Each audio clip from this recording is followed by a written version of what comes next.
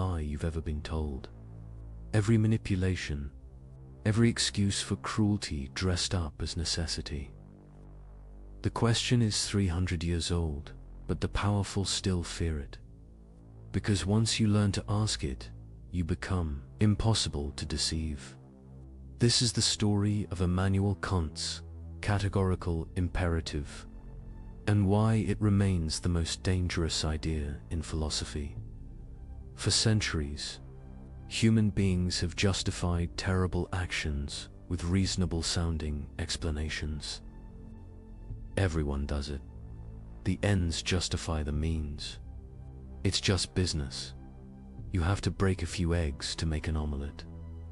These phrases roll off tongues in boardrooms, courtrooms, and living rooms around the world. They sound pragmatic, sophisticated, realistic. But in 1785, a German philosopher in the small city of Kingsburg discovered something extraordinary. He found a test that exposes every one of these justifications as empty rationalization. A single principle that reveals why certain actions are wrong, not because they produce bad outcomes, not because society disapproves, but because they violate something fundamental about what it means to be human. Before we understand why Kant's principle is so powerful, we need to understand the problem it solves. And that problem is as old as human civilization itself. Imagine a world where everyone truly believed that morality was simply a matter of personal opinion, where right and wrong carried no more weight than preferences about food or music, where murder is wrong had the same logical status as I don't like cilantro. This might sound liberating at first, complete moral freedom. No judgments, everyone doing their own thing. But think it through. Really think it through. In such a world, when someone steals from you, you cannot say they did something wrong. You can only say you didn't like it. When they respond, well, I believe stealing is fine, you have no ground to stand on. Your dislike of theft is just your opinion. Their approval of theft is just theirs. There's no fact of the matter, no truth to discover. Just competing preferences with equal validity. The same logic applies to everything. Deception, betrayal, violence, cruelty. If morality is merely subjective, then the person who enjoys inflicting suffering is not mistaken about anything. They simply have different tastes than you do. Calling them immoral would be like a person who enjoys spicy food telling someone who prefers mild food that they're wrong. It's a category error. This isn't a hypothetical problem. Throughout history, this view, call it moral relativism or moral subjectivism, has tempted thoughtful people precisely because it seems to avoid dogmatism and allow for tolerance.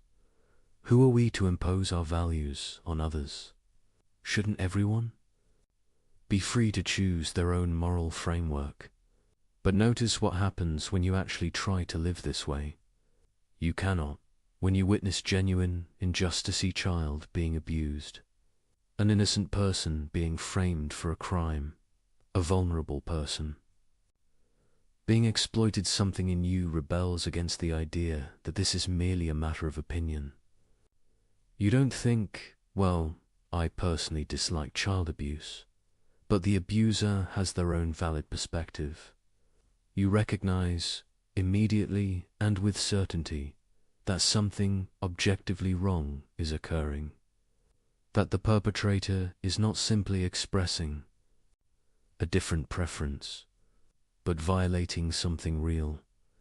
This recognition reveals that we don't actually believe morality is subjective, even if we sometimes claim to. Our moral intuitions run deeper than taste preferences. They present themselves as truths about the world, not just facts about our psychology. But if morality isn't subjective, what is it? Where do moral truths come from? How do we discover them? And most importantly, how do we distinguish genuine moral principles from the endless rationalizations people offer for their selfish behavior? This is where the chaos enters. Because while everyone agrees that something like morality exists, they disagree violently about its content and foundation.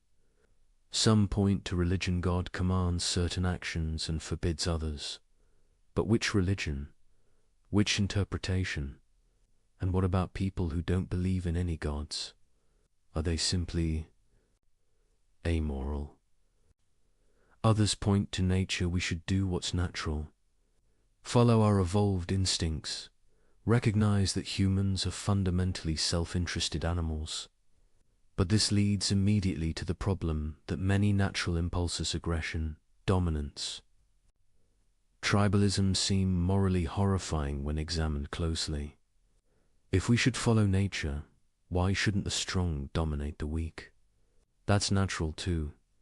Still others point to consequences. An action is right if it produces good outcomes, wrong if it produces bad ones. This sounds reasonable until you start asking questions. Good outcomes? For whom? Over what time horizon? And who decides what counts as good? One person's benefit is often another person's harm. The landscape of moral philosophy before Kant was a battlefield of competing theories, each claiming to have found the foundation of ethics, each vulnerable to devastating objections. Religious ethics required faith in specific doctrines that not everyone shared. Natural law theories struggled to derive aught from is. Just because something is natural doesn't make it right. Consequentialist approaches led to counterintuitive conclusions where terrible acts could be justified if they produced enough benefit. But meanwhile, in everyday life, people offered an endless parade of justifications for questionable behavior. The merchant who cheated customers claimed, "Everyone does it, I'd be a fool not to." The official who accepted bribes argued, "The system is corrupt anyway, my personal integrity won't change that." The person who betrayed a confidence insisted, "I did it for their own good." Each excuse had a kind of surface plausibility. Each gestured toward some broader principle. But underneath, thinking people could sense something hollow. These weren't genuine moral reasoning. They were clever ways of giving yourself permission to do what you wanted anyway. This was the philosophical landscape when Kant began his work. A chaos of competing theories, none fully satisfying. A world where people knew moral truth existed but couldn't quite pin down what it was or where it came from. A situation where the clever could always find some justification for their actions. However terrible, Kant recognized that this problem wasn't just academic. It was existential. If human beings cannot distinguish genuine moral principles from sophisticated rationalization, then morality becomes nothing more than a word game. The person with the cleverest argument wins, regardless of whether their right, might makes right, or at least eloquence makes right. But Kant also recognized something else, something that would lead to his breakthrough. He saw that despite all their disagreements about the content of morality, almost everyone agreed on something fundamental. When we make moral judgments, we claim they're universal. When you say lying is wrong, you don't just mean I personally dislike lying. You mean that lying is wrong for anyone in relevantly similar circumstances. You're making a claim about reality, not just reporting your feelings. This universality is built into the very concept of moral judgment. It's what distinguishes saying murder is wrong from saying I don't like asparagus. The latter is explicitly about me and my preferences. The former is about everyone, a claim that holds regardless of what any individual thinks or feels. And this universality, Kant realized, was the key to everything. Immanuel Kant was 57 years old when he published the groundwork of the Metaphysics of Morals in 1785. He had spent decades thinking about the nature of knowledge, reality, and human reason. His previous work, The Critique of Pure Reason, had revolutionized epistemology by showing how the human mind actively structures experience rather than passively. Receiving it, now he turned his revolutionary method to ethics, and what he had discovered would change moral philosophy forever. Kant's breakthrough came from a simple observation about what we actually mean when we make moral judgments. Not what we should mean, not what would be convenient or useful to mean, but what we actually, inevitably do mean whenever we use moral language. When someone says, "You shouldn't have lied to me," they're not making a prediction about consequences. They're not saying, "Lying to me produced outcomes I dislike." They're saying something much stronger. Lying was wrong. You had an obligation not to do it. This obligation existed before you lied, would have existed even if I never found out, and would exist for anyone else in similar circumstances. This is a very specific kind of claim. Its categorical meaning, it applies regardless of what anyone wants or desires. It's not conditional on achieving some goal. It's not hypothetical. It's simply binding. Think about the difference. When someone says, "If you want to get good grades, you should study," that's a hypothetical imperative. The should is conditional on you wanting good grades. If you don't care about grades, the imperative loses its force. But when someone says, "You should keep your promises," they're not conditioning the obligation on whether you happen to want to keep promises. They're saying you're bound to keep them whether you want to or not. That's a categorical imperative, a command that applies to you simply because you're a rational being, regardless of your personal goals or desires. This distinction might seem subtle, but it's revolutionary. Because once you see it, you realize that most attempted justifications for immoral behavior try to smuggle hypothetical imperatives into places where only categorical ones belong. When someone says, "I had to lie because I wanted to avoid conflict," they're treating morality as hypothetically, if you want to avoid conflict, then lying is acceptable. But that's not how morality actually works. The wrongness of lying doesn't depend on whether avoiding conflict is your goal. It's wrong categorically, regardless of what you want. Kant saw that moral obligations had to be categorical, or they weren't really moral obligations at all. They would just be strategic advice, dressed up in ethical language. But this raised an even deeper question. Where do categorical imperatives come from? What gives them their binding force? Previous philosophers had offered various answers. Divine command, God makes them binding. Natural law, they're written into the fabric of reality. Social contract, we all agree to follow them. But each answer had problems. If categorical imperatives come from God, then non-believers have no reason to follow them. If they come from nature, we're back to the problem of deriving ought from is.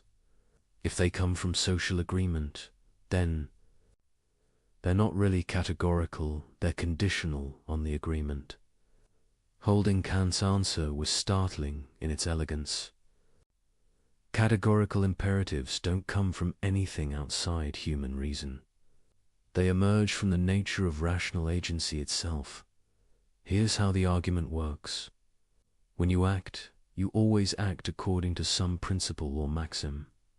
This isn't something you can avoid. Even seemingly random or impulsive actions are based on implicit principles. I'll do whatever feels good in the moment, or I'll follow my first instinct, or I'll do what's easiest. These maxims are the subjective principles that guide your choices. Sometimes you're aware of them, sometimes not, but they're always there. Now, when you act on a maxim, you're implicitly claiming something.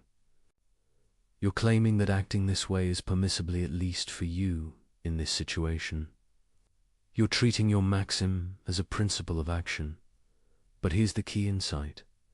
If you're a rational being, someone who acts based on reasons rather than mere instinct, then you must be consistent. You cannot coherently claim that some principle justifies your action while simultaneously denying that same principle when others try to act on it. If you lie to someone because it's convenient, you're implicitly claiming that lying for convenience is a permissible principle of action. But then you cannot coherently object when others lie to you for their convenience.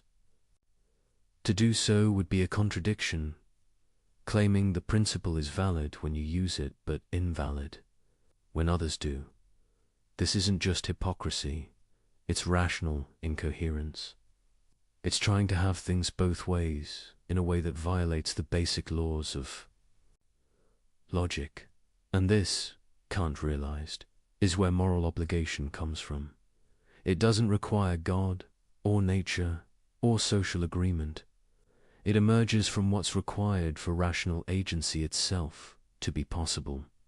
When you act, you must act on maxims. When you act on maxims, you must be able to will them as universal principles, principles that anyone in similar circumstances could follow. If you cannot do this without contradiction, then the maxim is morally impermissible. If you can, it's permissible. If you must, it's obligatory. This is why morality is categorical. It's not imposed from outside. It's not a constraint on your freedom. It's the internal requirement of rational action itself. To be a rational agent adult to act for reasons rather than mere impulse. Just as to be bound by moral principles. Kant had found something remarkable. He'd shown that morality isn't arbitrary, isn't culturally relative, isn't dependent on what anyone happens to want. It's built into the structure of rationality itself. To deny moral obligation is to deny that you're a rational being.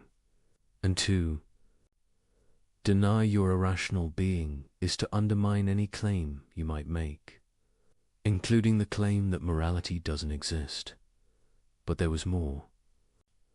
Because if this is where moral obligation comes from, then it tells us something profound about what moral actions look like. Most people, when asked why they do the right thing, will point to something outside themselves, because God commands it, because society expects it, because I'll be punished otherwise, because it benefits me in the long run. These might all be good motivations in their own way, but can't realize they're not truly moral motivations. Why? Because they make morality conditional. They reduce it to a means to some other end. And whenever you treat morality as a means to something else, you open the door to abandoning it when it no longer serves that end. If you're honest because honesty benefits you, then you'll be dishonest when dishonesty benefits you more. If you keep promises because you fear punishment, you'll break them when you can get away with it. If you help others because it makes you feel good, you'll stop helping when it becomes emotionally costly. True moral action, Kant argued, must be done from duty itself, not duty as an external constraint, but duty as the recognition of what rational consistency requires. You act morally because reason shows you this is what you must do to remain coherent as a rational agent. This might sound cold or mechanical, but it's actually the opposite. When you act from duty in this sense, you're expressing your highest nature as a rational being. You're not being controlled by desire or fear or social pressure. You're acting from principle, from reason itself. And this, Kant realized, is what makes human beings special, what gives them dignity rather than mere value, what makes them ends in themselves rather than mere means. An animal acts from instinct. A programmed machine acts from its code. But a rational agent acts from self-given principles. This capacity for autonomy, for giving laws to yourself through reason, is the source of all moral worth. When you act morally, you're not obeying some external authority. You're legislating for yourself. You're being autonomous in the deepest sense. And this autonomy is precisely what the moral law protects and demands. This was Kant's revolutionary insight. Morality isn't imposed on rational beings from outside. It's what rational agency itself requires. The moral law and the law of reason are the same thing. To be free, in the truest sense, is to be bound by principles you give yourself through reason. And to be moral is to exercise this freedom in a way that respects the same capacity in others. Understanding this changes everything. Because now we can see why certain maxims fail moral scrutiny. It's not because they produce bad outcomes, though they often do. It's not because an authority figure forbids them, though they often might. It's because they're rationally incoherent. They cannot be universalized without contradiction, and this gives us the tool we need. A way to test any proposed action, any justification, any moral claim. A principle that cuts through complexity and rationalization to expose the underlying truth. Kant called it the categorical imperative. Now we arrive at the principle itself. The test that exposes every rationalization, every excuse, every sophisticated justification for doing wrong.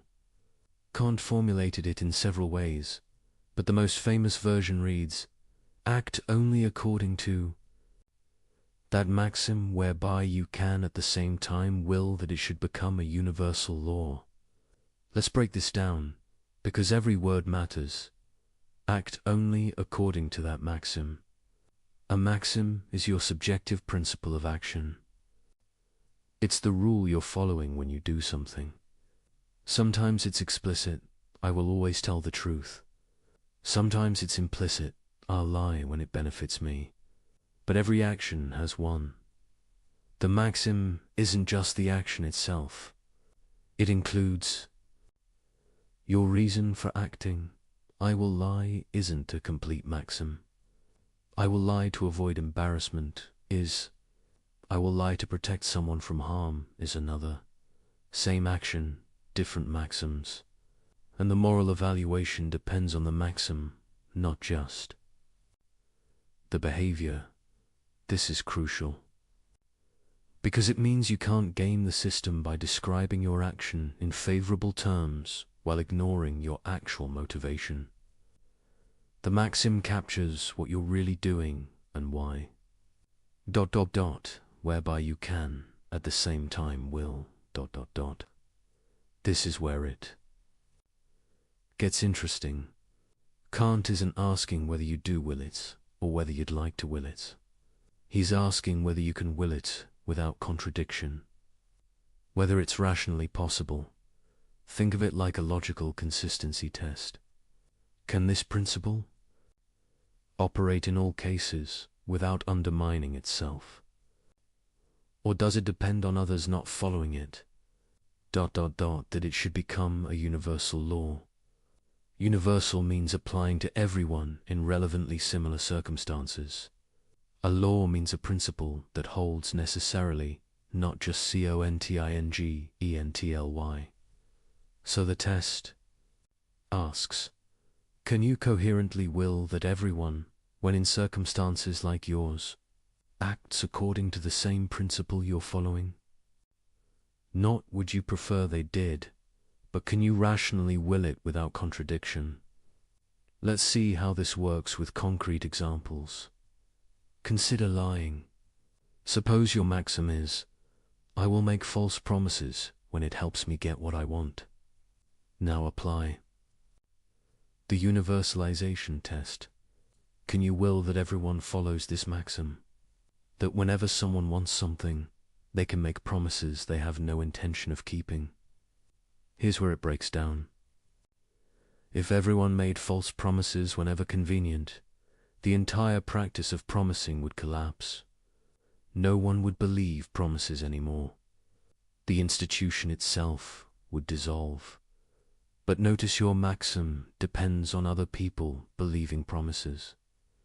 You're trying to exploit their trust.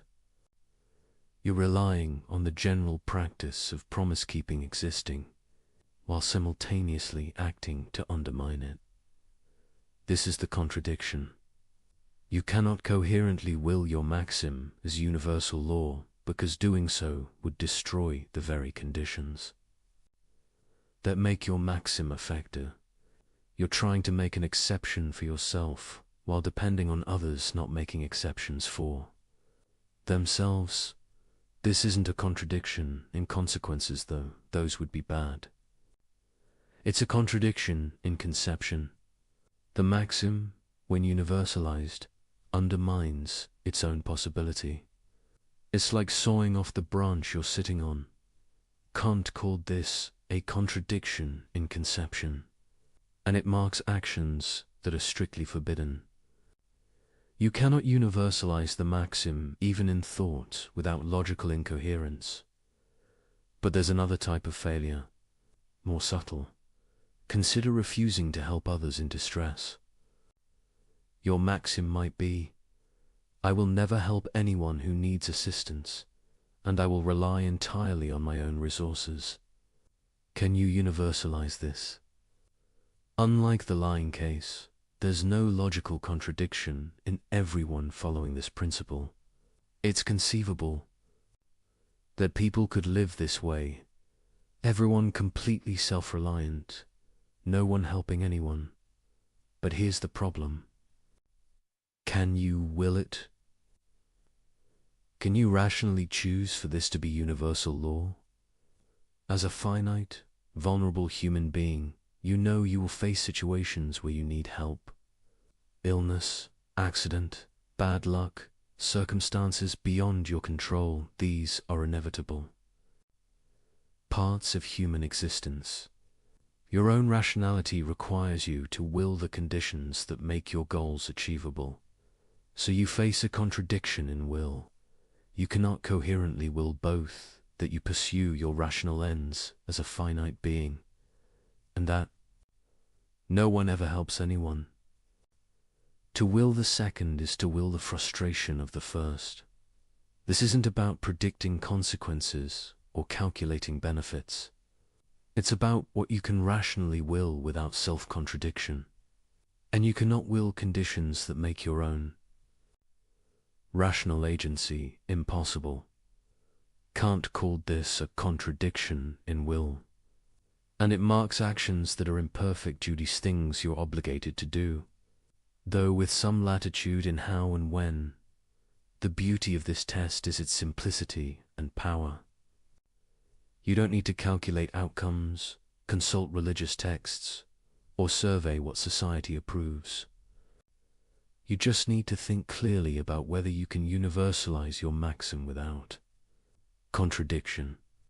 But people often try to evade the test through clever reformulation of their maxims. They make them so specific that they don't seem to apply to anyone else. I will lie when my name is John and it's raining on a Tuesday in March and I'm wearing blue socks. Well, that's so specific it only applies to me right now. Surely I can universalize it. But this is cheating. The maxim must include genuinely relevant features of your situation, not arbitrary details designed to make it unique. What makes your circumstances different isn't your name or the whether it's morally relevant factors, like whether you're protecting someone from harm or just avoiding embarrassment. The test requires honesty with yourself. You have to formulate your maxim in terms of features that actually matter to your moral reasoning, not accidental details that make your case seem special. Another evasion, but everyone does it. The fact that many people violate a moral principle doesn't make the principle invalid. It just means many people are acting wrongly. Universalization isn't about what people actually do. It's about what can be rationally willed as a universal law. Still another, what if I'm in an unusual situation? Kant isn't naive. He knows life presents complex cases. But complexity doesn't eliminate obligation. It just makes discernment more difficult. The categorical imperative doesn't provide automatic answers to every dilemma. It provides a test for evaluating your reasoning. And here's something crucial that people often miss. The categorical imperative isn't about predicting what would happen if everyone acted that way. It's about whether you can rationally will it. Suppose I want to become a concert pianist. Can I will that everyone becomes a concert pianist? Well, if everyone did, there'd be no farmers, doctors, builders.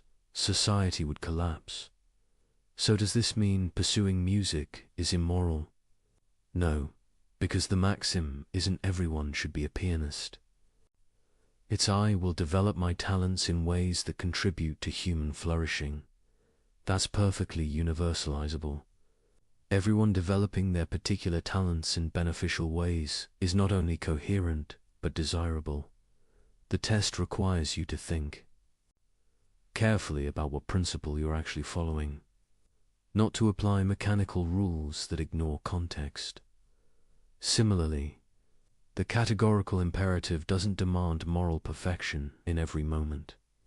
It demands that your maxims be universalizable. You can pursue personal projects, have preferences, live your life so long as your principles of action could be rationally willed as universal laws. What you cannot do is make exceptions for yourself. You cannot claim that the rules that apply to others don't apply to you simply because you're you. You cannot exploit others' moral behavior while refusing to be moral yourself. This is why the categorical imperative is so powerful against manipulation and exploitation. Because manipulators always depend on asymmetry. They lie while requiring others to tell truth. They break promises while requiring others to keep theirs. They use people as means while insisting on being treated as ends. The universalization test exposes this asymmetry immediately. It forces you to acknowledge that if your principle is valid for you, it must be valid for everyone. And if you cannot accept it being valid for everyone, then it's not actually valid for you either. This is the weapon Kant gives us. Not a list of rules to memorize, but a test for evaluating any proposed action. A way to see through rationalizations to the underlying logical structure. When someone tells you why their questionable behavior is justified, translate it into a maxim. Then ask, can this be universalized? Can everyone in similar circumstances follow this principle without contradiction? If not, you've found the flaw. Not because you disagree with their values, not because you have different preferences, but because they're being rationally incoherent. They're claiming an exception for themselves, while depending on others not claiming the same exception. And once you see this, you cannot unsee it. Every excuse, every justification, every sophistication, argument for doing wrong reveals itself as an attempt to have things both ways, to enjoy the benefits of a moral order while refusing to be bound by it yourself. The categorical imperative strips away the complexity and reveals the simple truth. Either your principle can apply to everyone, or it cannot apply to you. There is no middle ground, no special pleading, no exceptions. This is why Kant believed morality could be based on reason alone. Because the categorical imperative doesn't depend on what anyone desires, believes, or values. It's a test of logical consistency, and logical consistency is binding on all rational beings, regardless of their particular commitments. You might not want to be moral. You might wish you could lie, cheat, and exploit with impunity. But if you're rational, you cannot coherently claim the right to do so. Because to claim that right is to grant it to everyone, which destroys the very conditions that make your actions effective. This is the trap that catches all moral violators. They want the benefits of a moral order, trust, cooperation, stable expectations while refusing its burdens. But they cannot have both. The moment they claim the right to violate moral principles for their benefit, they grant that same right to everyone else. And in doing so, they destroy the very order they depend on. The first formulation of the categorical imperative gives us a test for evaluating maxims. But Kant offered a second formulation that goes deeper, revealing what's at stake in moral action. He called it the formula of humanity, and it reads, act in such a way that you treat humanity, whether in your own person or in the person of another, always at the same time as an end and never simply as a means. This formulation shifts focus from the logical structure of maxims to the fundamental value that makes morality possible. And in doing so, it reveals something profound about human dignity. Let's unpack it carefully. Treat humanity ... Not just human beings as biological organisms, but humanity, the rational nature that makes us moral agents. The capacity for setting ends, making choices, legislating principles for ourselves. Double quote, ... whether in your own person or in the person of another ... This is crucial. You can violate humanity in yourself as much as in others. Destroying your own rational nature is as wrong as destroying someone else's. ... Always at the same time as an end. An end is something valuable in itself, not just as a means to something else. To treat humanity as an end is to recognize its unconditional worth, its dignity rather than mere price. ... And never simply as a means. Notice the word simply. Kant isn't saying you can never use people as means. You use people as means all the time in perfectly innocent ways. When you buy groceries, you're using the cashier as a means to get food. When you ask for directions, you're using someone as a means to find your way. The problem is treating people merely or simply as means, using them as tools without respecting their rational agency, manipulating, coercing, or deceiving them in ways that undermine their capacity to make informed choices. This formulation captures something the universalization test points toward but doesn't make explicit. Why can't you lie? Because lying treats the person you deceive as a mere tool for achieving your ends. You're manipulating their beliefs to get what you want, without respecting their capacity to reason and choose for themselves. Why can't you break promises? Because promises are commitments between rational agents.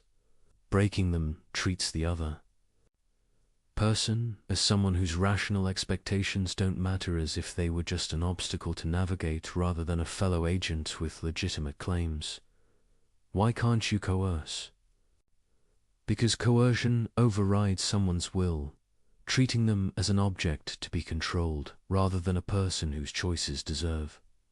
Respect, the formula of humanity, reveals that all moral violations share a common structure. They all involve treating rational nature in yourself or others as if it had only instrumental value, as if it could be used, manipulated, or destroyed for the sake of other goals. But rational nature isn't valuable because it's useful. It's valuable in itself. It's the source of all value. Without rational beings who can recognize value, judge worth, and set ends, nothing would have value at all. Think about it. Why is gold valuable? Because rational beings desire it and use it. Why is health valuable? Because rational beings pursue it as an end.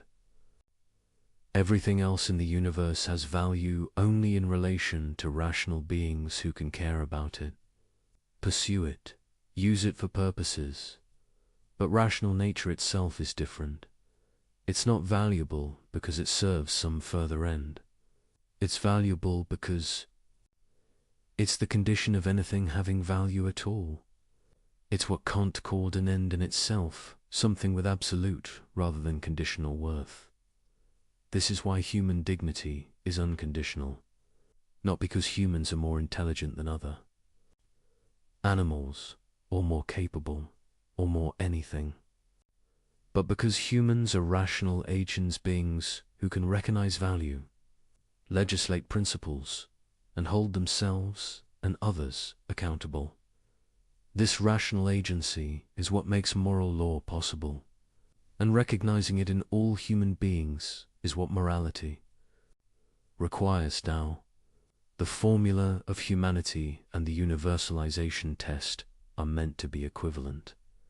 Two ways of expressing the same fundamental principle. And we can see why. When you violate the universalization test, you're always treating humanity as mere means. The liar uses others' rationality against them, manipulating their beliefs. The promise breaker treats others' rational expectations as inconveniences. The person who refuses all help treats their own rational nature as dispensable in times of need. Conversely, when you follow the universalization test, you'll necessarily respect humanity as an end, because universalization means treating all rational agents symmetrically, acknowledging that what makes your claims valid, your rational nature, makes their claims valid too.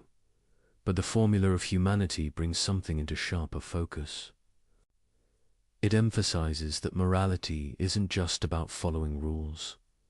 It's about recognizing and respecting value, the unconditional worth of rational agency. This has practical implications. It means moral action isn't about grudging compliance with obligations. It's about appreciating what's genuinely precious and acting accordingly. When you keep a promise, you're not just following a rule. You're respecting the rational nature of the person you made the promise to, acknowledging that their plans and expectations matter because they're a rational agent. When you tell the truth, you're not just avoiding lying. You're respecting others' capacity to reason and choose for themselves based on accurate information. When you help someone in distress, you're not just fulfilling a duty. You're recognizing that their rational agency, their capacity to pursue ends, deserves support when it's threatened. The formula of humanity also explains why certain acts seem especially heinous. Torture, slavery, rape, these aren't just violations of the universalization test. They're profound assaults on human dignity itself. Torture treats a person as nothing but a source of information, denying their status as an end in themselves. Slavery treats a person as property, as if rational agency could be owned. Rape treats a person as an object for sexual gratification, completely overriding their will and agency. These acts don't just break moral rules, they attack the very thing that makes morality possible, the rational nature that gives humans their dignity. And notice, the formula of humanity protects you as much as others. You cannot treat your own humanity as mere means either. This rules out self-destructive behavior that damages your rational capacities, addiction that undermines your ability to choose freely, degradation that corrupts your moral judgment. Even suicide, in Kant's view, treats your rational nature as dispensable, as if it could be destroyed for the sake of escaping suffering. You might disagree with some of Kant's specific conclusions here. The point isn't that his every application was perfect. The point is the principle. Your rational nature is precious. You owe it respect. You cannot justifiably destroy or corrupt it, any more than you can destroy or corrupt someone else's. This creates duties to yourself as well as others. Duties to develop your capacities, maintain your integrity, resist corruption of your character. Not because self-improvement is nice, but because your rational agency deserves respect even from you. The formula of humanity also suggests something about what a truly moral community would look like. Kant called it the kingdom of Enza. Systematic union of rational beings under common moral laws. In such a community, everyone recognizes everyone else's dignity. Everyone treats everyone else as an end, never merely as means. Everyone acknowledges that the same rational nature that makes their own claims valid makes others' claims valid too. This isn't just a utopian fantasy. It's what morality aims toward. The ideal that guides moral action even when we fall short. When you act from the categorical imperative, you're helping to realize this kingdom. You're treating people as they deserve to be treated with the respect due to rational beings. And here's the remarkable thing. When you really grasp this, when you truly understand that every human being possesses rational nature that gives them unconditional worth, it changes how you see everything. That person who annoyed you in traffic, rational agent, that customer service representative you're frustrated with, rational agent, that political opponent whose views you despise, rational agent, that criminal, that addict, that person society has written off, rational agent, they all possess the same thing you possess, the capacity that makes morality possible, that gives rise to all value, that deserves unconditional respect. This doesn't mean you have to agree with them, or like them, or approve of their choices. It means you cannot treat them as mere obstacles, tools, or objects. You must engage with them as fellow, rational beings, even when correcting or constraining their behavior. The formula of humanity is demanding, far more demanding than simple rule following, because it requires you to maintain constant awareness of the dignity in every person you encounter, to never slip into treating people as mere functions, the person who brings your food, the person who cleans your office, the person who processes your paperwork. But it's also liberating, because once you see human dignity clearly, you cannot unsee it. And seeing it makes moral action natural rather than forced. You don't help others because some rule demands it. You help them because you recognize what they are beings with. The same rational nature you possess, deserving the same respect you claim for yourself. This is why Kant thought the formula of humanity and the universalization test were equivalent. They're two ways of expressing one truth. Rational nature is the source and limit of all moral claims. To be rational is to recognize this truth. To be moral is to act on it, and to fail to act on it, to treat people as mere means, to violate their dignity. To claim exceptions for yourself is not just to break rules. It's to deny the very thing that makes you valuable, to saw through the branch you're sitting on, to destroy the foundation of your own worth while claiming that worth. For yourself, this is the deeper reason why immoral action is irrational. Not just because it fails the universalization test, but because it violates what you implicitly affirm every time you claim your own dignity, assert your own rights, or demand respect from others. You cannot coherently claim dignity for yourself while denying it to others. You cannot demand to be treated as an end while treating others as mere means. The rational nature that gives you worth is the same rational nature that gives them worth. And recognizing this, truly recognizing it, changes everything.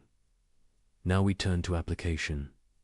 Armed with the categorical imperative, we can examine the most common justifications people offer for questionable behavior. And we begin with perhaps the most universal: lying. It's just a white lie. It doesn't hurt anyone. You've heard this. You've probably said it. We all have. Someone asks if you like their haircut. You think it's terrible, but you say it looks great. What's the harm? You spared their feelings. You avoided awkwardness. Everyone does it. But let's apply Kant's test. What's the maxim here? I will deceive others when telling the truth would cause minor discomfort or social awkwardness. Can this be universalized? Can you will that everyone follows this principle? At first glance, it seems fine. If everyone told white lies to spare feelings, wouldn't that make social life smoother? Less conflict, less hurt, more harmony. But look closer. If everyone lies to avoid discomfort, what happens to communication itself? When someone compliments you, you can no longer trust it. Maybe they mean it, maybe they're just being polite. When someone agrees with you, you don't know if they actually agree or are avoiding disagreement. When someone says they'll do something, you can't be certain they actually intend to. The entire fabric of linguistic trust begins to unravel. And notice your white lie only works because most people still generally tell the truth. You're exploiting their honesty. You're depending on others maintaining the practice of truthful communication while you make an exception for yourself. This is the characteristic structure of moral failure. The liar needs truth-telling to exist as a general practice, or their lies would have no effect. But their lying, if universalized, would destroy that very practice.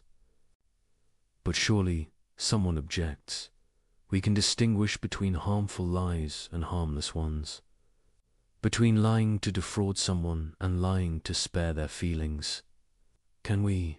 Let's think carefully. The problem isn't the immediate consequence. The problem is what you're doing to the other person.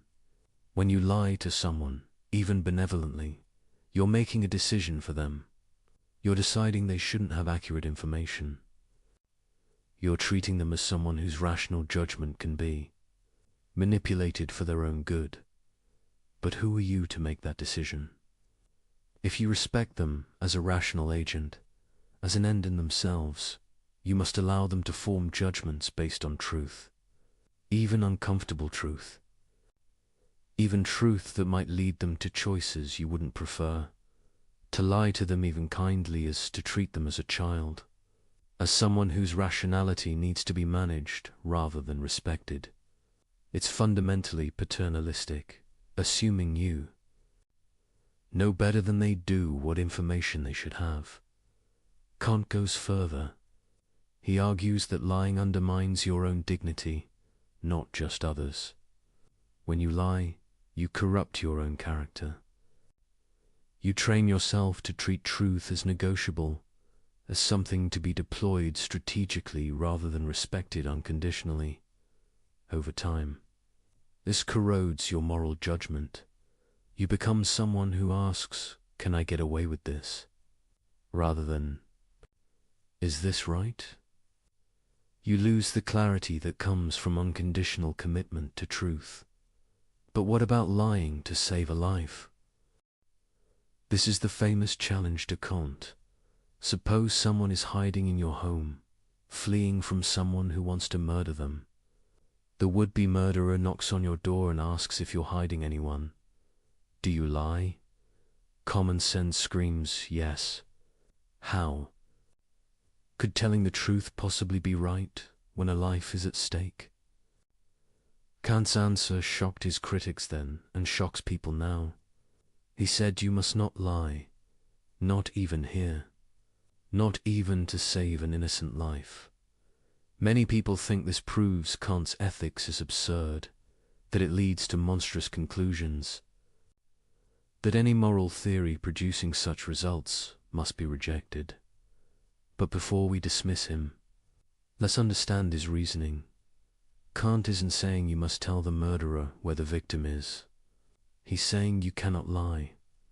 These aren't the same thing. You could refuse to answer. You could say, "I'm not telling you that." You could physically prevent the murderer from entering, but you cannot deceive. Why not? Because the moment you grant yourself permission to lie even for the best reasons, you've abandoned the categorical imperative. You've made truth-telling conditional rather than absolute. You've decided that there are circumstances where deception is permissible, and once you've done that, where do you stop? If you can lie to save a life, can you lie to prevent serious harm? Can you lie to avoid major financial loss? Can you lie when the truth would be very inconvenient? Every liar thinks their situation is special, their reasons compelling. The business person lying to close a deal thinks their company's survival justifies it. The politician lying to voters thinks maintaining power for the right policies justifies it. The person lying to their spouse thinks preserving the relationship justifies it. Once you abandon the categorical imperative in favor of consequentialist calculation, you have no principled way to limit deception. You're just negotiating how much truth can be sacrificed for your goals. Kant saw this clearly. Either truth-telling is a categorical imperative, or it isn't. Either you respect the dignity of rational agents by never deceiving them, or you treat deception as a tool to be deployed when useful. There's no stable middle ground. You might still disagree with Kant's conclusion about the murderer case. Many thoughtful people do, but notice what disagreeing requires. You have to abandon the idea that morality is categorical. You have to accept that moral principles have exceptions, that duty is conditional, that the rightness of action depends on circumstances and outcomes. Maybe that's correct. Maybe morality is fundamentally consequentialist. But then you've given up what Kant was trying to preserve, the idea that moral obligations are absolute, that human dignity is unconditional, that some things are simply wrong regardless of results. And if you give that up, you're back to the problem Kant was trying to solve. Because now every moral claim is just a prediction about consequences. Every principle is just a rule of thumb. Every obligation is just a suggestion that holds until circumstances change. The liar's excuse in all its forms, from white lies to strategic deceptions, rests on making truth conditional, on deciding that honesty matters except when it doesn't, that you should tell truth unless you have good enough reason not to. but good enough according to whom? Judged by what standard? If you allow exceptions, you allow everyone to judge their own case. And humans are remarkably good at convincing themselves their situation is exceptional. Kant's absolutism about truth-telling isn't arbitrary rigidity. It's the recognition that once you start making exceptions, you've lost the categorical imperative entirely. You've reduced morality to sophisticated rationalization, where the clever can always find some justification for doing what they wanted anyway. The test is simple. When you're considering lying, ask yourself, can I will that everyone in my situation would lie? Can I will that deception is permissible whenever someone judges truth would produce bad results? If you answer honestly, you'll see the problem. You're claiming a right you cannot universalize. You're treating your judgment as special, your situation as uniquely deserving of exception. You're doing exactly what the categorical imperative forbids, making yourself the exception to rules that apply to everyone else. And this is why lying, even kind lying, even life-saving lying, violates human dignity. Because it asserts that you can override others' rational agency when you judge it necessary, that you can manipulate their beliefs, control their choices, treat them as objects to be managed rather than agents to be respected. Perhaps Kant is wrong. Perhaps consequences matter more than he acknowledged. Perhaps flexibility is wisdom rather than weakness. But if he's wrong, we need to explain why. We need to show how we can allow exceptions without opening the door to unlimited rationalization. How we can make truth conditional without making it meaningless. How we can respect human dignity while sometimes deceiving people for their own good. These are hard questions. Much harder than the comfortable assumption that of course you should lie to save a life. Suggests Kant forces us to think carefully about what we're really doing when we lie, about what we're claiming about ourselves and others, about whether our reasons are genuinely exceptional or just conveniently self-serving. And once you start thinking this way, you can't stop. Every easy excuse becomes suspect. Every comfortable rationalization reveals itself as exactly what Kant warned against: an attempt to have things both ways, to enjoy moral status while avoiding moral obligation. Lying is straightforward deception, but manipulation is more subtle. The manipulator doesn't necessarily lie. They just arrange circumstances, frame choices, and craft messages in ways that lead people to do what the manipulator wants. I'm not forcing anyone, the manipulator says. I'm just being persuasive, influencing, presenting things in a favorable light. If people make bad choices, that's on them. This excuse appears everywhere. In marketing campaigns that exploit psychological vulnerabilities, in personal relationships where one person constantly maneuvers the other, in institutions that design systems to nudge people toward profitable behaviors, in conversations where someone uses emotional pressure to get their way, the manipulator always has the same defense. I didn't force them. They chose freely. I just made my case effectively. But let's examine this through Kant's lens.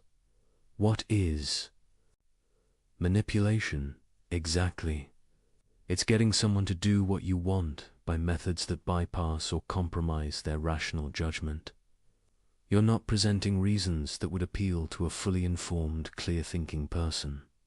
You're exploiting biases, triggering emotions, creating false urgency, or otherwise interfering with rational deliberation. Consider a simple example. A salesperson is trying to sell you something you don't need. They know you don't need it, but they've studied techniques to overcome objections. They create artificial scarcity only to leapt in stock. They trigger social pressure, everyone in your neighborhood has one. They use subtle flattery to build rapport. They time their pitch for when you're tired and your judgment is weakened. Have they lied? Not necessarily. There might be only two in stock. Others might have bought one. The compliments might be sincere, but they're not engaged in rational persuasion. They're engaged in psychological manipulation. They're treating you as a system to be gamed, rather than a rational agent to be respected. They're finding your buttons and pushing them, without regard for whether this serves your genuine interests or rational judgment. Apply the formula of humanity. Are they treating you as an end in yourself? Are they respecting your rational agency? No. They're treating you as a means to their end, making a sale. Your rational judgment is an obstacle to overcome rather than something to be engaged with honestly. They're using techniques specifically designed to compromise your ability to think clearly about whether this purchase serves your goals. This violates your dignity as a rational being. Even if you freely choose to buy, your choice isn't genuinely free if it's the product of systematic manipulation. You're being treated as an object to be worked on rather than a person to be reasoned with. But someone objects, isn't all persuasion somewhat manipulative? Don't we all frame things too? Our advantage? Where's the line? The line is rational engagement. When you present genuine reasons for your position, explain their logic, provide accurate information, and allow someone to make up their own mind based on their jaw, respecting their agency. You're treating them as a rational being capable of judgment. When you exploit psychological vulnerabilities, hide relevant information, create false impressions, or use emotional pressure instead of rational argument, you're manipulating. You're bypassing their rational judgment rather than engaging it. The difference isn't always sharp, but it's real. And you can usually tell which side you're on by asking, would my approach work on a perfectly rational person who had complete information? Or does it depend on them being confused, emotional, pressured, or ignorant of relevant facts? If the latter, you're manipulating. This applies to personal relationships as much as commercial ones. Perhaps more. Consider someone who wants their partner to do something. Instead of asking directly and respecting whatever answer they get, they create situations where saying no would be awkward. They make the person feel guilty about past refusals. They alternate between affection and withdrawal to condition the desired behavior. They frame the request in ways that make it seem unreasonable to refuse. This might be effective. It might even be unconscious. But it's manipulation. It treats the partner as someone to be controlled rather than respected. It undermines their capacity to make genuine choices based on their own values and judgment. The manipulator might say, but I know what's good for them better than they do. This is the paternalistic defense. I'm manipulating them for their own benefit. But this misses the fundamental point. Even if you're right about what's good for them, and you usually aren't, you have no right to override their agency. They're not children. They're rational beings capable of making their own mistakes and learning their own lessons. To manipulate them, even benevolently, is to deny them the respect their rational nature deserves. It's to assert that your judgment of their good matters more than their own judgment, that you're entitled to control their choices when you think you know better. This is precisely what the formula of humanity forbids. You cannot treat someone as mere means to an end, Devon, if that end is their own welfare. You must respect their capacity to set their own ends, make their own choices, live their own life. The universalization test makes this clearer. What's your maxim? I will manipulate others when I believe it will lead them to choices I think are better for them. Can you universalize this? Can you will that everyone manipulates everyone whenever they think they know better? Obviously not. Because you don't want others manipulating you based on their judgment of your good. You want them to respect your autonomy, present you with accurate information and genuine reasons, and allow you to decide for yourself. But if you claim that right for yourself while denying it to others, you're making the classic exception. You're saying your judgment is special, your manipulation justified, your paternalism warranted, while everyone else must respect your autonomy. You can override theirs when you see fit. This is the fundamental incoherence in all manipulation. The manipulator depends on others not manipulating them. They require a baseline of honest communication, rational engagement, and respect for agency in order to function. But they refuse to provide that baseline themselves when it's inconvenient. Consider advertising and marketing, an entire industry built on studying how to influence behavior through means other than rational persuasion, finding the triggers that bypass critical thinking, creating needs that didn't exist, exploiting insecurities to sell products. The defense is always, we're just competing for attention, presenting our products attractively, giving people what they want. But look at the methods, associating products with unrelated positive feelings, creating artificial social pressure, targeting children before they develop critical thinking skills, using subliminal techniques, exploiting psychological biases. These methods don't respect rational agency. They treat human minds as machines to be programmed, not persons to be reasoned with. The entire premise is, how can we get people to buy without appealing to their rational judgment of whether the product serves their genuine interests? Can this be universalized? Can you will that everyone treats everyone else as a psychological system to be hacked? You cannot, because you don't want to be treated that way. You want honest information, rational arguments, and the freedom to judge for yourself what serves your interests. You want to be treated as an end, not as a means to others' commercial goals. But marketers claim this right for themselves, while depending on most people maintaining basic honesty and trust. They exploit the fact that people generally believe what they're told, generally assume good faith, generally don't expect systematic manipulation. This parasitic relationship depending on others, good faith while refusing to practice it yourself is exactly what Kant's ethics exposes and condemns. The same pattern appears in personal manipulation. The person who constantly maneuvers their partner depends on that partner's honesty and good faith. They're exploiting trust while refusing to reciprocate it, using the other's openness as a vulnerability to exploit rather than something to respect. When discovered, the manipulator often becomes indignant. You're not trusting me, you're being paranoid.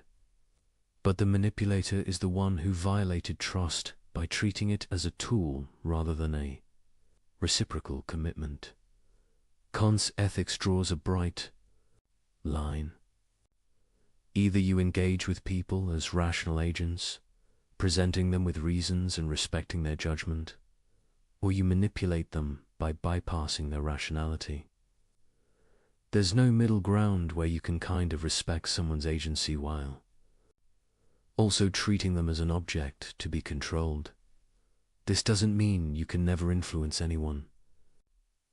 Rational persuasion is influence. Good arguments, influence. Accurate information influences. But these influence by engaging someone's rationality, not bypassing it. The test is whether you're willing to explain your methods. Can you tell the person, here are the reasons I think you should do this, and here are the psychological techniques I'm using to make you more receptive to those reasons. If revealing your methods would undermine their effectiveness, you're manipulating, because you're depending on the person not recognizing what you're doing. You're treating their ignorance as a resource to exploit. Genuine persuasion doesn't need to hide its methods. Here are the facts. Here's the logic. Make up your own mind. The conclusion stands on its merits, not on psychological tricks, but manipulation dies in the light. Once someone recognizes they're being manipulated, the manipulation fails, which proves it was never about genuine reasons, only about psychological control.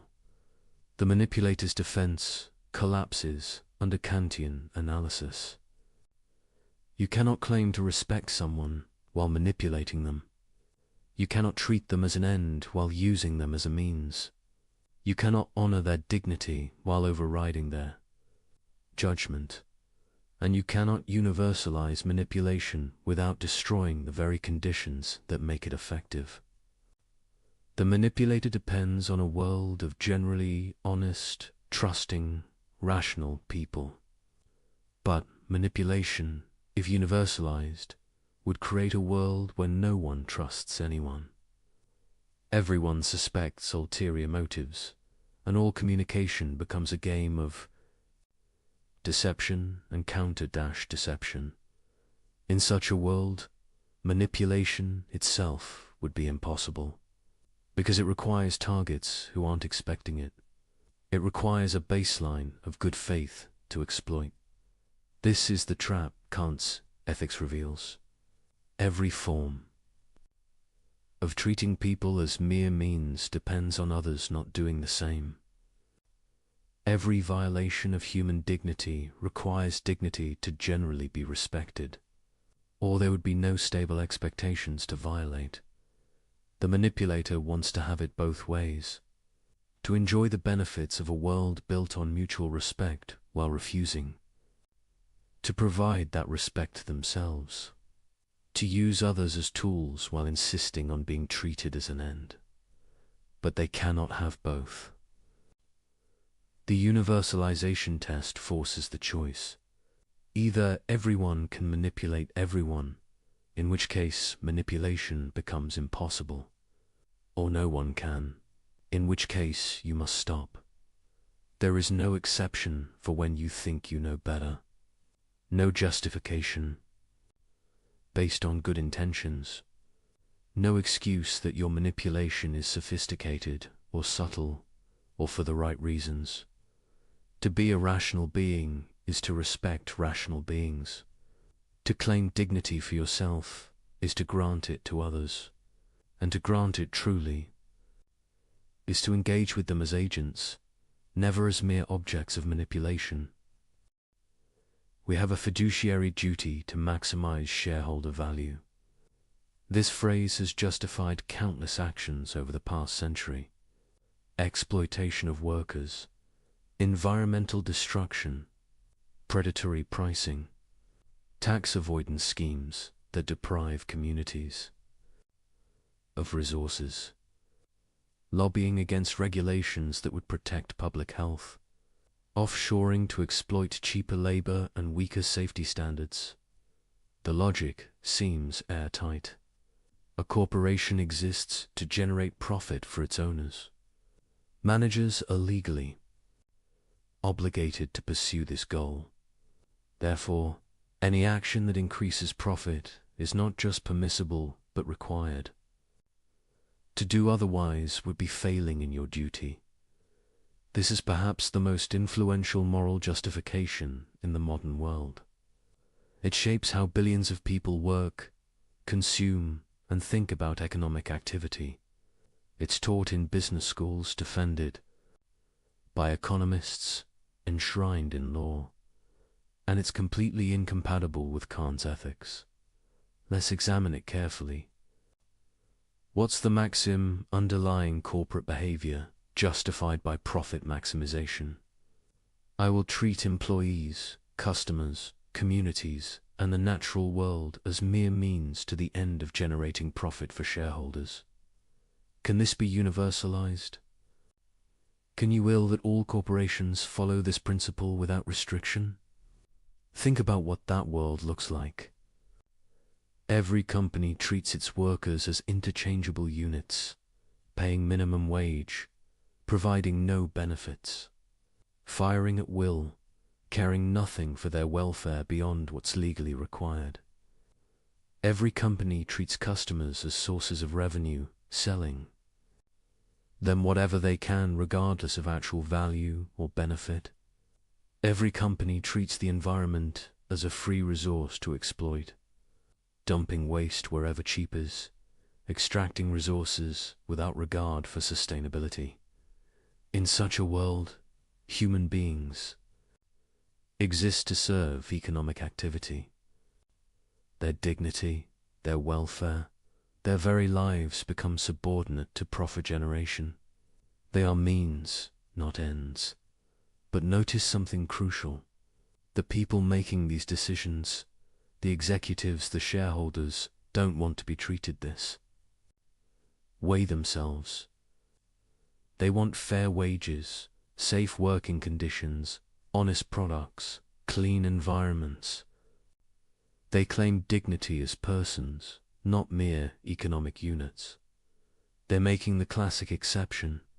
The categorical imperative applies to how others must treat them, but it doesn't constrain how they treat others when profit is at stake. This becomes clearer when we apply the formula of humanity directly. Does treating workers as expendable resources respect their rational nature? Does selling harmful products to uninformed customers treat them as ends in themselves? Does destroying ecosystems for quarterly earnings recognize the dignity of all the human beings affected? Obviously not. These actions treat human beings as tools, as obstacles to profit that must be overcome or resources to be extracted. The entire framework reduces persons to economic functions. But, the defender responds, we're not forcing anyone. Workers choose to work here. Customers choose to buy. If they don't like the terms, they can go elsewhere. This is the consent defense. As long as people voluntarily participate, no wrong is done. But Kant would ask, what choice do they really have? A worker who needs income to survive doesn't have meaningful freedom to refuse exploitative conditions. A customer who lacks information about product harms or alternatives isn't making an informed choice. A community that has no say in whether a factory pollutes their air and water hasn't consented to anything. Real consent requires rational agency, the ability to make informed choices among genuine alternatives. When you exploit someone's desperation, ignorance, or lack of options, you're not respecting their agency. You're taking advantage of circumstances that compromise their ability to choose freely. This is using them as mere means. The fact that they agree doesn't change the underlying moral reality. A person who agrees to exploitative terms because they'll starve otherwise isn't exercising rational autonomy. They're being coerced by circumstances you're exploiting. Moreover, the consent defense itself can't be universalized. The corporation claims the right to pursue profit limited only by what people agree to. But do they grant others this same right? When workers organize to collectively bargain for better conditions, corporations resist. When communities try to regulate business practices, corporations lobby against it. When customers demand safer products, corporations fight disclosure requirements. When governments try to enforce labor standards, corporations relocate to places with weaker protections. In other words, corporations want freedom for themselves, but oppose others exercising freedom to constrain corporate power. They claim the right to treat people as means, while resisting when people try to assert their status as ends. This is straightforward hypocrisy. If the consent defense were genuinely principled, corporations would accept workers' right to refuse exploitative conditions, customers' right to full information, communities' right to protect their interests. But they don't. They claim freedom for themselves and resist it in others. The deeper problem is that the entire framework of profit maximization treats human dignity as negotiable. It says, respect for persons is a cost to be minimized, a constraint to be evaded, an obstacle to overcome. If paying workers fairly reduces profit, pay them less. If honest disclosure hurts sales, obscure the truth. If environmental protection costs money, fight the regulations. Always, always. The question is, how little can we respect human dignity while remaining legal and profitable? This inverts the proper relationship. Human dignity isn't a cost. It's the foundation of all value. Rational beings aren't resources for economic activity. Economic activity is supposed to serve rational beings. When you make profit the ultimate goal and treat everything else, including human welfare, as mere means to that goal, you've created a system fundamentally at odds with Kantian ethics. Kant would ask, what is profit for? Why does it matter? The only answer that makes sense is, because it serves human ends. People need resources to live well, pursue their goals, develop their capacities. Economic activity has value because it helps rational beings flourish. But if you organize economic activity to maximize profit without regard for human flourishing, you've made the means more important than the end. You've created a system where rational beings serve the economy rather than the economy serving rational beings. This is treating humanity as mere means on a massive, systemic scale. But capitalism has lifted millions out of poverty, the defender argues. Profit-seeking creates innovation, efficiency, growth. The system works. This is the consequentialist defense. Whatever the moral problems, the results justify the system. But remember, Kant rejects consequentialism. Good outcomes don't justify treating people as mere means.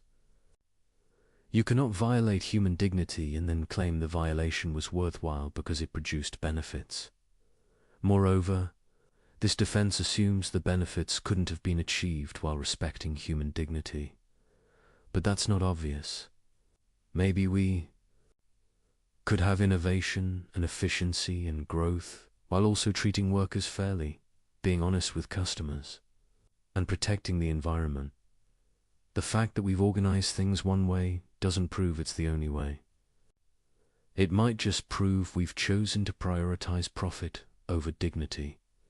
And notice what the consequentialist defense reveals.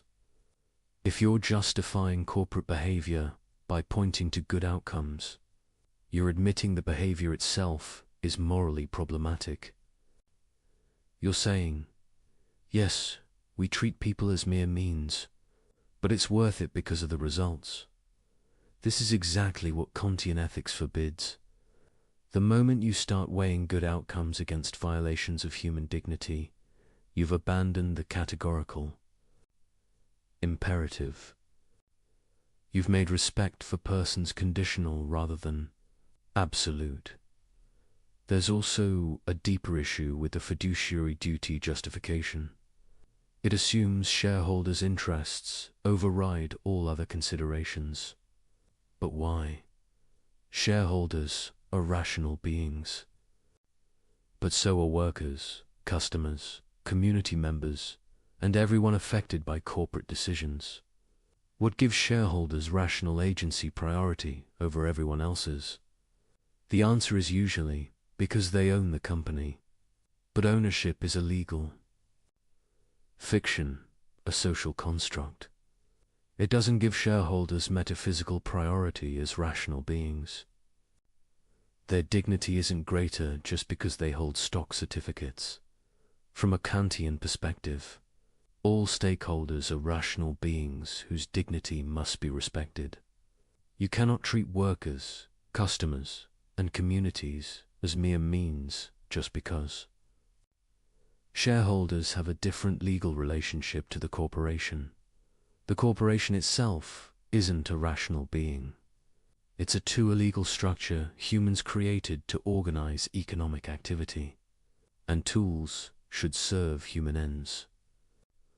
All human ends, not just shareholders. When we organize corporations to maximize shareholder value while treating everyone else as mere means, we've created an institution fundamentally at odds with human dignity. We've built exploitation into the system's basic logic. Kant would say this is irrational. Not just morally wrong, but actually incoherent. Because the corporation depends on all those people it treats as mere means. It needs workers who show up, customers who buy, communities that provide infrastructure. It operates within a social order built on mutual respect and cooperation, but it's parasitic on that order. It takes the benefits while refusing the obligations. It depends on others acting morally while claiming exemption from morality itself. This can't be universalized. If every institution treated human dignity as subordinate to its organizational goals, society would collapse. There would be no stable expectations, no trust, no cooperation. The very conditions that make corporate activity possible would be destroyed. The corporation succeeds by treating people as means while depending on most of society continuing to treat people as ends. It's making an exception for itself that cannot be generalized. Some defenders try a different approach. They argue that corporations can pursue profit while also respecting human dignity. That good corporate citizenship is compatible with profit. Maximization. That the two goals align more than they conflict. Perhaps sometimes they do. But structural incentives matter. When quarterly earnings drive decisions. When executives are compensated based on stock price. When competition rewards whoever can cut costs most aggressively, the system pushes toward treating dignity as expendable. You see this in how corporations behave when they think no one is watching. When oversight is weak, when regulations are unenforced, when consumers can't easily tell the difference between ethical and unethical practices, corners get cut. People get exploited.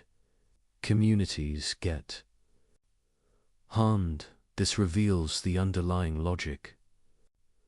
Respect for human dignity happens when it's profitable or required, not because it's recognized as unconditionally binding.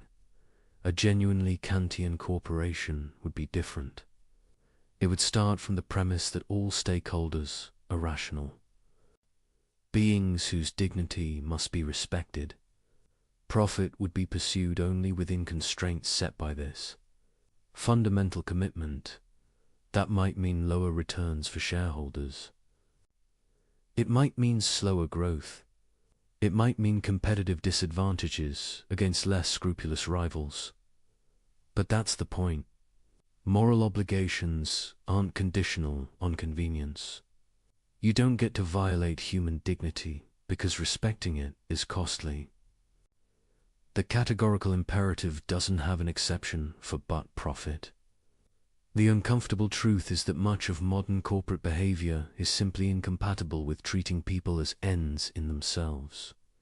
The entire structure is built on the premise that profit justifies treating human beings as resources to be exploited rather than persons to be respected.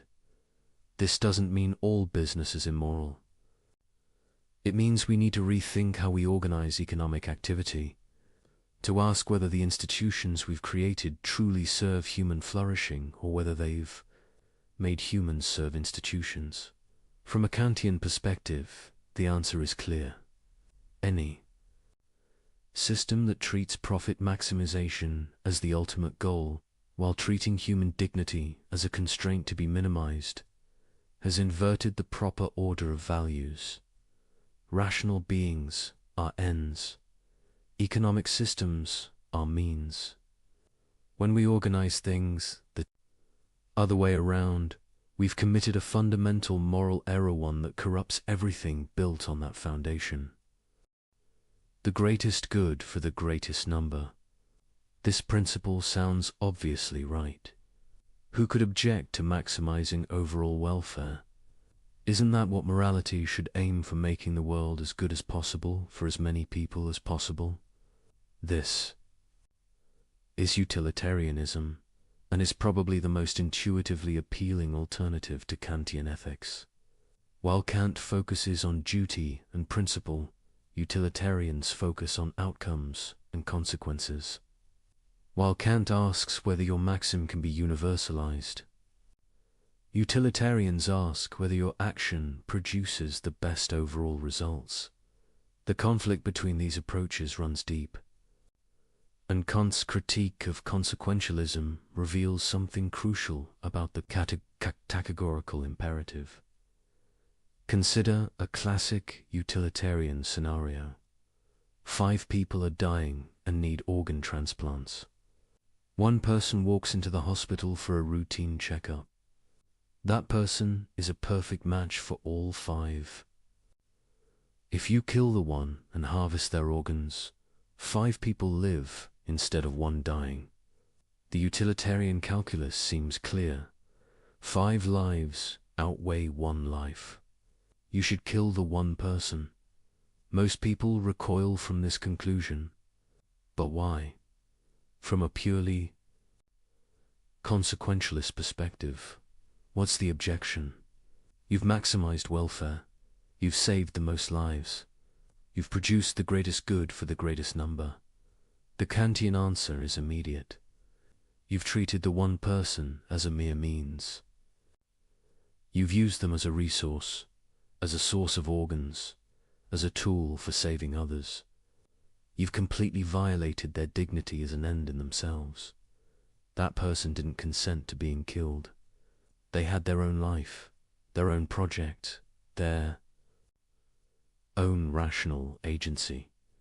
You've treated all of that as irrelevant, as something that can be sacrificed if the numbers work out right.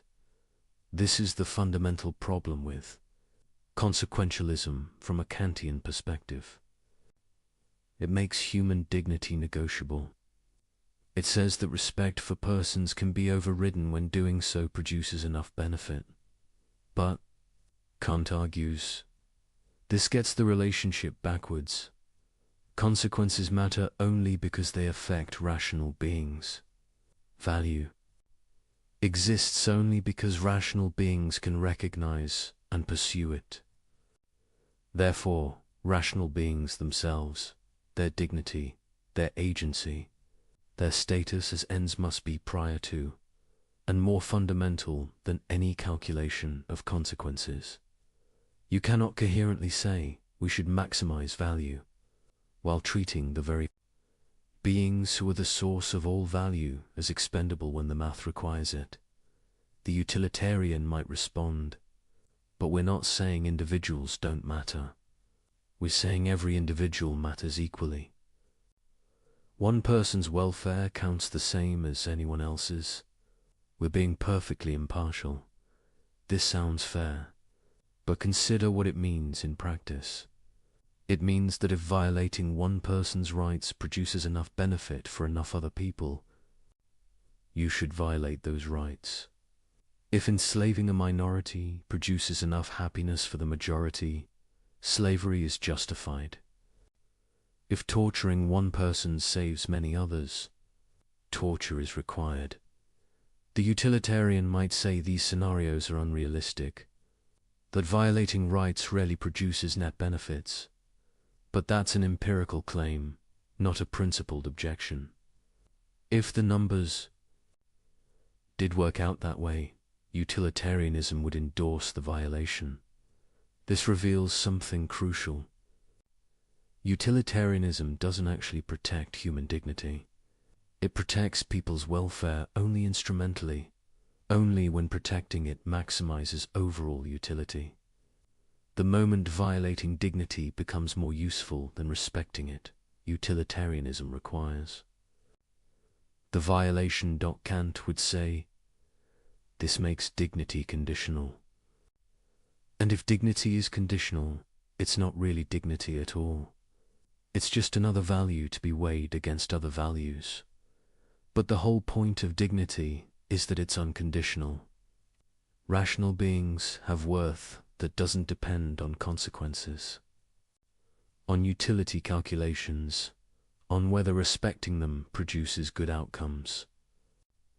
They have worth simply because they're rational agents capable of setting ends. To treat this worth as negotiable, as something that can be sacrificed for sufficiently good consequences, is to deny what makes human beings different from objects. It's to treat persons as if they were just a very complicated source of utility rather than beings with intrinsic value. The deeper problem is that utilitarianism can't be universalized in the Kantian sense. What's the maxim of utilitarian action? Something like, I will do whatever produces the greatest total utility, even if it requires treating some people as mere means. Can everyone follow this maxim? Can it be willed as universal law? Consider, what happens if everyone acts to maximize utility without constraints on respecting dignity? You get a world where anyone can be sacrificed at any time if doing so benefits enough others. There are no stable rights, no protected freedoms, no inviolable dignity. In such a world, you cannot plan your life. You cannot trust that others will respect your agency. You cannot know whether you'll be the one selected for sacrifice when the utility calculus requires it. More fundamentally, the entire framework of morality breaks down. Because morality requires stable expectations, reciprocal respect, and recognition of each other as agents with claims that bind others. But utilitarianism says these only matter when they produce good consequences. This is incoherent. The very idea of moral obligation of being bound to respect others, regardless of whether doing so benefits you, is incompatible with making everything conditional on consequences. Kant saw this clearly. Either morality is categorical or it's not morality at all. It's just sophisticated prudence. Doing what's useful while calling it duty. Utilitarians might object that this is unfair. They're not abandoning morality, just grounding it differently. Instead of abstract principles, they base ethics on the concrete reality of human welfare. But Kant would ask, why does human welfare matter? The only answer that makes sense is, because humans are beings whose well-being has value. But why does their well-being have value? Because they're rational agents capable of caring about their lives, setting goals, pursuing ends. In other words, human welfare matters because human agency matters. The value of good consequences derives from the value of the rational beings who experience those consequences.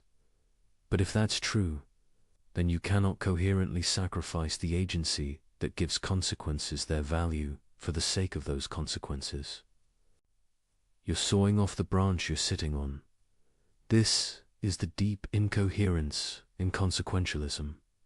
It depends on the value of rational agency to explain why consequences matter, but then treats rational agency as expendable when pursuing good consequences. Ethics doesn't have this problem. It says, rational agency is the source of all value. Therefore, respect for rational agency is the fundamental moral requirement. Consequences matter, but only within the constraint of respecting dignity. You cannot produce good outcomes by methods that violate what makes outcomes good in the first place. The utilitarian might make one more argument. Maybe, in theory, utilitarianism allows rights violations. But in practice, respecting rights generally produces the best outcomes. So Kantian. Principles in utilitarian calculations usually lead to the same conclusions. This is true more often than not. But it's a contingent coincidence, not a principled convergence. Kant would say, if you're following moral principles only because they produce good outcomes, you're not actually following them morally. You're using them instrumentally. And the moment you encounter a case where violating principles produces better outcomes, you'll violate them. True moral action requires acting from duty itself, not from calculation of consequences. It requires recognizing moral principles as categorically binding, not as useful rules of thumb. This matters because humans are very good at convincing themselves that their rule violations will produce good outcomes. The person who betrays a confidence tells themselves it's for the best. The official who takes a bribe tells themselves they'll do more good with power than without it. The person who breaks a promise tells themselves that consequences justify it. If morality is fundamentally consequentialist, these rationalizations might sometimes be correct. And if they might sometimes be correct, everyone will think their case is one of those times. This is why Kant insists on categorical principles, not because consequences don't matter, but because making morality conditional on consequences opens the door to unlimited rationalization. The utilitarian's trap is thinking you can maximize good outcomes while treating the beings who are the source of all value as means to those outcomes. But this is incoherent. Value exists because of rational agency. Therefore, rational agency must constrain how you pursue value. You cannot violate what makes value possible for the sake of producing more value. When you try, you end up with conclusions that shock moral intuition. Killing the innocent to save the guilty if the numbers work. Torturing one to benefit many. Enslaving minorities for majority happiness. Breaking promises when convenient. Lying when useful. Each conclusion follows logically from utilitarian premises. Each reveals what's at stake when you abandon categorical respect for human dignity. Kant isn't saying consequences are irrelevant. He's saying they're not fundamental. They matter, but they matter within constraints set by respect for rational agency. You should produce good outcomes, but only by methods that treat people as ends, never merely as means. This is harder than pure consequentialism. It means sometimes you cannot do what would produce the best outcomes because doing so would violate someone's dignity. It means constraints on pursuing the good that have nothing to do with whether the pursuit would be successful. But Kant would say this: Difficulty reveals moral truth rather than obscuring it. Morality is difficult because human dignity is unconditional. Because rational beings have worth that doesn't depend on whether respecting them is convenient or beneficial. Because some things are simply wrong regardless of consequences. If you abandon this, if you make dignity conditional on producing good outcomes, you've given up the substance of morality while keeping its language. You're left with sophisticated calculation, dressed up as ethical reasoning. The utilitarian's trap is thinking you can avoid this while still being consequentialist. But you cannot. The moment you make consequences fundamental and dignity derivative, you've opened the door to treating people as expendable resources, to violating rights when the numbers require it, to sacrificing persons for impersonal goods. And once you've done that, you're no longer doing ethics in any meaningful sense. You're just doing accounting with human lives. In the real world, power matters. Ideals are nice, but survival requires strength. The strong dominate the weak. That's just how things are. This is perhaps the oldest justification for a moral behavior, before sophisticated philosophical systems, before appeals to greater goods, before elaborate rationalizations. There was simply power. The assertion that might makes right, that winners write the rules, that morality is just a story the strong tell to control the weak. This view has enormous, intuitive appeal. Look at history, look at nature. The powerful do seem to prevail. Resources flow to those who can take them. Those with strength impose their will on those without it. Why shouldn't we acknowledge this reality? Why pretend otherwise with talk of dignity and moral obligation? Kant's response to this position is devastating, not because he denies the reality of power, but because he shows that the power player's logic is self-refuting. Let's examine it carefully. What's the maxim underlying pure power ethics? I will take whatever I can get through superior force, and others have no legitimate claim against me except their own power to resist.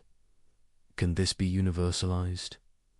Can you will that everyone follows this principle? The power player might say yes. That's exactly what I'm saying. Let everyone exercise whatever power they have. May the best survive. But notice what this actually means. If everyone follows this maxim, you live in a world of pure conflict, a war of all against all, where every interaction is a test of force, where no commitments bind, where cooperation is impossible except as temporary alliance based on mutual threat. In such a world, you cannot sleep safely, cannot trust anyone, cannot plan beyond immediate survival, cannot develop anything requiring time and cooperation, cannot build, create, or achieve anything complex. More fundamentally, you cannot even assert claims. When you say this is mine, you're making a claim that goes beyond mere physical possession. You're asserting a right that should bind others, even when you're not actively defending the resource. But if might makes right, there are no such rights. There's only current ability to control. The moment you turn your back, lose your strength, or face superior force, you lose everything. Can you will this? Can you rationally choose a world where you have no stable claims, no protected space, no security beyond immediate force? You cannot, because willing requires planning. Planning requires stability. Stability requires that others respect claims. You're not currently enforcing with power. In other words, the power player depends on others not following the power maxim. They depend on a world where most people respect rights, keep commitments, and cooperate so the power player can exploit that cooperative order while refusing to be bound by it themselves. This is the classic exception counter ethics exposes. The power player wants the benefits of a moral, order-stable property, honored agreements, predictable behavior while claiming exemption from moral constraints themselves. But they cannot have both. If power is really the only reality, then their own claims based on power have no more validity than anyone else's. They cannot object when others use power against them. They cannot complain about injustice, betrayal, or violated agreements. Because, in a world of pure power, there is no justice. There is only force and counterforce. The formula of humanity reveals another dimension of this failure. When you treat others based solely on power relations, you're not engaging with them as rational agents. You're treating them as obstacles to overcome or resources to exploit. But you don't treat yourself this way. You regard yourself as an agent with legitimate projects, justified claims, and reasonable expectations. You think others should respect your interests, honor their commitments to you, and recognize your autonomy. This is inconsistent. Either rational agency creates legitimate claims, or it doesn't. If it does, then others' rational agency creates claims on you. If it doesn't, then your own rational agency creates no claims on others. You cannot coherently assert your own dignity while denying others. Because the same rational nature that grounds your claims grounds theirs. The power player might respond, "I'm not making moral claims. I'm just taking what I can. I don't ask others to respect my rights. I defend them with power." But this is self-deception. The moment the power player expects others to honor agreements, the moment they object to theft or betrayal, the moment they appeal to any principle beyond immediate force, they're making moral claims. And they do this constantly. When someone steals from them, they don't just physically resist. They claim it was wrong. When someone breaks an agreement with them, they don't just shrug.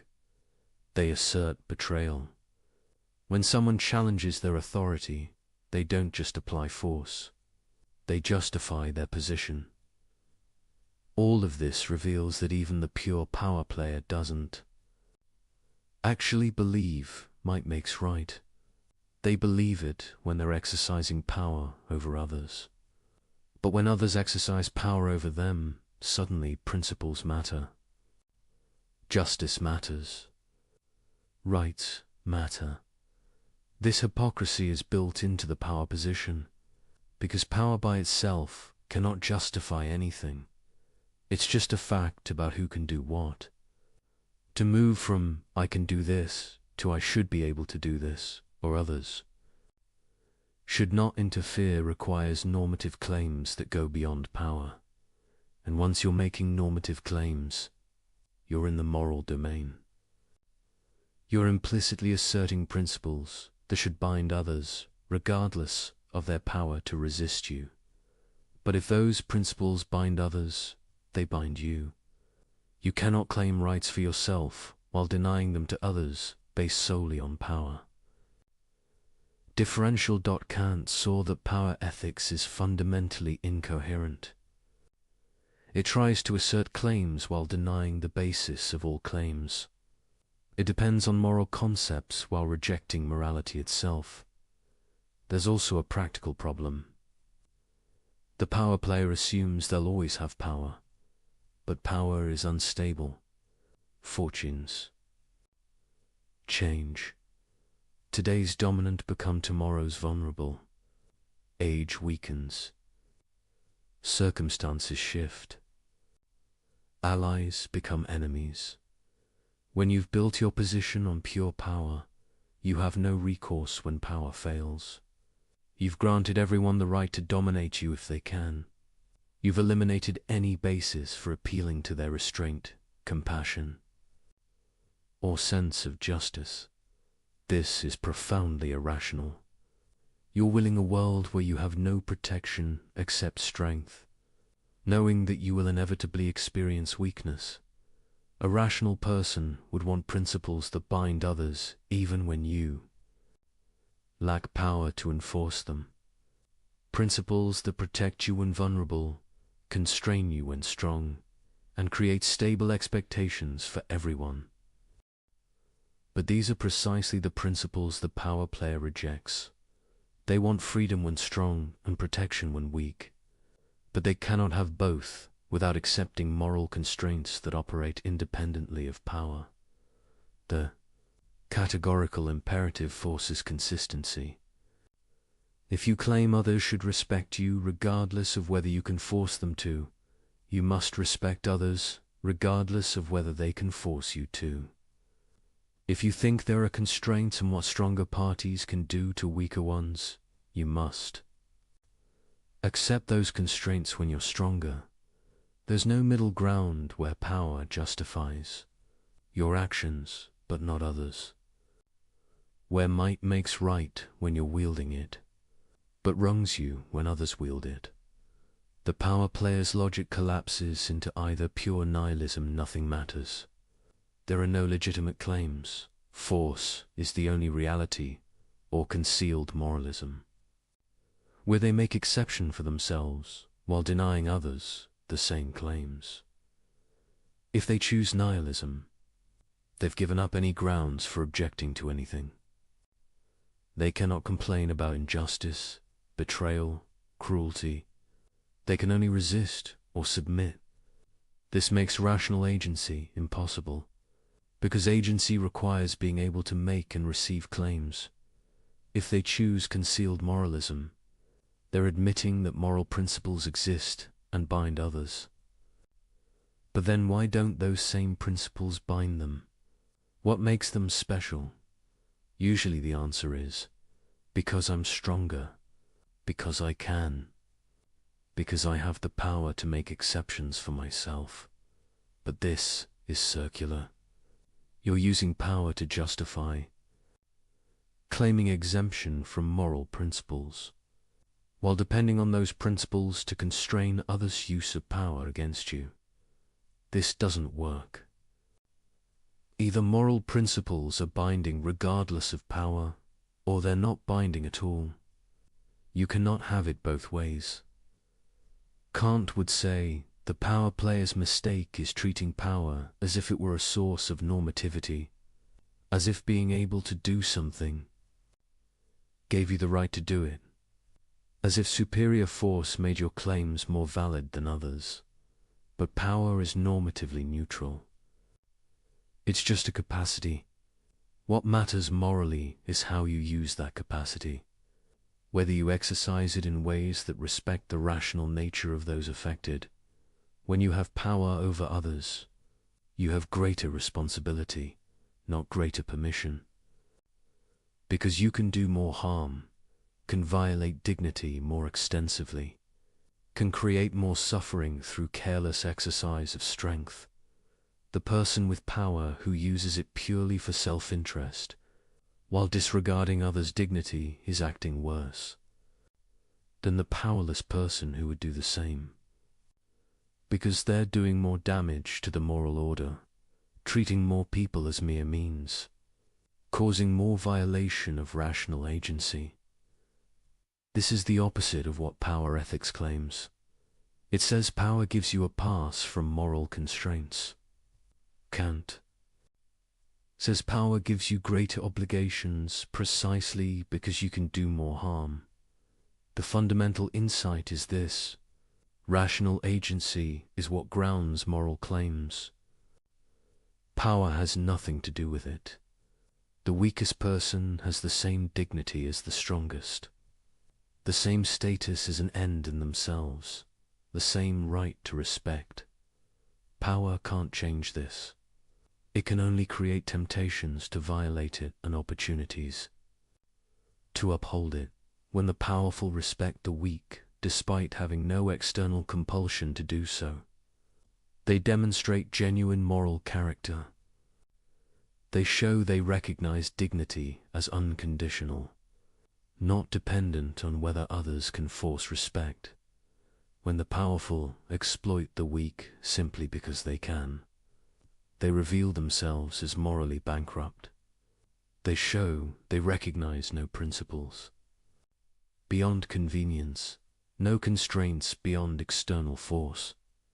And most tellingly, they show they don't really believe their own position, because they still expect others to respect them, still make claims, still appeal to principles when it suits. Then, the power player wants moral order for themselves and moral freedom over others. But this cannot be universalized. It depends on asymmetry that cannot be rationally willed. Either we all live under power alone, in which case no one has legitimate claims and life is nasty, brutish, and short, or we all live under moral principles that bind regardless of power, in which case the strong must respect the weak. There is no coherent middle position where power justifies the strong dominating the weak, while moral principles protect the strong from each other. Kant's ethics reveals that might doesn't make right, it only makes might. And if that's all it makes, then the mighty have no more justified claims than anyone else. Their power is just a fact, not a justification. The only thing that makes claims justified, that gives anyone the right to expect anything from anyone else, is rational agency. And rational agency belongs equally to the strong and the weak, the powerful and the vulnerable, the dominant and the dominated. To recognize this is to see that power ethics is not just wrong, but incoherent. It asserts claims while denying the only possible basis of claims. It demands respect while refusing to give it. It wants the benefits of morality while rejecting moral constraints. And it cannot be universalized without destroying itself. The power player depends on others not being power players, depends on a world of generally moral behavior that they exploit while contributing nothing to its maintenance. This is parasitism, not realism, and Kant's ethics exposes it completely. I had no choice. The situation forced my hand. Anyone would have done the same. It was necessary. This is perhaps the most common moral excuse, not an assertion that the action was right, but a denial of responsibility, a claim that circumstances eliminated alternatives, that necessity overrode obligation, that the normal rules don't apply when you're backed into a corner. The excuse of necessity appears everywhere. The person who lies says they had to, that telling truth wasn't an option. The person who breaks a promise says circumstances changed, that keeping it became impossible. The person who betrays someone says they were forced, that they faced pressures, leaving no room for loyalty. Sometimes these claims are legitimate. Sometimes circumstances genuinely eliminate options, creating tragic situations where any choice causes harm. But far more often, the excuse of necessity is sophisticated self-deception, a way of denying agency when agency would require difficult choices, a way of avoiding responsibility by claiming helplessness. Kant's ethics cuts through this evasion ruthlessly. First, we need to distinguish genuine necessity from false necessity. Genuine necessity means literal impossibility. You cannot keep a promise to meet someone if you're physically prevented from traveling. You cannot tell truth if you're unconscious. You cannot fulfill an obligation if circumstances make the action literally impossible. But this kind of necessity is rare. Most claims of necessity aren't about impossibility, but about cost. I had to lie usually means telling truth would have been costly. I had to break my promise usually means keeping it would have been difficult. I had no choice usually means the alternative was uncomfortable. This is false necessity. Not the elimination of options, but the rejection of options you don't. Like, Kant would ask, what's your maxim when you claim necessity? I will violate moral obligations when following them would impose costs I'm unwilling to bear. Can this be universalized? Can you will that everyone abandons moral constraints whenever they face significant difficulty? Obviously not, because moral obligations are binding precisely in difficult circumstances. When following them is easy, you don't need obligation, you denade. Anyway, from inclination.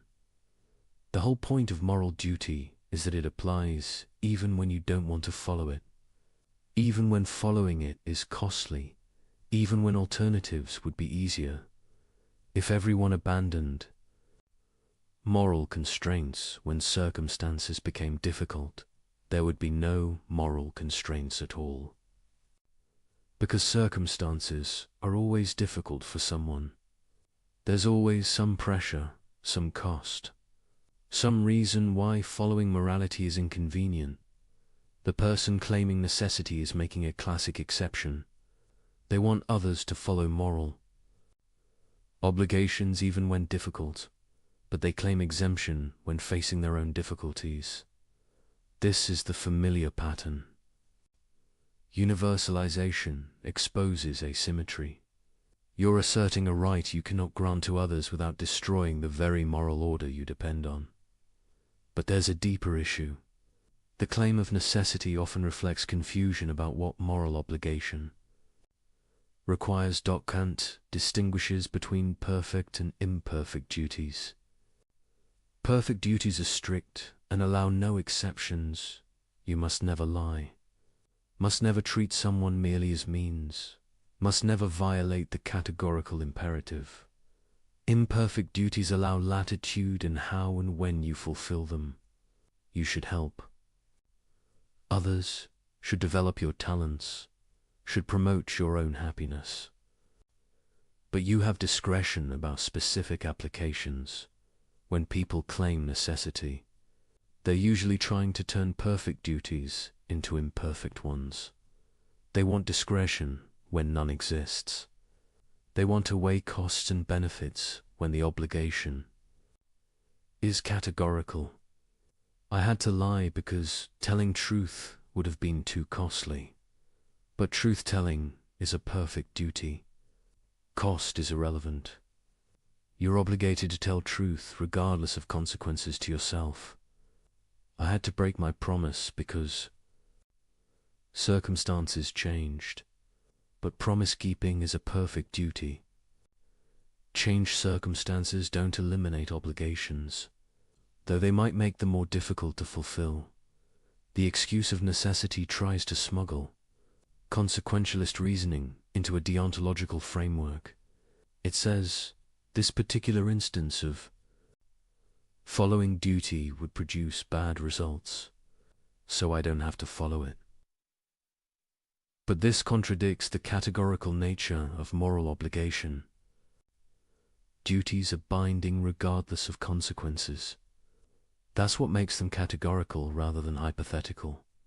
You might disagree with this. You might think consequences matter enough to override obligations. But then you're abandoning Kantian ethics entirely, not claiming its protection while evading its constraints. The formula of humanity reveals another aspect. When you claim necessity as an excuse for violating someone's dignity, you're treating them as expendable when circumstances require it. I had to deceive them, the situation forced me. But they're a rational being deserving respect regardless of your situation. Your difficulty doesn't give you the right to treat them as mere means. I had to break my commitment. I faced pressures they don't understand. But your pressures don't eliminate their legitimate expectations or their status as an end in themselves. The excuse of necessity places your concerns above others' dignity. It says, my convenience, my welfare, my ability to avoid difficult choices matters more than respecting your rational agency. This cannot be universalized, because others face pressures too. If everyone gets to violate dignity when circumstances are difficult, dignity becomes conditional on everyone having easy circumstances, which is the same as saying it's not real dignity at all. There's also a practical problem with the necessity excuse. It trains you to see yourself as helpless, as a passive victim of circumstances, rather than an active agent making choices. Every time you say I had to, you're denying your own agency. You're treating yourself as an object pushed around by forces beyond your control rather than a rational being choosing among options. This is a form of self-disrespect. You're failing to recognize your own capacity for autonomous choice. You're treating your own rational nature as if it were mere nature subject to causal forces but not capable of self-determination. Kant would say this degrades your own humanity. When you claim helplessness where you actually had choice, you're treating yourself as less than what you are being capable of acting from principle regardless of pressure. Moreover, the necessity excuse becomes a habit. The more you invoke it, the more you train yourself to see obligations as optional when difficult. You develop character structured around avoiding responsibility rather than accepting it. This corrupts moral judgment. You lose the ability to distinguish genuine impossibility from mere difficulty. You lose the clarity that comes from unconditional commitment to principle. Over time, you become someone who always finds reasons why normal rules don't apply to you, why your situation is special, why circumstances justified the exception. But, of course, everyone's situation feels special to them. Everyone faces pressures they think others don't understand. Everyone encounters circumstances that make morality inconvenient. If necessity excuses everyone, it excuses no one, because the excuse eliminates the very concept of obligation. Kant saw this clearly. Either moral obligations or categorical binding, regardless of cost, regardless of difficulty, regardless of what you'd prefer, they're not really obligations at all. They're just suggestions that apply when convenient. Guidelines that hold unless following them is hard. Ideals you nod toward while acting on entirely different principles. This doesn't mean Kant was naive about difficulty. He recognized that humans are finite beings with real limitations. That circumstances sometimes genuinely constrain options. That moral life involves genuine dilemmas. But he insisted on distinguishing genuine constraints from self-serving excuses, real impossibility from unwillingness to pay costs, tragic circumstances from convenient rationalizations. The test is simple. Are you claiming you couldn't do something that was literally impossible? Or are you claiming you had to abandon a moral obligation because following it would have been difficult? If the former, fine. No one can demand the impossible.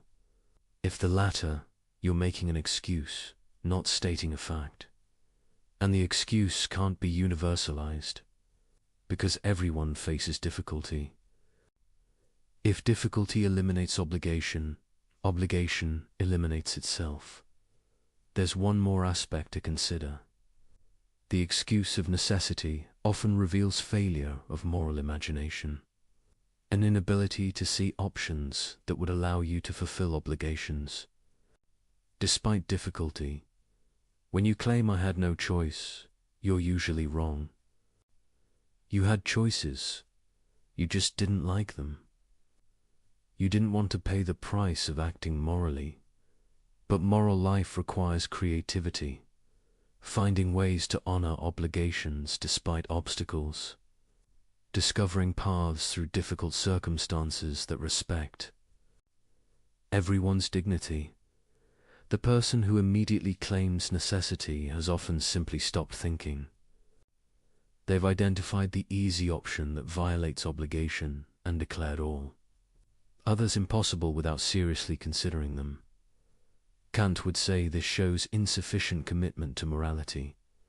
A genuinely moral person would exhaust all options before concluding that obligation cannot be fulfilled, would accept significant cost to themselves before violating others. Dignity. This doesn't mean moral heroism is required of everyone, but it means you cannot casually abandon obligations while claiming you had no alternative. The excuse of necessity, in most cases, is simply moral laziness, a refusal to think hard about options, to accept costs, to honor the categorical nature of obligation, and when you examine it through Kant's test, it fails immediately. You cannot will that everyone abandons obligations when circumstances are difficult. You cannot universalize the maxim of convenience over duty, because you depend on others maintaining their obligations to you even when doing so is costly for them. You depend on a world where most people honor commitments, tell truth, respect, dignitize despite pressures and difficulties. You're claiming exception from the very order you require to function, asserting that others must follow rules you won't follow, treating your convenience as more important than the moral fabric of human community. This is the characteristic failure that Kant's ethics exposes in all its forms. The attempt to benefit from morality while evading its constraints, to enjoy the protections of a moral order while contributing nothing to its maintenance. The excuse of necessity is just one more version of this eternal human tendency to claim helplessness when agency would require sacrifice, to invoke circumstances when principle would require cost, to deny responsibility when accepting it would be difficult.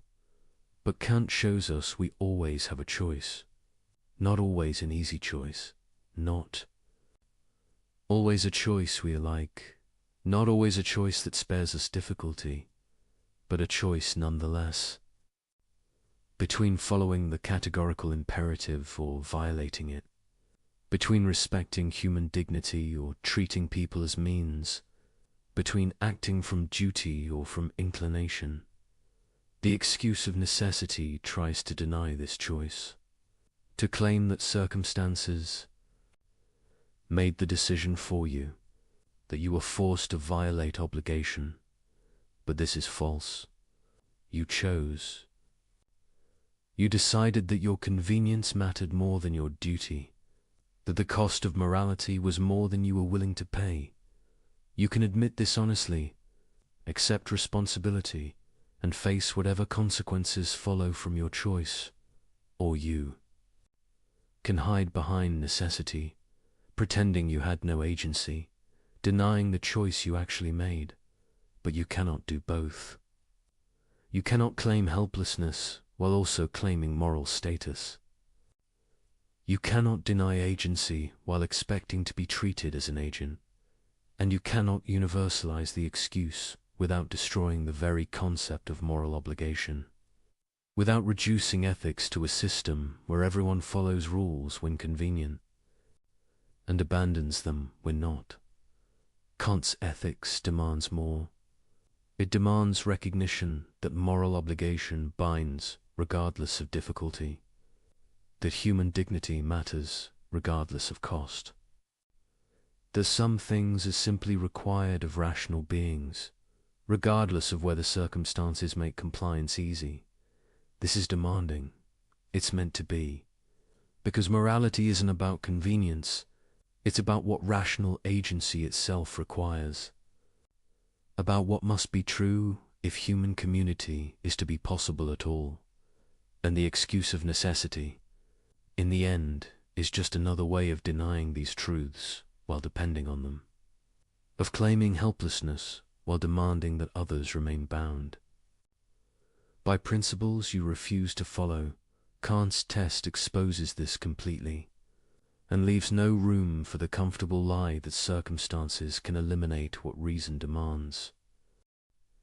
We've seen how various justifications for immoral behavior fail the categorical imperative, but there's a deeper pattern worth exploring. A reason why bad maxims always fail universalization, and understanding this pattern reveals something profound about the structure of morality itself. Every immoral maxim has the same fundamental problem. It depends on conditions it simultaneously undermines. It requires stability it destroys. It exploits an order it refuses to maintain. Think about lying. The liar needs people to believe them. But lying, if universalized, destroys belief itself. The practice of communication depends on a presumption of truthfulness. When that presumption collapses, words lose their power to convey information. The liar is sawing off the branch they're sitting on.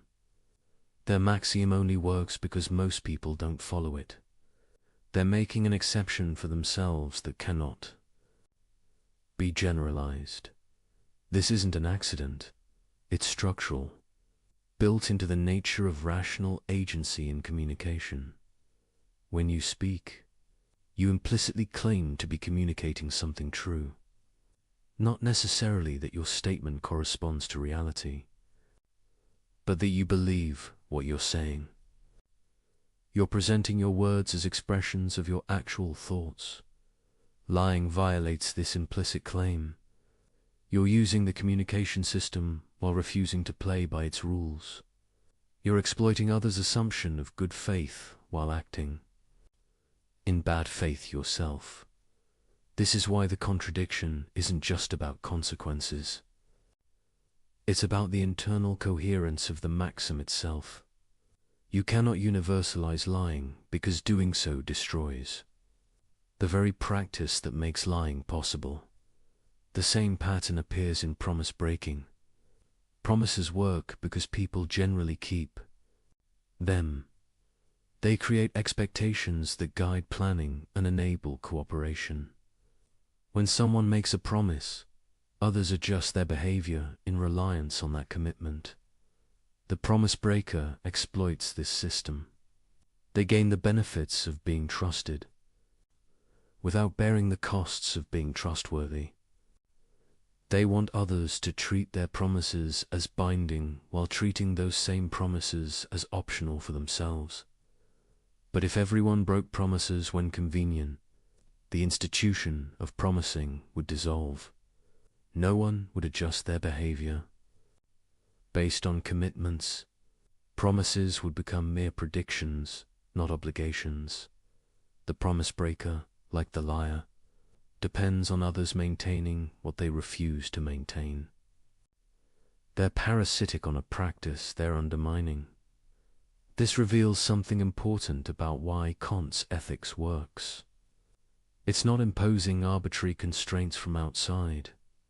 It's showing what rational agency itself requires. To be a rational agent is to act for reasons, to claim that your actions are justified. And to claim justification is to assert principles that apply beyond your particular case. When you act, you're implicitly saying, this type of action, in these types of circumstances, is permissible. You're making a universal claim, whether you realize it or not. The categorical imperative simply makes this implicit universality explicit. It asks, can your maxim actually function as a universal principle, or does it depend on others not following it? If the latter, you're being incoherent. You're claiming a justification that undermines itself when universalized. You're trying to have things both ways to benefit from a practice while refusing to maintain it. This is why bad maxims always self-destruct, not because God punishes them, not because society disapproves, not because they produce bad consequences, though they often do, but because they're rationally incoherent. They cannot survive their own universalization. Consider manipulation. The manipulator needs people who aren't suspicious, who take communications at face value, who assume good faith. Manipulation works by exploiting trust. But if everyone manipulated everyone, trust would disappear. Everyone would constantly suspect ulterior motives. Every communication would be analyzed for hidden agendas. The baseline of good faith that makes manipulation effective would be destroyed. The manipulator depends on most people not being manipulators, on a world where trust is the default, so violations of trust can be exploited. This dependency reveals the incoherence. You cannot coherently will that everyone manipulates, because doing so eliminates what makes manipulation work. You're asserting a right that destroys its own conditions of possibility. The pattern extends to all immoral maxims. The thief needs property rights to exist, or there's nothing to steal. The fraudster needs honest commerce, or fraud would be expected and anticipated. The person who refuses all help needs a society where most people do help, or human cooperation would be impossible. In every case, the immoral agent is free-riding, taking advantage of a moral order they refuse to support, exploiting others' good behavior, while exempting themselves from reciprocal obligations. Kant's genius was recognizing that this free-riding is not just unfair, it's logically incoherent. You cannot rationally will a world where everyone free rides, because free riding depends on others not free-riding. This gives us a different way of understanding why morality is binding. Not because of divine command, not because of social contract, not because of consequences, but because of what rational agency itself requires. To be rational is to act according to principles. To act according to principles is to claim those. Principles could be universal. To claim they could be universal is to be bound by them yourself. You cannot escape this by denying you're making universal claims, because any justification of your action implicitly universalizes. When you say, "It was okay for me to do this because of these reasons," you're saying these reasons justify this type of action, and that's a universal claim. The only way to avoid universal claims is to admit you're not acting for reasons at all, that you're just doing what you feel like, with no justification, making no claim that your action is permissible, but then you're not exercising rational agency. You're just behaving. And if you're just behaving, you cannot object when others behave toward you in ways you don't like. You've given up any basis for making claims against others. This is the choice Kant presents. Either you act rationally, according to principles that could be universal, in which case morality binds you, or you give up rationality entirely, in which case you give up any basis for asserting claims, making demands, or expecting anything from anyone. Most people don't want to give up rationality. They want to be rational agents who act for reasons and can justify their choices. But they also want to avoid moral constraints when those constraints are inconvenient. Kant shows this is impossible. You cannot claim rational agency for yourself while denying its implications. You cannot assert justifications while refusing to universalize them. You cannot expect others to respect your claims while refusing to respect theirs. the self-destructive nature of bad maxims isn't a curious feature. It's the fundamental fact about immoral action. Every violation of the categorical imperative is an attempt to assert something that cannot be coherently asserted, to claim a right that destroys itself. When universalized, to enjoy benefits while refusing to bear their costs. This is why you can always tell when someone's reasoning is bad. Not because you have moral intuitions that disagree, not because you calculate different consequences, but because their maxim, when made explicit and universal, reveals its own incoherence. They want special treatment they cannot justify, exceptions they cannot universalize, rights they cannot grant to others without undermining their own position. Kant gives us the tool to see this, to take any proposed action, any justification, any moral claim and test whether it can survive its own universalization. If it can, the action is at least permissible. If it cannot, the justification is hollow. Not wrong in some subjective sense, but objectively incoherent, self-undermining, rationally untenable. This is the deeper pattern. Bad maxims fail not because they violate external rules, but because they violate the internal requirements of rational agency itself. They try to claim what cannot be claimed, to assert what cannot be asserted, to universalize what destroys itself when universalized. And once you see this pattern, you cannot unsee it. Every rationalization reveals itself as an attempt to make an exception that cannot be made. Every excuse exposes itself as a claim to rights that undermine themselves when extended. The categorical imperative is not a constraint imposed from outside.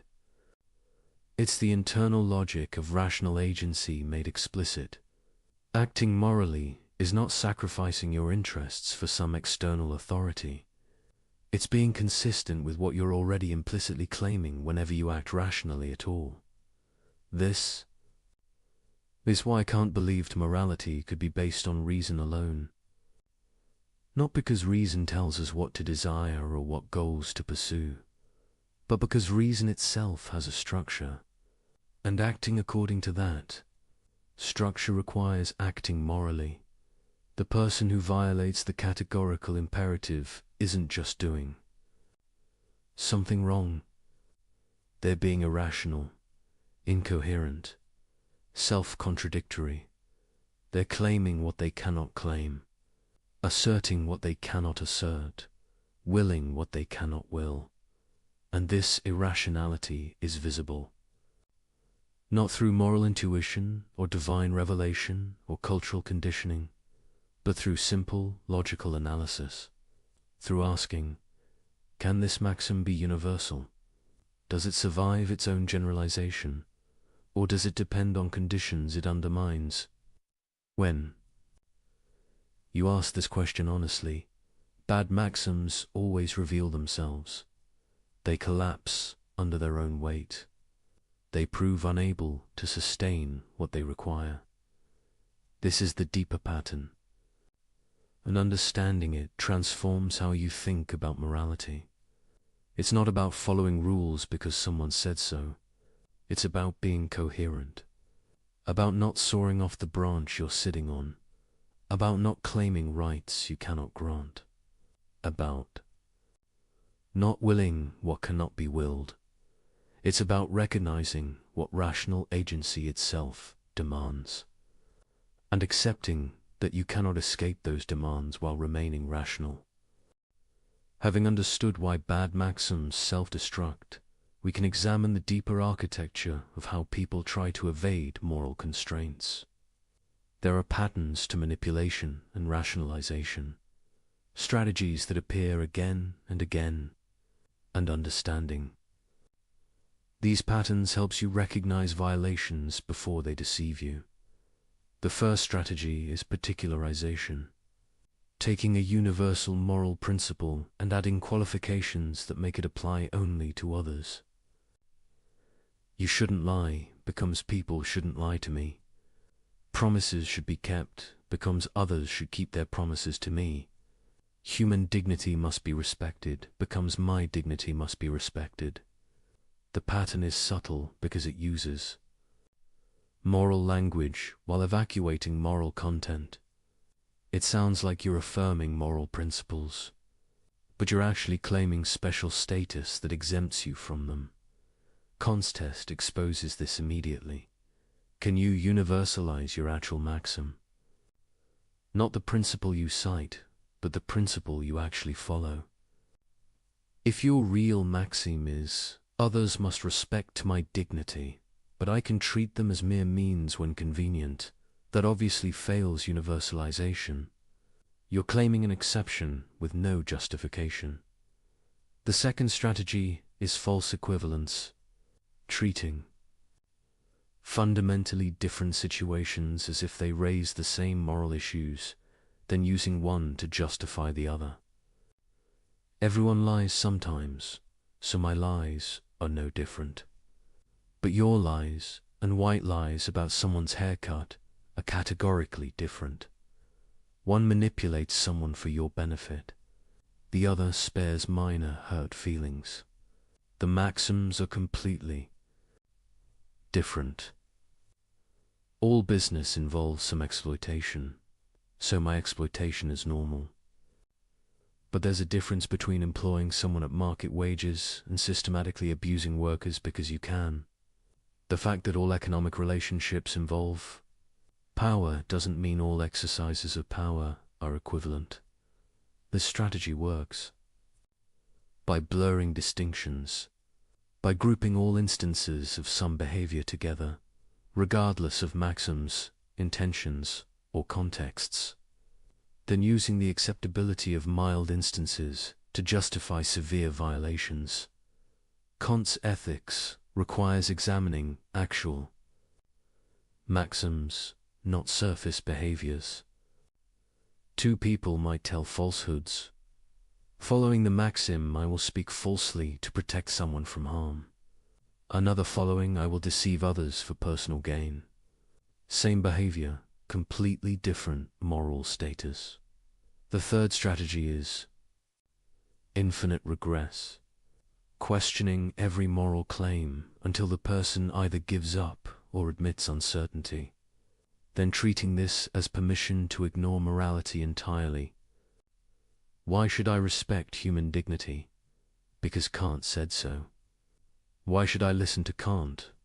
Because he gave good arguments. Why should I care about good arguments? Because rationality matters. Why does rationality matter? This can continue indefinitely, but it proves nothing. You can apply the same strategy to any claim whatsoever, including the strategy itself. Kant's response is that some things are simply presupposed by rational agency. You cannot question whether rationality matters while engaging in rational questioning. The very act of asking undermines the skeptical conclusion.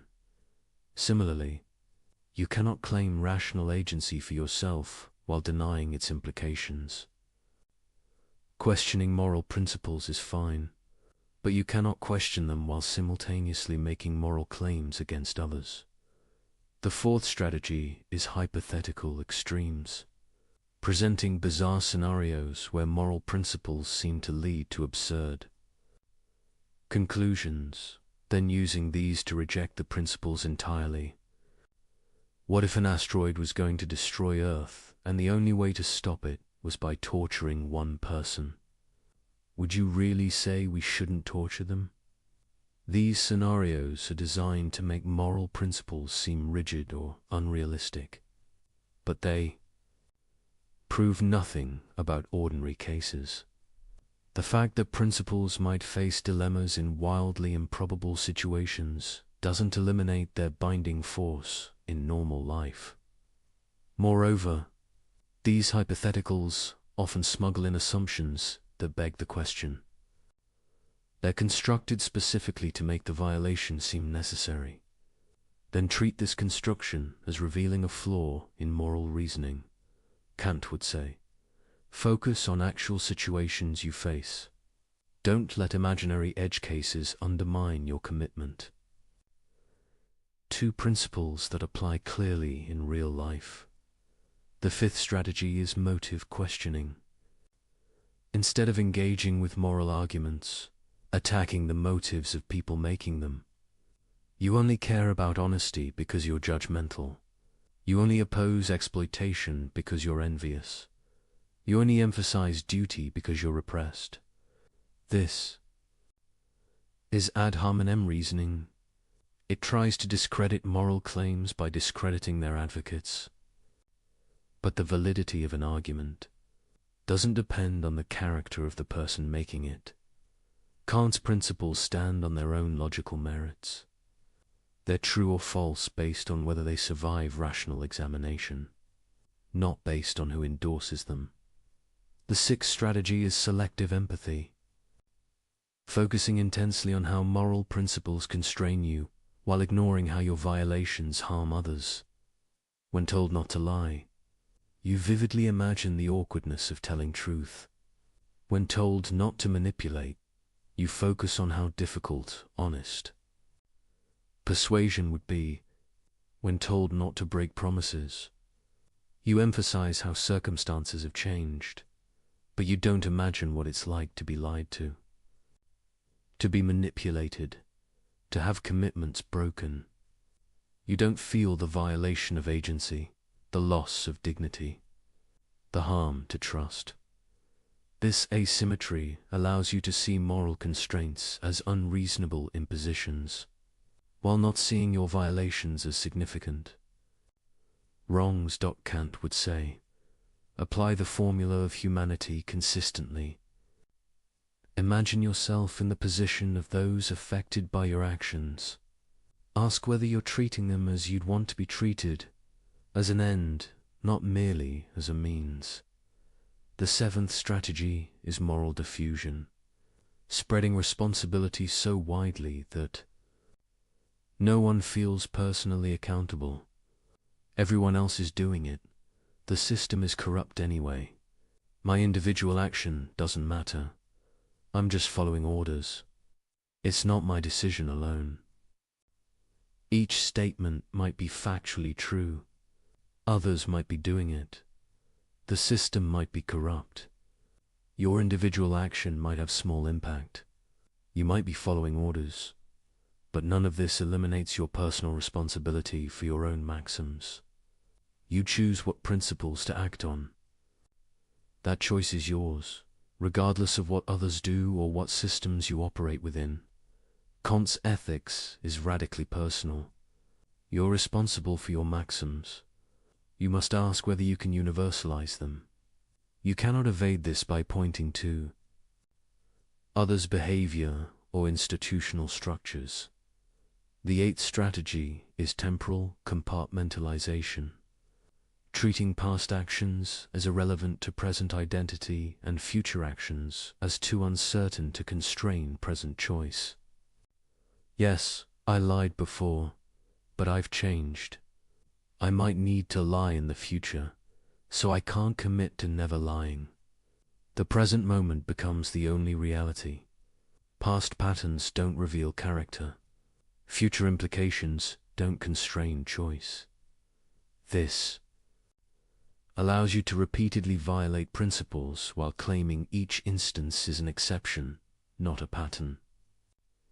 To avoid accountability for establishing habits and corrupting character, Kant would emphasize that moral development matters. Each choice shapes who you become. Each exception makes the next exception easier.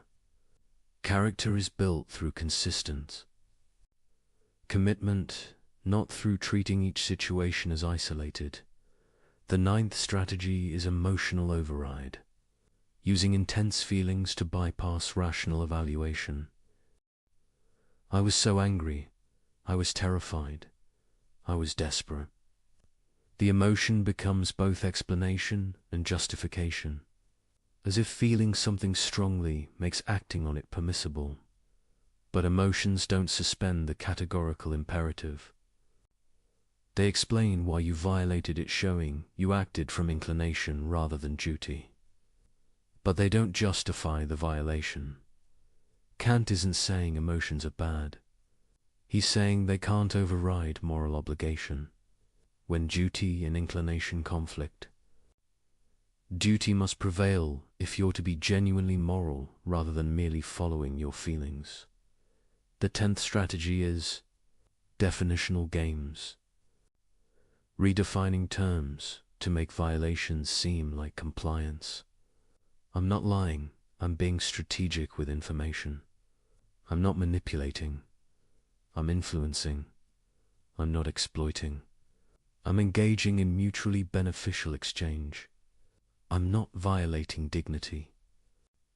I'm being realistic about human nature. The words change, but the underlying maxims remain the same. You're still deceiving, still treating people as mere means, still making exceptions for yourself. Kant would focus on the actual maxim you're acting on, regardless of how you label it. What principle are you really following? Can that principle be universalized? Understanding these strategies reveals something important.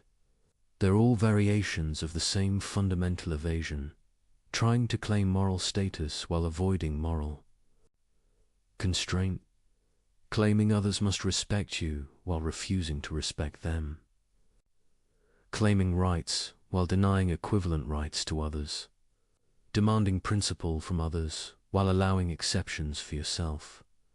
Every strategy tries to maintain the asymmetry that Kant's ethics exposes, to preserve the gap between how you want to be treated and how you're willing to treat others.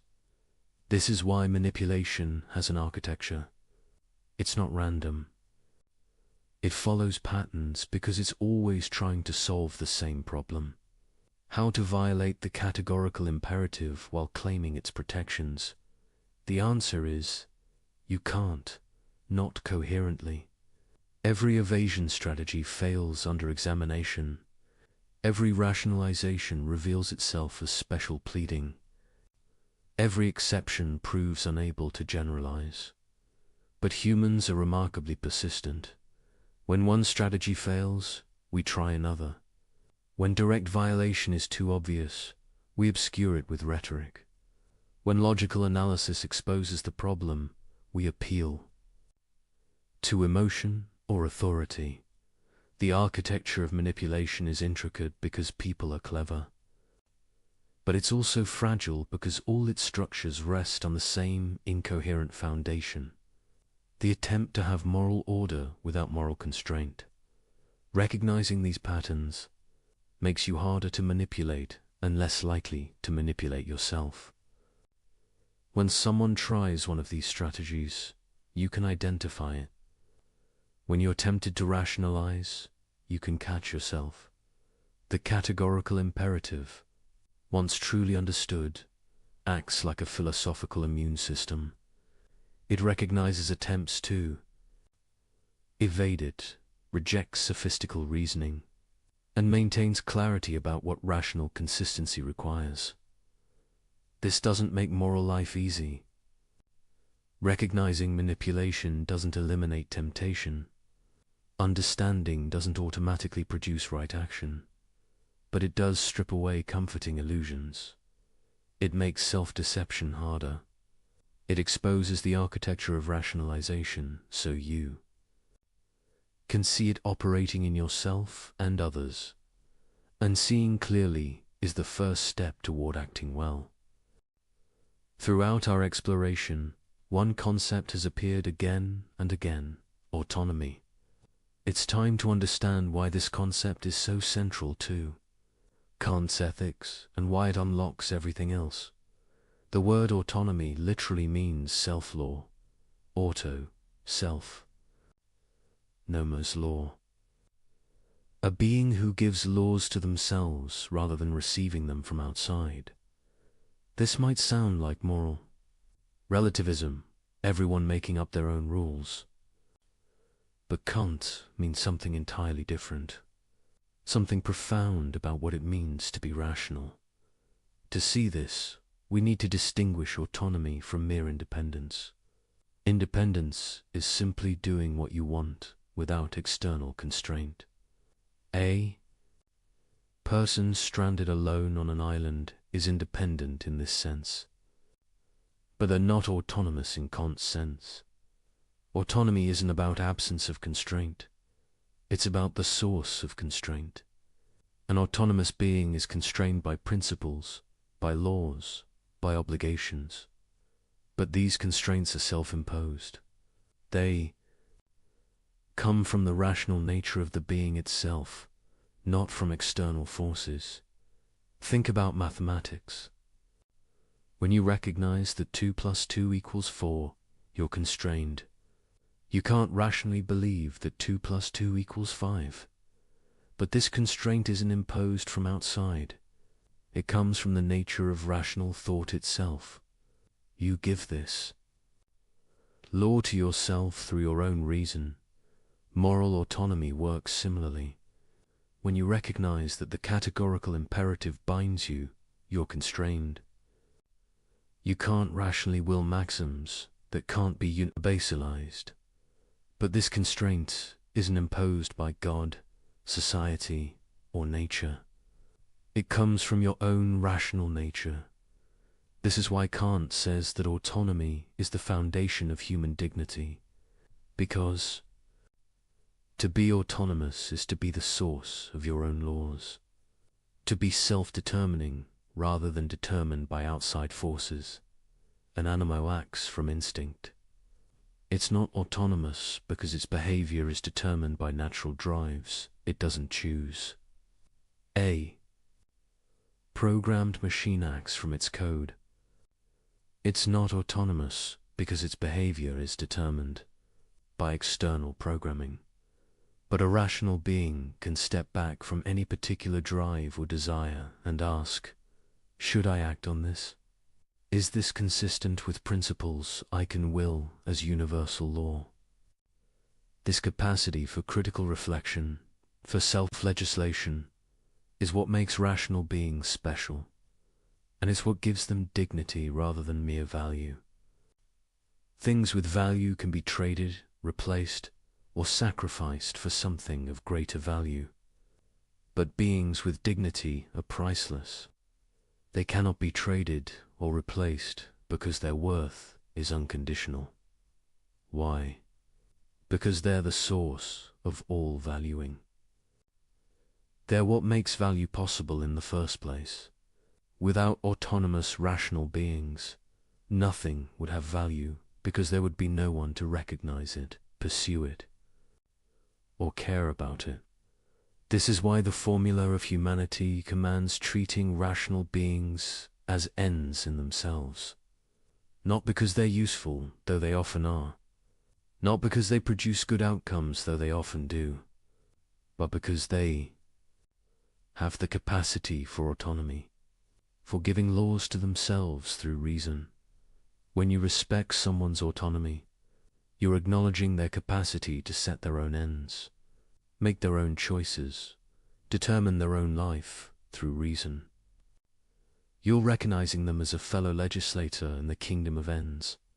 When you violate someone's autonomy by lying, manipulating, coercing, or otherwise treating them as mere means, denying this capacity, you're treating them as if they were an object to be used rather than an agent to be respected.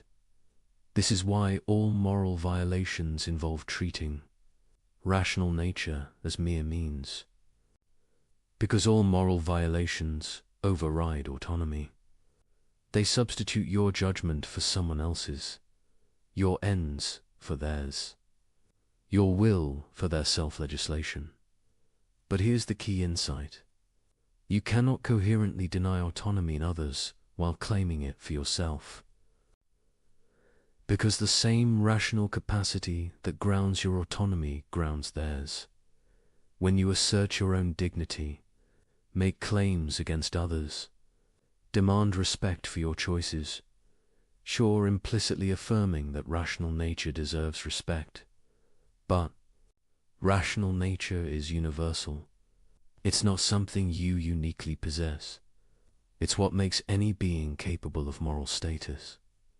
So to claim autonomy for yourself while denying it to others is incoherent.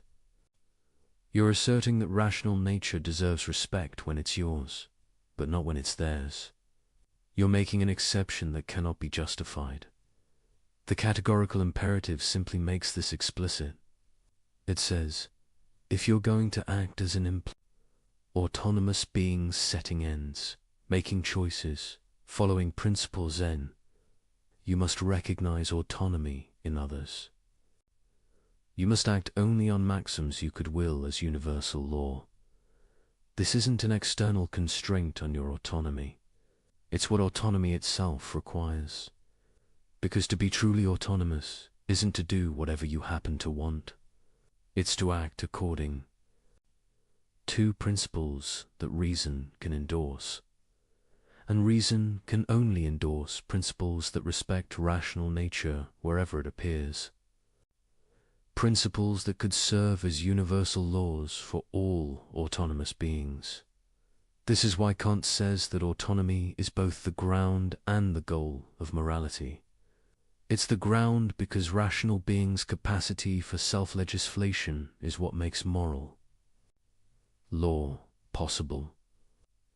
It's the goal because moral action aims to respect and promote autonomy in all rational beings. When you act morally, you're exercising your own autonomy, giving law to yourself through reason, and you're respecting others, autonomy treating them as self-legislating beings rather than mere objects. This creates a beautiful symmetry. Moral action expresses what you are, an autonomous being, while recognizing what others are equally autonomous beings. It's consistent with your nature while respecting the equivalent nature in everyone else. Immoral action, by contrast, is self-contradictory. You are exercising your autonomy to deny others autonomy, using your capacity for self-legislation to override others' equivalent capacity. Acting as if rational nature deserves respect when it's yours, but not when it's theirs. This is why evil is always, fundamentally, irrational. Not just wrong, but incoherent. It involves claiming for yourself what you deny to others, while possessing no basis for the distinction. Understanding autonomy also explains why moral development matters. You don't become autonomous simply by reaching a certain age or achieving independence. Autonomy must be developed through practice. Every time you act from duty rather than inclination, you strengthen your capacity for self-legislation.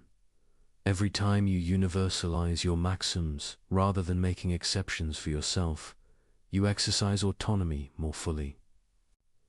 Every time you respect others' rational agency despite pressure to violate it, you become more genuinely autonomous. This is because autonomy isn't just a capacity you have. It's a capacity you must actively realize through your choices. You can have the potential for autonomy while consistently acting heteronomously, following desire, social pressure, or arbitrary authority.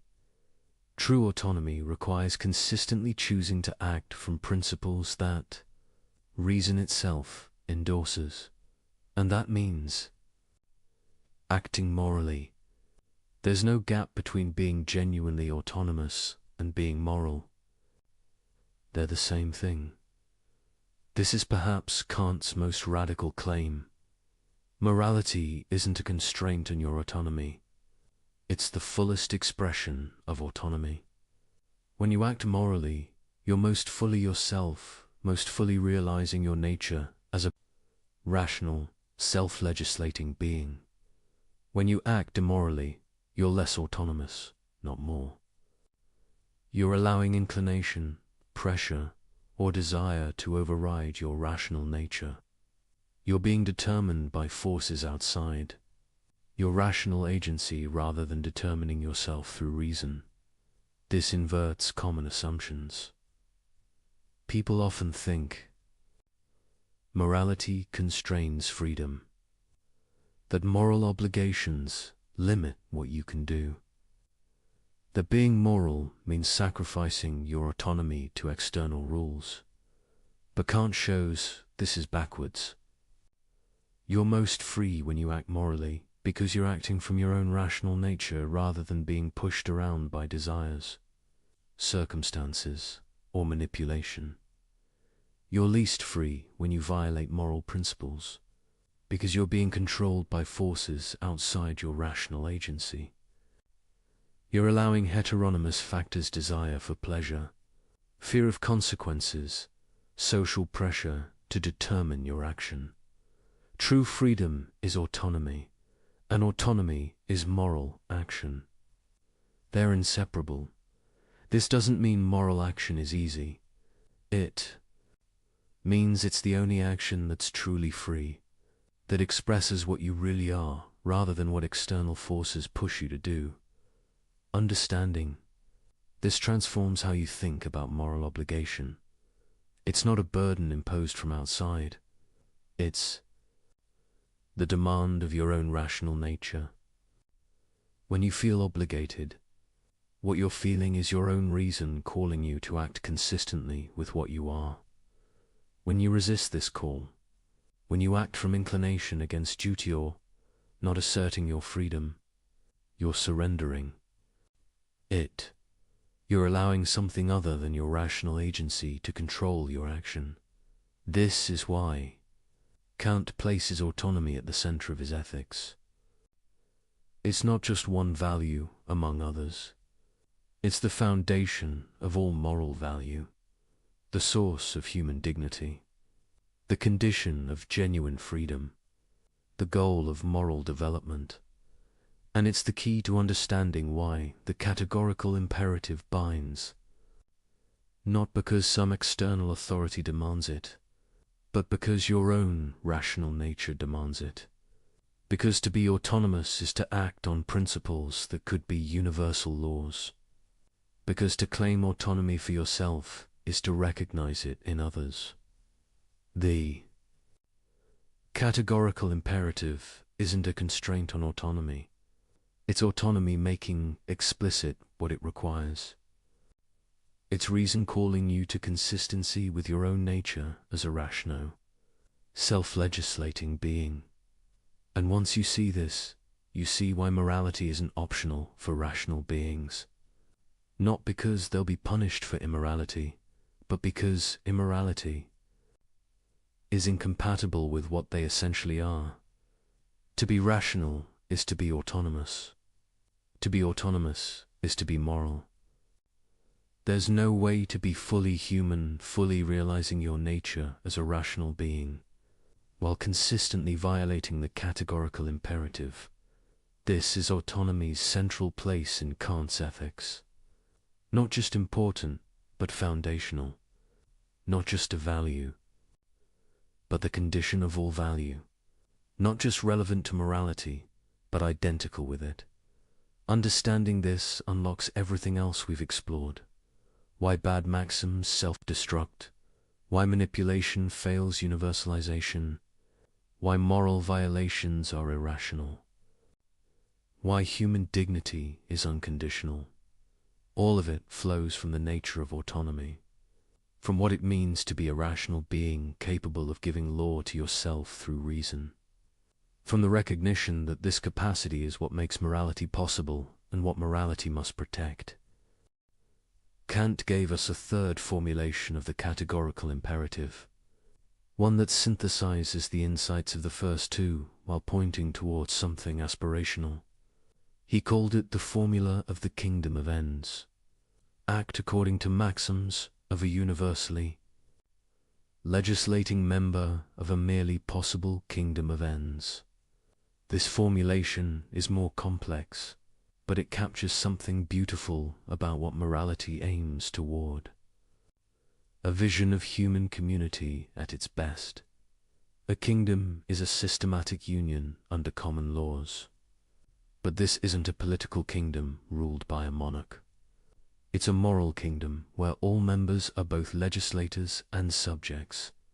Each member legislates universal laws through their rational nature, but each is also subject to the very laws they legislate.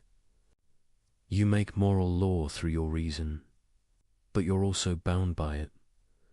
This dual status, legislator and subject, simultaneously is what distinguishes the kingdom of ends from hierarchical structures. There's no ruler imposing law on subordinates. Everyone participates equally in moral legislation. The kingdom consists of ends, rational beings who are valuable in themselves, not merely as means. Each member recognizes every other member as an end. Each treats everyone else with the respect due to autonomous agents. This creates a moral community, where everyone relates to everyone else as fellow rational beings, where no one is used as a mere tool, where each person's dignity is recognized and respected by all. Kant describes this as a merely possible kingdom because it's an ideal rather than a current reality. No actual human society fully realizes it, but it represents the goal toward which moral action tends when you act according to the categorical imperative. You're legislating for this kingdom. You're acting as if it already existed. You're treating others as ends, following only maxims. That could be universal laws, recognizing the dignity of all rational beings.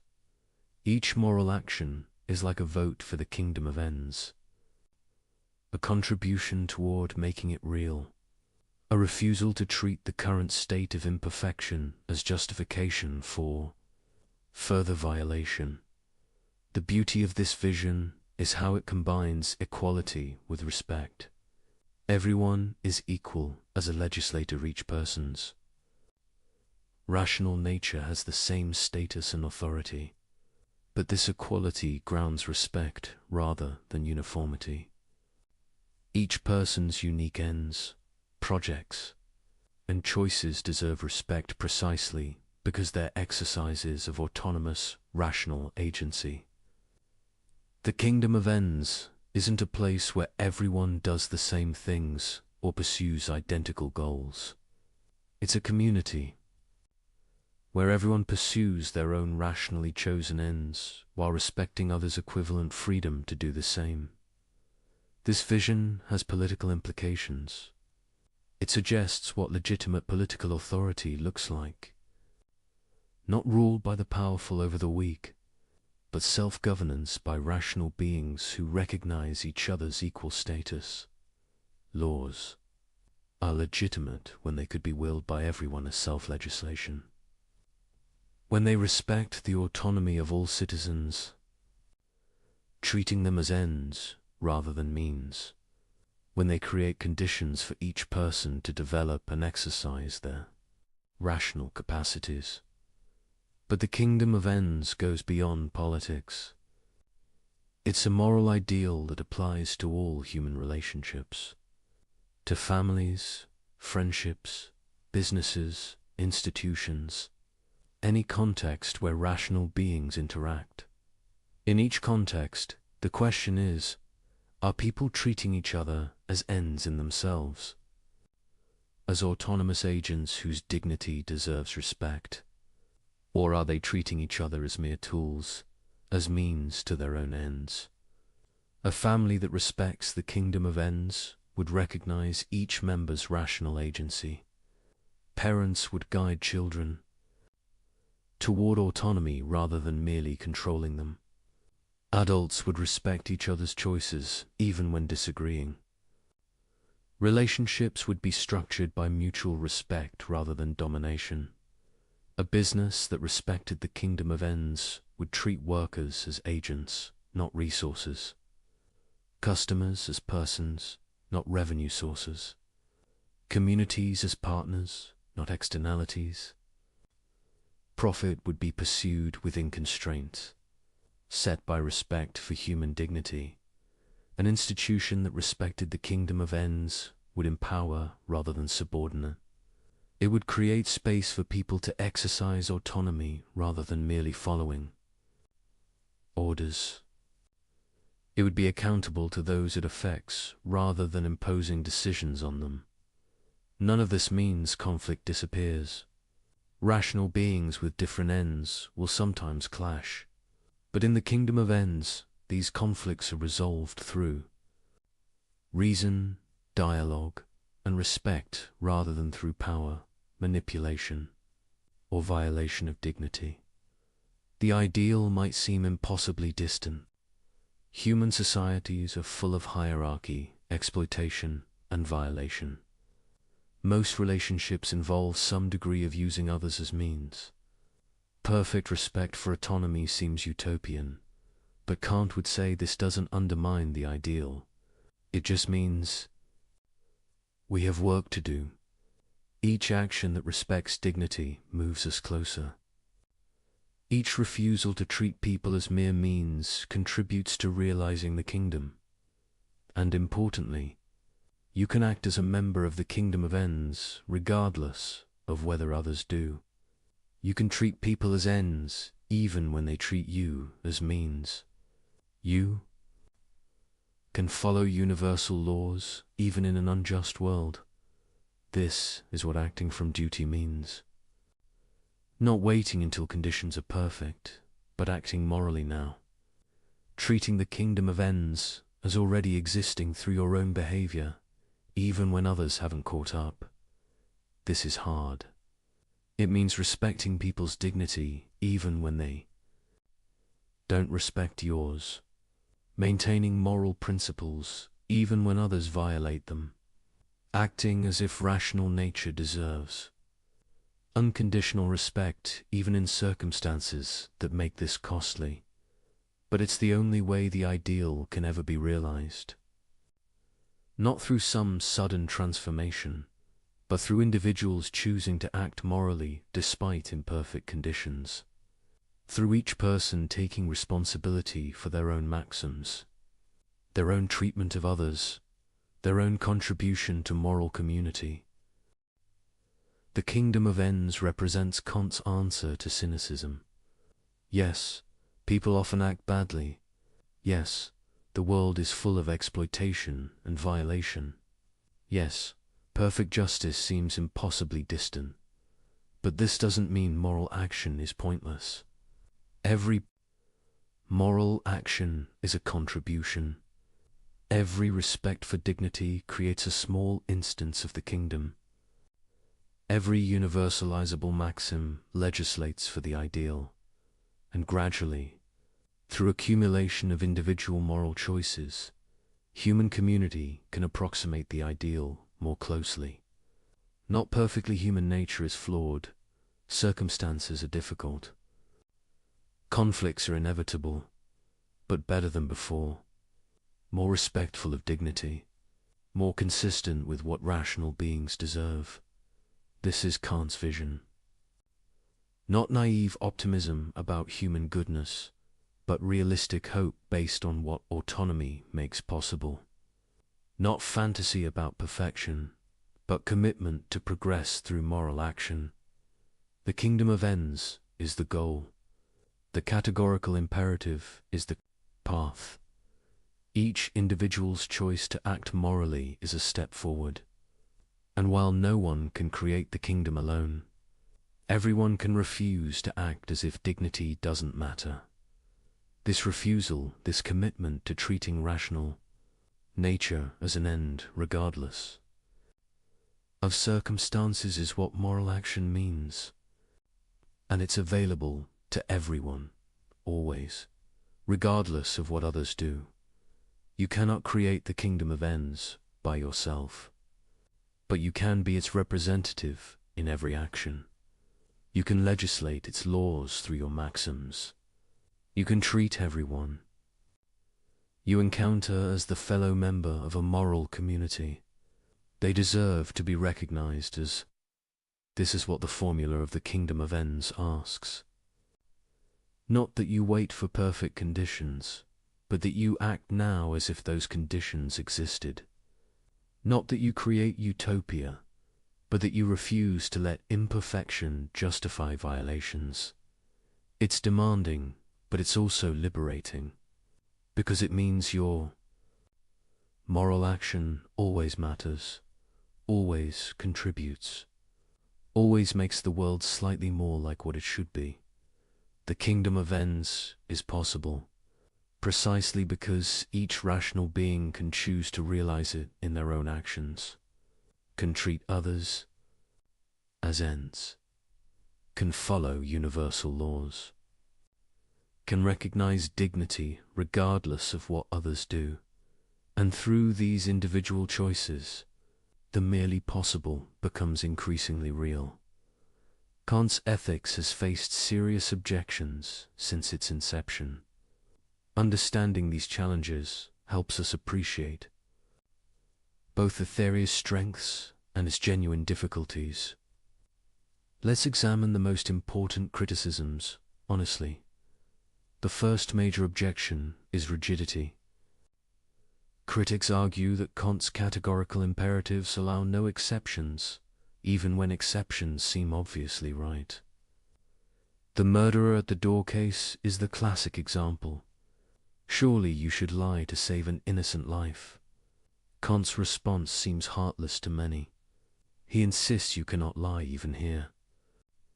This leads critics to say his ethics is too rigid for real life, that it produces counterintuitive conclusions, that flexibility matters. But defenders point out that Kant offers options besides lying. You can refuse to answer. You can physically prevent the murderer from entering. You can do many things. The prohibition is specifically against lying, not against protecting the innocent. Moreover, if we allow exceptions for good consequences, where do we stop? Once we say lying is acceptable when it produces good outcomes, we've abandoned the categorical nature of moral obligation. We're back to consequentialism with all its problems. The deeper response is that Kant's ethics isn't about maximizing good outcomes. It's about respecting human dignity regardless of consequences. If this sometimes requires accepting worse outcomes, that's the price of treating moral principles as truly categorical. You might still disagree, but the disagreement is about whether morality is fundamentally deontological or consequentialist, not about whether Kant is consistent within his framework. The second objection concerns conflicts of duty. What happens when two perfect duties conflict? When keeping one promise requires breaking another? When telling truth to one person means violating confidentiality to another? Kant has no clear procedure for resolving these conflicts. He tends to deny they can genuinely occur, to suggest that careful analysis will reveal one duty takes priority, or that there's a creative solution respecting both. But critics say this is unrealistic. Real life does present tragic choices where any option violates some duty. Kant's ethics seems to break down here. Defenders argue this objection misunderstands the theory. Kant isn't claiming moral life is easy or that dilemmas never occur. He's claiming that moral principles are categorical. When you face a genuine dilemma, you do your best to reason through which obligation is stronger, then accept responsibility for the choice. The theory doesn't provide mechanical answers, but it does provide a framework for thinking through difficult cases. And it prohibits certain easy outs like sacrificing others' dignity for your convenience. The third objection involves moral motivation. Kant says actions have moral worth only when done from duty rather than inclination. But this seems to devalue natural sympathy, love, and compassion. Surely the person who helps others from genuine care is more praiseworthy than someone who helps grudgingly from duty alone. Doesn't Kant's ethics make morality cold and mechanical? Kant's response is often misunderstood. He's not saying emotions are bad or that you should help people without caring about them. He's saying moral worth comes from acting on principle, not from acting on feeling alone, when duty and inclination align. That's wonderful. When you help someone you care about, you're acting from both duty and love. But the moral worth specifically comes from the recognition that you would have obligations even if you didn't feel like helping. The person who helps only when they feel like it isn't genuinely moral. They're just following their feelings. Moral character requires helping even when you don't feel like it, because duty requires it. The fourth objection concerns application. How do you determine the right level of specificity for maxims? How do you know which features of your situation are morally relevant? The theory seems to require perfect judgment while providing limited guidance. This is a fair concern. Kant's ethics requires practical wisdom to apply correctly. You can't just mechanically test maxims without understanding which formulations capture the morally relevant features.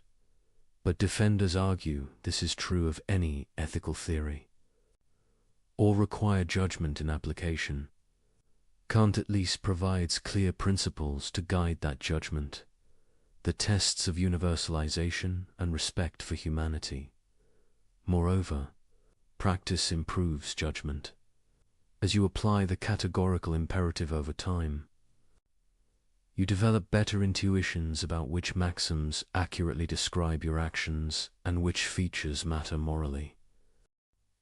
The fifth objection involves scope. Does the categorical imperative apply to non-human animals, to future generations, to artificial intelligences if they become rational? Kant's framework seems unclear about boundaries.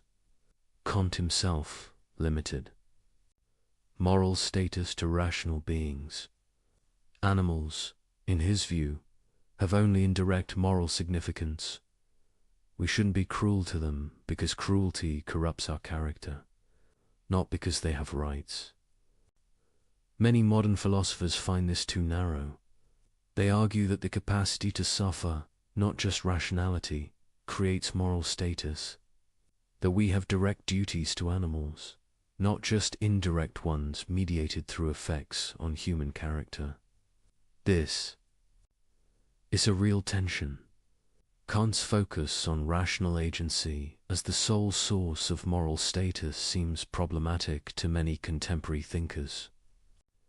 But extending moral status beyond rational agency requires rethinking the foundation of his theory.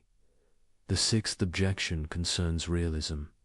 Is Kant's account of autonomy psychologically realistic? Can humans really act from pure rational principle, rather than emotion and desire? Doesn't his theory require capacities humans don't have?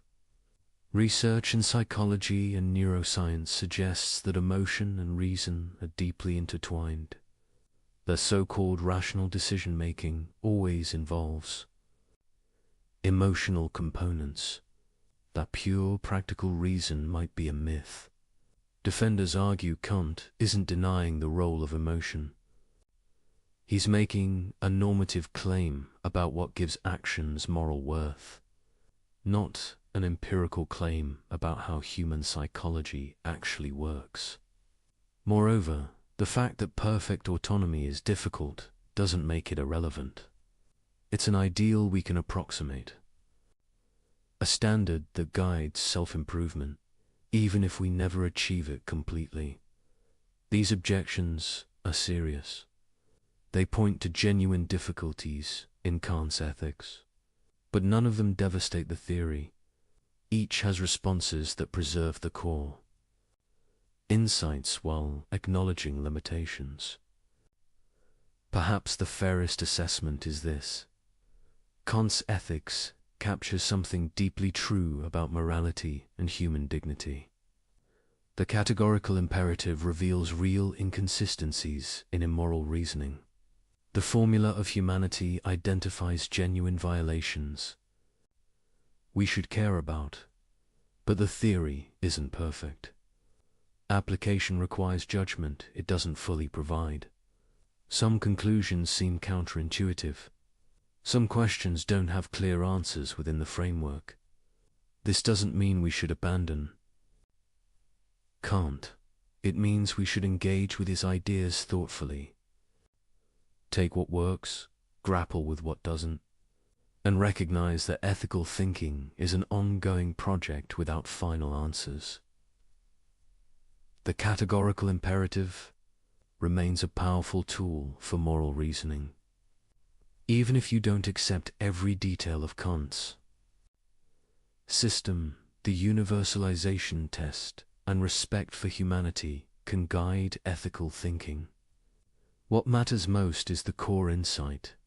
Rational beings have dignity that deserves unconditional respect. Moral principles must be universal, not arbitrary exceptions. Using people as mere means violates something fundamental about what they are.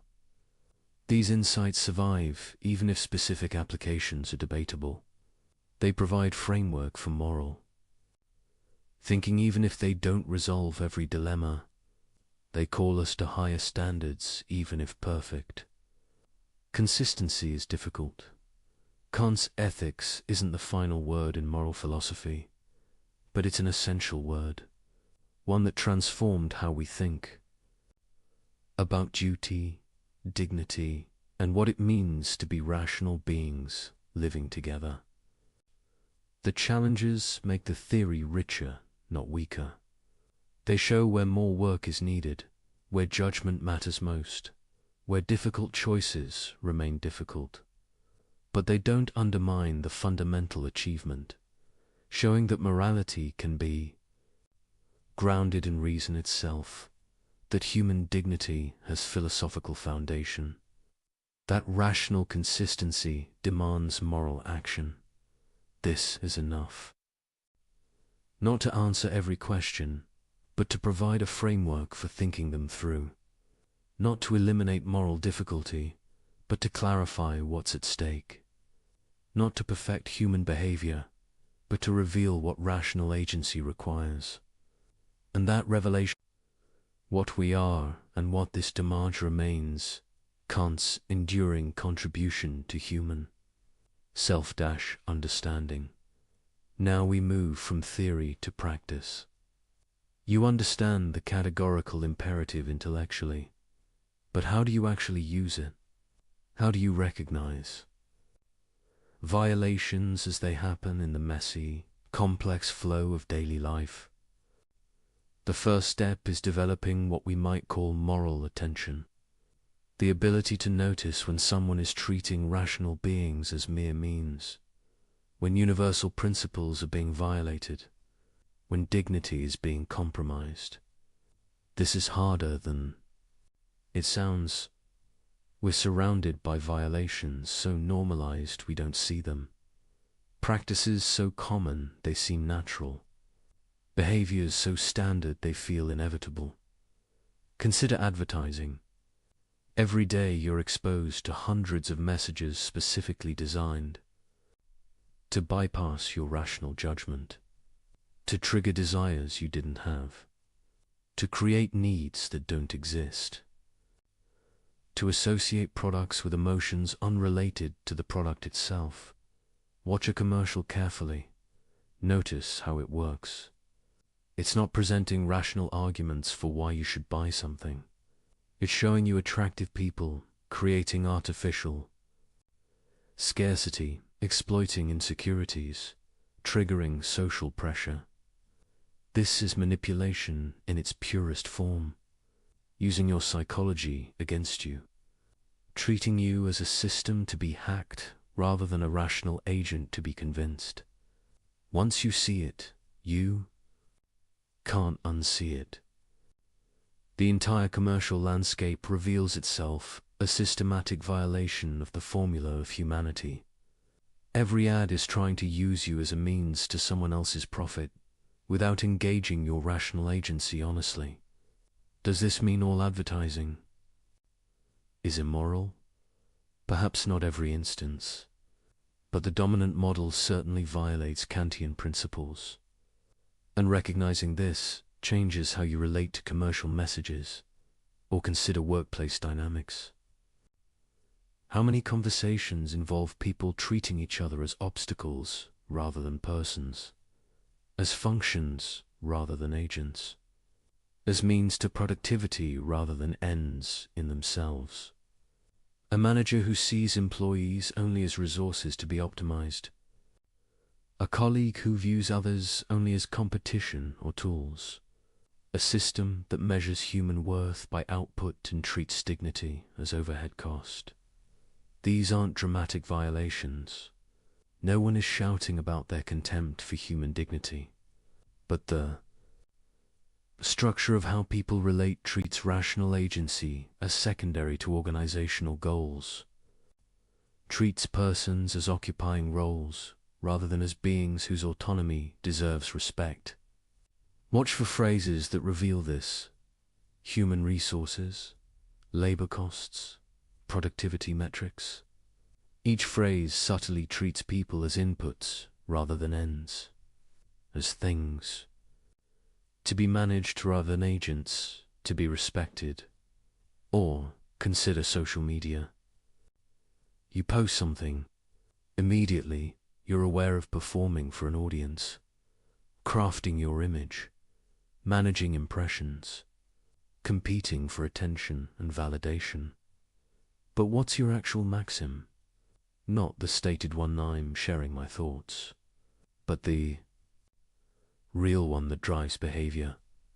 Often it's closer to, I will present a curated version of myself designed to maximize approval and minimize disapproval, even if this misrepresents my actual experience.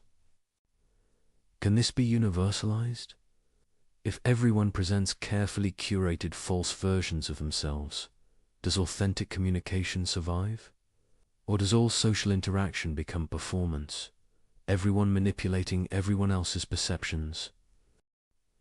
The platform's design encourages this. It optimizes for engagement, not authenticity, for addiction, not well-being, for time spent, not flourishing. The business model treats users as commodities, packages of attention and data to be sold to. Advertisers, you're not a customer of social media platforms. You're the product. Your attention, your data, your behavior patterns. These are what's being sold. The actual service is provided to advertisers who pay to manipulate you. This is treating humans as means on industrial scale, but it's so normalized, so integrated into daily life, that most people don't consciously recognize the violation. Developing moral attention means learning to pause and analyze these situations. To ask, what's actually happening here? What are people's real maxims, not their stated ones? Who's being treated as means rather than ends? In personal relationships, this is even more crucial, because violations are often subtle, rationalized, wrapped in good intentions. Someone says they're giving you advice for your own good, but actually they're trying to control your choices because they're uncomfortable with your autonomy. They want you to be what they think you should be, not what your own rational judgment determines. Someone says they're just being honest, but actually they're being cruel, using truth as a weapon, treating your emotional well-being as less important than their desire to express negative judgments. Someone says they need you to do something, but when you examine their actual maxim, it's, I will use guilt, obligation, and emotional pressure to get what I want. regardless of whether this respects your autonomous choice. These violations are harder to spot because they're close to us, because we're emotionally invested, because calling them out creates conflict, because the perpetrator might be someone we love or depend on, but the categorical imperative doesn't make exceptions for difficulty. If your parent, spouse, friend, or colleague is treating you as a means rather than an end, that's a violation regardless of their intentions, regardless of how much you care about them. Recognizing this isn't about becoming judgmental. It's about seeing clearly, about understanding what's actually happening beneath the surface of social interaction. And once you develop this attention, you notice patterns. Certain types of people consistently violate.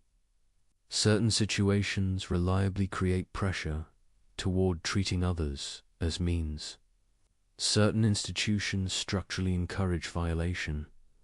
The salesperson who builds rapport just to close a deal, the date who uses strategic ambiguity to maintain multiple options, the colleague who shares information selectively to maintain power, the institution that creates rules that serve administrative convenience rather than human flourishing. Each instance has its own surface story, but underneath, the same pattern, treating rational beings as tools, as obstacles, as resources, as anything except what they actually are: autonomous agents whose dignity deserves unconditional respect. Learning to recognize this in others is valuable, but it's even more important to recognize it in yourself, because you do it too.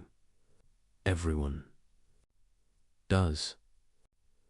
The question isn't whether you ever treat people as means, but whether you notice when you're doing it and commit to doing better. You're late to meet someone. Your maxim isn't "I prioritize punctuality." It's closer to "my time is more valuable than others' time, so they should wait when convenient for me. Can you universalize that? You tell a story that makes you look good but omits details that would complicate the narrative. Your maxim isn't "I'm sharing my experience." It's "I will manipulate others' perceptions of me by selectively presenting information." Can you universalize that? You've promised to do something with no real intention of following through. Your maxim isn't "I'm making a commitment." It's "I will say whatever is convenient now, regardless of whether I'll honor it later." Can you universalize that these casual, everyday violations are where most moral failure happens? Not in dramatic confrontations with evil, but in small compromises, in treating people as slightly less important than you, in making minor exceptions for yourself, in allowing convenience to override principle. The categorical imperative, properly applied, catches all of it. Every rationalization, every excuse, every comfortable compromise with treating people as less than ends in themselves. This can feel overwhelming. If you look carefully at daily life through Kantian lens, violations are everywhere. In yourself, in others, in institutions, in culture. But the point isn't to become paralyzed by guilt or rage. It's to develop clarity, to see what's actually happening, to recognize patterns of violation so you can begin addressing them. Start small. Pick one area of life and apply moral attention consistently. Maybe it's how you interact with service workers, checking whether you're really treating them as persons or just as functions. Maybe it's how you present yourself online, examining whether you're being authentic or performing. Maybe it's how you handle workplace relationships, noticing when you treat colleagues as obstacles versus agents. Apply the tests. When you're about to act, pause and ask, what's my actual maxim? Can I universalize it? Am I treating people as ends or as means? Initially, this feels unnatural. You're interrupting the flow of habitual behavior to inject conscious, ethical analysis. It's slow and awkward, but with practice, it becomes more automatic. You develop intuitions. You start catching yourself before acting rather than noticing. Violations only in retrospect. Your default behavior shifts toward greater consistency with the categorical imperative. This is moral development in the Kantian sense. Not becoming emotionally warmer or socially smoother, but becoming more rationally consistent, more aware of your actual maxims, more committed to treating rational nature with the respect it deserves. The violations don't disappear. You'll keep spotting them in yourself and others forever. But you'll get better at recognizing them quickly, better at correcting course, better at maintaining standards despite pressure, and something interesting happens. As you develop moral attention, as you consistently apply the categorical imperative, you start seeing the world differently. You notice the constant manipulation more clearly, but you're less controlled by it. You recognize dignity violations, but you maintain your own dignity in response. You see how often people treat each other as means, but you commit more firmly to treating them as ends. The categorical imperative becomes less like a rule you follow and more like a perspective you inhabit. A way of seeing that reveals what's really happening beneath social surfaces. A clarity about what rational beings deserve and what violations look like. This clarity is liberating, because once you see clearly, you can choose consciously. You're no longer just floating through social interactions, unconsciously participating in mutual instrumentalization. You're an agent, making real choices about how to relate to other agents. Sometimes you'll compromise. Sometimes you'll fail. Sometimes you'll choose convenience over principle. But at least you'll know what you're doing. You'll be conscious rather than habitual, responsible rather than reactive, and increasingly you'll choose the harder path. Not because you're morally superior, but because you've developed the clarity to see what's at stake. You understand that every violation, however small, is a failure to respect what makes humans special. Every exception you make for yourself erodes your own rational integrity. The categorical imperative, properly understood and consistently applied, transforms how you navigate daily life. It gives you tools to see clearly, standards to aspire toward, and principles that don't bend when things get difficult. This is what living the imperative means. Not perfection, but attention. Not freedom from all violation, but commitment to recognizing and reducing it. Not moral heroism, but rational consistency. And it starts with simply noticing, with paying attention to actual maxims rather than stated intentions, with asking whether actions can be universalized, with checking whether people are being treated as ends or as means. Once you start noticing, you can't stop. The violations are everywhere, but so are the opportunities to do better.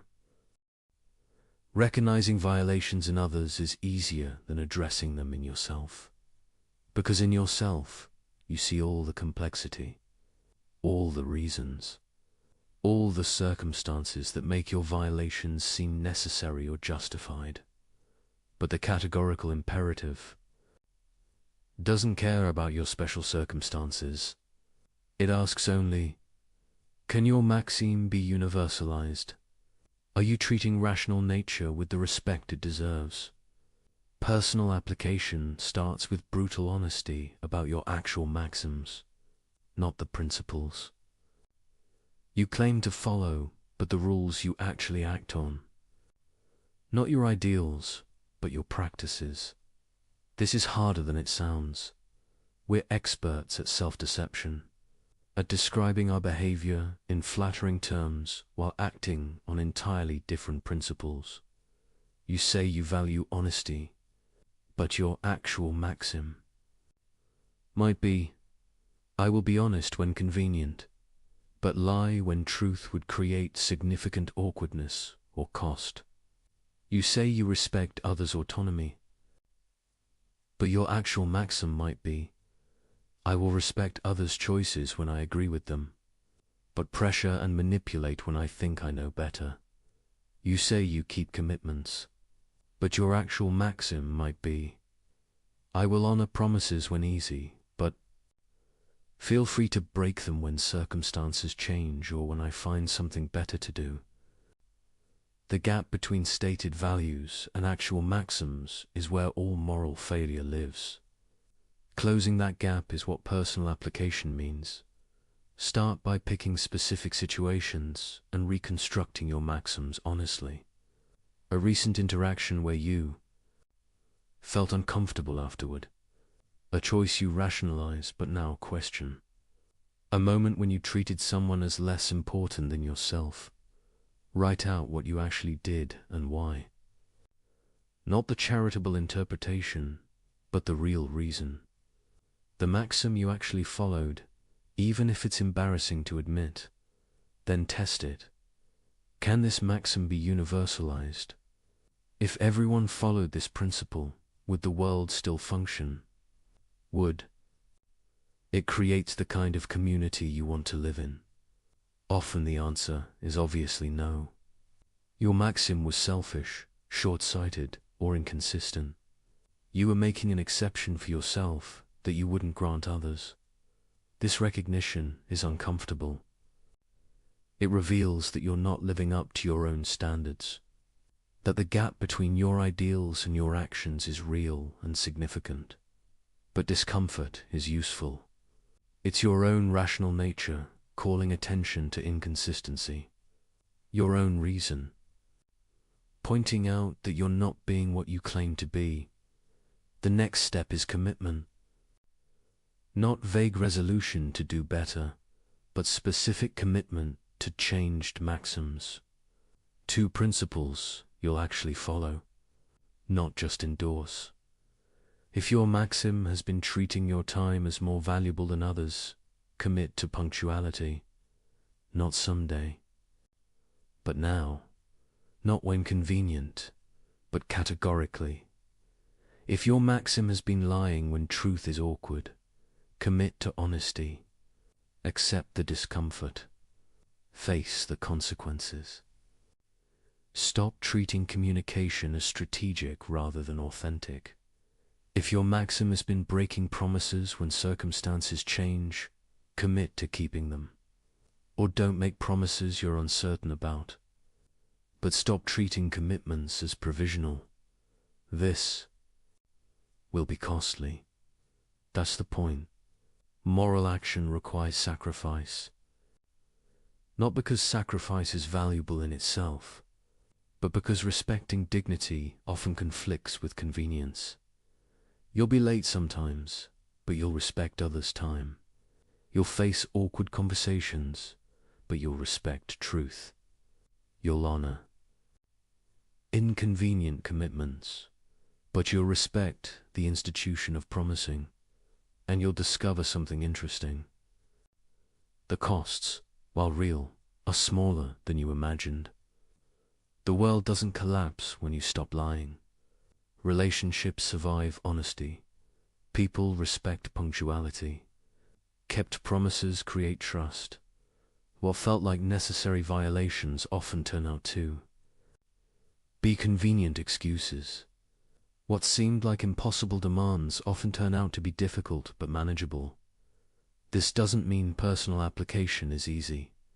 It means your initial resistance was often exaggerated, that your fears about the cost of Morality were partly projection, but sometimes the costs are real and significant.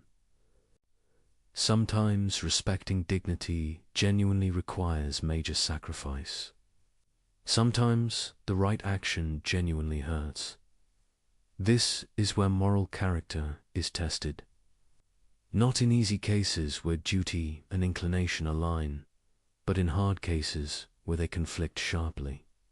Your friend betrays you. Your inclination is to retaliate, to hurt them back, to treat them as they treated you. But the categorical imperative requires maintaining respect for their dignity, even when they've violated yours. This doesn't mean accepting abuse. You can protect yourself, set boundaries, end the relationship, but you cannot treat their wrongdoing as license for your own, cannot respond to their violation with equivalent violation. A colleague gets credit for your work. Your inclination is to expose them, to damage their reputation, to make them suffer.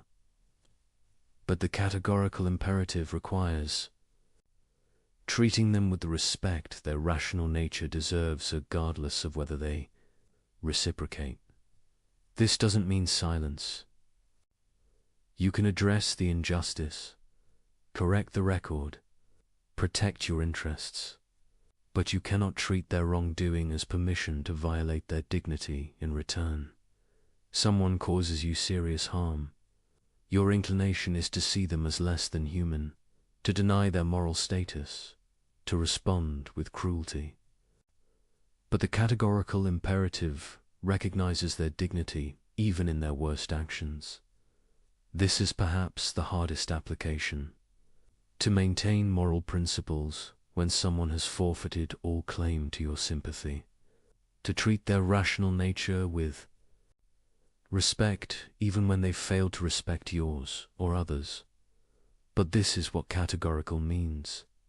Not binding when convenient, not applicable when others deserve it, but absolute, unconditional, non-negotiable.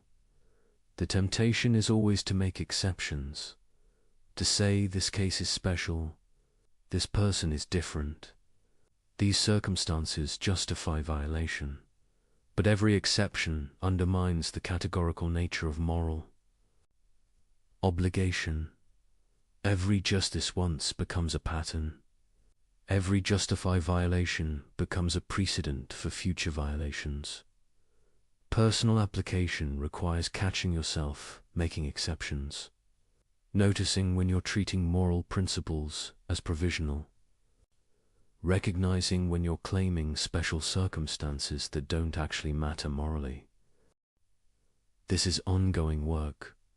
You never reach a point where you've mastered it, where violations stop tempting you, where consistency becomes automatic, because you're a finite being with desires that often conflict with duty, with pressures that push toward violation, with circumstances that make moral action costly. Moral development isn't about eliminating these conflicts. It's about choosing rightly despite them, about strengthening your commitment to principle through repeated practice. Each time you act from duty rather than inclination, you reinforce that capacity. Each time you maintain principle despite cost, you build character that makes future moral action easier. Not easy moral action is always demanding when duty and desire conflict, but easier than it was before, more natural, more integrated into who you are. This is why Kant emphasizes virtue as a disposition, not a single act, but a stable tendency toward moral action, a character structured by commitment to the categorical imperative rather than by pursuit of personal advantage. Building this virtue requires conscious effort over time. You can't just decide to be virtuous and have it be so. You must practice, must repeatedly choose principle over convenience, must strengthen moral commitment through exercise, like strengthening a muscle, and you must be honest about failures. When you violate principles, acknowledge it clearly. Don't rationalize. Don't minimize. Don't pretend circumstances justified what they merely explained. You lied. You broke a promise. You treated someone as a means. Face this honestly. Accept responsibility. Commit to doing better without pretending you didn't fail. This honesty is crucial, because self-deception about past violations enables future violations. If you convince yourself that your exceptions were justified, you'll make similar exceptions again. But if you recognize them as failures, as moments when you failed to live up to what rational consistency requires, you maintain clear standards. You know what you're aspiring toward even when you fall short. Personal application also means being honest about limitations. You're not perfect. You're not going to perfectly follow the categorical imperative in every moment. You're going to fail, rationalize, compromise. This doesn't make the imperative less binding. It makes you human. The goal isn't perfection, but genuine effort. Not flawless consistency, but honest commitment. What matters is the direction of your development. Are you becoming more consistent or less? More attentive to your maxims or less? More committed to treating rational nature with respect or more willing to make exceptions? If the direction is positive, if you're genuinely trying to close the gap between your ideals and your actions, then you're developing morally even when you still have far to go. If the direction is negative, if you're increasingly rationalizing violations, making more exceptions, treating principles as optional, then you're regressing morally even if you maintain appearances. The categorical imperative provides the standard. Personal application provides the practice. Character development provides the goal. An honest self-assessment provides feedback on whether you're moving in the right direction. This is demanding work. It requires constant attention to your actual behavior, willingness to face uncomfortable truths about yourself, commitment to changing patterns that are deeply ingrained. But it's also liberating, because moral clarity about your own behavior eliminates the constant, low-level guilt that comes from knowing you're not living up to your standards while refusing to examine why. When you're honest about violations, you can address them directly. When you commit to genuine principles rather than convenient ideals, you know what you're actually aspiring toward. When you take responsibility for your choices, you become genuinely autonomous rather than just reactive. Personal application isn't about becoming perfect. It's about becoming real, about closing the gap between who you claim to be and who you actually are, about living with integrity in the deepest sense, being whole rather than divided between stated values and actual practices. And this integration, this alignment of claimed principles with lived reality, is what moral development means. Not achieving perfection, but achieving honesty. Not becoming flawless, but becoming genuine. The categorical imperative asks you to be what you claim to be, to follow the principles you assert, to treat rational nature with the respect you demand for yourself. Personal application is accepting this challenge, examining your actual maxims, testing them for universalizability, changing them when they fail, and building character through repeated practice of principled action. It's hard work. It never ends. But it's the only way to truly respect your own rational nature by living consistently with what rational agency requires. Personal moral development matters. But humans don't live in isolation. We exist in communities, institutions, and relationships. The categorical imperative has implications for how we structure these social contexts. The first question is whether you can maintain moral principles in immoral environments. If everyone around you violates dignity, treats people as means, and follows self-interest rather than duty, can you be different? Kant's answer is yes, you must be. Because the categorical imperative binds you regardless of what others do. You're responsible for your own maxims, not for whether others respect theirs. This is both empowering and isolating. Empowering because you're not dependent on others' moral behavior to act morally yourself. Isolating because maintaining principles when others don't creates friction. When everyone lies, your truthfulness makes you seem naive or rigid. When everyone manipulates, your honest communication seems ineffective.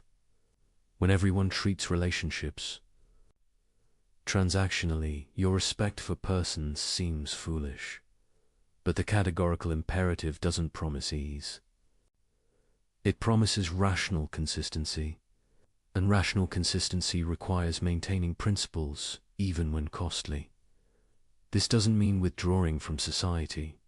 It means participating while refusing to adopt society's violations. Being in the world, but not of it, in the sense of maintaining moral clarity, despite surrounding compromise. You work in an organization that treats employees as resources. You cannot change the system alone, but you can treat people you interact with as ends, can recognize their dignity in your specific relationships.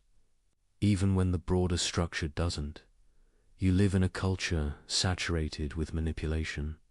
You cannot eliminate advertising or social media mechanics, but you can refuse to manipulate in your own communications, can be authentic in your presentations of self, even when everyone else is performing. These individual acts of integrity might seem small.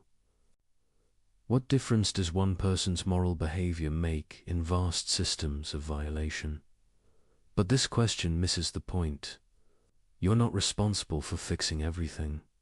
You're responsible for your maxims, for whether your actions can be universalized, for how you treat the rational beings you encounter, and your example matters more than you might think. Because most people participate in violations without examining them. They follow social scripts, adopt normal behaviors, do what everyone else does. When you don't, when you maintain standards others have abandoned, you make the invisible visible. You reveal that alternatives exist, that dignity can be respected, even when it's not standard practice. This influence works subtly. You're not preaching or judging, you're simply being consistent, treating people with respect they're not used to receiving, communicating honestly in contexts of routine manipulation, keeping commitments in environments of casual breach. Others notice, maybe not consciously, maybe not immediately, but your behavior creates contrast, makes others aware of violations they'd stopped seeing, reminds them that integrity is possible. Some will resist this. Your moral consistency threatens their rationalizations. If you can maintain principles they've decided are impracticable, their excuses look weaker. Your integrity indicts their compromise. Expect pushback. You think you're better than everyone. You're being rigid. That's not realistic. These responses reveal discomfort with moral clarity they've avoided. Don't defend yourself by claiming moral superiority. You're not better than them. You're just trying to be consistent with what rational agency requires. But also don't abandon standards to make others comfortable with their violations. This is delicate navigation, maintaining principles without self-righteousness, being clear about standards without being judgmental, offering example without demanding others follow it. The key is recognizing that you can only control your maxims. You can be clear about principles. You can explain why you act as you do if asked. But you cannot force others to adopt the categorical imperative. Each person must recognize moral requirements through their own reason. You can't argue someone into genuine moral commitment. You can only demonstrate what it looks like and hope the example resonates with their own rational nature. But you can do more than just model individual behavior. You can also advocate for structural changes that reduce systematic violations, for institutional designs that respect rather than violate, dignity, for policies that treat people as ends rather than means. This is where personal morality meets social reform. Kant wasn't naive about institutions. He recognized that structures shape behavior, that environments can make moral action easier or harder.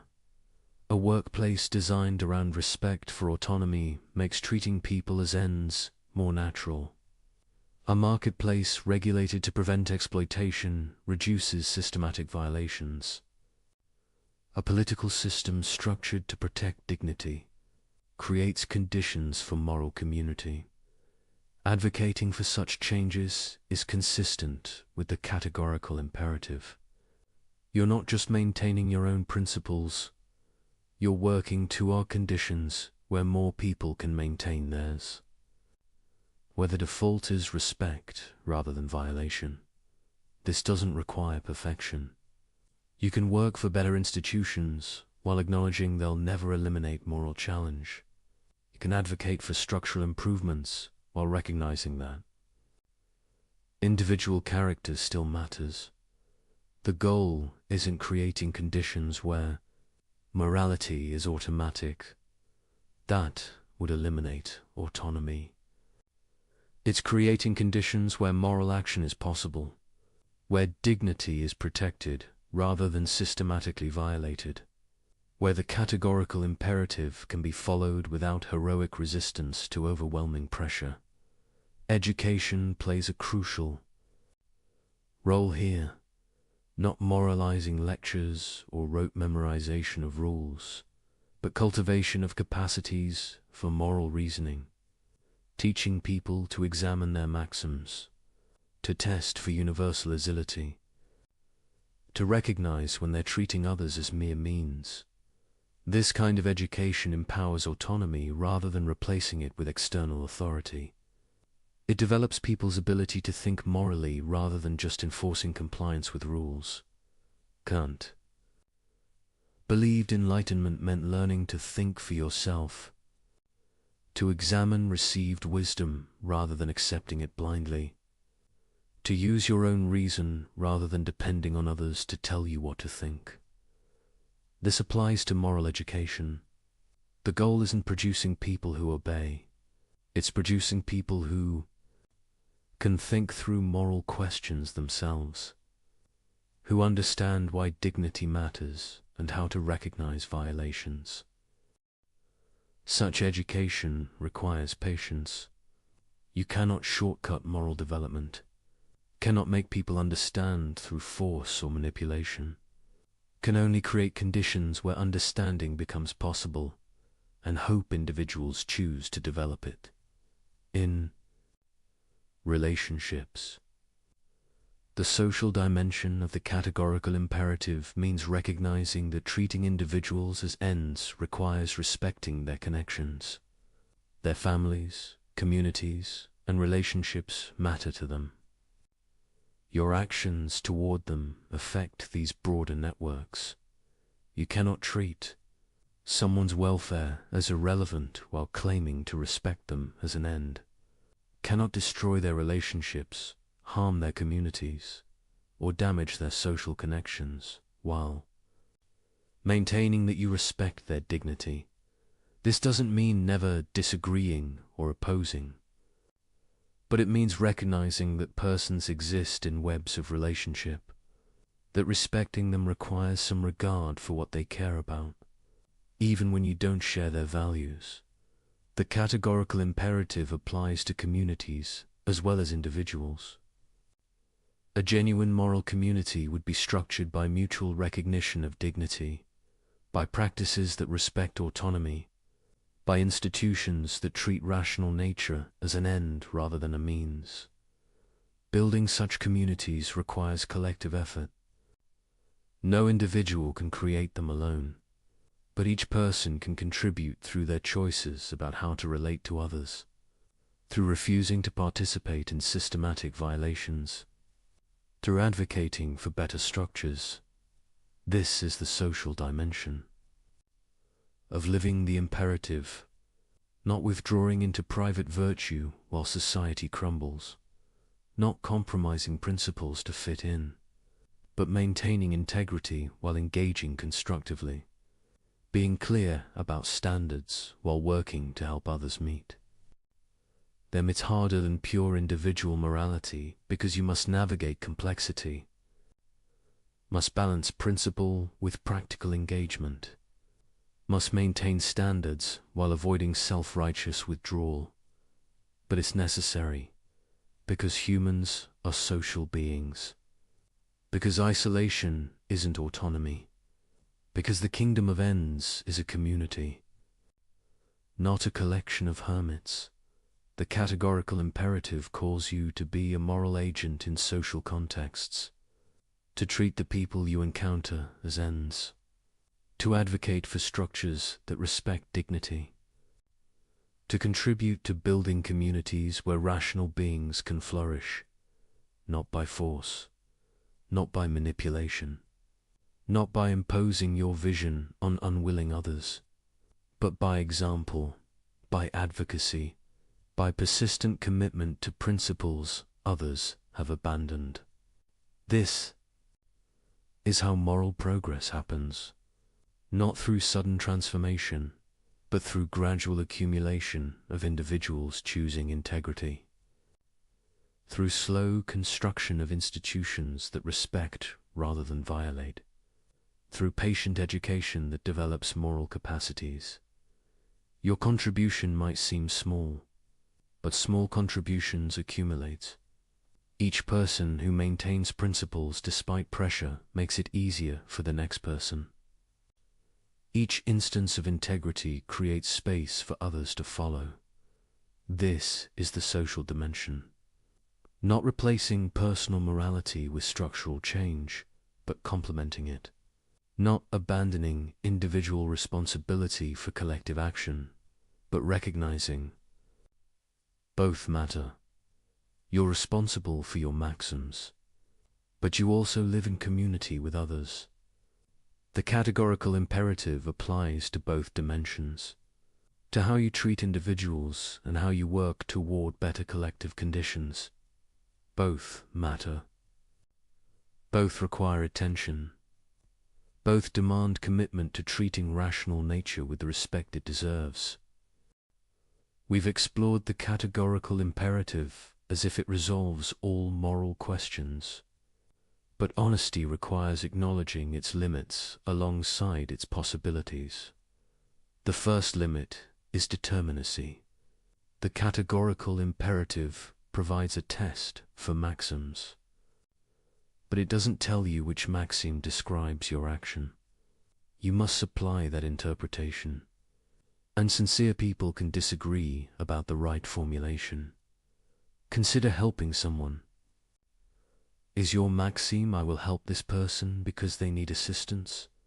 Or I will help this person to feel good about myself? Or I will help people I like, but not those I dislike?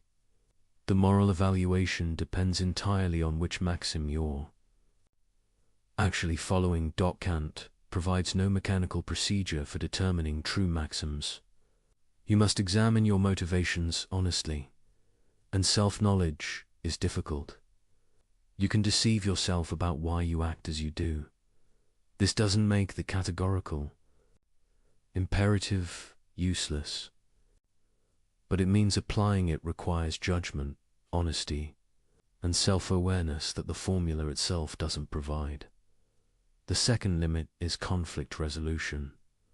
When perfect duties seem to conflict, the categorical imperative doesn't clearly specify which takes priority. Should you keep a promise or tell the truth when they conflict?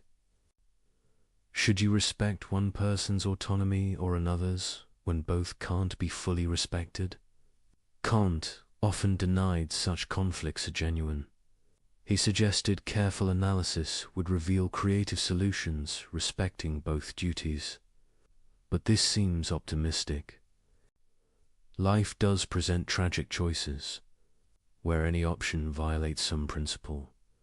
The categorical imperative tells you to respect all perfect duties, but when circumstances force choice between them, it provides limited guidance. You must use practical wisdom the theory doesn't fully explain. The third limit is scope. The categorical imperative clearly applies to rational beings. But what about beings with partial rationality? Young children? People with cognitive impairments? Non-human animals with some cognitive capacities? Kant's framework suggests dignity attaches to rational nature. But rational nature comes in degrees. Pure rationality is an ideal no human perfectly achieves. Where exactly does moral status begin? These boundary questions matter practically. How should we treat animals? How should we regard people at different developmental stages? The categorical imperative doesn't provide clear answers. The fourth limit is motivation. Kant argues that acting from duty has moral worth, but he acknowledges humans are not purely rational. We have desires, emotions, inclinations that influence behavior. Can humans really act from pure duty rather than mixed? Motives. Psychological research suggests reason and emotion are deeply intertwined. That pure rational motivation might be a philosophical fiction. This doesn't invalidate Kant's normative claims, but it suggests the psychology he assumes might not match human reality, which raises questions about whether his ideal of moral agency is achievable. The fifth limit is cultural variation. Kant claimed the categorical imperative as universal binding on all rational beings. But moral intuitions vary significantly across cultures.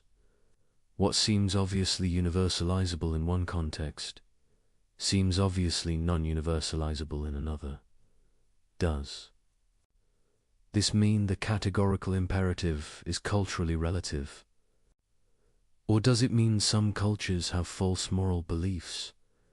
Kant would choose the latter, but this seems problematically dismissive of moral diversity. These limits are real. The categorical imperative doesn't answer every question, resolve every dilemma, or work exactly as Kant described. But recognizing limits doesn't require abandoning the theory, because alongside limits, there are genuine possibilities. Things the categorical imperative accomplishes that no other framework matches first. It grounds morality in reason rather than authority. You don't need to believe in God, accept tradition, or defer to experts. You can discover moral principles through your own rational reflection. This is enormously empowering. It makes moral knowledge accessible to everyone with rational capacity, creates philosophical foundation for human rights, provides basis for moral critique of unjust traditions. Second, it protects human dignity unconditionally. Not based on usefulness, not contingent on good behavior, not dependent on someone liking you, but simply because you're a rational being capable of autonomy. This protection is robust. It doesn't disappear when protecting dignity becomes inconvenient. Doesn't depend on calculating good outcomes. Doesn't require that you deserve it through virtue. Third, it exposes sophistical reasoning. When someone tries to justify bad behavior, the universalization test reveals inconsistency immediately. No more clever rationalizations that sound plausible but don't survive scrutiny. This is practical power. You can evaluate any moral claim by asking whether it can be universalized. Can cut through complexity to core questions about consistency and respect for rational nature. Fourth, it connects individual morality to broader social ideals. The kingdom of ends isn't just personal virtue. It's a vision of human community where everyone respects everyone's dignity, where institutions protect rather than violate autonomy. This connection between personal ethics and social justice is powerful. Your individual moral choices contribute to larger transformation. Your respect for dignity isn't isolated virtue, but participation in building better community. Fifth, it explains why morality feels binding, not through external enforcement, but through internal recognition. When you grasp that violating the categorical imperative is rationally inconsistent, you understand why you should be moral without needing threats or rewards. This makes moral obligations self-enforcing for rational beings. You cannot coherently deny it without denying your own rational nature. The bindingness is internal, not imposed. These possibilities are significant. They provide what Kant promised: foundation for morality based on reason itself, protection for human dignity, tools for moral reasoning, connection between personal virtue and social justice. The theory isn't perfect. No theory is. But its strengths are genuine and its limits are navigable. You can use the categorical imperative effectually while acknowledging questions it doesn't fully answer.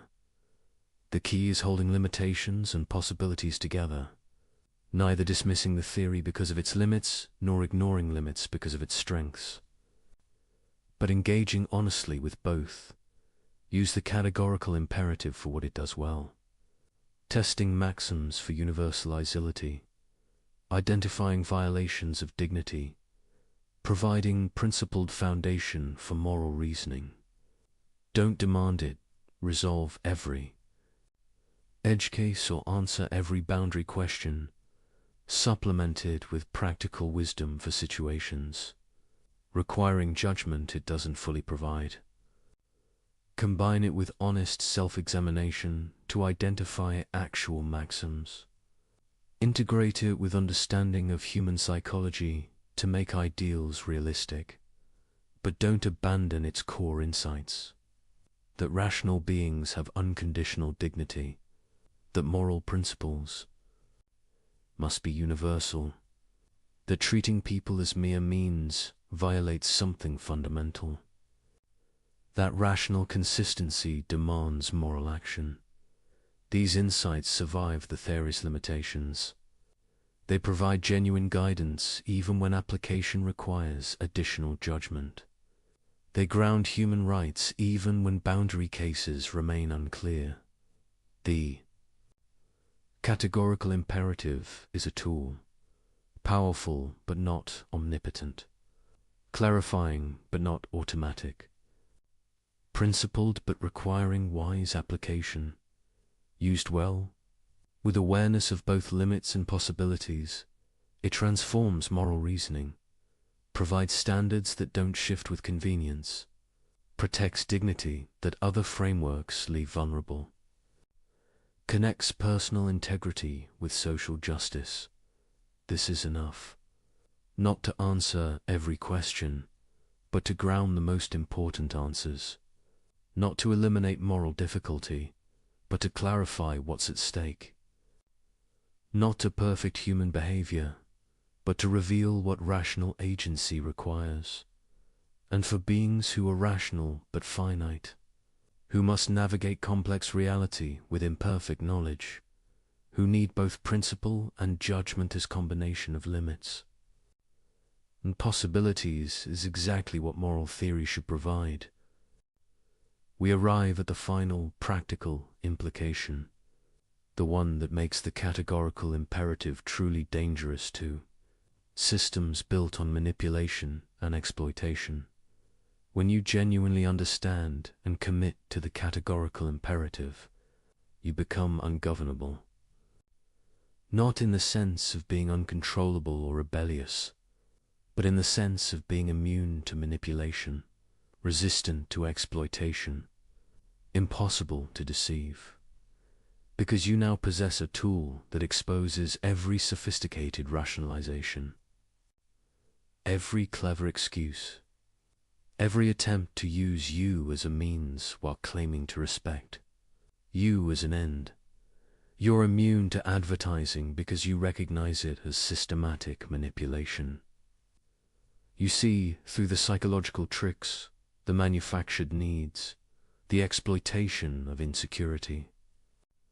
You cannot be manipulated by what you clearly see as manipulation. You're immune to political rhetoric that treats citizens as means to power. You recognize empty appeals, false promises, strategic ambiguity. You demand actual principles rather than accepting comfortable lies.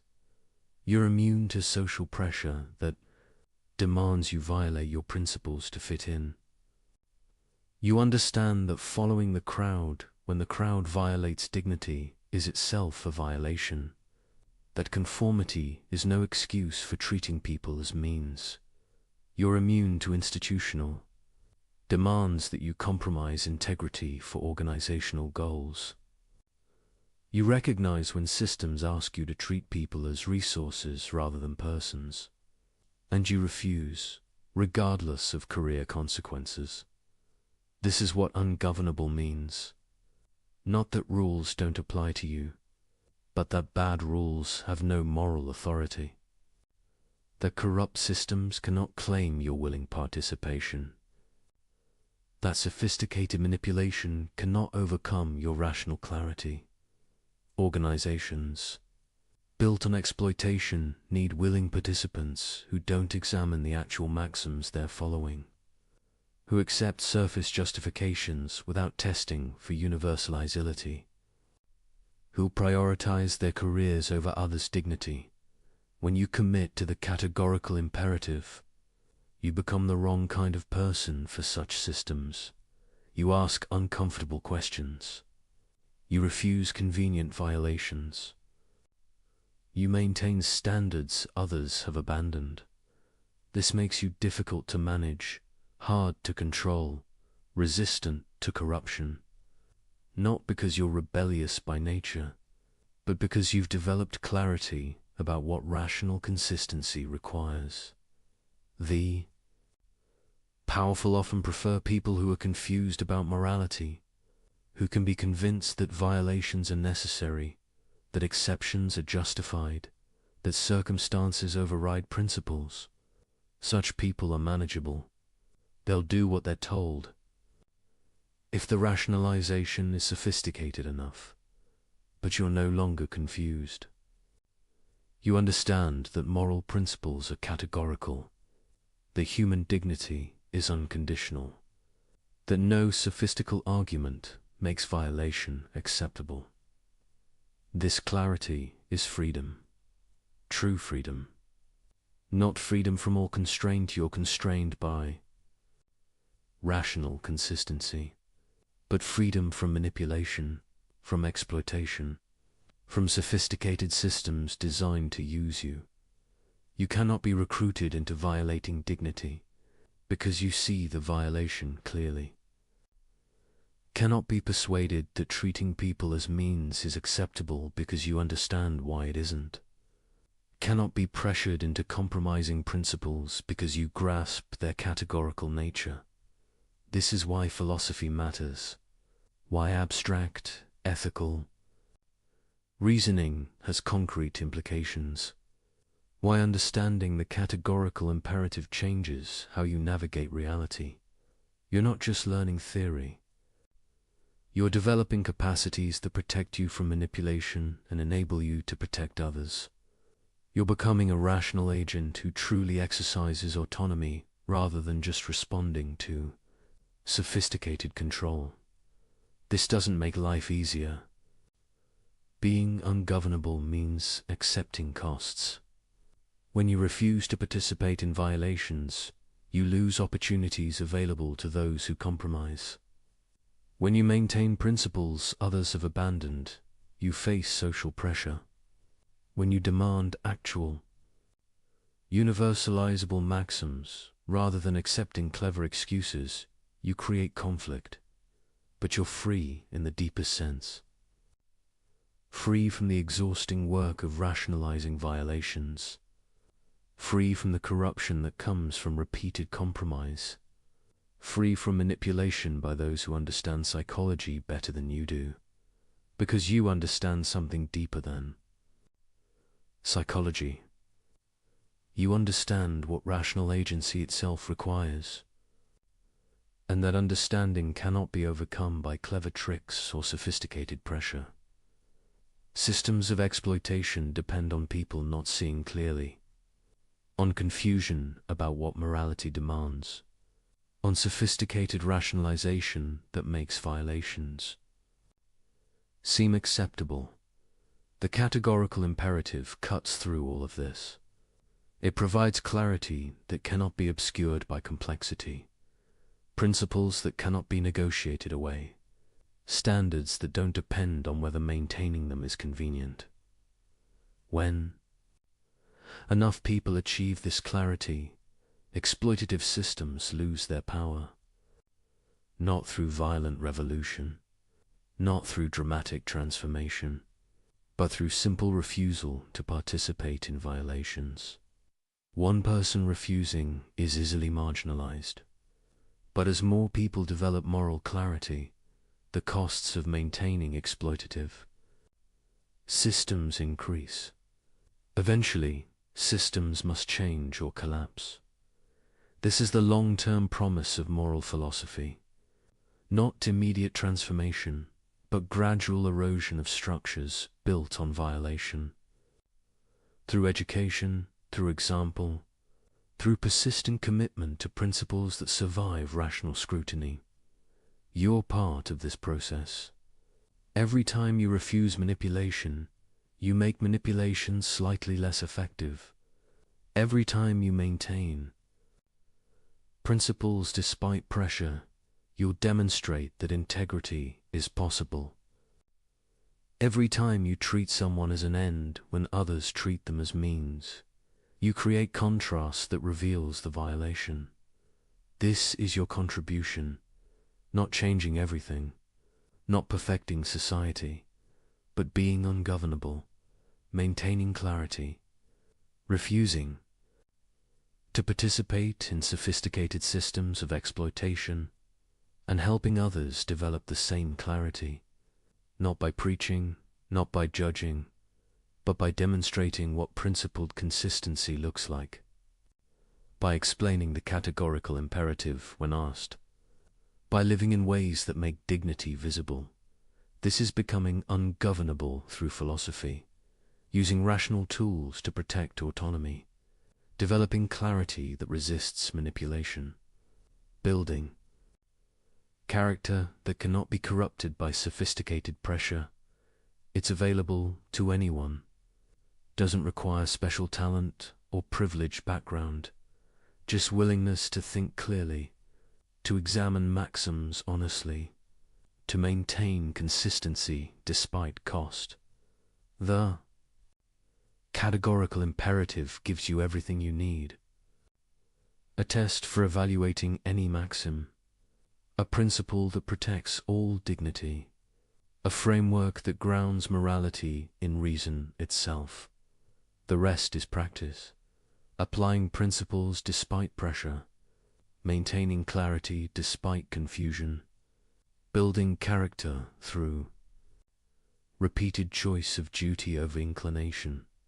This is what it means to live the imperative, to let it transform not just your thoughts but your actions, your relationships, your participation in institutions, your very being as a rational agent, and in doing so, to become truly free, truly autonomous, truly ungovernable by those who depend on confusion, manipulation, and sophisticated exploitation.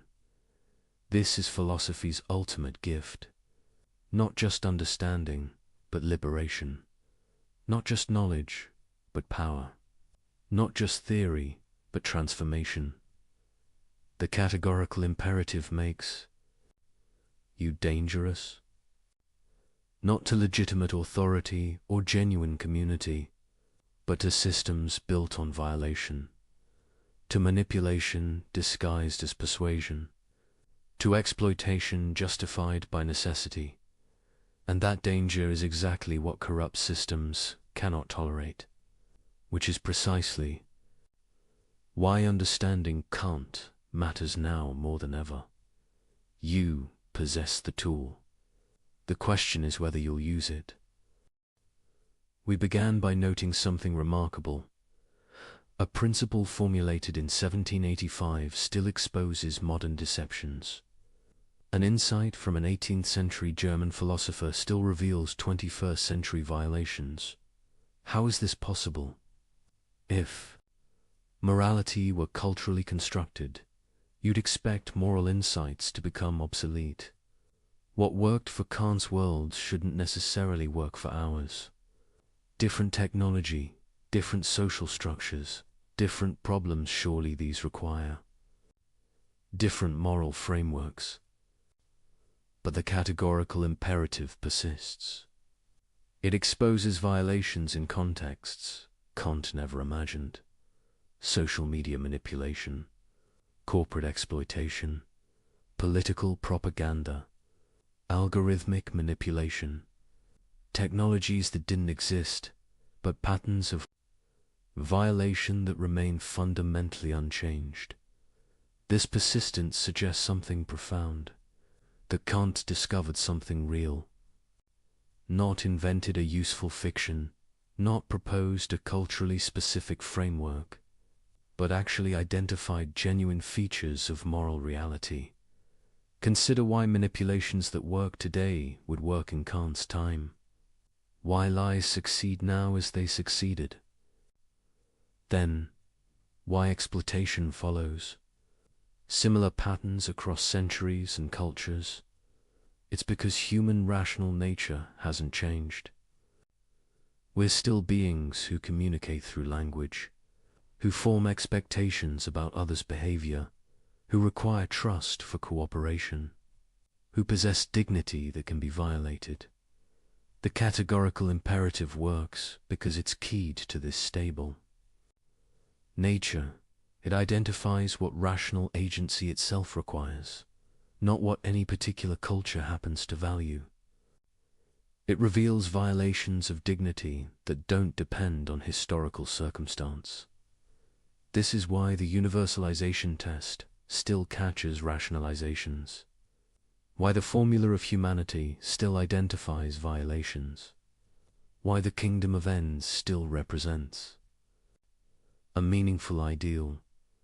The sophistication of manipulation has increased enormously. Modern psychology provides tools for exploitation Kant couldn't have imagined. Technology enables violations at scales he never conceived. Systems of control have become vastly more complex and subtle, but the fundamental pattern remains unchanged. The manipulator depends on others not manipulating. The liar depends on others telling truth. The exploiter depends on others maintaining cooperative order. The person claiming exception depends on others not claiming equivalent exceptions. Every attempt to violate dignity while enjoying its protections faces the same logical incoherence. Every rationalization that can't be universalized fails the same test. Every treatment of persons as mere means violates the same fundamental principle. This structural consistency is what makes Kant's insights timeless. He wasn't describing features of his particular moment. He was identifying what rational agency itself requires. And rational agency has the same requirements whether you're in 18th century Prussia or 21st century anywhere. The details change. The contexts evolve. These specific forms violations take vary enormously, but the underlying logic of violation and the test for detecting it remain constant. This suggests something about moral truth, that it's not arbitrary or constructed, that discovering it is possible, that reason can identify principles that really bind, not just conventions that happen to work. Kant believed this.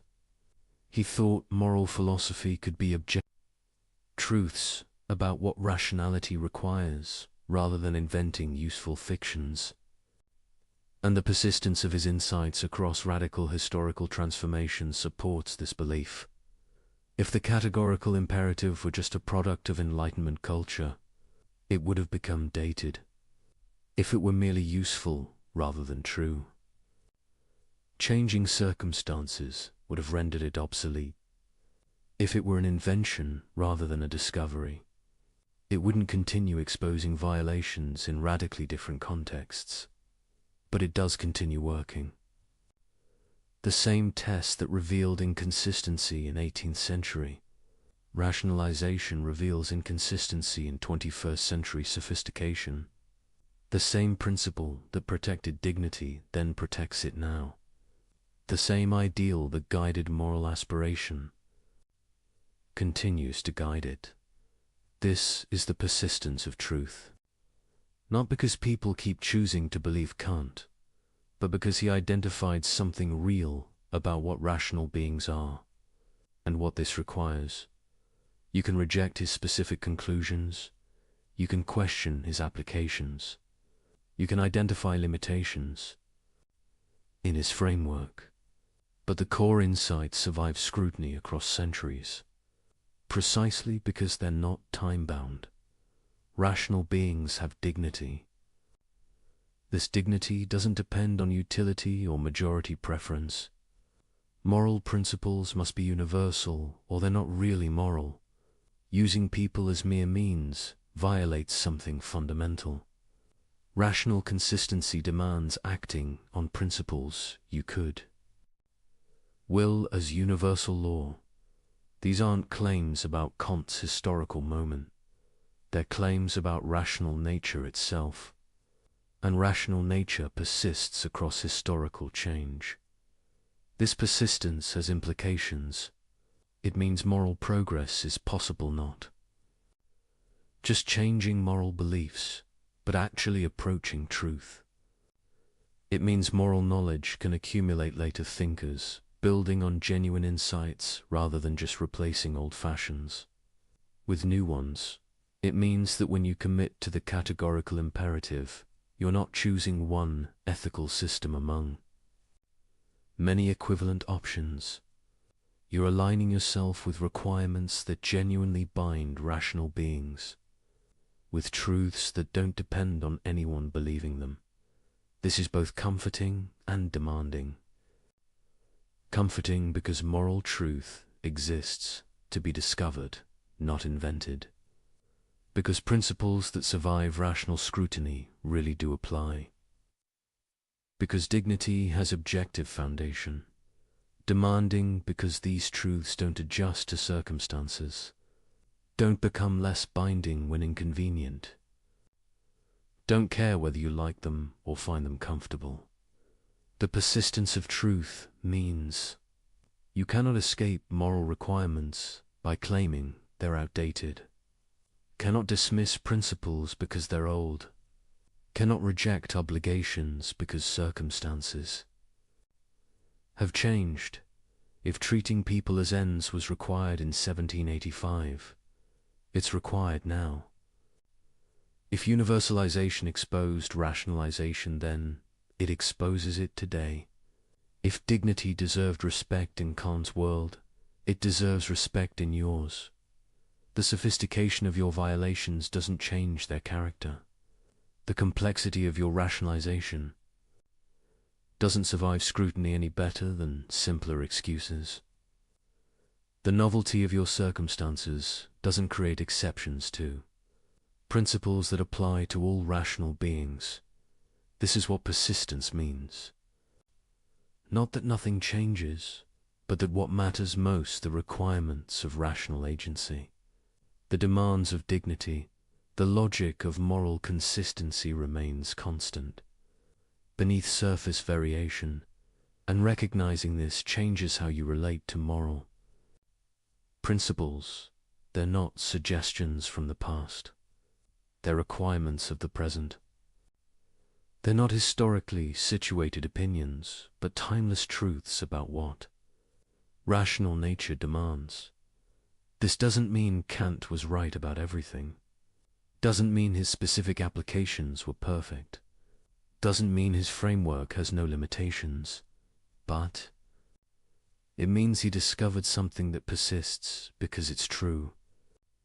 That continues revealing violations because violations really are violations, regardless of how skillfully they're disguised or how much circumstances have changed.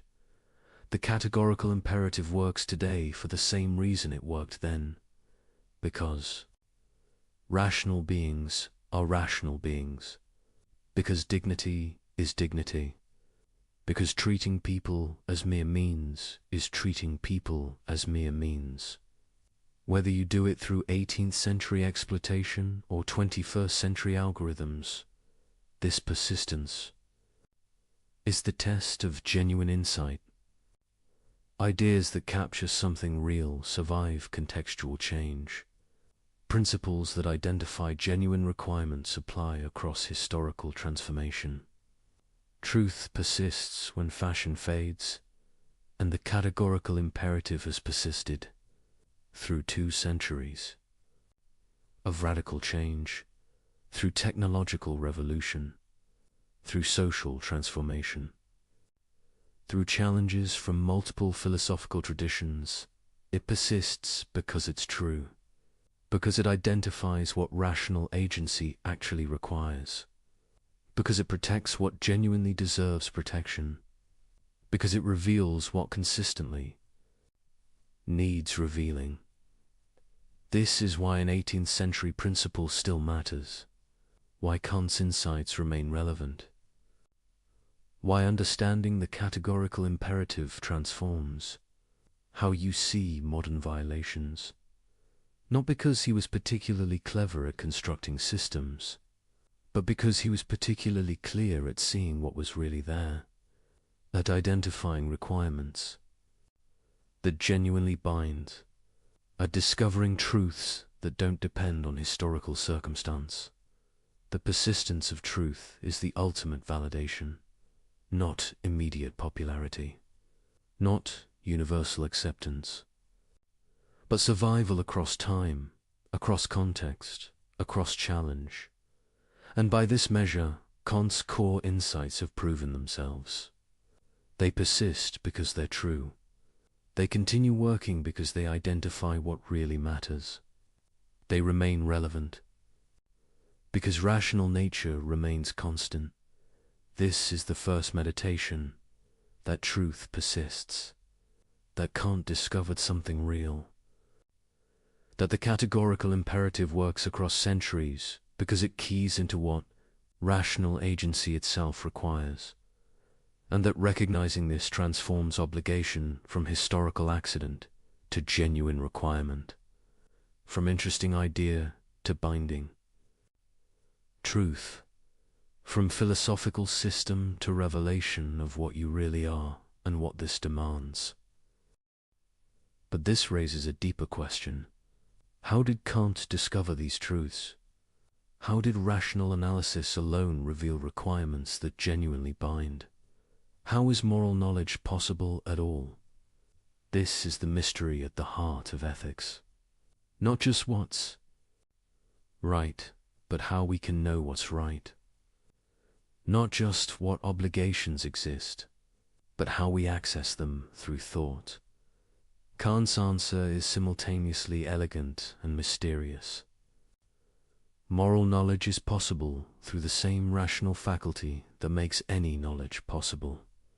Through reason examining its own requirements, through rational self-reflection revealing what rational agency itself demands. But this seems almost magical.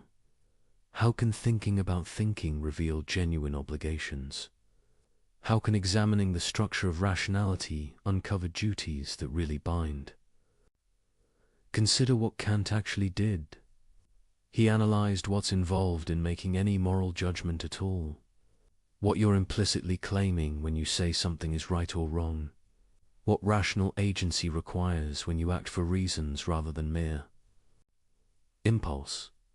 And from this analysis, he derived the categorical imperative, not from external authority, not from empirical observation, not from surveying what people happen to believe, but from examining what's involved in being a rational agent at all. This is the crucial move.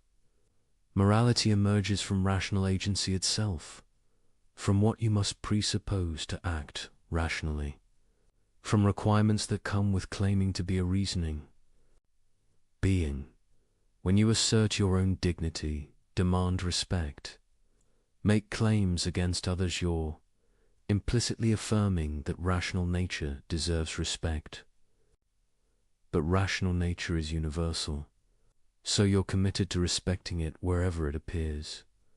When you justify your actions by citing reasons, you're implicitly claiming your reasons could justify similar actions by others. But then you cannot coherently reject others acting on equivalent reasons in relevantly similar circumstances. When you treat certain things as binding on others, you're implicitly granting that principles bind. But principles, by their nature, apply universally, so you're committed to being bound by the same principles. You assert bind others. Each of these moves reveals that rational agency comes with commitments. Not commitments you choose, but commitments built into what rational agency is. Requirements that come with thinking and acting rationally at all. This is how moral knowledge is possible. Not through mystical intuition or divine revelation or empirical observation, but through analyzing what rational agency itself requires. Through reason examining itself and discovering what it demands. The mystery is how this works. How examination of rational structure reveals genuine obligations. How thinking produces knowledge of what you ought to do. Part of the answer is that rationality has intrinsic norms. To be rational isn't just to follow any patterns of thought whatsoever. It's to conform to standards of consistency, coherence, and universality. These standards aren't imposed from outside. They're what makes thought rational rather than arbitrary. Moral norms emerge from applying these standards of rationality to action. An action is rational when it conforms to principles you could will universally, when it respects the rational nature that makes principle following possible, when it treats rational beings as ends rather than mere means. These aren't additional requirements added to rationality. They're applications of rational standards to the domain of action, logic extended to practice, consistency demanded in behavior as well as belief. This is why moral obligations are categorical. They're not based on what you happen to want or contingently value. They're based on what rational consistency itself demands, on requirements that come with being a rational agent at all. But the mystery deepens when you recognize that these requirements are simultaneously discovered and binding. You don't create them by thinking about them, but you cannot know them without thinking about them. They're objective, but accessible only through subjective, rational reflection. This is the paradox at the heart of moral knowledge. The requirements are real, they bind, whether or not you recognize them. But knowing them requires rational self-examination. They're accessible only through your own thinking. Can't resolve this by arguing that rational nature is both empirical and noumenal. As empirical beings in time, we discover moral requirements through reflection. As noumenal beings, we're subject to those requirements independently of whether we discover them. The moral law is both in us and above us. We give it to ourselves through reason, yet it binds us unconditionally. We're simultaneously the legislators and the subjects of moral law. This might sound paradoxical, but it captures something important about moral knowledge. You cannot delegate it to others. Cannot accept moral truth on authority. Cannot know what you ought to do except through your own rational reflection. Yet what you discover through reflection isn't arbitrary or invented. It's genuine knowledge of requirements that really bind, of truths about what rational agency demands. This is the mystery. How examination of your own rational nature reveals requirements that apply to all rational beings. How subjective reflection produces objective knowledge. How thinking discovers rather than invents moral truth.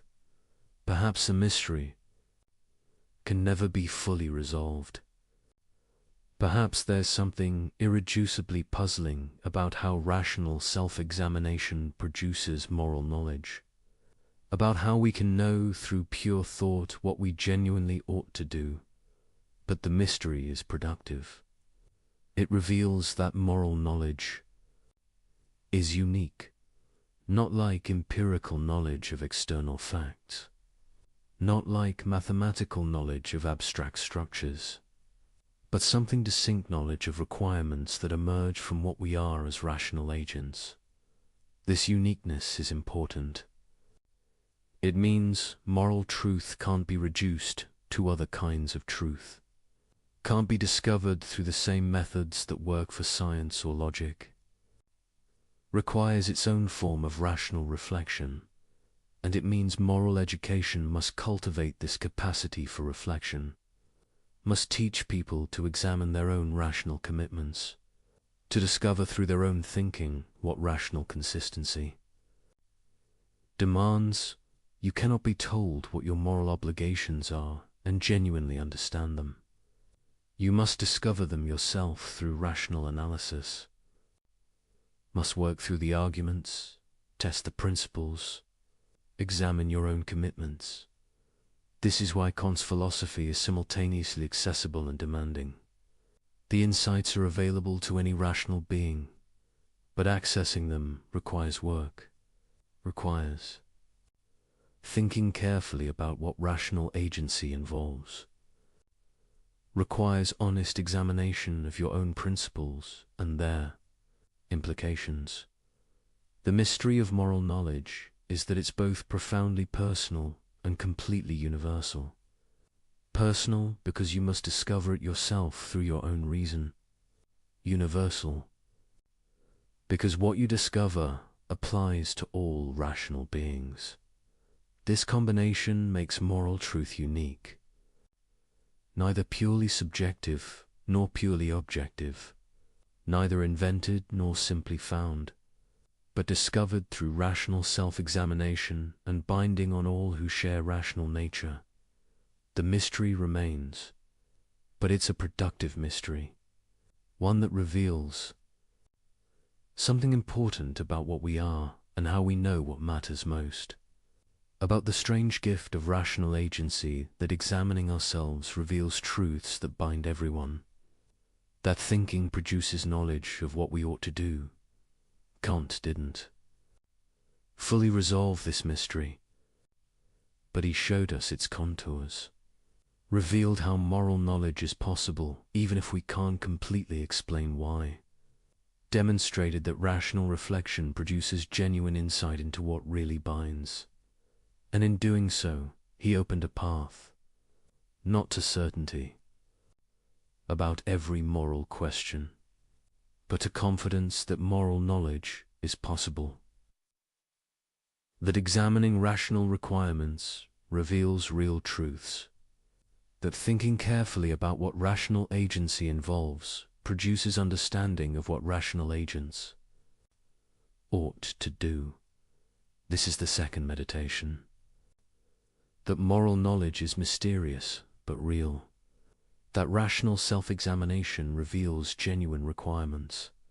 That we can know through thought what we ought to do, even if we cannot fully explain how this knowledge is possible. The mystery remains. But it's a mystery that enables rather than prevents moral understanding. A productive puzzle rather than an insurmountable obstacle. A reminder that we are mysterious to ourselves, capable of discovering through thought what we genuinely owe to ourselves and others.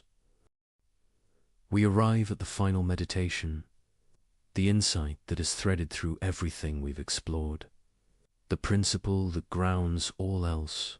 Human dignity is not earned, not granted, not contingent on behavior, achievement, or virtue, but unconditional, belonging to every rational being simply by virtue of their rational nature.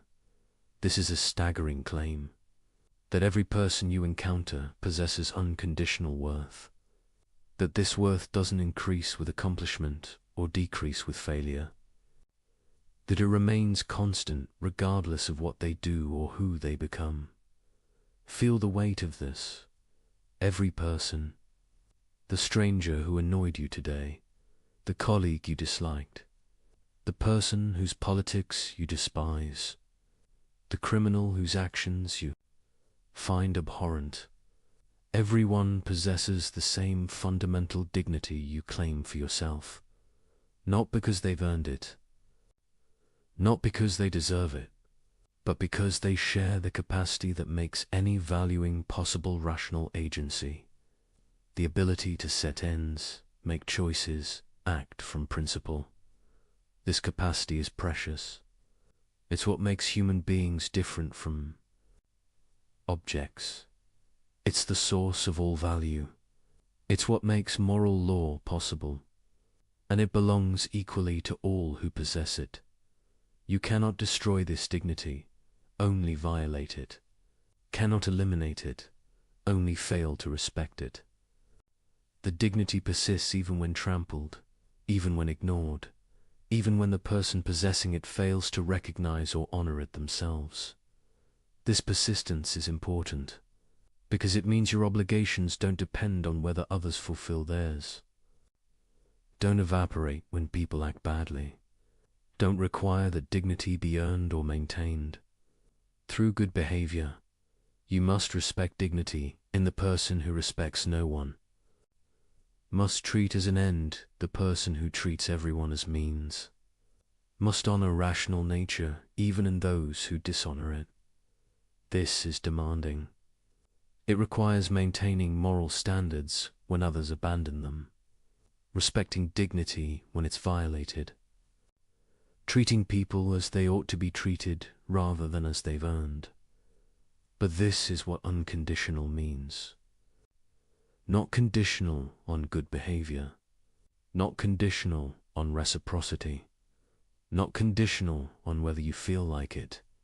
Unconditional. Period. The weight of this recognition changes everything. When you truly see that every person possesses unconditional dignity, you cannot casually instrumentalize them, cannot thoughtlessly use them as means, cannot dismiss their rational nature as irrelevant. Every interaction becomes fraught with moral significance. Every choice about how to treat someone becomes a choice about whether to honor their dignity or violate it. Every relationship requires conscious attention to whether you're respecting their autonomy or undermining it. This weight is heavy. It's meant to be, because what's at stake matters absolutely. The dignity you're called to respect is the foundation of all value. Violating it isn't a minor transgression, but a fundamental failure to recognize what rational beings are. Yet this weight is also liberating, because recognizing dignity in everyone means recognizing it in yourself. Understanding that your worth doesn't depend on achievement, on others' approval, on being useful or productive, but is simply given with your rational nature. You cannot lose this dignity, cannot forfeit it through failure, cannot have it taken away by others' rejection. It belongs to you unconditionally, just as it belongs to everyone unconditionally. This should change how you see yourself. Not as a resource to be optimized or a function to be performed, but as a rational being whose worth is absolute, whose capacity for autonomy deserves respect even from yourself. Many people treat themselves as mere means, instrumentalize their own lives, sacrifice their autonomy for goals that matter less than the capacity being sacrificed, treat their own rational nature as expendable. But the formula of humanity applies to yourself as much as others. You cannot justifiably treat your own dignity as mere means any more than you can treat others. Dignity that way, this creates duties to yourself, to develop your capacities, to maintain your integrity, to resist corruption of your rational nature. Not because self-improvement is nice, but because your rational agency deserves respect. The weight of dignity is thus double. You must respect it in others and in yourself, must treat all rational beings, yourself included, as ends, never merely as means, must honor rational nature wherever you encounter it, including in the mirror. This is demanding, but the demand comes from what you are, from the rational nature you possess, from the capacity that gives you worth and that gives everyone worth. When you grasp this fully, when you really understand the weight of dignity, two things happen simultaneously. First, you become more serious about morality, because you see what's actually at stake. Not arbitrary rules or social conventions, but recognition of what makes beings valuable at all. Violations aren't just bad behavior, but failures to respect what really matters. Second, you become more free, because your worth doesn't depend on anything external. Your dignity is given with your rational nature and cannot be taken away. Others can violate it, but they cannot eliminate it. You possess unconditional worth regardless of circumstances.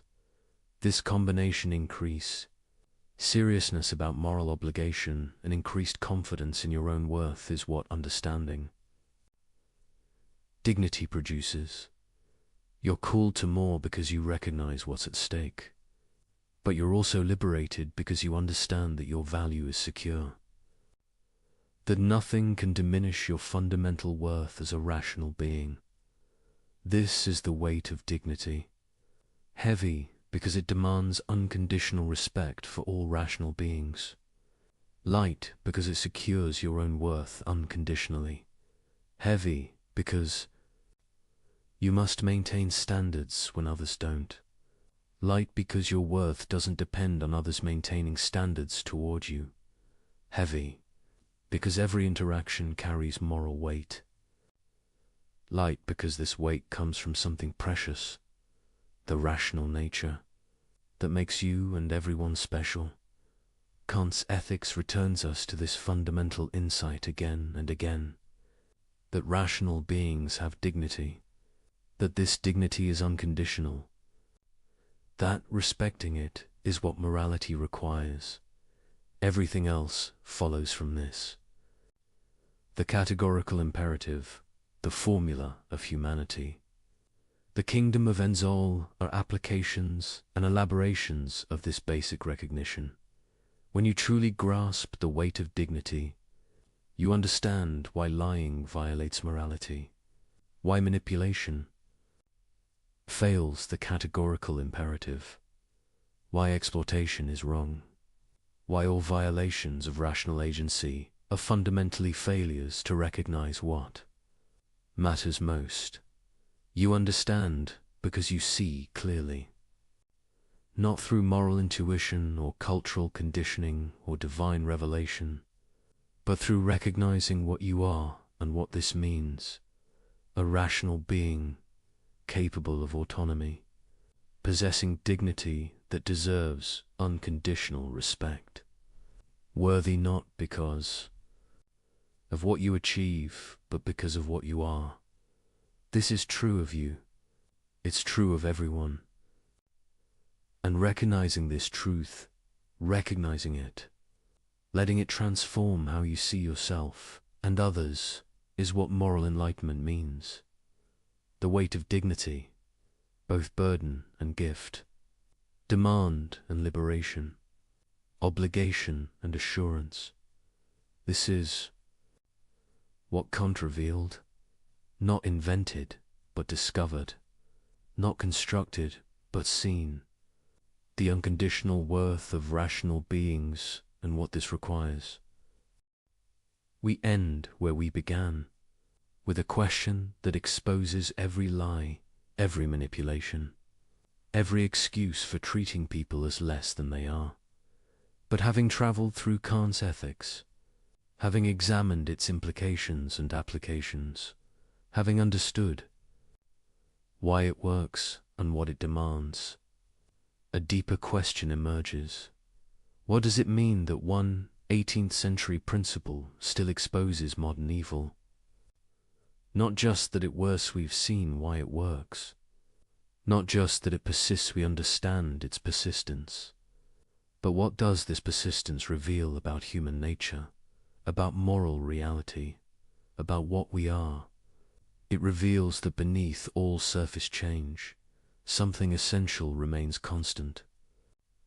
That rational beings in the 21st century face the same fundamental choice as rational beings in any century, whether to respect dignity or violate it, whether to treat people as ends or as means, whether to act from principle or from mere inclination.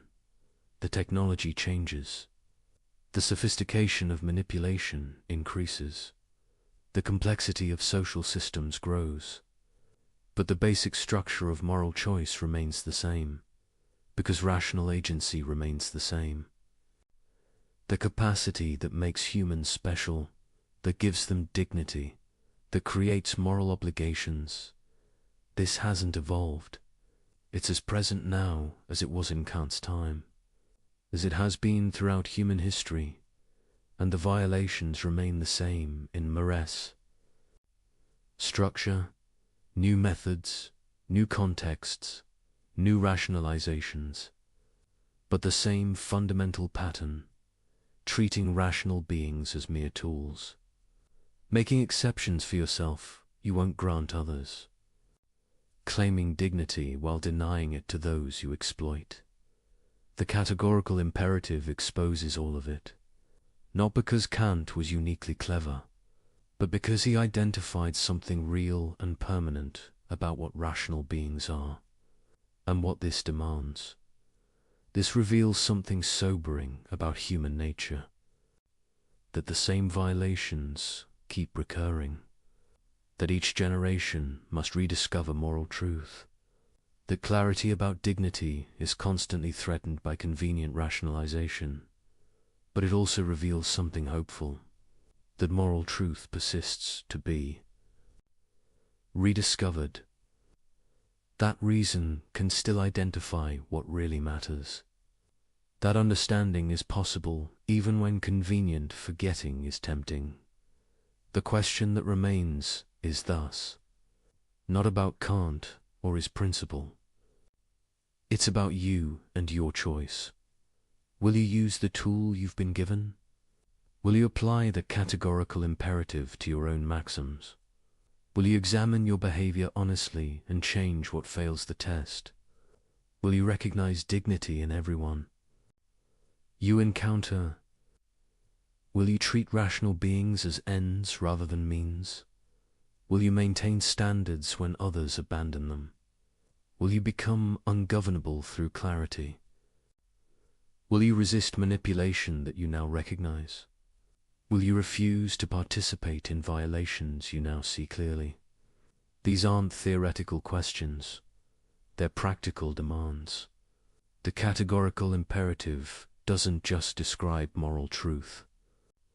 It calls you to live by it, and this call cannot be escaped through clever argument, cannot be evaded through sophistical reasoning, cannot be rationalized away by claiming special circumstances, because you now understand how all those strategies work, how every evasion ultimately fails, how every violation reveals itself under examination, how every rationalization collapses when tested for universality.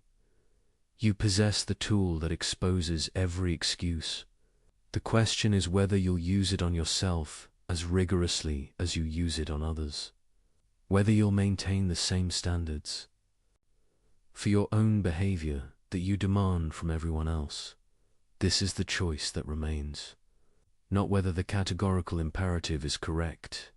You understand why it is, not whether dignity deserves respect. You'll recognize that it does, but whether you'll actually align your behavior with what you now understand. This choice cannot be made once and then forgotten. It must be renewed constantly. In every interaction, every decision, every moment when convenience tempts you toward violation, the categorical imperative doesn't make moral life easy. It makes it clear. You now know what you're called to do. Whether you'll do it is up to you, but understand what's at stake. Not just your personal virtue, though that matters. Not just your relationships, though they'll be affected, but your very nature as a rational being. To consistently violate the categorical imperative is to live in contradiction with your own rational nature, to claim dignity while denying it to others, to demand respect while refusing to give it, to assert autonomy while undermining the autonomy that makes your own meaningful. This contradiction corrupts from within, not through external punishment, but through internal incoherence, through the slow erosion of moral clarity, through gradual acceptance of rationalization as reason. But to live by the categorical imperative is to achieve integrity in the deepest sense, to align your behavior with what rational consistency requires, to respect in practice what you affirm in principle, to be whole rather than divided. This wholeness is its own reward, not the only reason to be moral. Should be moral because dignity deserves respect, regardless of benefits to you, but a natural consequence of rational consistency. When you live by principles, you can universalize. When you treat all rational beings as ends, when you maintain the standards that rational agency requires, you become what you essentially are. A rational being fully realizing its nature through autonomous moral action. This is what Kant offers. Not an impossible ideal, but a clear standard. Not a burden to bear, but a nature to realize. Not a constraint on freedom, but freedom's fullest expression. The question remains.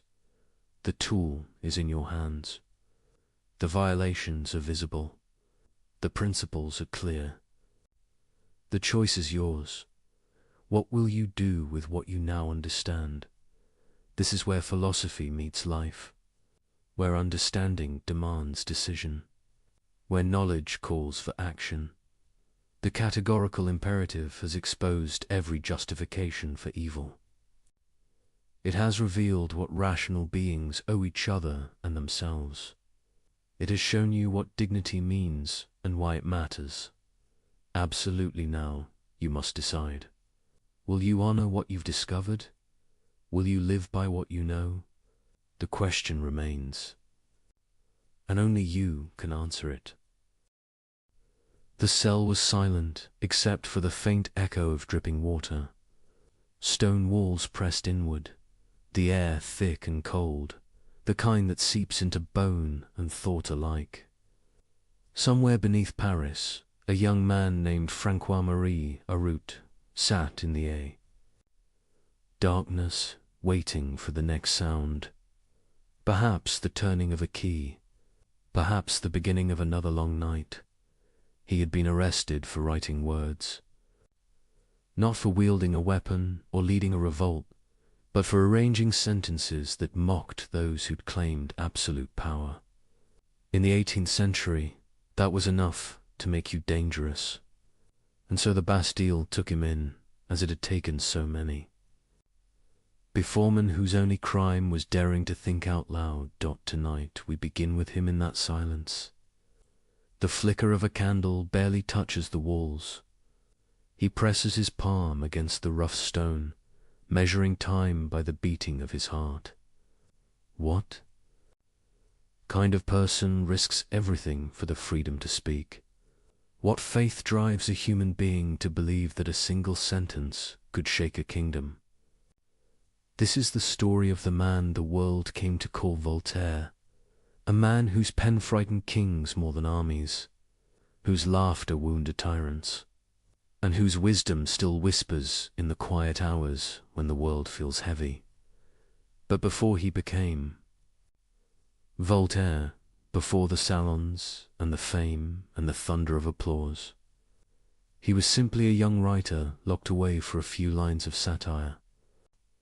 It is there, in the darkness of his imprisonment, that the seed of rebellion took root. He once wrote that to hold a pen is to be at war. The Bastille taught him what that war truly meant.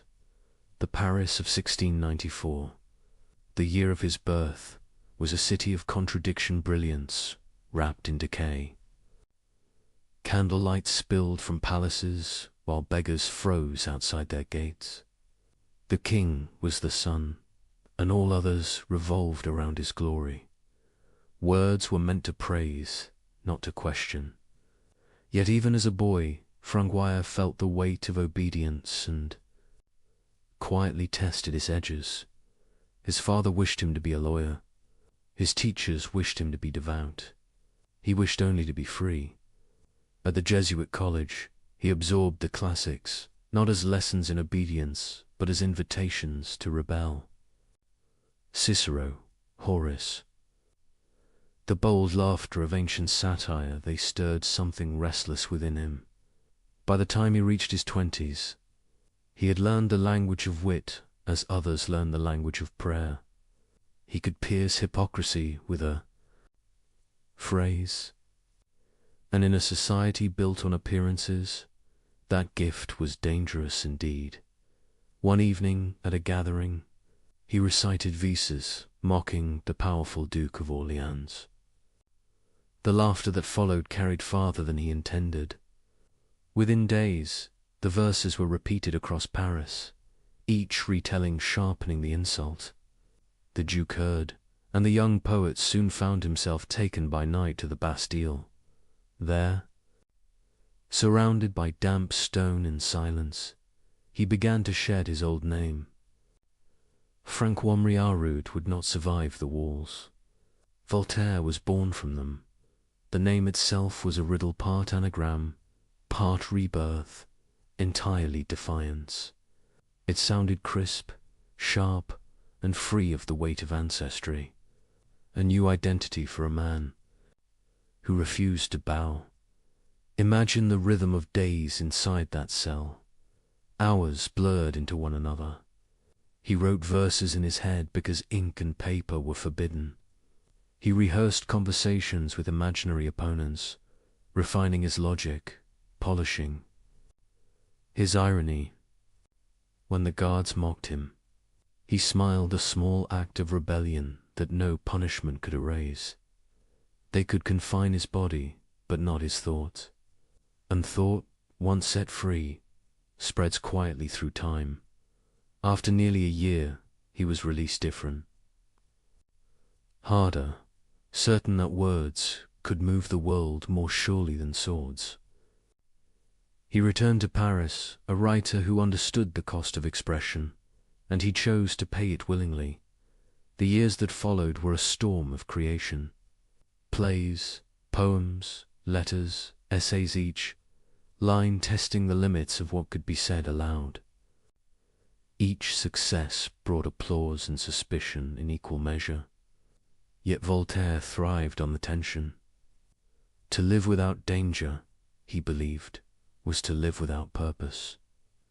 Tonight, as you drift deeper into thought, picture him at his desk in a small Paris apartment. A single candle, the quill moving swiftly, laughter in his eyes. Outside, the city murmurs with gossip and fear. Inside, sentences form like spark-steamy fires in the dark.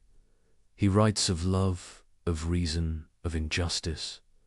He mocks kings, disguised as gods, and priests, disguised as saints.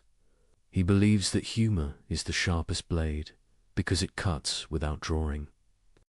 Blood yet leaves the deepest mark, and always there is that quiet resolve, never to stop writing, never to stop questioning. We begin to see why kings feared him. They could silence a man, but not an idea. They could burn a book, but not the laughter it inspired. Voltaire's words slipped through walls, crossed borders, hid in letters, whispered in cafes. They made people think, and once people think, they are no longer so easily ruled. But for all his wit and courage, he was still young, still learning where ideas met consequence. When the pressure became too great, exile followed. England welcomed him, and there he found a world, unlike his own land, where Parliament debated openly, where newspapers mocked ministers, where scientists questioned even the heavens. To Voltaire, it was revelation. He attended plays that ridiculed authority, and no one was arrested. He met thinkers who spoke freely of God and nature without fear of the scaffold. He saw, perhaps for the first time, what freedom sounded like. Those English years shaped him. He studied Locke's philosophy, Newton's physics, the calm confidence of a nation unafraid of ideas. He began to understand that liberty was not chaos but discipline, the courage to let truth stand without chains. When he returned to France, he carried more than books in his luggage. He carried a new faith, that reason could civilize power, that tolerance could tame fanaticism, and that laughter could outlast persecution. Yet freedom, he knew, is never granted forever. Each generation must earn it anew. He would spend the rest of his life doing just that, testing the limits, defying decrees, and proving that the pen, when guided by conscience, can be the most dangerous weapon of all. As we settle into this long night of thought and rest, let his beginning stay with Uther, young rider alone in the Bastille, forming in darkness the light that would spread through Europe. From that silence came the voice of an age, and from that voice a challenge that still lingers. Will we think for ourselves, or let others think for us? The question drifts, gentle but unending. As the first section closes and the next begins, a soft fade, as candlelight dissolves into dawn, and the dangerous mind begins to awaken. Morning light returned to Paris as if nothing had changed.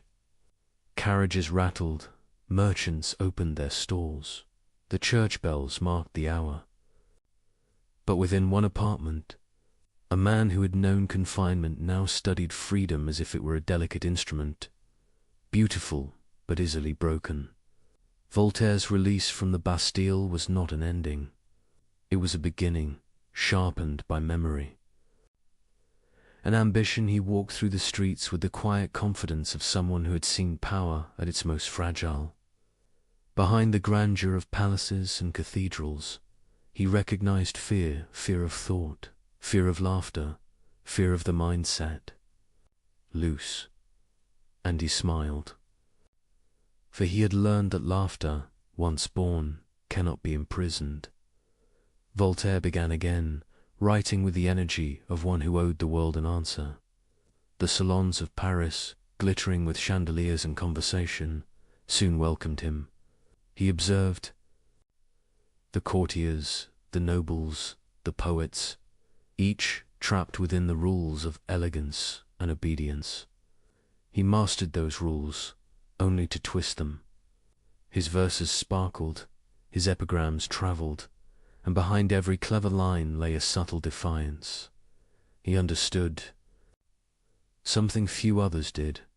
Ridicule could reveal truth more clearly than sermons.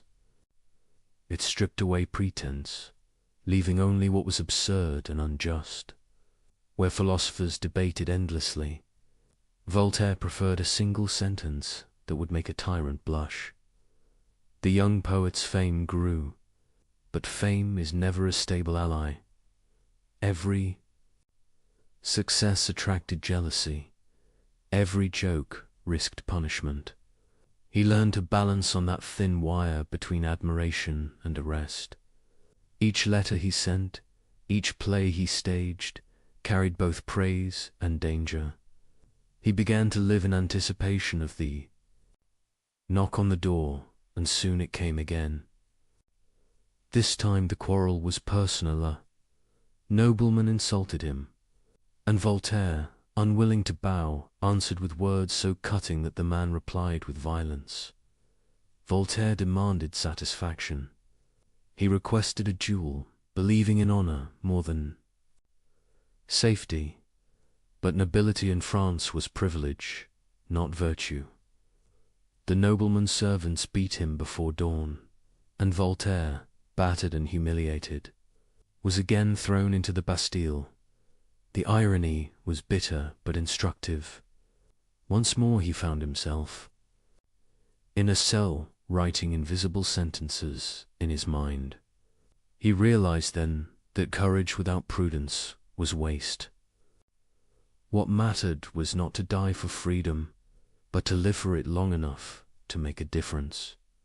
After weeks of confinement, the authorities offered him a choice: silence in France or freedom in exile. He chose exile in England. The crossing of the Channel was rough, the wind cold and heavy with salt. Voltaire stood on the deck, shivering not from chill but from excitement. Behind him lay a country chained by hierarchy. Ahead a land that whispered possibilities. London astonished him. He saw newspapers arguing openly with ministers. He heard preachers contradict each other without fear of the scaffold. He visited the Royal Society, where scientists demonstrated experiments before audiences that included common citizens. He read Locke's essays, Newton's Principia, and was struck by a revelation that would guide him forever. That knowledge grows only where questioning is allowed. The contrast between Paris and London could not have been greater. In Paris, truth belonged to authority. In England, authority trembled before truth. He began to write letters on England, a series of reflections that compared the two worlds. He praised English tolerance, admired its constitutional monarchy, and celebrated the free exchange of ideas. He was careful, witty, but unmistakably critical of his homeland's rigidity. When the letters eventually reached France, they were condemned and publicly burned. Voltaire, safely abroad, only smiled. Ideas, he knew, cannot be reduced to Ashdod. His English years refined him. He met thinkers who taught him moderation, and skeptics who taught him humility. He studied commerce and saw how prosperity grew not from decrees, but from cooperation. He admired Quakers who refused violence, yet lived by conscience. He attended Newton's funeral and wrote, "He was the greatest man who ever lived." He proved the universe obeys laws, not caprice. To Voltaire, this was revelation. If nature itself was governed by reason, then reason must also govern mankind. Superstition, fanaticism, cruelty or were violations of the same harmony that move the stars. He began to dream of an enlightened France, one where education replaced dogma, where merit outweighed birth, where thought could breathe. But dreams are dangerous things, especially when written by hands known to mock the throne. After 3 transformative years, Voltaire returned to France. He was older, calmer in manner, but fiercer in conviction. He dressed elegantly, spoke smoothly, but carried dynamite within his sentences. Friends noticed a difference. His humor had purpose now. He no longer mocked for pleasure. He mocked to reveal. He published tragedies that drew crowds and controversy alike. His plays entertained, but always carried hidden commentary. Audiences laughed, cried, and went home uneasy, sensing meanings just beyond the curtain. Voltaire had turned art into philosophy disguised as theatre. He understood that people resist doctrine but welcome stories. Through stories, he could smuggle truth past senses and into hearts. It was a delicate dance between intellect and instinctor. Rhythm he perfected with time. Paris loved him, envied him, feared him. He had become something new, a public intellectual in an age when thinking publicly was perilous. Letters arrived from admirers across Europe. Princes sought his friendship. Priests cursed his name. He thrived on the contradiction. To be praised by power was comfortable. To be condemned by it was meaningful. He preferred meaning. Voltaire's correspondence grew into a network of thought. From Amsterdam to Geneva, from London to Berlin, ideas moved faster than armies. He believed this was how revolutions truly began, not with gunfire, but with conversation at night. He worked tirelessly, composing essays that challenged superstition, poems that ridiculed cruelty, and treatises defending tolerance. He wrote letters to ministers, to philosophers, to anyone who might listen or might one day remember. His wit became legend. When asked why he opposed certain powerful men, he answered, "Because they are wrong." When a censor demanded that he retract a line, he replied, "Very well, I shall retract it into 10 more editions." The more they tried to silence him, the more his words multiplied. And yet, for all his fire, Voltaire was not without doubt. He watched revolutions of spirit fail because men preferred slogans to sense. He feared fanaticism, whether in religion or reason. He began to see that freedom required discipline, that truth without kindness becomes another form of tyranny. He wrestled with these thoughts in solitude, seeking balance. He was no dreamer, detached from reality. He was a craftsman, shaping his own mind as carefully as a sculptor shapes marble. Each essay, each dialogue was another stroke toward clarity. In those years he began to form the philosophy that would guide his entire life. That tolerance is not weakness but strength, that happiness is found in usefulness, and that reason though fragile, is the only true light. His private notebooks reveal a quiet aside reflections on mortality, friendship, and the absurd theater of human ambition. He wrote, "We are all made of weakness and error. Let us forgive each other's woes. Follies, that is the first law of nature." It is in such lines that the revolutionary and the sage converge. The Paris he returned to was restless. The Enlightenment was dawning, but darkness still lingered in its corners. Censorship remained harsh. Faith and fear shared the same pulpit. Voltaire moved through it all with the grace of a survivor. He knew when to jest and when to hide, when to provoke and when to retreat. To wage war with words required patience. He often said, "The secret of being a bore is to tell everything." He learned instead to suggest to let readers draw the dangerous conclusion themselves. It was a form of intellectual aikido, turning censorship's weight back upon itself. Through this subtle rebellion, Voltaire matured into more than a writer. He became a mirror held up to his age. Those who looked into it saw either inspiration or insult, depending on their conscience. His reputation expanded beyond France. Across Europe, thinkers whispered his name with admiration. Governments whispered it with unease. He had become, in every sense, a revolutionary one who fought not with armies, but with enlightenment. By the time the 1730s arrived, Voltaire was no longer merely a provocateur. He was a symbol. People read his works secretly, discussed them by candlelight, copied them by hand. Each reader found a different message. Skeptics found reason, believers found tolerance, reformers found courage. That multiplicity was his genius. He never imposed belief. He invited reflection, and yet fame carried danger. A single misstep could mean exile, or worse. He lived always half-packed, prepared to flee should a pamphlet offend the wrong bishop or minister.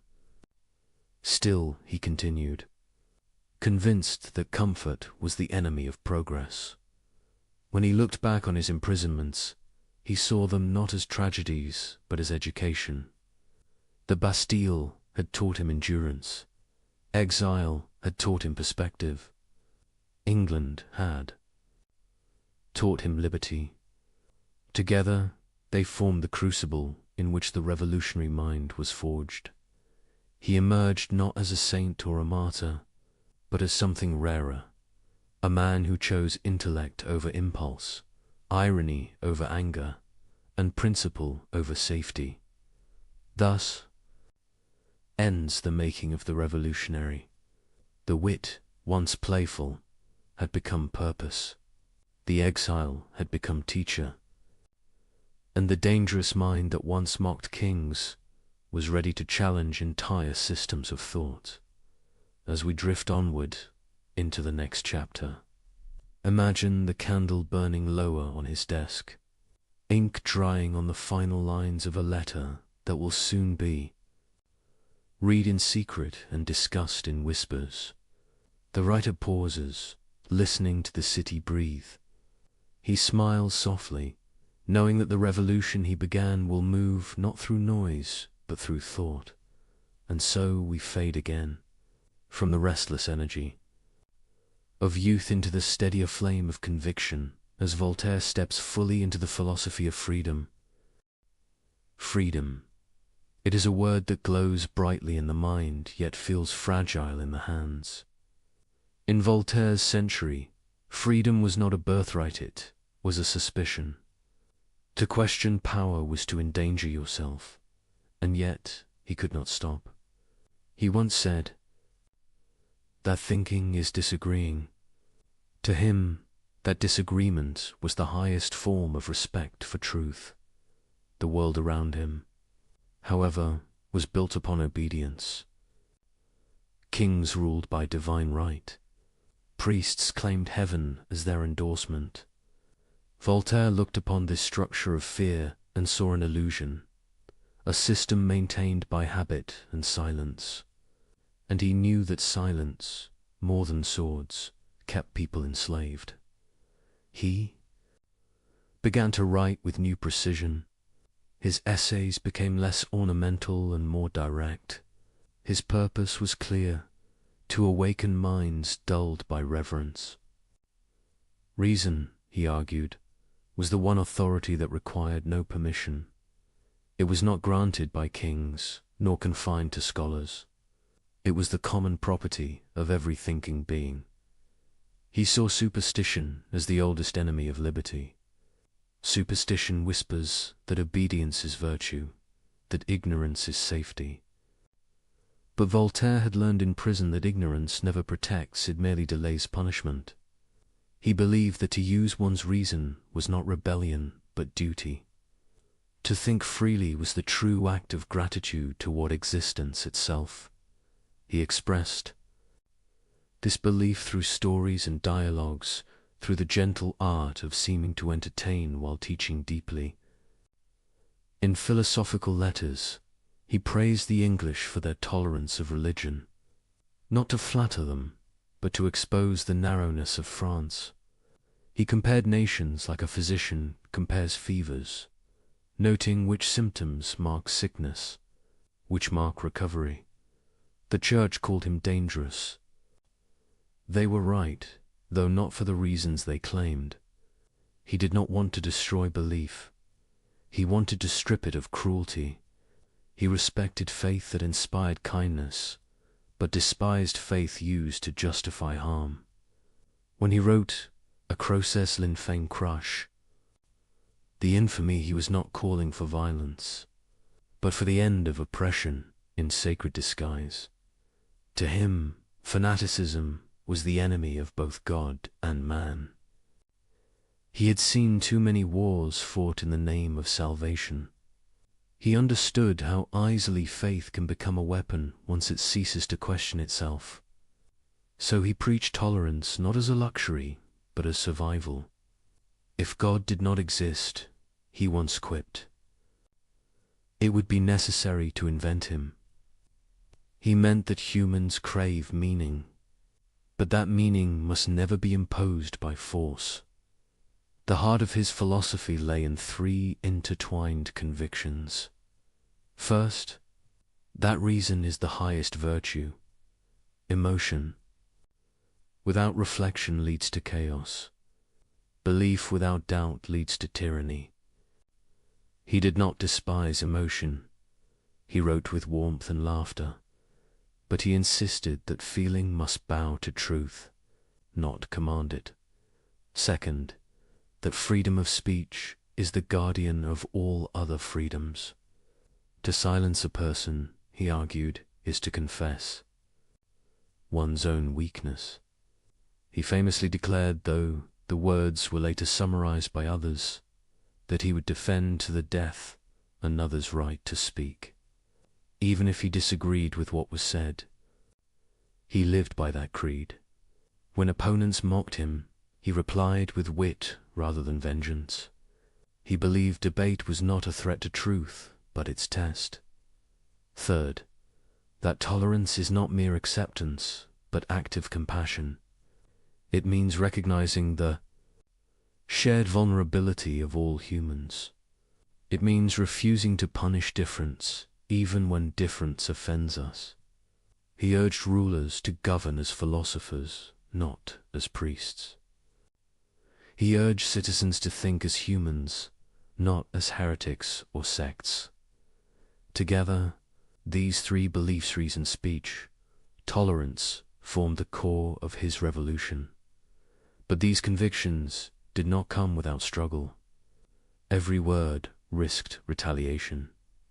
Books were banned, printers arrested, and yet the word spread. Copies traveled hidden in barrels, disguised in false bindings, passed hand to hand like contraband light. Voltaire was relentless, but he was not naive. He knew that ridicule could be misused, that mockery without conscience could wound more than it healed. He wielded humor as a surgeon's knife, cutting away hypocrisy but leaving the patient alive. In a world addicted to certainty, he introduced the medicine of doubt. He wrote dialogues where priests and skeptics debated kindly, letters that began in courtesy and ended in revolution.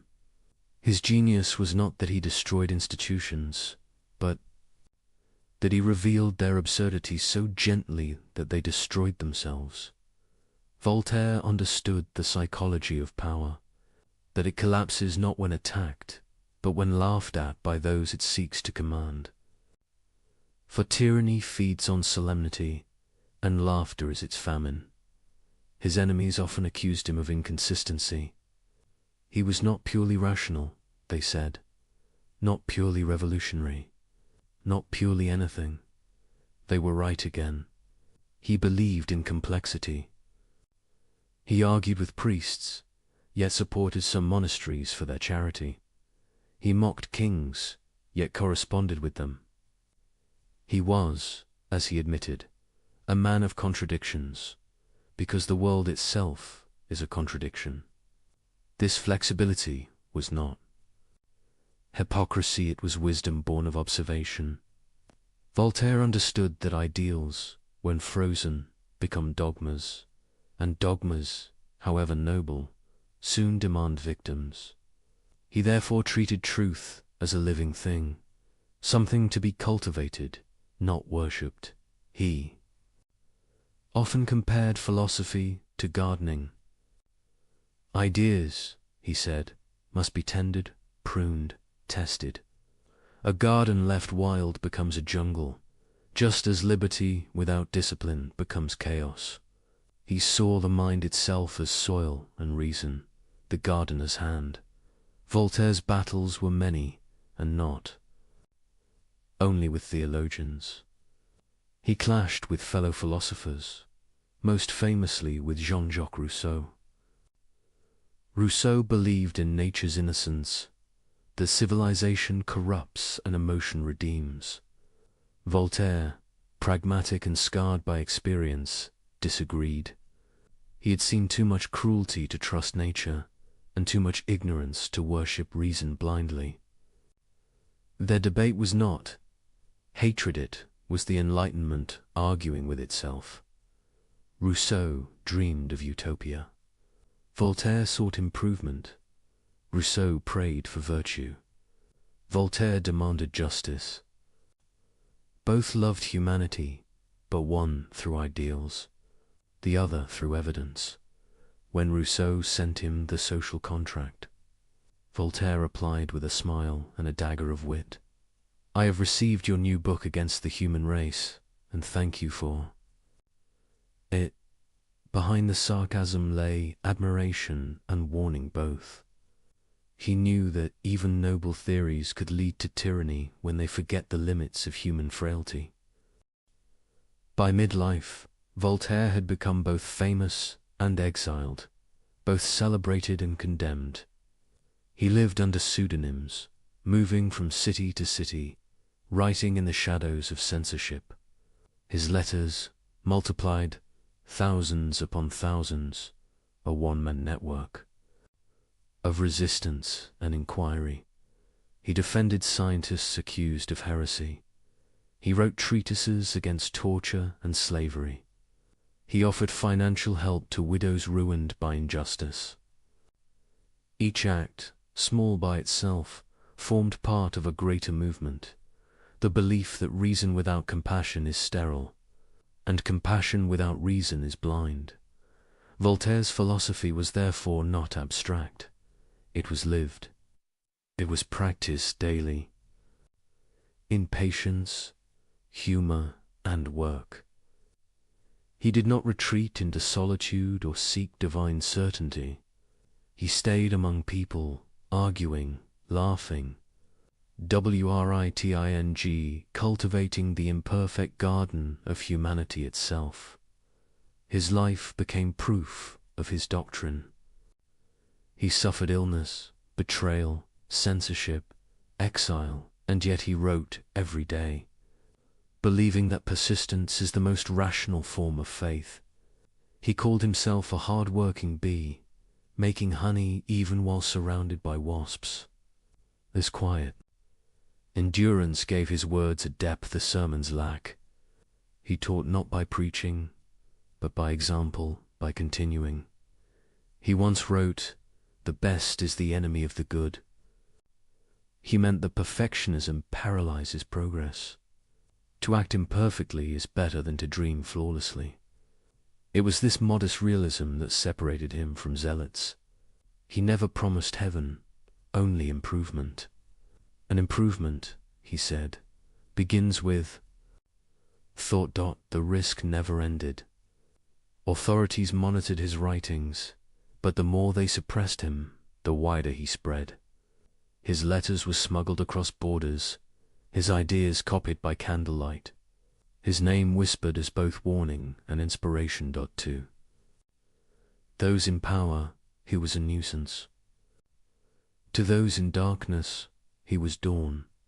He never founded a school nor claimed disciples, but his influence became a quiet contagion.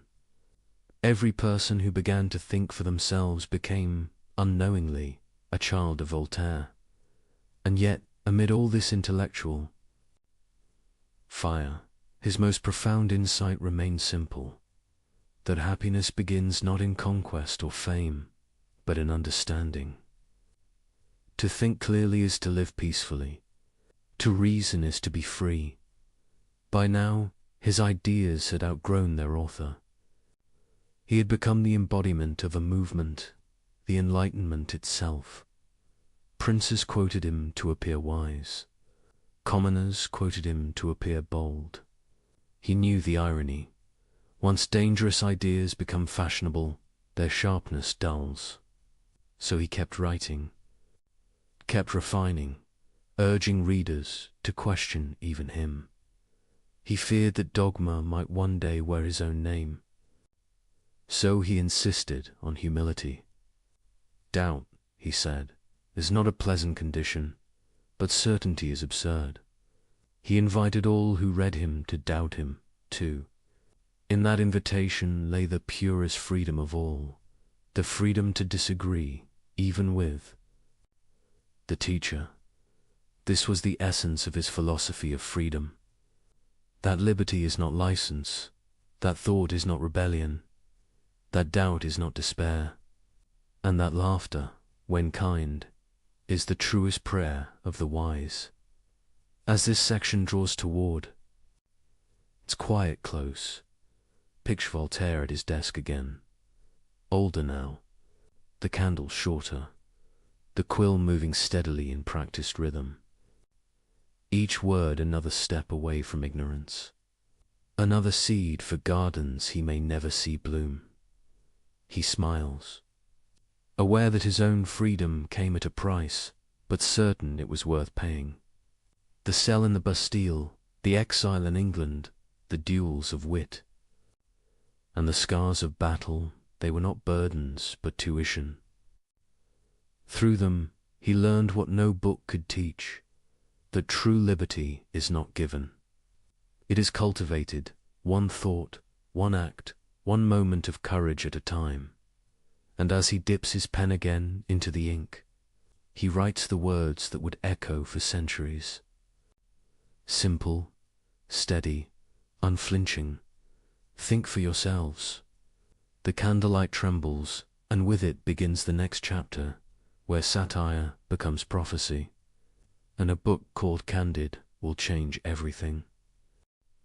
The year is 1759.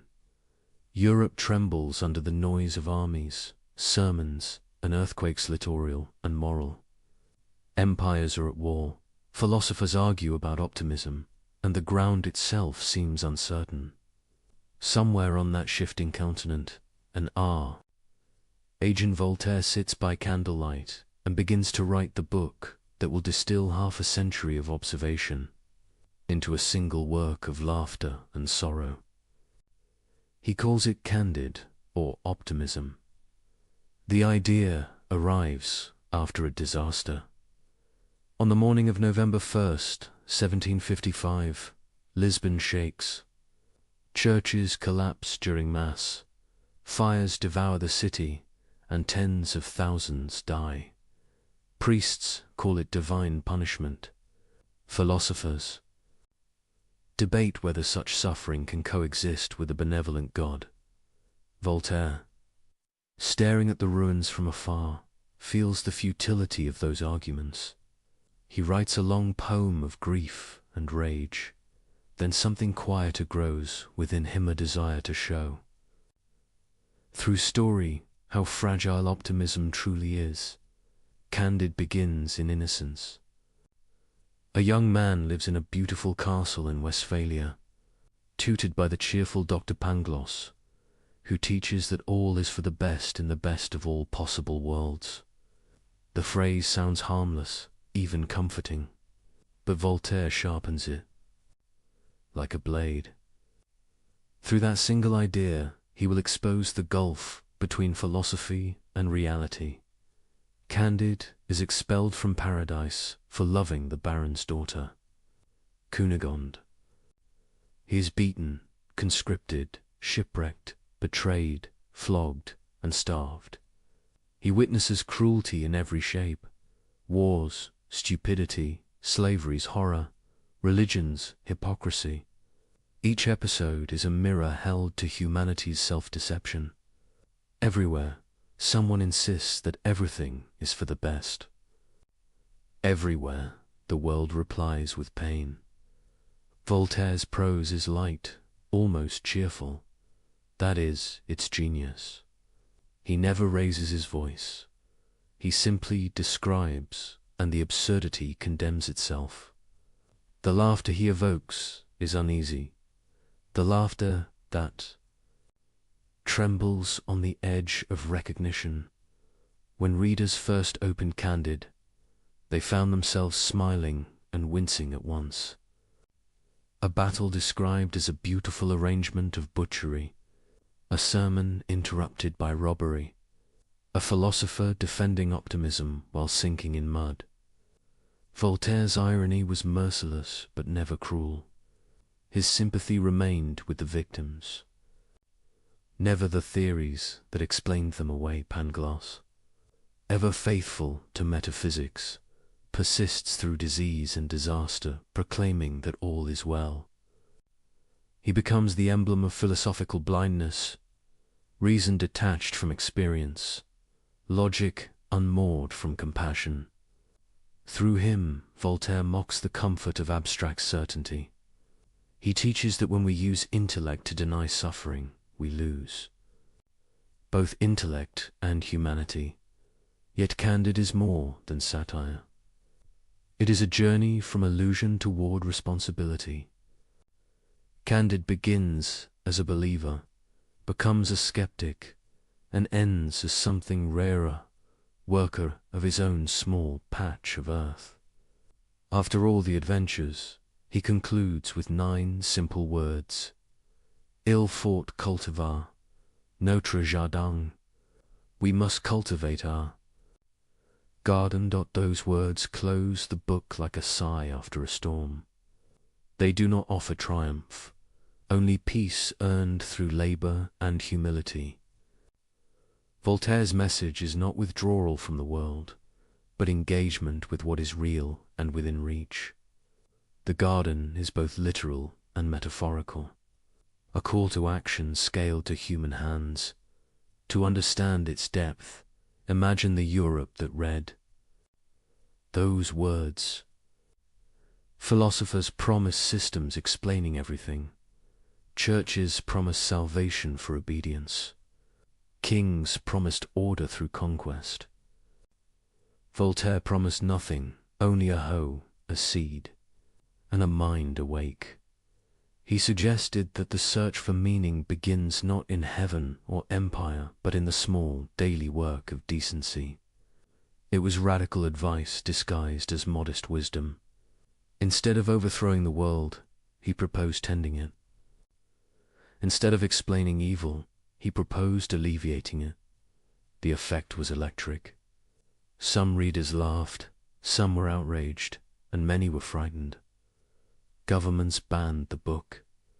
Priests denounced it, but people copied it anyway.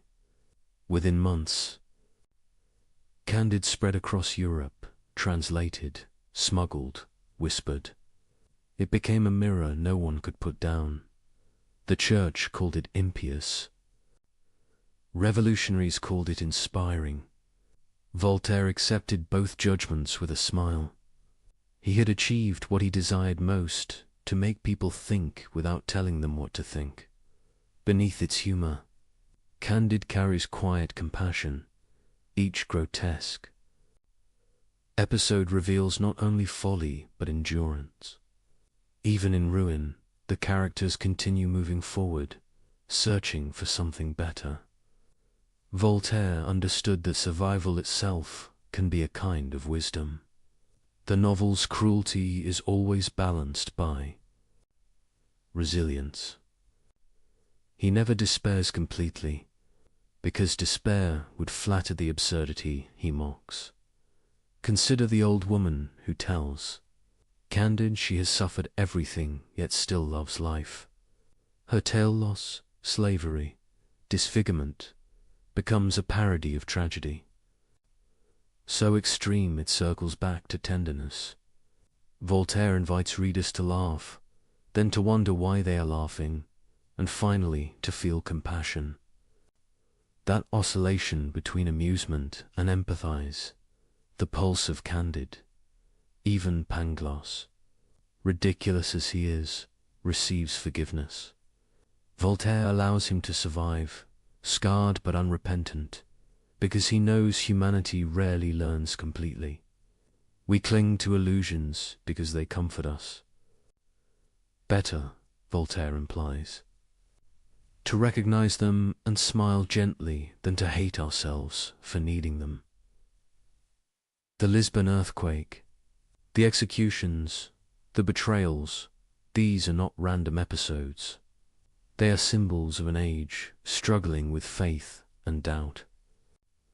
Voltaire shows that suffering is not a test from heaven nor proof against God. It is simply part of the fabric of existence. Our task is not to justify it, but to respond humanely. In this sense, Candide becomes a spiritual text for the unbelieving. It teaches moral courage without metaphysics, hope without naivety. Its final lesson, cultivate your garden, compresses an entire philosophy. Tend to what you can, repair what you touch, and leave metaphysical debates to those who prefer clouds to soil. For Voltaire, this was not retreat, but revolution. He had seen how grand theories led to grand cruelties. He wanted a wisdom that begins with breakfast, with friendship, with the simple refusal to harm. The garden is not escape, it is ethics, made tangible. In later years, readers would interpret those words endlessly. Some saw resignation, others defiance, still others serenity. Voltaire encouraged all interpretations and claimed none. That was the trick. He left space for the reader to think. The very openness of Candide was its freedom. He once said that tragedy should make us weep, comedy should make us wise. In Candide, he achieved both.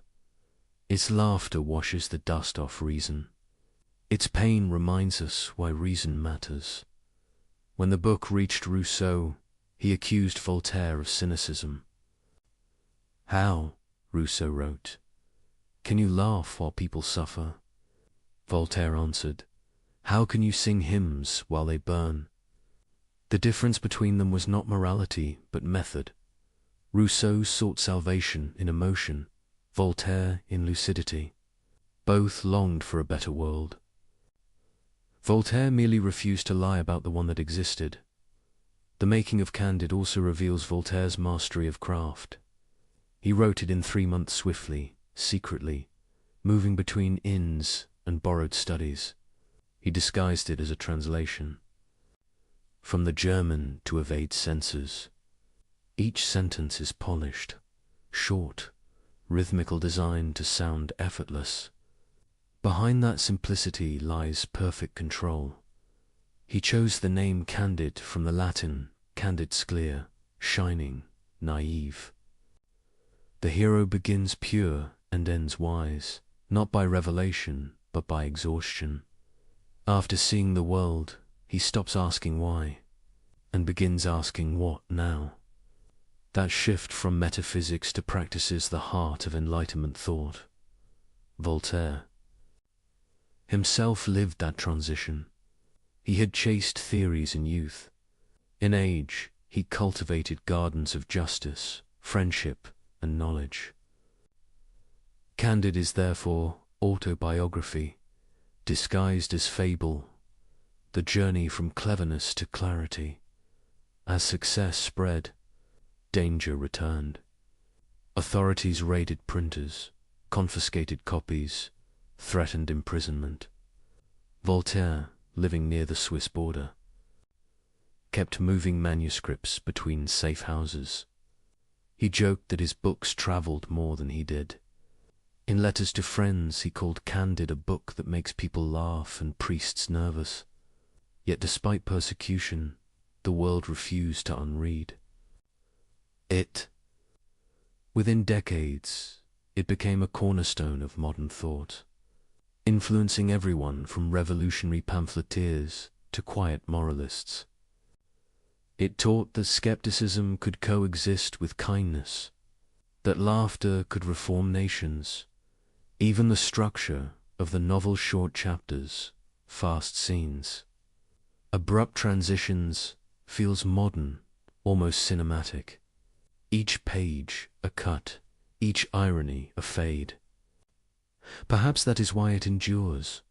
It moves like a mind awakening in the stillness of night. One can imagine Voltaire rereading the final line.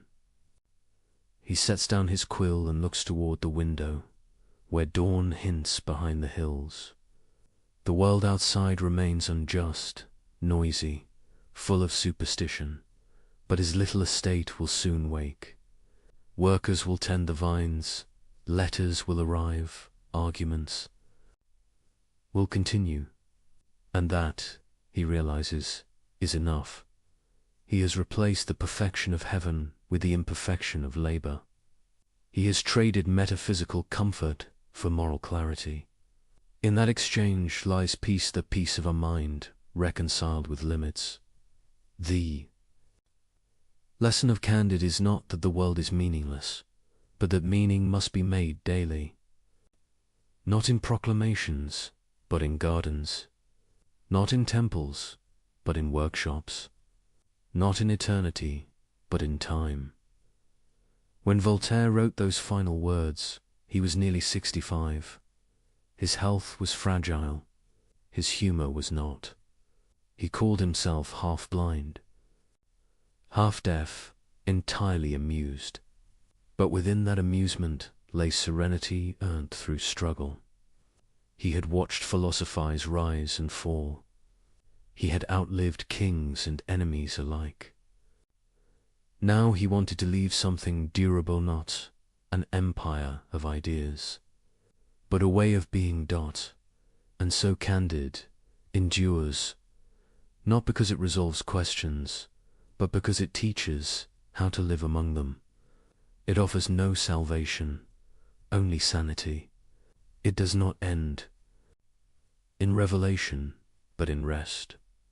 For listeners drifting through this story, picture the old philosopher standing among rows of vines at Fernie years later. The sun warm, the earth rich, a book in his pocket and laughter in his eyes. Around him, workers prune branches, children chase insects, and he, the once dangerous writer, hums softly to himself. He has cultivated his garden, literally, philosophically, spiritually, not because the world is good, but because it can be. Tended, that is the triumph of Candid, a victory without parade, a wisdom without pride. It is the story of humankind growing older, learning that perfection is a childish dream, and that peace belongs to those who keep working after they stop pretending. As night settles over our journey, the pages of Candid close quietly. No fanfare, no prophecy, only the calm of understanding. From the ruin of optimism, Voltaire built a sanctuary of reason. From the chaos of history, he drew one enduring sentence: we must cultivate our garden. The candlelight fades, leaving the reader, the listener, the dreamer with that single thought, blooming softly in the dark.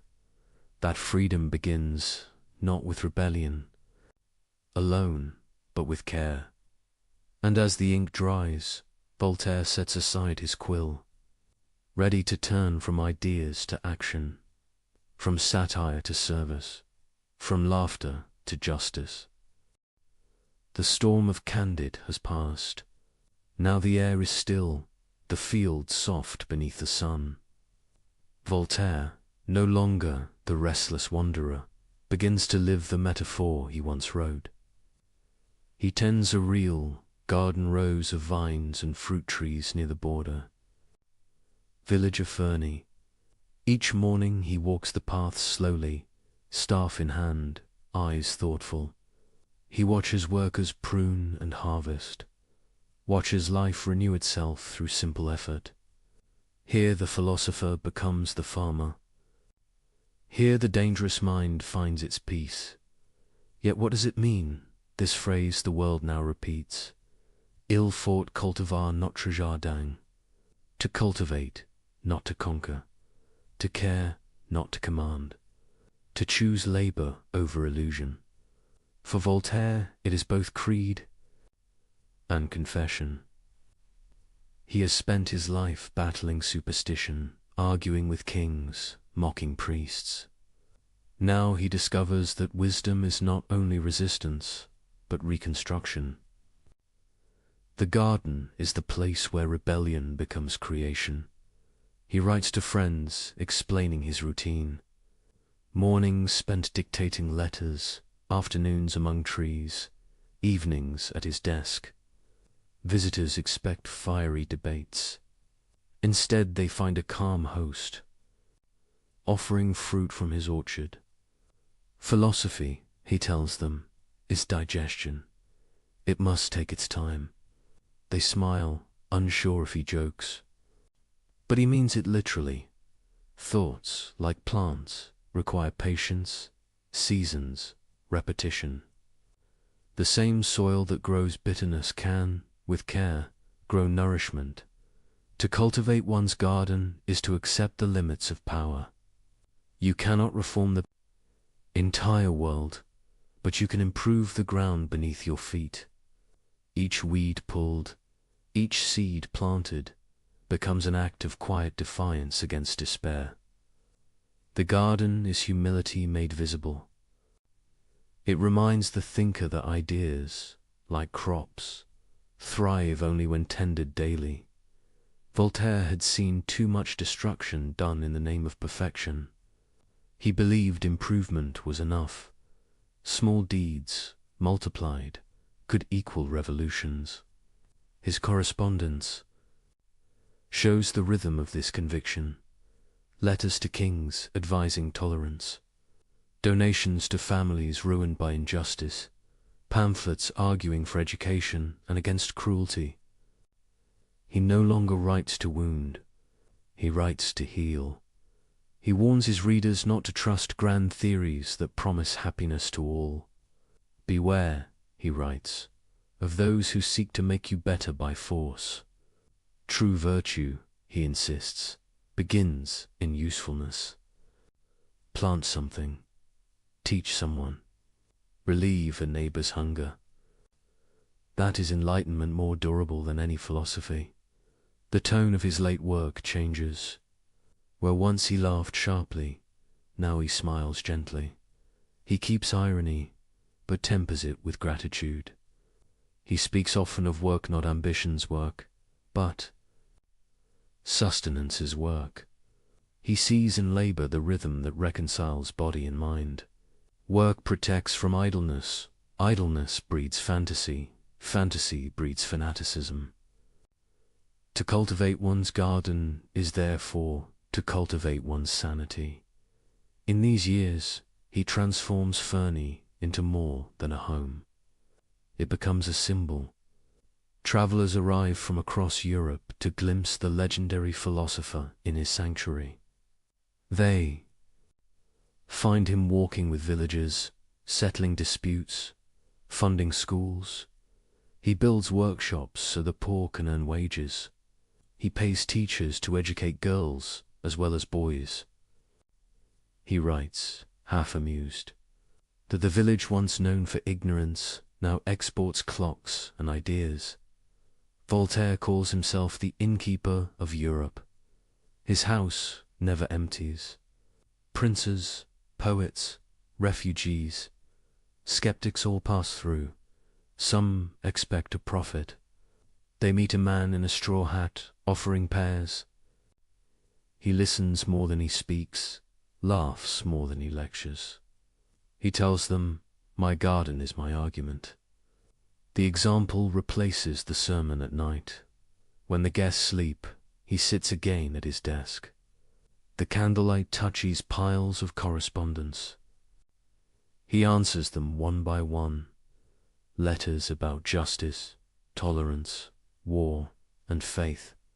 He no longer expects quick victories.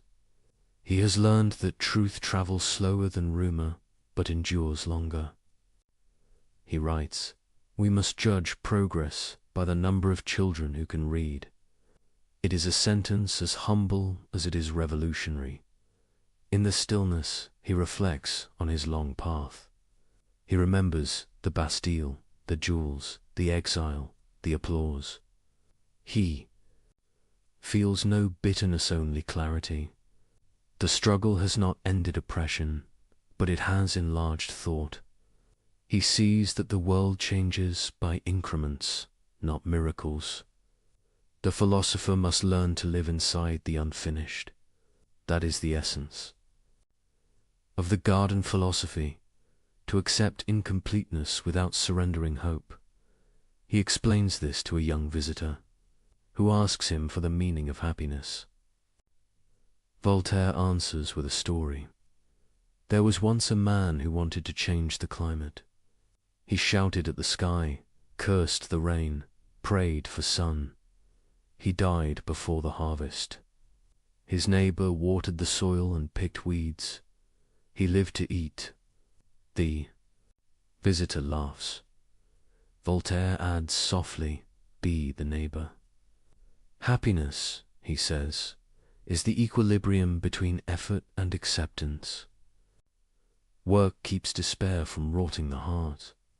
Acceptance keeps pride from choking it. The wise man does not demand perfection from the world. He collaborates with it. That collaboration between will and limitation is the true art of living. Voltaire extends this idea beyond the self. Each person's garden totters another's. Communities, nations, civilizations are networks of adjoining plots. When one lies untended, weeds spread to the rest. Therefore justice is not charity, it is maintenance. He urges rulers to care for their people as gardeners care for crops, not with sermons, but with watering cans. He writes essays calling for legal reform, arguing that tolerance is the seed of peace. He exposes cases of injustice with precision, not merely to punish the guilty, but to teach compassion as a civic duty. He becomes, almost without noticing, a statesman of conscience. His words restore the idea that moral improvement is practical. Work as years pass. The garden deepens its symbolism. When he speaks of God, he no longer argues theology. He calls God the great clockmaker, a mind beyond our comprehension, not an authority demanding obedience, but a law of order. He prays by cultivating. He worships through usefulness. He writes, "Labor keeps us from three great evils: boredom, vice, and need." That sentence, like the garden, is plain, sturdy, enduring. Through it, Voltaire redefines enlightenment. It is not dazzling revelation. It is steady light sufficient to work by. He tells a correspondent that optimism and pessimism are both escapes. The wise person stands between them, hoe in hand. He believes that the greatest act of faith is persistence. Fernie flourishes. The philosopher's presence turns the village into a beacon. Travelers arrive to thank him for defending victims of injustice. Parents name children after him. He accepts the admiration with gentle irony, reminding them that he, too, is imperfect. When praised for transforming a barren region, he replies, "I merely let people work." It is his final lesson in leadership. Trust the competence of ordinary hands. The garden philosophy grows outward like vines on a wall. It touches economics work as dignity. It touches politics power as stewardship. It touches morality virtue as cultivation. In each case, the metaphor holds: neglect breeds decay. Attention restores harmony. Voltaire writes that the philosopher who despises manual labor is a fool. He warns against detachment disguised as superiority. To think is divine, he says, but to act is human, and we are not angels. In that humility lies his greatness. He is old now, his hair thin, his body bent, but his eyes still bright. He walks slowly through the orchard each evening, stopping to inspect a bud, a bee, a patch of soil. He tells a companion, "When I plant, I believe in tomorrow." It is perhaps the closest he comes to prayer. Faith, for him, is not hope of heaven, but confidence in sunrise. Sometimes he reflects on those who mocked or punished him. He feels no vengeance. He says, "They helped." May cultivate patience. This gentle irony is his final weapon, a kindness, sharper than any satire. He receives letters from across Europe asking for advice. Most he answers with variations of one theme. Do what good you can where you are. The phrase repeats through his correspondence like heartbeat. It becomes the distilled form of his philosophy, an instruction simple enough for anyone, profound enough for all time. Evenings at Fernie are tranquil. Candles flicker in the windows. The fields breathe quietly. He writes until his hands ache. Then closes his notebook and listens to the crickets. He feels gratitude more than triumph. He has lived long enough to see the seeds of his ideas sprout beyond him. He senses that revolutions of thought move like seasons slow, inevitable, returning. He wonders if future generations will understand that his laughter was love in disguise. He hopes they will remember that to cultivate a garden is to believe in continuity. He smiles at the thought that someday, someone he will never meet might pick fruit from trees he planted. That, he decides, is immortality enough. When visitors later write of meeting him, they describe a man at peace, but never idle. Even in frailty, he debates, jokes, dictates letters. He says, rest is good after work, not instead of it. His mind remains sharp, his humor kind. He repeats his maxim endlessly, aware that repetition is how truth sinks in. Cultivate your garden, cultivate your garden. He knows people crave grandeur, yet he gives them simplicity. He knows they want revelation, yet he gives them routine. He trusts that maturity will make them grateful for both. By the time he nears 80, the world outside Fernie is changing fast. New revolutions stir. New thinkers quote his words. Some interpret them as calls to rebellion, others as calls to reason. He watches from afar, amused and a little weary. He tells a friend, they will improve upon me, or they will not. Either way, the weeds will keep returning. There is no bitterness, only awareness that every age must weed its own soil. He does not live to see how widely his seeds will spread, how future nations will claim his ideas as their foundation, how his insistence on tolerance will shape laws, how his laughter will echo in the concept of human rights. But perhaps he would have shrugged. For him, the reward was always the work itself. As this section draws to its close, picture the old man in his chair at twilight. The sky turns gold, then grey, then deep blue. He looks toward the horizon and whispers a line half to himself. The earth is the only paradise we shall ever know if we learn to care for it. Then he smiles, sets his quill aside, and lets the silence of the garden complete the sentence. The candle fades. Another day ends in the philosophy of freedom transformed into the philosophy of tending. No monuments, no victories, only the simple miracle of things growing. And so we fade with him, into evening light and patient soil, carrying forward the lesson that wisdom is work, and that every mind, every life, is a garden waiting to be cultivated. The garden at Fernie is peaceful, but the world beyond its hedges is not.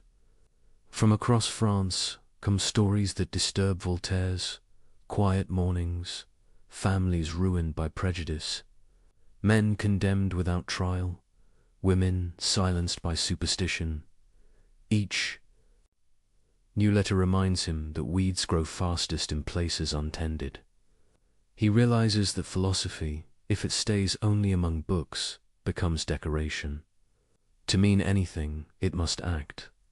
Thus begins the final transformation of Voltaire, the philosopher. Becomes the warrior.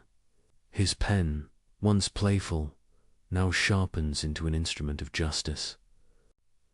He will spend the last decades of his life not in contemplation, but in combat, fighting cruelty with words precise enough to cut and measured enough to heal. It begins with a tragedy that echoes through. Europe, the case of Jean Cola is a Protestant merchant from Toulouse, accused of murdering his own son to prevent his conversion to Catholicism. The evidence is thin, the witnesses contradictory, yet the courts, swayed by fanaticism, condemn him. He is tortured, broken on the wheel, and executed. His family is disgraced, his name destroyed. Voltaire hears of it months later. He reads the reports in disbelief, then anger, then purpose. Here, he sees, is everything he has fought in theory, superstition, intolerance, the arrogance of power, compressed into one human catastrophe. The philosopher who once mocked priests now takes up the case like a lawyer for the dead. He writes to ministers, ambassadors, magistrates. He gathers testimony, publishes essays, letters, arguments, not in fury but in relentless clarity. He refuses to let the world look away. For 3 years he works to prove Carla innocent. He appeals to reason, not revenge. Let us not avenge him, he writes. Let us vindicate him. The difference is everything. Vengeance imitates the crime. Justice corrects it. Finally, the pressure becomes too great. In 1765, the verdict is overturned. The king issues an official exoneration. The Collar family is restored to honor. Voltaire weeps quietly when he hears the news. He says, "I am old, but I have seen something good." The victory changes him. He discovers that philosophy need not end in resignation. The garden, it turns out, includes the world beyond the fence. From that moment, he becomes the conscience of Europe. When others suffer injustice, they write to Ferney, knowing the old man will answer. The letters arrive by the hundreds. Cases of torture, false accusation, religious persecution. Voltaire reads them all. He cannot rest. Each one feels personal. He answers with arguments, essays, and petitions, turning public opinion into a force more powerful than decrees. He understands that to change minds, one must move hearts first. He tells stories of victims as if they were neighbors. He describes families ruined, lives ended, and asks readers, "What if this were you?" His tone is never hysterical. It is calm, factual, devastating. He makes empathy logical and reason. Emotional, his next great battle comes with the Savine affair. Another Protestant family accused, another miscarriage of justice. He fights again tirelessly, methodically until innocence is proved. Then comes the case of the Chevalier de la Barre, a young man executed for failing to salute a religious procession. Voltaire's outrage burns through his letters. So they have cut off a boy's head for singing an irreverent song. He writes, "The true blasphemy is cruelty itself." Each campaign takes years, but he persists. He has become the Enlightenment in motion. His house turns into a court of appeal for all who have none. Farmers arrive at his gate carrying petitions. He feeds them, listens, and sends letters that travel faster than armies. People begin to say that Ferney is more than a villageate, is a tribunal. Some call him the patriarch. He laughs at the title, but fulfills the role. From his desk, he governs nothing and influences everything. The methods he uses are revolutionary. He wields publicity as weapon. He understands that scandal, once illuminated, loses its power. He exposes cruelty not by screaming but by describing it until denial becomes impossible. He turns reason into theatre, making the reading of injustice a moral awakening. In pamphlets, he dissects trials line by line, showing contradictions, mocking absurdities, always ending with a plea for tolerance. He never allows himself to hate. Hatred, he believes, is ignorance reborn. Instead, he uses ridicule to dismantle what others would burn. He writes, "Fanaticism is a monster that dares call itself God." He insists that every faith, every nation, must choose between cruelty and civilization. He calls for the abolition of torture, the protection of minorities, the separation of religion from law. Each idea seems radical, but all spring from one root, the conviction that reason and compassion are the same virtues seen from two sides.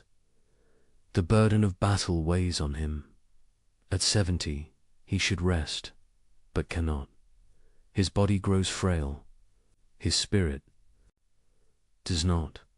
He writes through illness, dictating when he can no longer hold the quill. He jokes that death will find him mid-sentence. He is probably right. Visitors to Ferney describe a paradox, a man physically weak, yet morally immense. They find him surrounded by papers, letters piled like fortifications. Each morning he dictates with the calm of someone long past fear. When asked where he finds strength, he answers, from injustice. It keeps me alive. He no longer writes for fame or vengeance, but for what he calls the tenderness of reason. He believes the Enlightenment must learn to feel as well as think.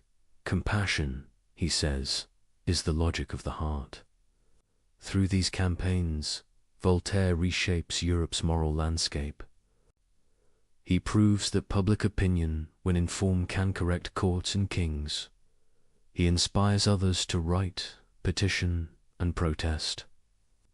What begins as one man's outrage becomes a collective conscience. He calls it progress. Others call it revolution in slow motion.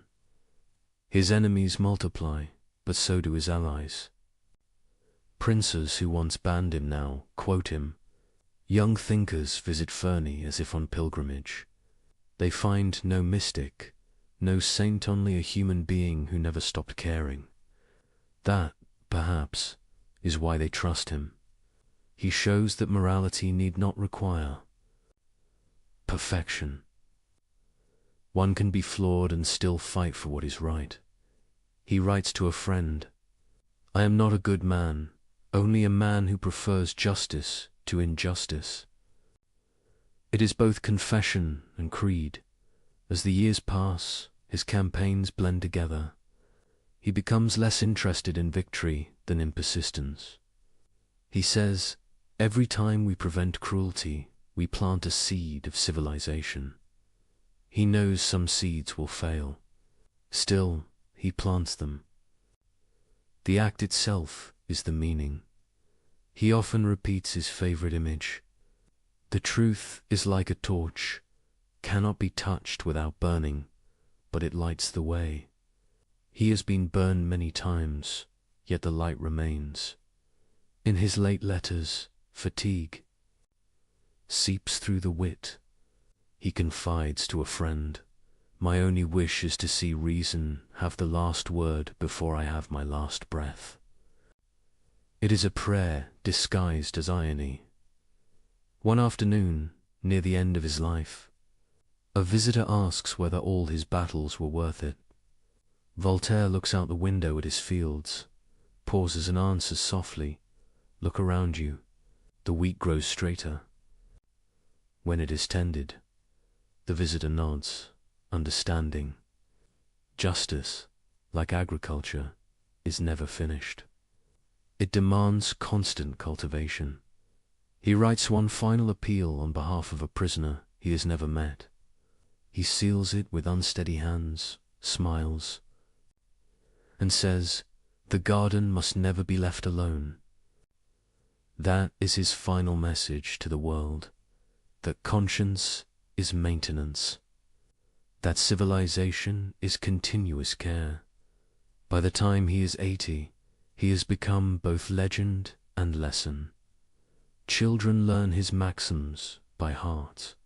Rulers read his essays in secret. He has outlived persecution. The voice once forbidden now shapes law. Yet he remains humble, reminding admirers that truth is older than any author. "I did not invent justice," he says. "I only reminded people it exists." When asked what kept him writing for so long, he replies, "The world kept misbehaving, and then, with a laugh, I could not allow it the last word." As we drift toward the close of this chapter, imagine the old philosopher at dusk, quill resting beside a half-written letter. The window is open, evening air stirs the curtains. Outside, voices of workers returning home. He listens, content. For all the battles, this sound ordinary life continuing is his reward. The warrior for justice has become a guardian of peace. He has learned that righteousness without gentleness hardens into tyranny, that truth without humor dies of solemnity, and that compassion, practiced daily, is the highest form of reason. The candle burns low. He leans back, closes his eyes, and murmurs, "Let us cultivate the garden of justice, for the weeds never rest." And with that thought, we fade into the next part of the journey, a reflection on the age he helped shape, and the enemies his light exposed. The 18th century calls itself an age of light, but the shadows are never far. Every candle burns against darkness. Every idea meets resistance. Voltaire knows this better than anyone. He has lived long enough to see knowledge advance, and ignorance advance beside it. For every mind awakened, another retreats behind dogma. The struggle, he realizes, is not between good and evil, but between curiosity and fear. By now, the world names him a leader of the philosophes, the writers, scientists, and dreamers who believe reason can civilize humankind. Their movement is not an organization, but a conversation, a network of letters stretching from Paris to Berlin, from Geneva to St. Petersburg. They debate, they argue, they contradict, but all share one belief, that light is worth its cost. Voltaire watches this awakening with mixed pride and caution. He knows ideas spread faster than understanding. He warns his friends, "Let us enlighten, but let us not inflame." For he senses that every philosophy, once simplified, can become a banner for zeal. He has seen how easily reform turns to revenge. The Enlightenment, to him, is not rebellion, is renovation. He does not wish to destroy the old house of faith, only to open its windows. He does not want atheism to replace religion, but tolerance to replace cruelty. He writes, "If God did not exist, we should have to invent him." Not as theology, but as irony, a reminder that belief can serve morality only when it ceases to serve oppression. He admires science, but distrusts arrogance. He honors Newton as a saint of reason, but warns that even science, if worshipped, becomes superstition by another name. Reason must remain humble before mystery. That humility is what separates the sage from the fanatic. Voltaire's personal faith is quiet, almost agnostic. He calls himself a deist, believing in a creator who does not govern by miracle. The world, he says, runs on laws. The miracle is the law itself. He prefers the god of geometry to the god of thunder. It is a faith compatible with reason, a reverence without fear. Yet the age is not ready for such balance. Around him, monarchs tremble, priests plot, and revolutionaries sharpen words into weapons. He watches as thinkers younger than himself turn his moderation into militancy. They demand immediate change. He counsels patience. They call him cautious. He calls them reckless. He sees that enlightenment itself has enemies on every side. On one side, the old powers, the church, the court, the censors. On the other, new radicals who mistake destruction for liberty. Both, he says, are blinded by certainty. The true philosopher walks between, trusting in reason and experience, never in slogans. He writes, "Doubt is uncomfortable, but certainty is ridiculous." That line becomes a shield for generations to come. In it lies his whole method, to live intelligently in a world that resists intelligence. Voltaire studies the history of fanaticism as others study war. He collects examples of intolerance from every religion, not to mock faith, but to remind believers that cruelty wears many names. In his treatise on tolerance, he pleads for conscience without persecution. He writes, "It does not require faith to be virtuous, but it requires virtue to make faith harmless." He argues that religion's purpose should be consolation, not control. That prayer means little if it blesses injustice. That salvation, if it exists, must depend more on kindness than on creed. He does not abolish the sacred, he purifies it. For him, the enemy is not belief, but fanaticism, not ignorance, but arrogance. He calls dogma the poison of certainty. His antidote is curiosity. Every question asked in good faith, he insists, is an act of worship. Among the philosophes, Voltaire stands apart.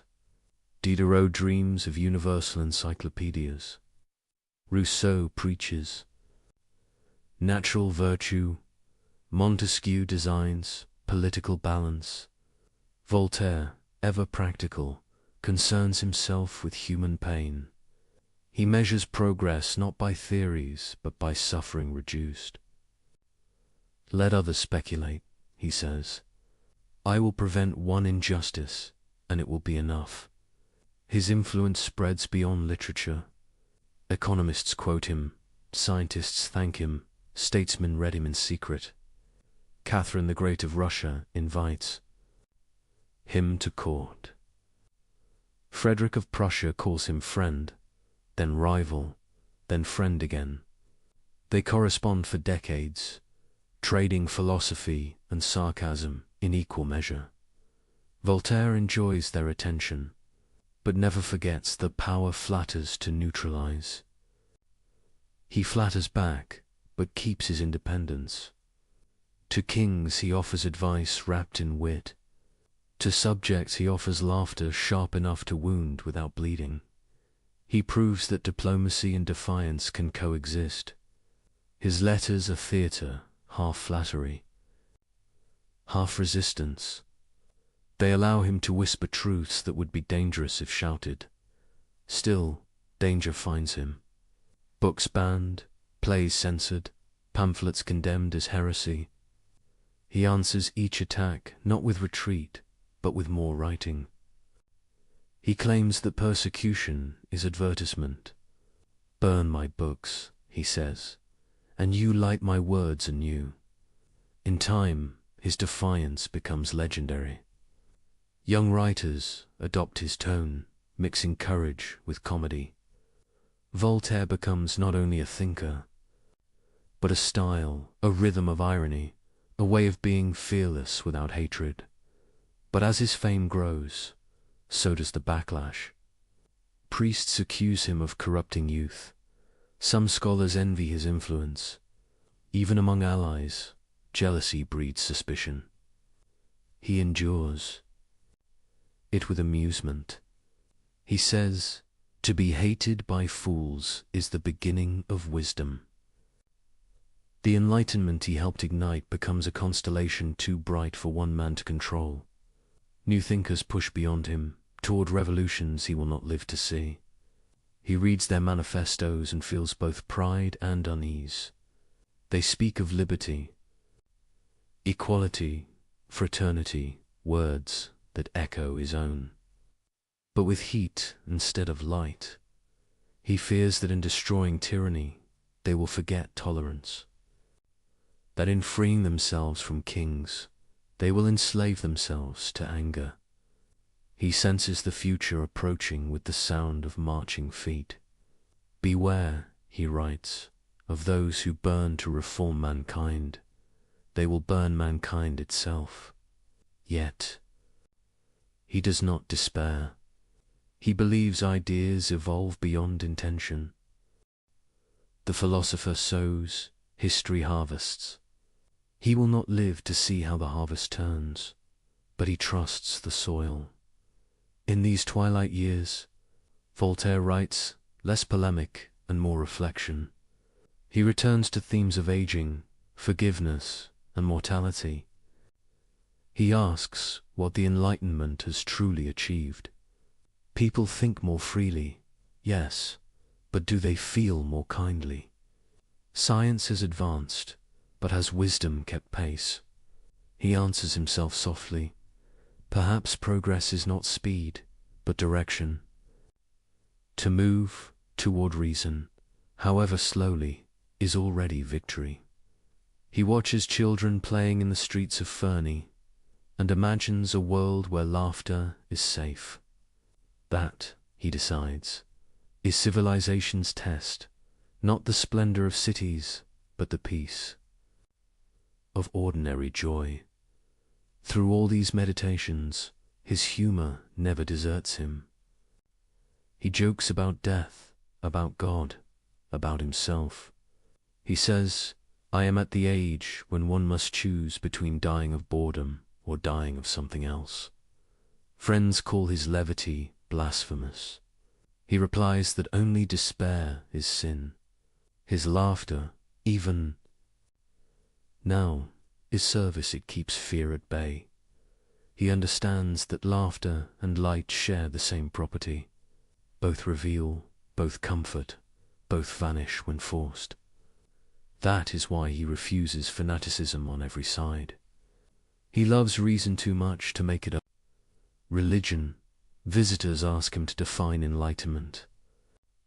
He answers without hesitation. It is the habit of judging things by evidence and people by their humanity. That sentence could stand as his epitaph. He sees enlightenment not as knowledge acquired, but as prejudice discarded. It is not a destination, but a discipline, a way of looking without hatred. He warns that light creates shadows. Every new truth exposes new errors. The work of thought, therefore, never ends. He imagines the future continuing this work, generation after generation, each one correcting the last. That image comforts him more than any creed. Late in life, he visits Paris again after decades in exile. The journey is both triumph and temptation. Crowds fill the streets to see him. Theaters perform his plays. Academies welcome him as a hero. He rides through the city as through a living book. Students shout his name. Women throw flowers. Priests mutter prayers he does not need. He bows from his carriage window, smiling faintly. He knows that fame, like faith, is a form of illusion. But he accepts it as one accepts sunlight, brief, warm, undeserved, and gone by evening. That night, in his hotel room, he writes the last words he will ever publish. May all men remember that they are brothers. It is both blessing and warning. It is the enlightenment reduced to a whisper. As this chapter of his life closes, the enemies of light remain, but so do its keepers. The movement he helped shape will survive him and divide without him. Some will turn his moderation into rebellion, some will misquote him to justify cruelty. He cannot prevent it. Ideas, once born, belong to history. Yet he leaves behind a pattern, a method of thought that resists corruption, doubt, humor, patience, and courage. Together, they form an invisible armor, stronger than dogma, lighter than pride. And so, as night settles on the Enlightenment's greatest witness, Voltaire sits once more at his desk. The candle flickers. The pen rests between aging fingers. He writes one last note to a friend. The truth is slow, but it walks. He seals the letter, sets it aside, and listens to the quiet world he helped to free. Outside, the wind stirs his garden. The same garden he once made metaphor now rustles like applause. The philosopher smiles, knowing that the light he tended will wander on without him, fragile, flickering, but alive. And as we fade toward the next part of this journey, the final letters, the final home, the final peace, his words linger softly behind. The more I see of mankind, the more I love my garden. In the century before instant words and glowing screens, letters with a bloodstream of ideas. They carried thought from one solitude to another, stitched together the countenance-hidden conversations, and no one wrote letters like Voltaire. His pen connected kingdoms, scholars, merchants, and friends. He wrote as if correspondence itself were a republic, a nation without borders, ruled only by curiosity. His letters were many things at once: confession, argument, performance, and disguise. Each one revealed a part of him and concealed another. They were the mirror through which Europe saw its conscience. He called them little ambassadors of truth. They carried humor where sermons could not, reason where pamphlets were banned, and compassion where the law was deaf. By the end of his life, he had written more than 20,000. A lifetime of sentences sent across mountains and seas, each one a spark of intellect searching for its match. Through them, Voltaire built the most powerful weapon of the Enlightenment: communication. He understood that wit could cross borders, that armies could not. While census-inspected books and sermons thundered from pulpits, his letters slipped quietly from desk to desk, turning into echoes that could not be contained. He addressed kings as equals, priests as students, friends as partners in the grand experiment of reason. He wrote with grace and danger balanced so delicately that even his enemies could not resist reading him. To Catherine the Great, he offered counsel disguised as flattery. To Frederick the Great, he offered flattery disguised as counsel. Their exchanges reveal a man who could disagree without provoking wrath, a master of tone who never confused humility with submission. He knew that a gentle truth, well-timed, was more revolutionary than any shout.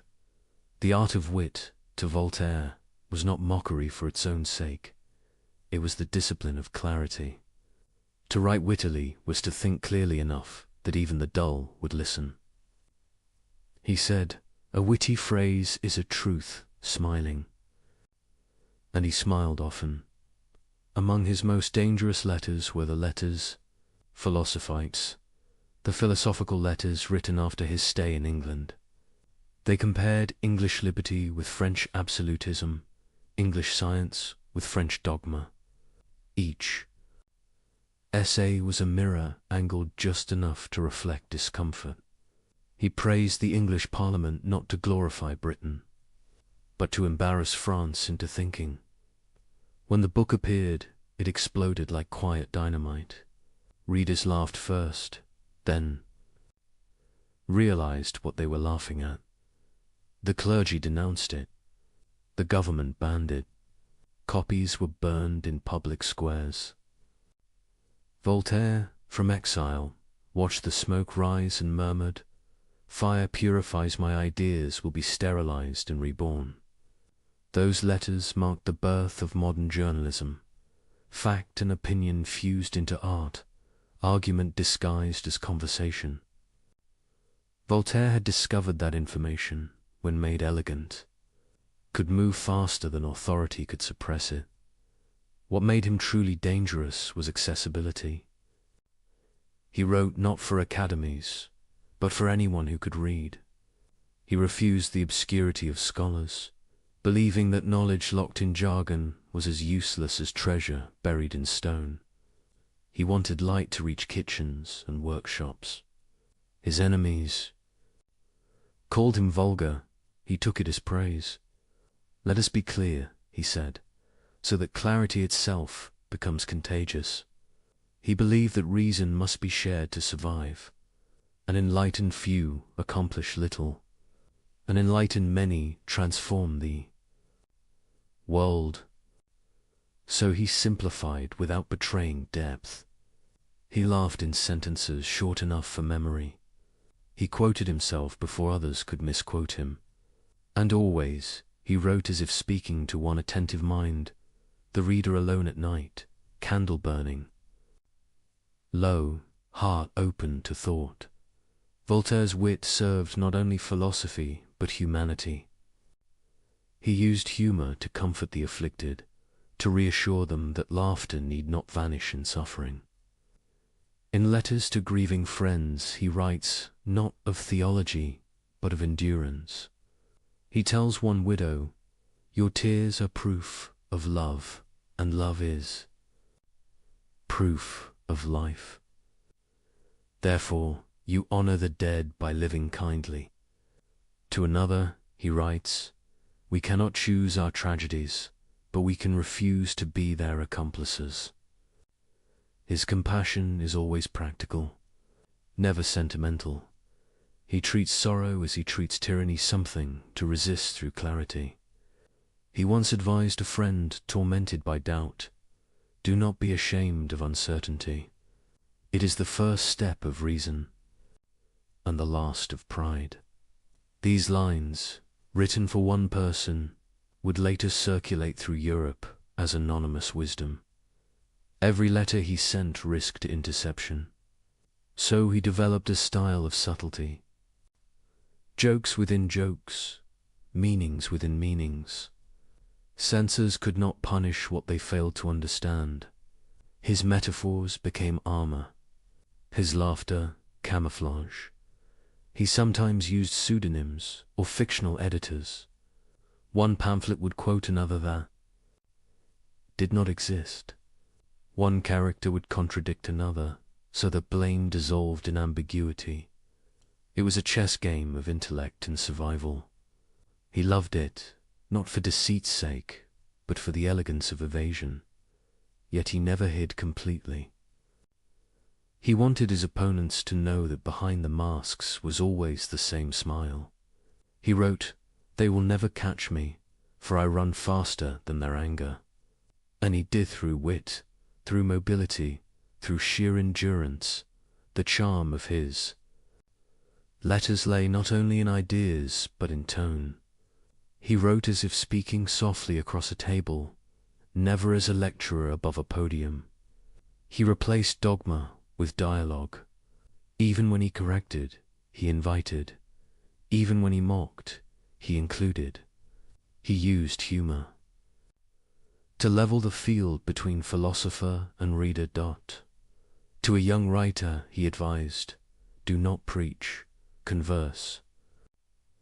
To another, truth enters through the ear that laughter has opened. He believed that reform achieved through conversation endures longer than reform achieved through coercion. Because conversation, unlike conquest, preserves dignity on both sides. This is why his letters outlasted his polemics. While essays grow dated, letters preserve tone, the texture of living thought. They reveal a mind in motion rather than a monument. Some of his finest insights hide in casual sentences. To a mathematician, he writes, "Precision is the politeness of thinkers." To a soldier, courage without reason is a wild dog. To a poet, the rhythm of a verse is the rhythm of breathing. If it stops, so does the reader. He could be teacher, friend, and provocateur in the same paragraph. He turned correspondence into mentorship on a continental scale. Many of his recipients never met him, yet felt they knew him intimately. He belonged to them, not as idol, but as companion in the art of questioning. He gave them permission to think aloud, and that permission, granted quietly through envelopes, became one of the most subversive acts of his century. The tone of his letters also reveals a paradox. For all his attacks on hypocrisy, Voltaire loved the theatre of life. He enjoyed playing roles: courtier, rebel, sage, comedian. He believed irony was not deceit but perspective. It allowed him to see both sides of truth at once. Seriousness, he said, is the refuge of the mediocre. Yet his laughter always served. Sincerity. He joked, only to expose what people took too seriously. In his later years, the letters mellow. He no longer fights with everyone. He chooses his battles with care. He praises young thinkers, encourages women, writers, and debates priests who have learned, finally, to answer with civility. The age has changed, partly because he forced it to. But not all his correspondence is gentle. Sometimes the old fire returns. When he reads of injustice, the sentences sharpen instantly. He writes to a bishop defending intolerance. If you wish to serve God, begin by making men less miserable. He writes to a minister who excuses censorship. Do you fear words? Then you have already lost. Even at 80, his pen still carries the precision of outrage. He signs each letter not as philosopher or noble, but simply Voltaire, cultivator of Ferney.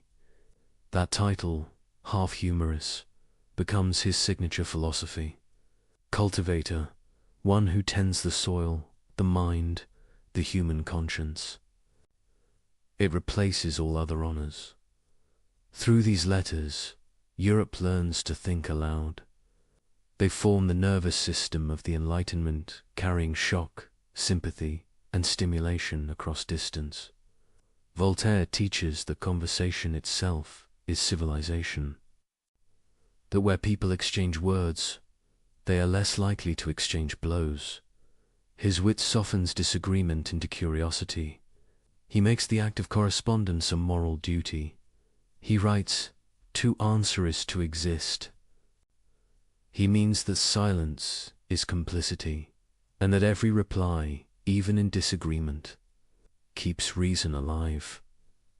He anticipates the future without knowing it, a world connected by voices instead of chains, a world where words travel faster than armies. In his letters lie the first architecture of modern dialogue, toward the end. As his strength fades, he writes fewer lines, but with more tenderness. He thanks his correspondents for keeping him alive in spirit. He writes, "When I can no longer travel, my words walk for me." He feels the limits of his body, but not of his reach. Every sealed envelope carries another fragment of his immortality. In one of his last letters, he muses, "I have spent my life fighting foolishness, and I see that it is immortal. But perhaps, if it never dies, neither will laughter." That single line could stand as the motto of his age. He does not expect victory. He expects continuity. And that expectation, humble and steadfast, is the true essence of enlightenment. When he dies, his letters remain in drawers, trunks, pockets.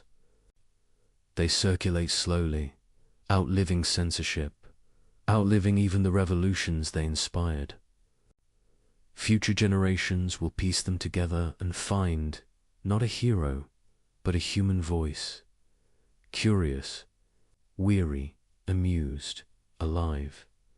They will see that his greatest creation was not a book or a theory, but the habit of correspondence itself, the ongoing dialogue. Between minds seeking clarity, Voltaire's wit was dangerous because it proved that truth need not be solemn to be powerful. A joke, sincerely meant, could loosen the grip of tyranny. A letter, honestly written, could change a world one reader at a time. As this section fades to its quiet close, imagine him once more at his desk, the quill moving slowly across parchment. He signs his name, folds the sheet, and presses wax upon it. The candlelight flickers on his face. He smiles, not triumphant, but content. He has learned that words, like seeds, find their soil in distant minds. And somewhere, perhaps tonight, someone will open a letter and feel a sudden lightness of thought, a quiet rebellion, a smile at the edge of revelation. That is how enlightenment travels, not by decree, but by correspondence, and in the hush that follows, his voice drifts on, patient and amused, to whisper through centuries, still teaching us to think, still reminding us to laugh, and still daring us to tell the truth gently. By now the world has changed, and Voltaire with it. He has written his way through prisons, courts, and revolutions of thought. He has outlived kings, out-argued bishops, outlasted his enemies, and yet he remains what he was at the beginning. A man in search of a place where he can think freely, live honestly, and write without fear. That place will be Ferney, a small estate near the French-Swiss border, a frontier between nations, between safety and danger, between silence and speech. It is fitting that his final home lies between worlds, for Voltaire himself has always lived there, half rebel, half diplomat, half jester, half judge. He arrives in Ferney in 1758, an old man in years, though not in energy. The journey has taken him through exiles in England, Geneva, and Lorraine, each offering temporary shelter, but never rest. He has been a guest of princes, a fugitive of priests, a man too free for any government's comfort. Ferney is his compromise with fate. A place close enough to France to matter, but far enough from Paris to survive. The land is wild when he buys it. A handful of peasants tilt thin soil under mountain winds. The houses lean with age. The fields produce little. Voltaire sees not poverty but potential. He looks at the valley and imagines a living philosophy, a village where work, knowledge, and tolerance could coexist. He begins to build. He renovates the manor, plants orchards, digs wells, hires masons and carpenters. Soon the sound of hammers replaces the silence of neglect. Ferney becomes a construction site for reason. Voltaire walks among the workers, sleeves rolled, discussing both measurements and metaphysics. He tells them, "We shall cultivate, and therefore we shall live." They laugh, thinking it jest, but he means it with sacred seriousness. Word spreads that the great philosopher has settled near the border. Visitors begin to arrive, refugees, scholars, merchants, dreamers. Some come seeking wisdom, others protection. They find both. Voltaire's home becomes a sanctuary without formal walls. Catholics and Protestants live side by side under his roof. He insists they share meals, arguing that reason requires no uniform creed. He builds a chapel, and above its entrance carves an inscription that confuses authorities. Dio rerexit Voltaire to God. Voltaire built this. It is part devotion, part joke, part defiance. The message is clear. A man may believe in God without belonging to any church. The local bishop protests. Voltaire replies politely, saying that charity is better theology than quarrel. He continues his work, turning Ferney into a model of peaceful productivity. Within a decade, the barren village becomes prosperous. He introduces better farming methods, founds a watchmaking workshop, brings in teachers and artisans. He ensures the poor are paid fairly, that the children learn letters as well as trades. He pays for dowries, repairs roads, funds hospitals. Ferney becomes known as the city of Voltaire. Travelers marvel at its order and civility. When asked why he invests so much in a small village, he answers, because the world begins. Wherever we stand, that is the garden philosophy made flesh. What he once wrote in satire, he now lives in practice.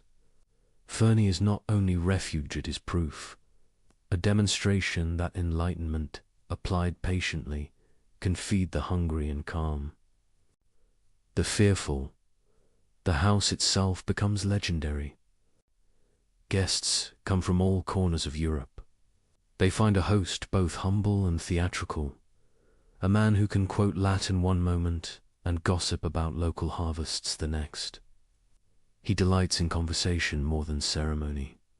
The dining room becomes his new salon.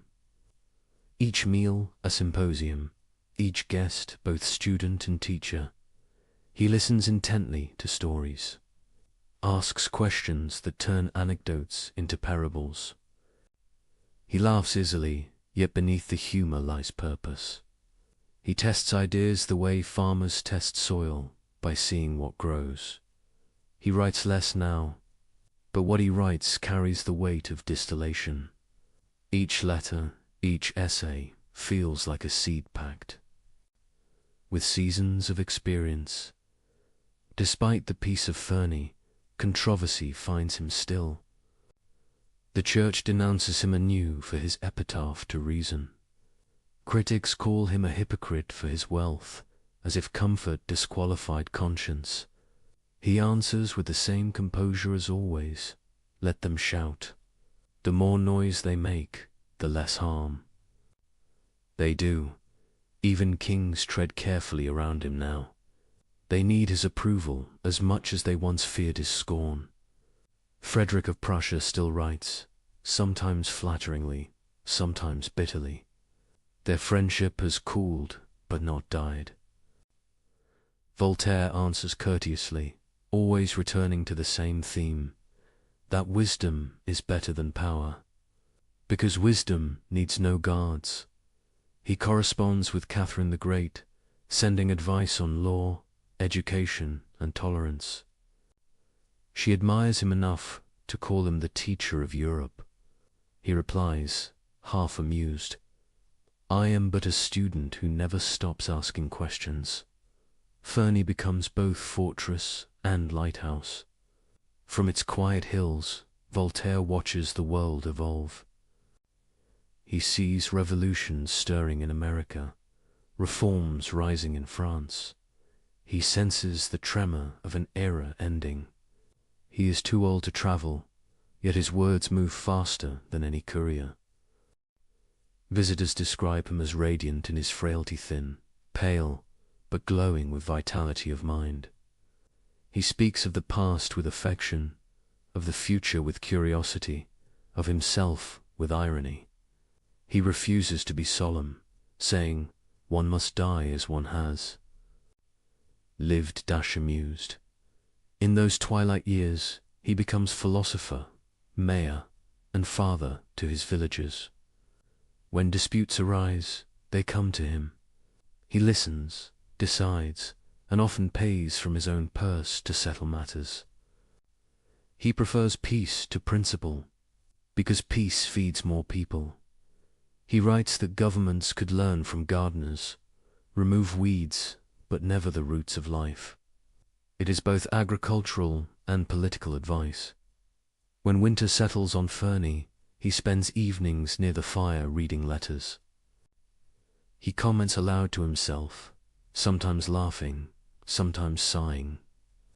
He keeps one letter from an old friend pinned above his desk as simple line, "You have made thought humane." He reads it often, as if reminding himself that enlightenment is not about brightness, but warmth.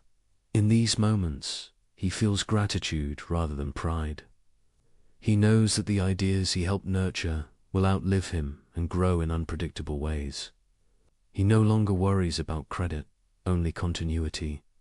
He says, truth does not need heirs, only witnesses. The seasons turn gently. He watches snow cover the garden, then melt into new green. The rhythm comforts him. Life, he realizes, repeats itself, not as punishment, but as promise. Every return of spring is proof that labor was not wasted.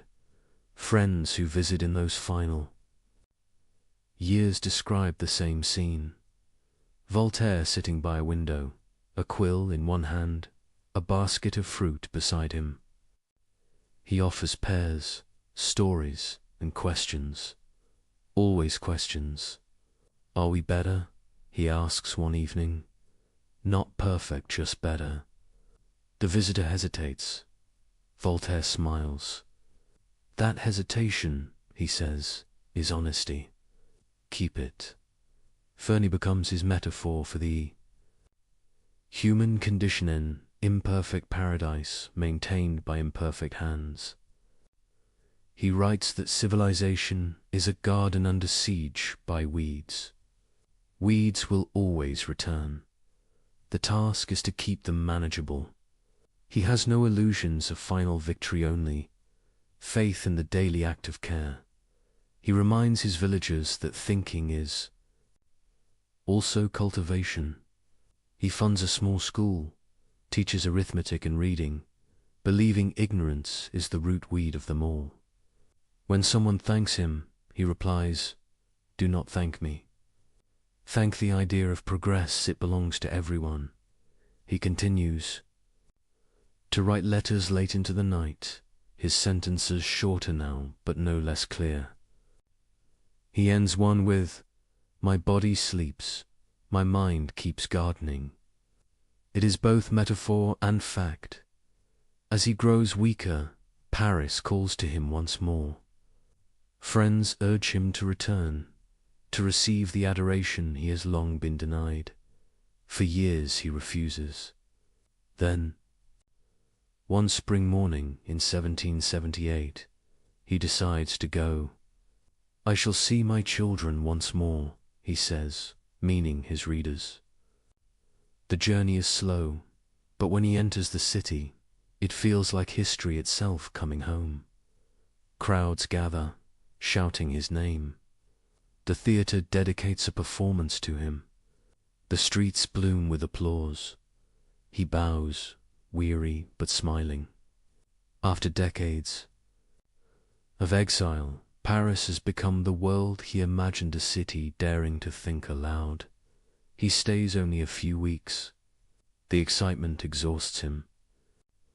One night he whispers to a friend, "I die loving God, cherishing my friends, not hating my enemies, and detesting superstition." Then he sleeps. They bury him in secret, for the church still fears his presence even in death. But fear cannot silence affection. Years later, the revolution will carry his remains to the Pantheon, where crowds will chant his name and call him the soul of France. Fernie, meanwhile, remains. The gardens continue to bloom, the workshops hum, the schools teach. His villagers keep a chair for him at the table and say, "He is not gone. He is working elsewhere." And so, as we leave this quiet refuge, picture the estate at dusk, the air cool, the fields golden. A single lamp glows in the study window. Inside, an empty chair, a quill resting in its holder, the scent of parchment. An ink still fresh dot outside. The garden hums with life bees moving between blossoms, branches stirring in gentle wind. Everything continues, as it always does, as he always hoped it would. The man is gone, but his refuge remains, a living symbol of reason's patience. Proof that thought, when rooted in kindness, can become a home. And from that quiet place between nations, between faith and doubt, between laughter and truth, Voltaire's voice still carries, soft but unending. Cultivate your garden. It is the only world that will ever belong to you. The year is 1778. Voltaire is 83 years old, thin as parchment and just as full of words. He has lived through a century that feared him, mocked him, and finally learned to listen. Now, after 27 years away, he returns to Paris, the city that once imprisoned him, the city that now greets him as a prophet returned from exile. He travels slowly, stopping in villages along the road. Everywhere, crowds gather. Farmers, students, merchants, people who had never read a line of his work, lined the streets to see the face that had argued with kings. They call his name not as a philosopher, but as a friend. Some kneel, others laugh, and he, amused, waves them to their feet. He whispers to his companion, "When I left, they cursed me. Now they cheer." It seems success is simply exile that lasted long enough. When he enters Paris, the city erupts. The noise is overwhelming, the cheers rising from every quarter like the sound of an awakening. Windows blaze with candles. Carriages follow his coach through the streets. The Academy welcomes him as a returning patriarch.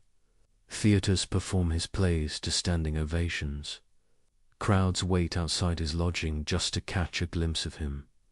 He bows from the balcony, thin and radiant, eyes gleaming with both exhaustion and disbelief. He has outlived all who condemned him. He has outlasted every threat. In that moment, the philosopher becomes a legend made flesh. The applause seems endless, but beneath it he hears something deeper, the murmur of a century closing behind him. He senses that he has become the bridge between worlds, the old of kings and creeds, and the new of liberty and reason. He knows bridges do not last forever, but while they stand, they carry everything across. During those weeks in Paris, he lives as if the years have rolled away.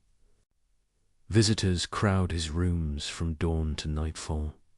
He speaks, jokes, argues, blesses. Students ask for guidance.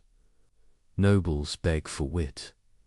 Painters sketch him, poets quote him, and children recite his aphorisms like prayers. He laughs softly at the irony that after a lifetime of being too dangerous to print, he has become the safest symbol of intellect the world can offer. Yet even as he enjoys the adoration, he feels its fragility. He tells a friend they applaud ideas they have not yet understood. When they begin to understand them, they will tremble again. He knows popularity is not proof of progress.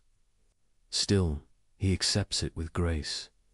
To deny joy, even temporary, would be ungrateful. He spends his last nights attending the theatre. The audience rises when he enters. Actors stop mid-performance too. Bow. He bows back, smiling faintly. A physician warns him that the excitement will kill him. Voltaire replies, "Then let me die," applauded. The exhaustion does come. After so many years of surviving persecution, his body cannot withstand celebration. He grows weak, though his mind remains clear.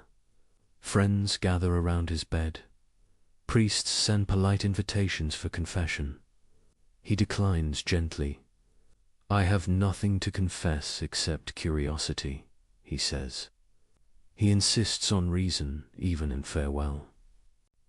He murmurs, "I am tired of hearing people ask for miracles. It is miracle enough that we are alive." One night, sensing the end near, he dictates his final statement. "I die loving God, cherishing my friends, not hating my enemies, and detesting superstition." Then he adds, smiling, "Now leave me to die in peace. Do not make a ceremony of it." A few hours later, in quiet sleep, he does Paris mourns and celebrates at once. The church refuses him burial in consecrated ground. The people ignore the refusal. Friends smuggle his body by night to a monastery near Troyes, where he is laid to rest secretly, as if even death feared his voice might rise again. But silence will not hold him. 11 years later, after the storm of revolution, France reclaims him publicly. The revolution's leaders, believing themselves heirs to his pen, order his remains carried to the Pantheon, the temple of the nations great. The procession is immense. Tens of thousands follow the coffin through streets lined with banners. Inscribed on the side, "He gave mankind the spirit of liberty." Some weep, some sing, some carry candles, and above them all, the bells ring not for religion, but for reason. His body, once smuggled in secret, now rests beneath marble open to the sky. The irony would have delighted him. His legacy, however, is not stone but atmosphere. It lives in the habits of thought he made possible. Before him, people asked, "What must I believe?" After him, they began to ask, "What can I know?" Their change subtle, immensely shaped civilization. He did not invent the Enlightenment. He embodied its temperament, curiosity without cruelty, courage without hatred, and the refusal to take oneself too seriously. He left behind no disciples, only readers, millions of them. His influence moved through institutions he never trusted. Through revolutions he never joined, through laws he never wrote. It became invisible, as air becomes invisible once everyone breathes it. Philosophers debated his theology. Politicians quoted his wit. Common people remembered his laughter. He became a presence rather than a person, a whisper reminding each generation that reason is not cold, that truth need not shout, and that progress begins with a question. The paradox of his life endures. He mocked power yet advised rulers. He doubted God yet prayed in labor. He lived for peace yet fought endlessly. Through contradiction, he remained coherent, because his loyalty was never to systems but to conscience. He believed that the mind, like the world, must be cultivated daily. His garden was never perfect, but it was alive. In every age since, his name reappears whenever freedom trembles. Whenever censorship returns, someone quotes him. Whenever fanaticism spreads, someone reads him again. He becomes the eternal companion of rebellion tempered by thought. His laughter echoes in courtrooms, classrooms, and cafes. It is the laughter of a man who has seen folly and forgiven it. The laughter that clears the air before dawn. Centuries later, the philosopher remains modern. His ideas anticipate the rhythm of the digital age, fast, witty, skeptical, global. He would have loved this world of endless conversation and feared it equally. He would have warned us that speed without reflection turns communication into noise, that enlightenment must keep pace with invention. He would have told us, as he told his own century, to be skeptical not of truth, but of those who claim to own it. His garden survives now as metaphor. We cultivate it each time we choose understanding over outrage, dialogue over dogma, kindness over pride. Every act of patience continues his work. Every question asked in good faith extends his light another generation. That is his real immortality, not a statue, not a book, but the rhythm of thinking that refuses to stop. If you walk today through the Pantheon in Paris, past marble heroes and carved prayers, you may see his tomb bathed in quiet light. Visitors stand in silence, reading the inscription, Poet, historian, philosopher, he prepared us to be free. Some smile, some nod, some simply linger. They may not realize it, but in that silence, they are participating in his last request to think for themselves. And somewhere beyond stone and centuries, one can almost hear the faintest echo of his voice, still curious, still amused, still whispering to all who would listen, cultivate your garden. Speak gently, but speak. And if you must fight, fight only with reason. The applause of his final return never truly ended. It continues quietly each time a person questions fear, each time laughter survives injustice, each time a mind opens. Instead of closing, that, more than any revolution, is Voltaire's victory. And so the story closes as it began, with a man and a pen. A cell replaced by a study, darkness replaced by dawn. He left the world no perfect system, only a method of courage, to live with light enough to see, and humility enough to doubt. The candle burns low once more. Ink dries on the page. The philosopher rests, his words still moving quietly through time. A reminder that freedom is never granted once, but cultivated forever. The story of Voltaire ends, but his invitation does not. Each generation inherits the same question. What does it mean to cultivate our garden today in this restless century of ours? The words sound simple, almost quaint, yet within them lies an entire philosophy of survival. It is not about literal soil alone. It is about the peace of the world that each of us can tend, the small circle of influence where care still matters. It is the idea that improvement, not perfection, is the real work of a lifetime. Voltaire's garden was once a patch of land at Ferney. Ours may be a household, a classroom, an online conversation, a business built with integrity, or simply a quiet discipline of attention in a noisy world. Every place where effort meets patience is a continuation of that same enlightenment. We live in a time flooded with light screens, information, opinions, and yet so much of it blinds rather than illuminates. Voltaire would recognize this paradox immediately.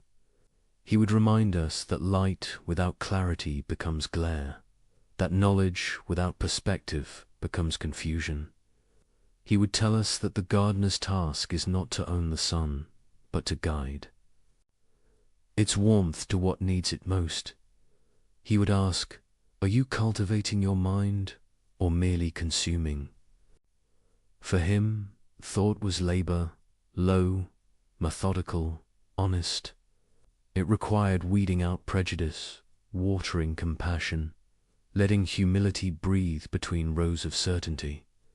He would insist that wisdom still begins when noise ends in silence long enough. To hear one's own reason, to cultivate our gardens today is to resist despair. Every age believes itself in crisis, but perhaps what changes is only the form of distraction. In Voltaire's time, tyranny wore robes and crowns. In ours, it often wears exhaustion. We hurry from task to task, forgetting that the gardener's greatest strength is patience. He would tell us, slow down. Do not wait for utopia or collapse. Attend to the ground beneath your feet.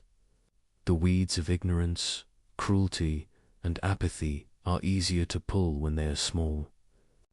Neglect them, and they become forests. He would smile at our technology, marvel at our tools, and then ask the same question he asked of kings. To what end? For him, progress was never a matter of invention alone, but of intention. A machine is neutral, only its use has morality. To cultivate is to choose purpose over power. Voltaire's voice would fit naturally in this century of argument. He would scroll, observe, and laugh softly. He would see crowds proclaiming certainty in every direction, each shouting that they alone have truth. He would remind them that shouting is not proof. He would write a sentence short enough for our attention span and sharp enough to cut through the noise. Those who think alike are not necessarily thinking. He would ask us to bring humor back to discourse, to argue as gardeners debate, whether with passion, yes, but also acceptance of limits. For a reason, like the seasons, thrives on cycles of growth and rest. We must plant ideas, knowing some will fail. Failure, to Voltaire, was never disgrace. It was compost future nourishment for better thought. To cultivate our gardens today also means courage. Freedom of speech remains fragile, threatened not only by laws but by indifference. He would tell us that silence, even when born of fatigue, feeds the roots of tyranny. He would not demand constant rebellion, only honest participation, the willingness to speak gently but persistently. He believed persuasion begins not with shouting but with listening. Speak, he might say, as if your opponent could. Be your neighbor tomorrow. He would urge us to defend reason without cruelty. The enemy is not the believer or the skeptic, but the arrogance that refuses to learn. Tolerance, he wrote, is not weakness. It is the recognition that all of us are fragile in different ways. In a world divided by ideology, his garden remains open ground. Perhaps most of all, he would remind us to find happiness not in theories, but in usefulness. He once wrote that work protects us from boredom, vice, and need. That still holds. 2. Create, repair, teach, or help. These are acts of faith in the human project. They are how we turn thought into life. Voltaire never trusted purity. He trusted improvement. He knew perfection is a mirage that leads to cruelty. Better, he said, to do small good daily than to dream of grand goodness deferred forever. The gardener's joy lies in tending, not in finishing. When we look around at the scale of modern problems, climate, injustice, confusion, his philosophy may seem too small. What can a garden do against a storm? But he would answer, the storm does not last forever, the garden does. He believed in endurance over spectacle. Every era that forgets moderation, he warned, must relearn it through pain. The cultivation of one plot, one mind, creates ripples across generations. The person who teaches a child to think plants trees that will shade strangers. The worker who insists on fairness waters roots that feed unseen futures. Such acts are not dramatic, but they are the foundation of civilization. Voltaire would also remind us of humor's sacred place. He knew laughter is not escapism, but oxygen.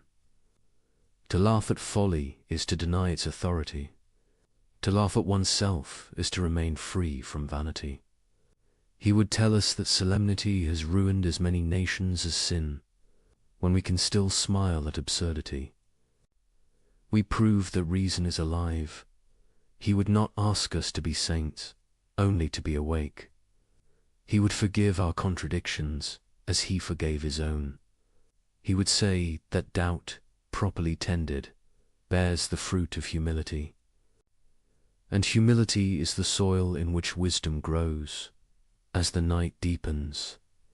Imagine sitting in that old garden of Ferny, the air cool, the leaves whispering.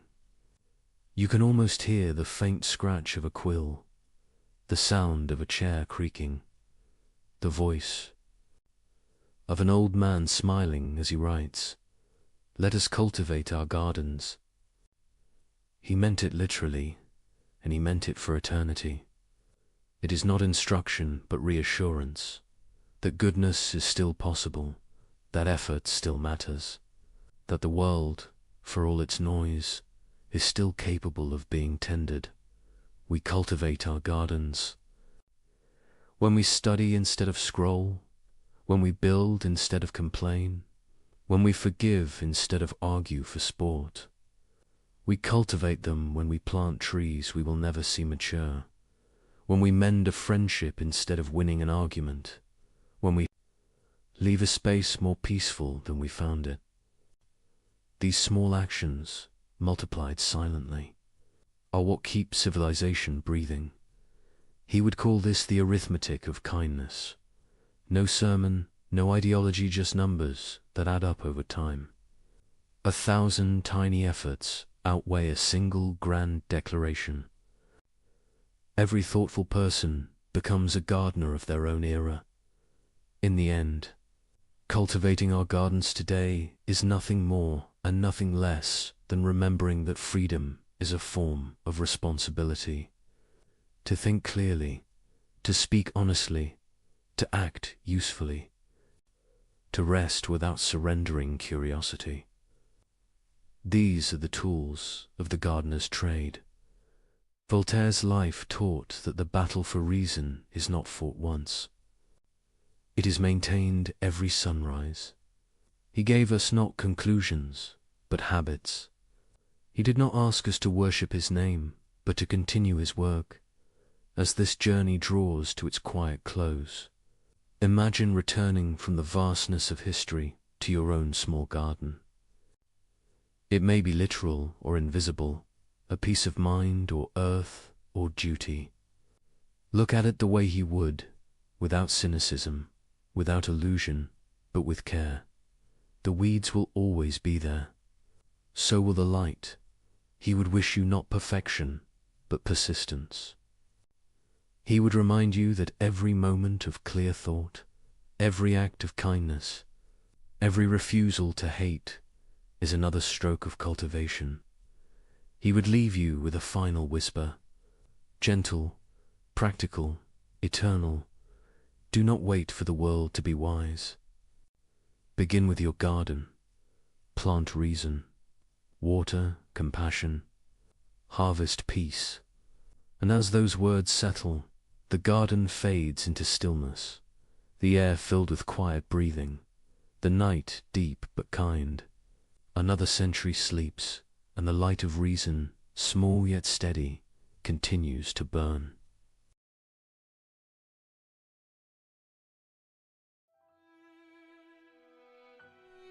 The world opens in silence. A street after rain, a child's shoe left on the steps, a candle flickers beside a hospital bed. Everywhere, the same question whispers through the noise of living. If there is a good and powerful God, why does the world suffer? This question is older than philosophy itself. It hides in every prayer, in every cry for meaning.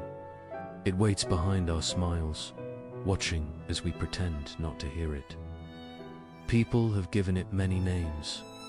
Philosophers call it the problem of evil. Poets call it heartbreak. But it is one thing, the shock that goodness and pain share the same sky. Long before us, a man named Gottfried Wilhelm Leibniz faced that question. He lived in a Europe torn by war and disease. He saw kings rise, cities burn, and faith fracture into doubt. Yet through all of it, he believed something extraordinary. He said, "This world, with all its sorrow, is still the best of all possible worlds." At first it sounds absurd. How could a world filled with hunger, betrayal, and grief be the best? How could a wise God choose this when so many gentler worlds seem possible? But Leibniz was not blind. He saw pain clearly. He just refused to believe it was meaningless. He imagined God not as a careless ruler, but as a divine architect. Every law of nature, every heartbeat, every lost bar of a structure too vast for any single mind to see. He believed reason itself was holy, that creation, even in its chaos, followed a pattern deeper than tragedy. Still, the heart resists. The mind protests. If this is the best world, what does the worst look like? Look at war. Look at children lost before they grow. Look at the innocent crushed by the greed of the strong. Surely, no amount of hidden harmony can justify that. And yet, Leibniz asked us to look again, not to deny evil, but to ask what kind of world could even make goodness possible. He said the question itself hides the clue. If we can name evil, it means we know good. If we know good, it means reality contains standards that do not come from chaos. So the question, painful as it is, already points toward order. Leibniz believed creation had limits, not limits on God's power, but limits of logic itself. Even God cannot make a circle with corners. Even God cannot make freedom exist without the risk of misuse. He compared creation to a composer writing under rules. The composer cannot play every note at once. Harmony requires contrast. So does life. Some goods exist only if certain dangers are real. Courage needs fear. Forgiveness needs wrongdoing. Growth needs loss. Take away the risk, and those goods disappear. Perhaps. Leibniz said, the best world is not the one without pain, but the one where pain makes goodness possible. He called his explanation theodicy, the defense of divine goodness in the face of evil. He never said this world was perfect. He said it was complete, a world balanced between freedom and law, reason and love. The ideas spread, and so did misunderstanding. Many heard only the optimism, not the reasoning. They thought Leibniz believed everything was fine as it was, but he never said that. He believed progress mattered, compassion mattered, justice mattered, because they are the ways goodness unfolds inside imperfection. To him, creation was like a vast tapestry seen from behind. From our side, we see only knots and dark threads. From the front, seen by God, every twist joins a greater picture. When we suffer, we live on the backside of that tapestry. We see chaos. We forget the pattern could be real. There is a quiet strength in his view. He does not ask us to enjoy pain. He asks us to trust that pain is not the final word, that the story of existence includes chapters we have not yet read. Many have mocked that faith. Voltaire would later turn it into satire. He wrote Candide, a tale where every tragedy is excused by foolish optimism. People laughed at Leibniz's idea for centuries after that. But laughter does not erase a question. What if Leibniz was not naive? What if he was trying to protect meaning itself from despair? He believed the universe follows the principle of sufficient reason, that nothing happens without a reason, even when the reason is beyond us. Not everything is good in itself, but every event connects to a greater good that reason would reveal if we could see far enough. Imagine a vast equation. Every term, every variable, balances in a harmony we cannot solve. We see fragments. We see our small corner of the sum. The full pattern belongs to a mind greater than ours, To live with that awareness is not blind faith. It is humility before mystery. It is the courage to say, I do not understand, but I believe there is understanding. Still, the question returns. Why must goodness depend on such a painful process? Why could God not choose a world where we learn without loss? Leibniz's answer was quiet.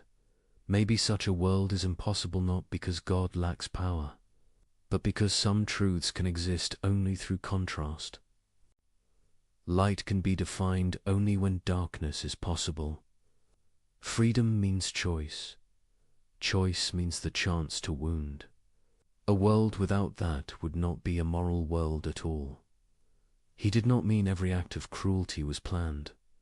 He meant that freedom itself is part of the design, and with it comes the burden of consequence. So he trusted that even what we ruin can still be woven into a greater harmony. The universe, he thought, bends toward balance slowly, painfully, but inevitably, when we see evil, we see a note out of tune. But to the composer, the discord belongs to a larger movement that ends in resolution. Leibniz looked at the sky and saw law. He looked at the human heart and saw longing. He believed both were evidence of purpose. He wrote, reality is the expression of a perfect mind through imperfect means.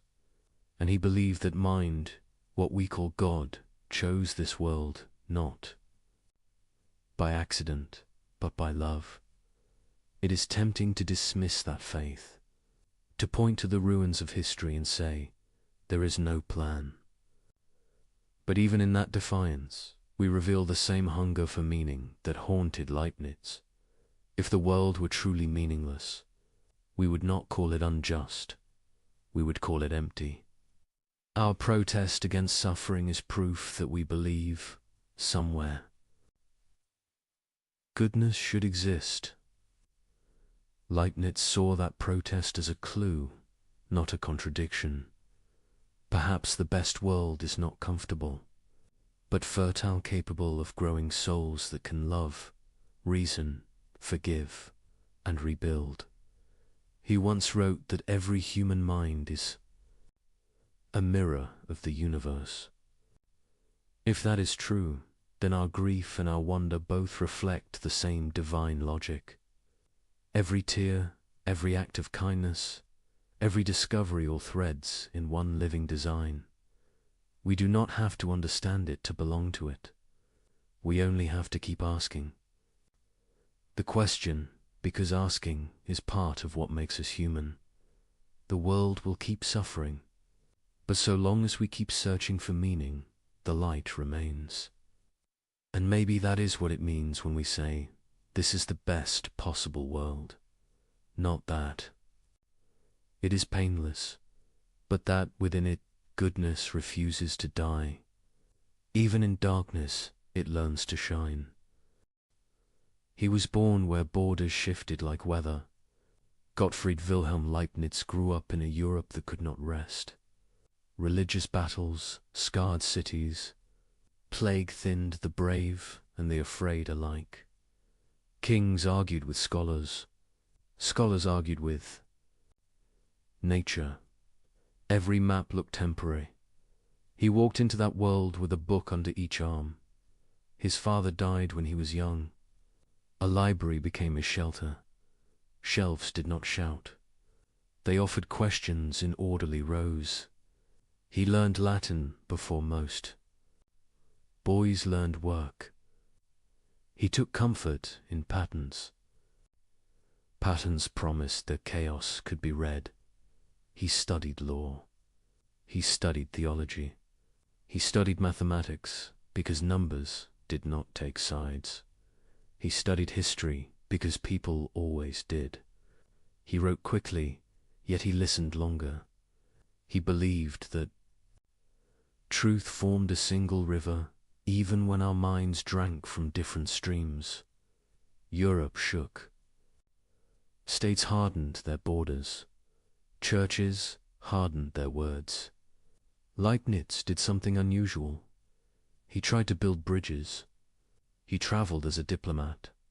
He served princes and electors, but he spoke to them as a patient teacher speaks to an eager child. He asked Protestants and Catholics to consider peace. He wrote letters to scientists across the continent. He believed correspondence could tame distance. He believed gentleness could tame pride. He searched for a universal language of thought. He called it a character of reason, not symbols for show, but signs that carried logic inside them.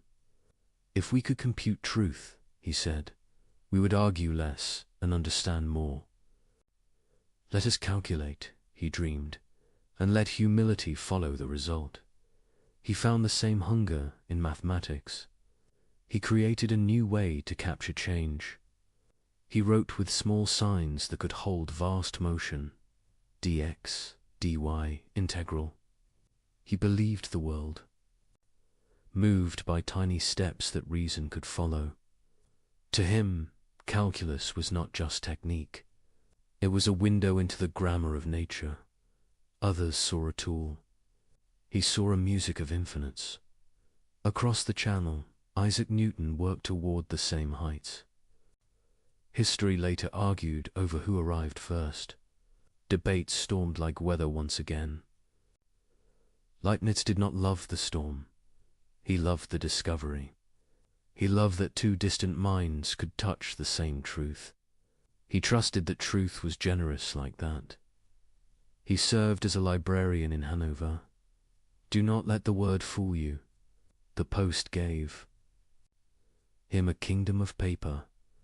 He ordered knowledge like a gardener orders a wild field. He wrote histories for his patrons. He built mechanical calculators with gears that mimicked thought. He imagined mines, canals, and academies. He drafted plans for academies in Berlin and St. Petersburg. Everywhere he went, he asked the same question: how can order grow from conflict? Nights were for metaphysics. He stared into silence until ideas found shape. He asked why there is something rather than nothing.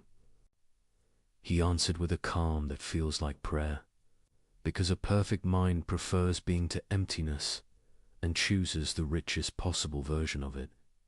Not rich in gold, rich in kinds of goodness. Rich in minds that can love and learn. He held to a principle that anchored him.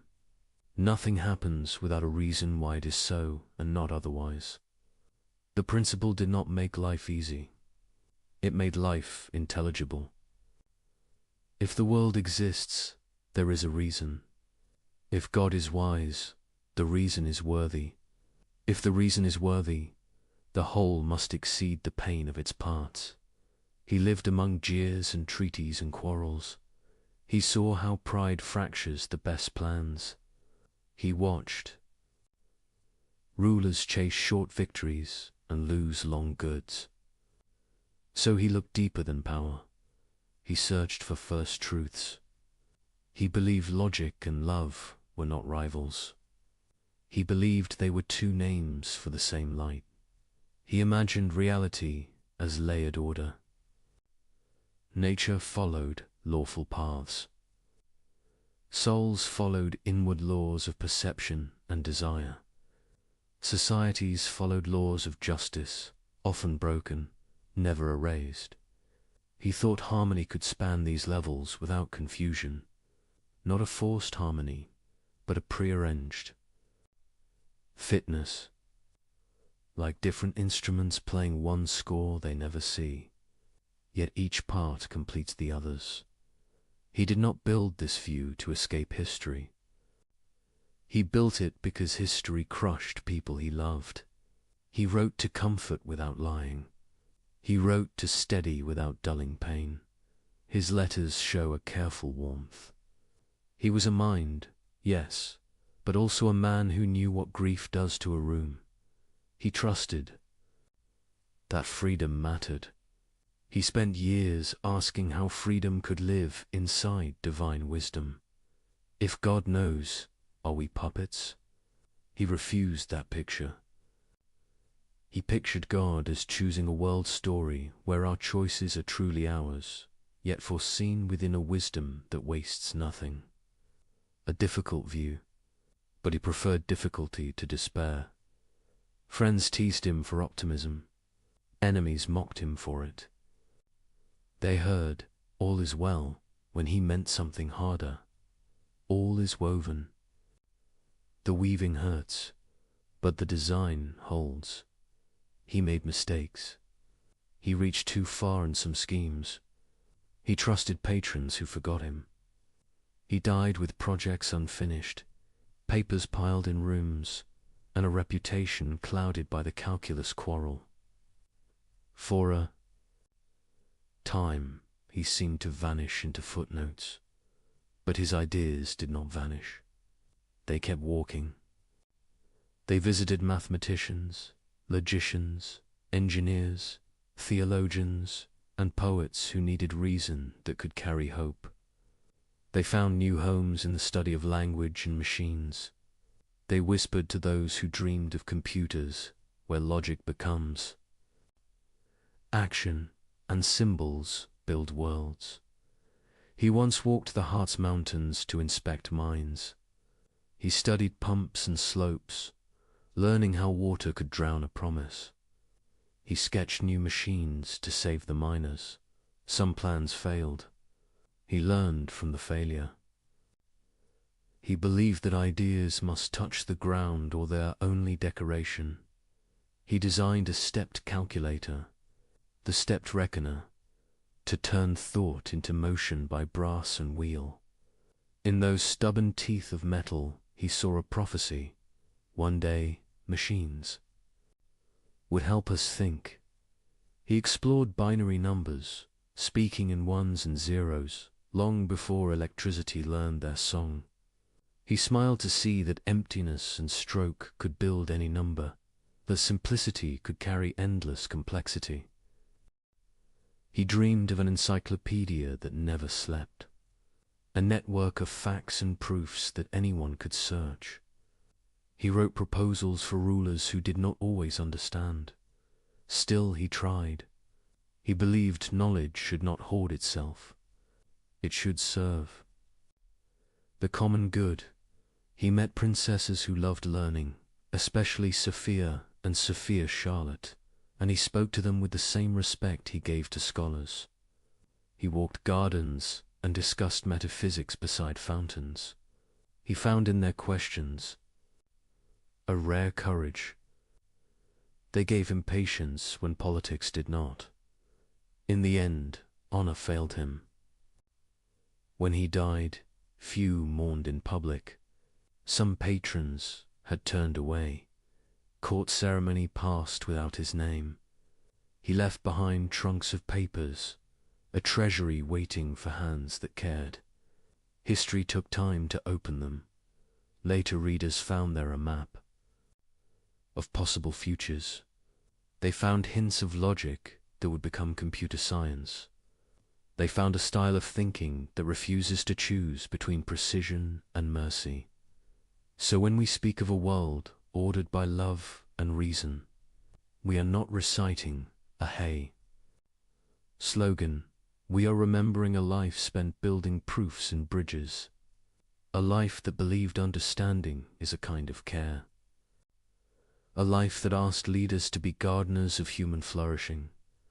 Hold that image as the candle finally goes dark. Not a man who escaped the troubles of his age, but a man who answered them with patient craft. He left us a way to work, clear eyes, open hands, and hope that does the labor. He was born where borders changed with the wind.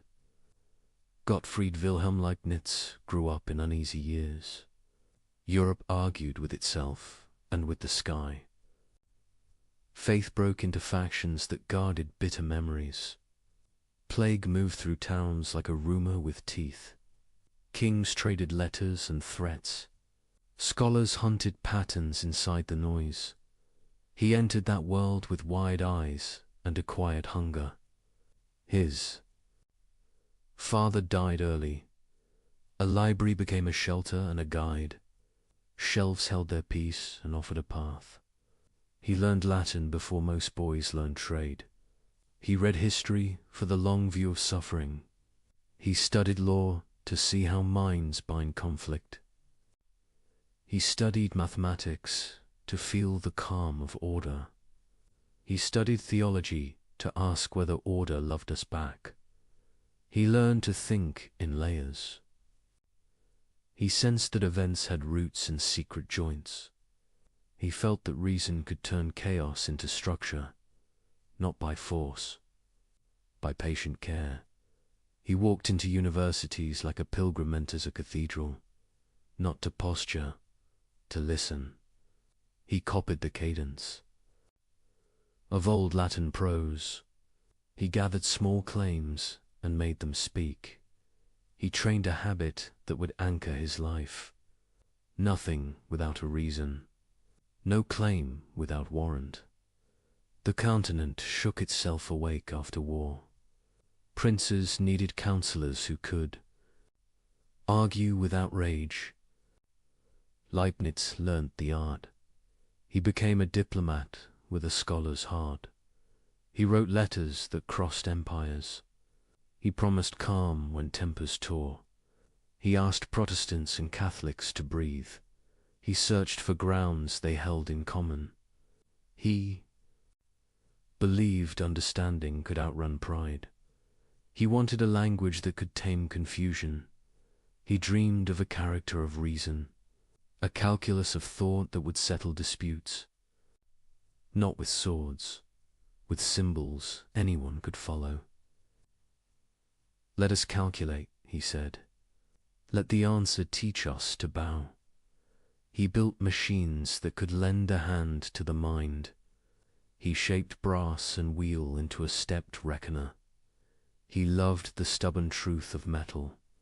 He loved that a gear holds its argument. His fingers black with oil made ideas move. He smiled at the promise behind the craft. Someday thoughts would travel by mechanism. He found music in change itself rates. Slopes, sums that grow by tiny steps. He wrote a new way to speak those. Motions, he named small differences with neat signs. dx, dy. He curved space into sense with the long stroke of integral. He felt he had touched the grammar of nature, not just a trick for engineers, a key to the world's inner rhythm. Across the channel, Newton climbed the same mountain. History still argues about who reached the ridge first. Leibniz disliked that quarrel. Truth did not need a crown. Two minds could touch the same light from different paths. The light would not mind Doc life, pulled him into Hanover. The word librarian hides the scale of the task. He took custody of a kingdom of paper. He tamed chaos with catalogues and summaries. He drafted histories that made patrons feel ancient and secure. He designed waterways and mines. He drew plans for academies that would train a gentler power. Berlin listened. So did St. Petersburg. Sometimes rulers kept their promises. Often they did not. He met Sophia and Sophia Schala. They loved ideas and asked hard questions with a steady gaze. He answered with patience and warmth. He did not flatter. He invited them into the work. Gardens became classrooms. Walks became seminars on being and justice. He found courage in their curiosity. His letters crossed mountains. He corresponded with scientists and ministers and monks. He asked for reports on tides and minerals and words. He sent designs for pumps and tax codes and libraries. He tried to bind Europe with paper bridges. He thought courtesies could rescue truth from vanity. Night made room for first principles. He faced the oldest question with steady breath. Why is there something rather than nothing? Because a perfect mind prefers being to emptiness, he wrote, and chooses a world rich in possibilities of good, not a world of soft comforts, a world fertile in meaning. He held to a rule that became his compass. For every fact, a reason why it is so. If the world exists, it exists for a reason. If God is wise, the reason is worthy. If the reason is worthy, the whole must exceed the pain of its parts. He did not claim to see the whole. He claimed the whole was there. He felt the pull of freedom. He knew we'd choose and also belonged to patterns. He would not trade freedom for neat equations. He imagined God choosing a story in which our choices are real, foreknown but not forced, seen but not scripted, a hard thought, yet kinder than a world of puppets. He spoke often of harmony, not a soft word, a strict art. Different lines can meet without collision. Different goods can coexist without theft. He imagined creation as lines of melody written to fit, no instrument. Here's the whole score, yet the music holds. He drew comfort from the lawfulness of nature. He saw law as a gift, not a prison. Law gives promise. Promise gives science its courage. What happens here and now can teach us there and then. Repeatable order is grace for finite minds. His mind moved toward synthesis. He hated false fights where both sides were partly right. He believed dispute. Hide a third view that honors what is best in both. So he looked for bridges between atom and soul, between number and mercy, between church and church, between chord and conscience. He also failed. He chased grand projects beyond the patience of patrons. He sent proposals too wide for narrow budgets. He trusted promises from men who counted only today. He watched doors close without ceremony. He kept writing anyway. He thought time nurses good seeds. He suffered neglect at the end. His name dimmed in halls, he once advised. He died without honors fit for his labor. Trunks of papers waited like sealed gardens. Readers came late and found the gates. What they saw changed their own plans.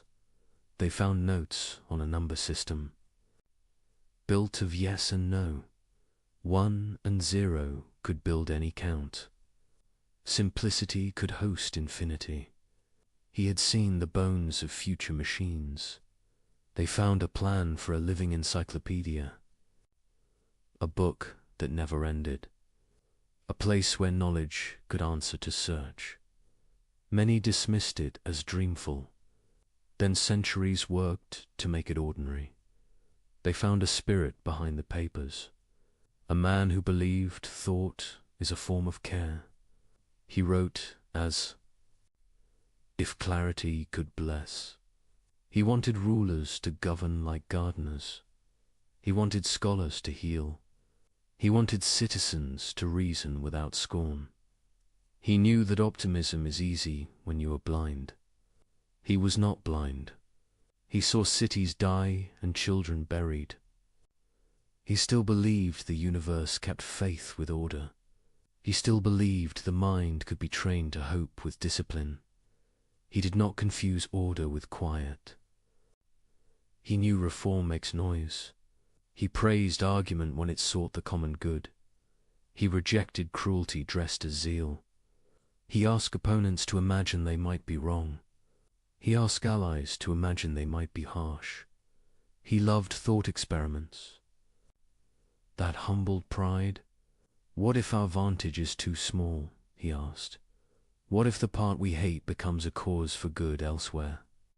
What if the whole uses our losses to grow new strengths we cannot yet name? Not to excuse evil, to resist despair, he prized gentleness. He wrote to a friend that patience extends the reach of truth. Harshness shortens it. He told himself to prefer precise mercy over loud wit.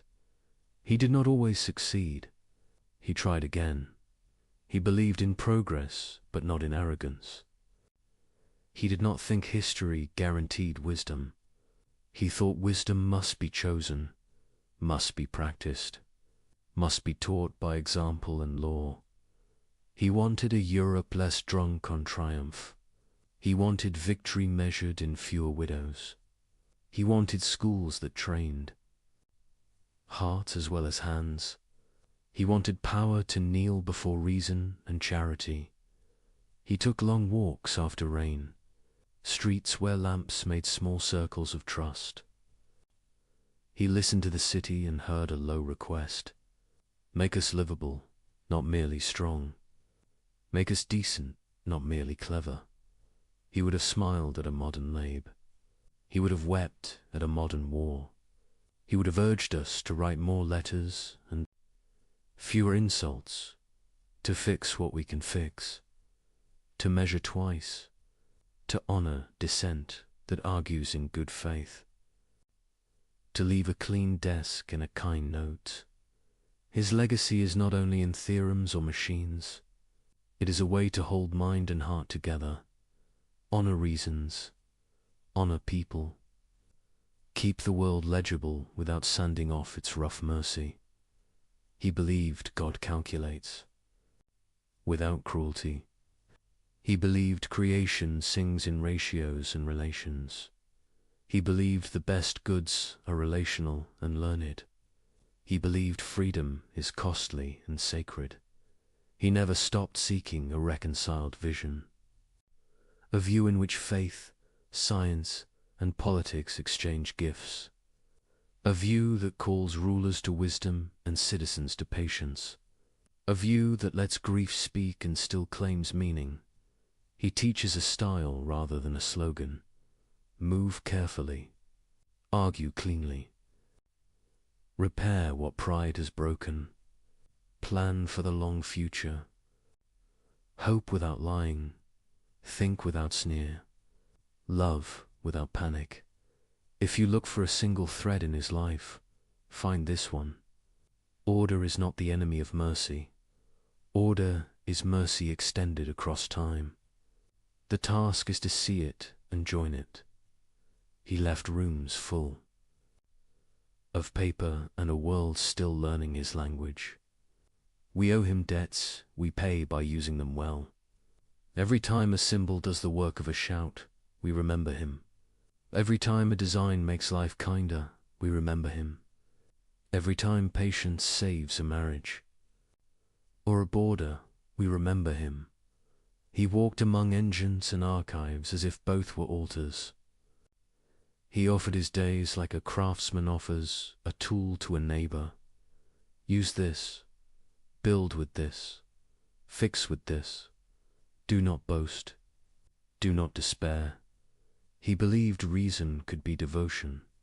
He believed love could be precise. He believed the mind, trained by care, could help a broken age find balance. He believed, at last, that nothing is wasted in a wise universe. Even the pages we lose teach the hands that turn the rest. Even the dark hours become part of morning. A world full of pain still begged to make sense. Leibniz believed sense could be found, not imposed, but reasoned. He saw thought itself as sacred. If the mind is made by God, then to think clearly is a kind of prayer. He began with a rule that would shape his life. Nothing happens without a reason. Every truth must answer the question, why this and not something else? It sounds simple. It builds everything. The air, the stars, the story of each soul each holds a reason. even if we do not see it. Leibniz looked around and saw confusion. He saw storms, wars, accidents, illness. He refused to believe these were random. He said reality is not a scatter of chance. It is a structure, a clockwork built by a perfect mind. Not perfect in stillness, but perfect in harmony. He imagined God before creation, a mind infinite in power and imagination. Every possible world already alive in that mind. Endless combinations of laws, choices, and stories. Worlds where mountains never form. Worlds where freedom never costs. Worlds without laughter because nothing ever goes wrong.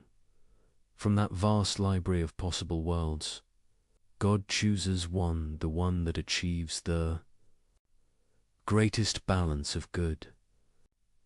This world.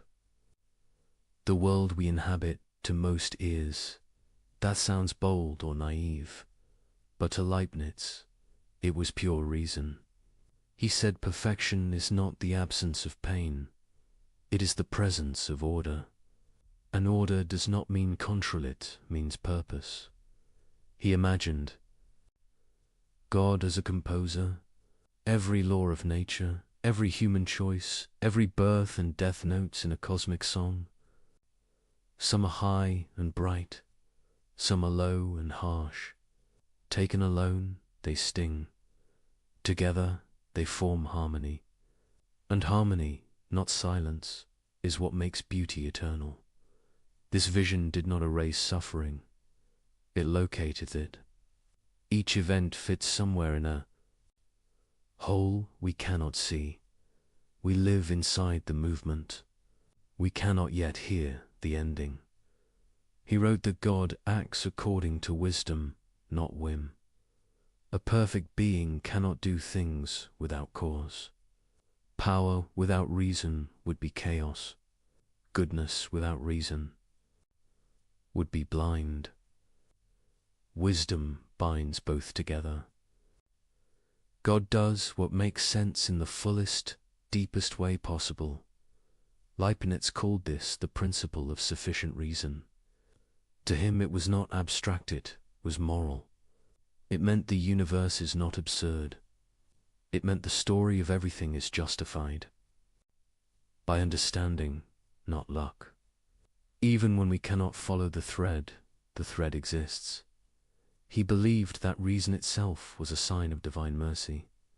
It lets us share, in small ways, the same light that guides creation. When we think well, we participate in that light. When we love truth, we echo the love that made the world. He used mathematics to mirror his faith. In numbers, he saw a universe that never contradicts itself. 2 plus 2 will always make 4, not because we decree it, but because it cannot be otherwise. That same clarity, he thought, runs beneath existence. The rules of thought and the rules of being must match, because both come from one mind. He looked at nature and saw lawfulness. He looked at himself and saw awareness. He looked at both and saw a bridge. The bridge was reason, the same logic. That shapes a falling apple, shapes the movement of thought. For him, this was not coincidence, it was confirmation. Creation is intelligible because it was made by intelligence. He trusted that if God chose this world, there must be a reason why this one is best. Not best for each moment, but best in the full design. If there is evil, it is allowed only because it serves a higher good that could not exist without it. Like shadow helping light to be seen, like discord teaching the ear to crave resolution, like heartbreak opening space for compassion. He did not speak from comfort. He lived through years of disease, famine, and fear. He saw death without glory. He saw the price of ignorance and greed. Yet his faith in divine logic did not break.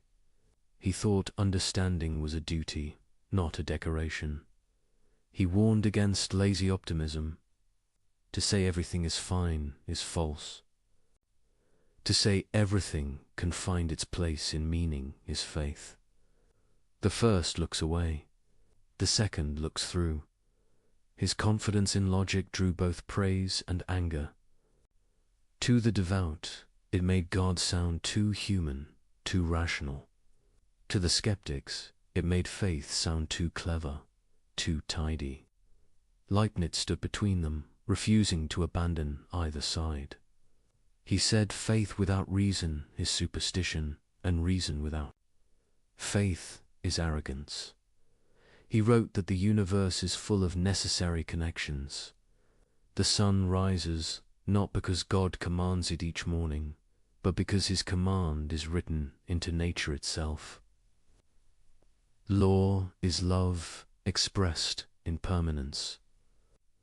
A steady God makes a steady world. That steadiness is grace for creatures who must learn slowly. In his vision, miracles are not breaks in law. They are rare moments where the deeper law reveals itself more clearly. Everything remains part of one system, whole and alive.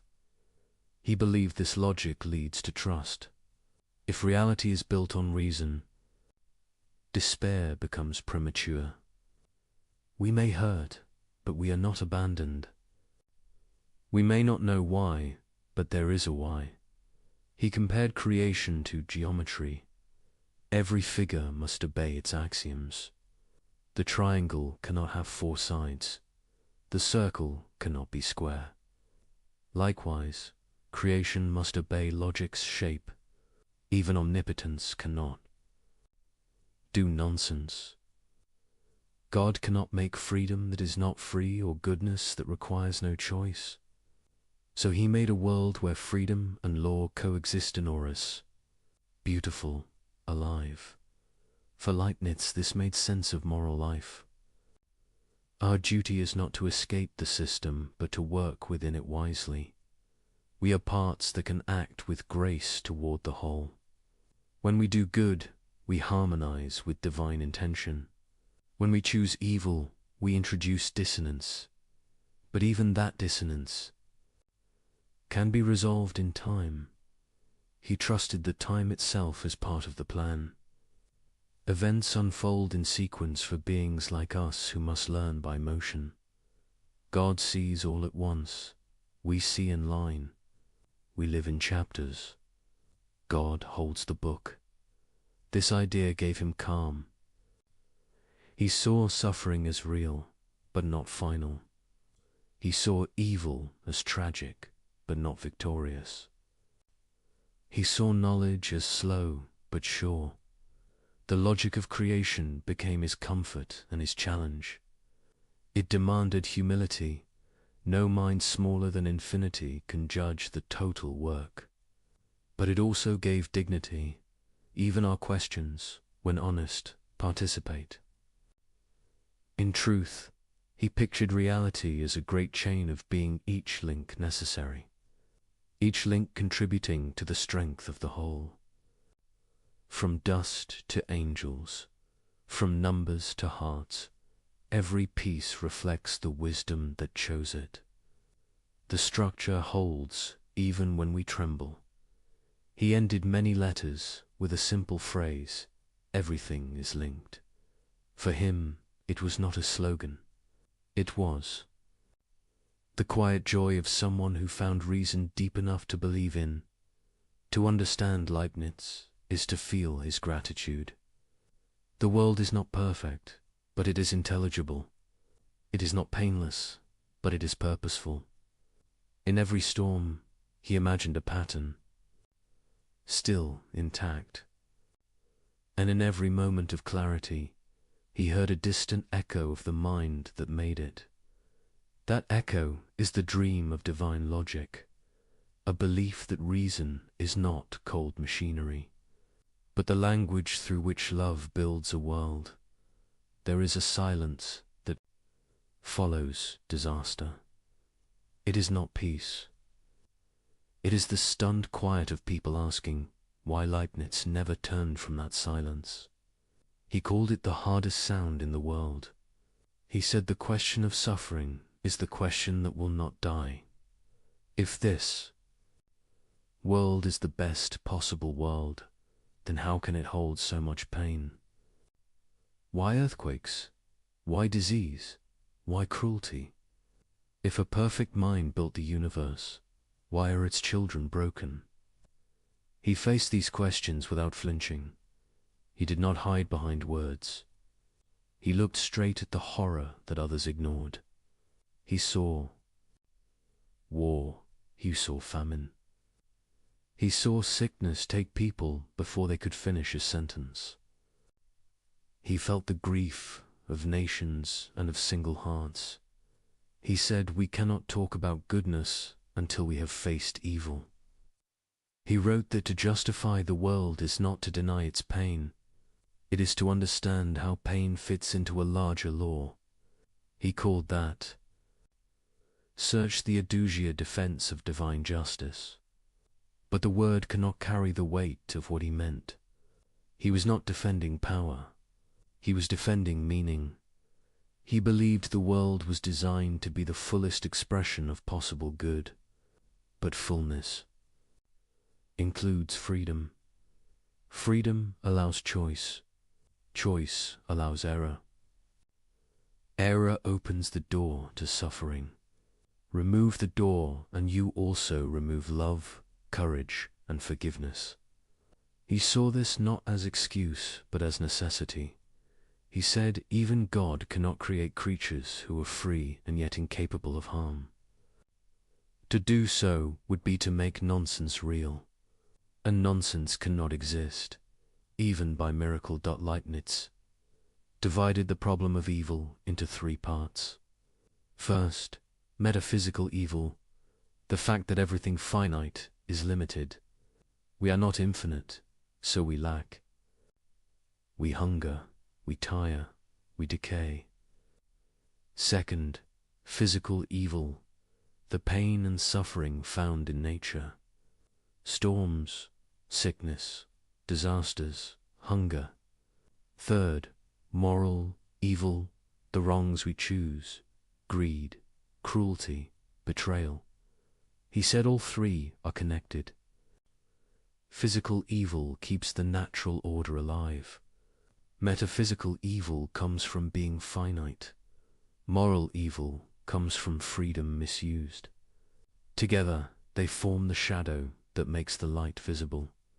This idea angered many. It still does. To some, it sounds cruel.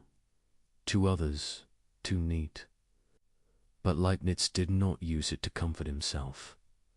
He used it to face the worst.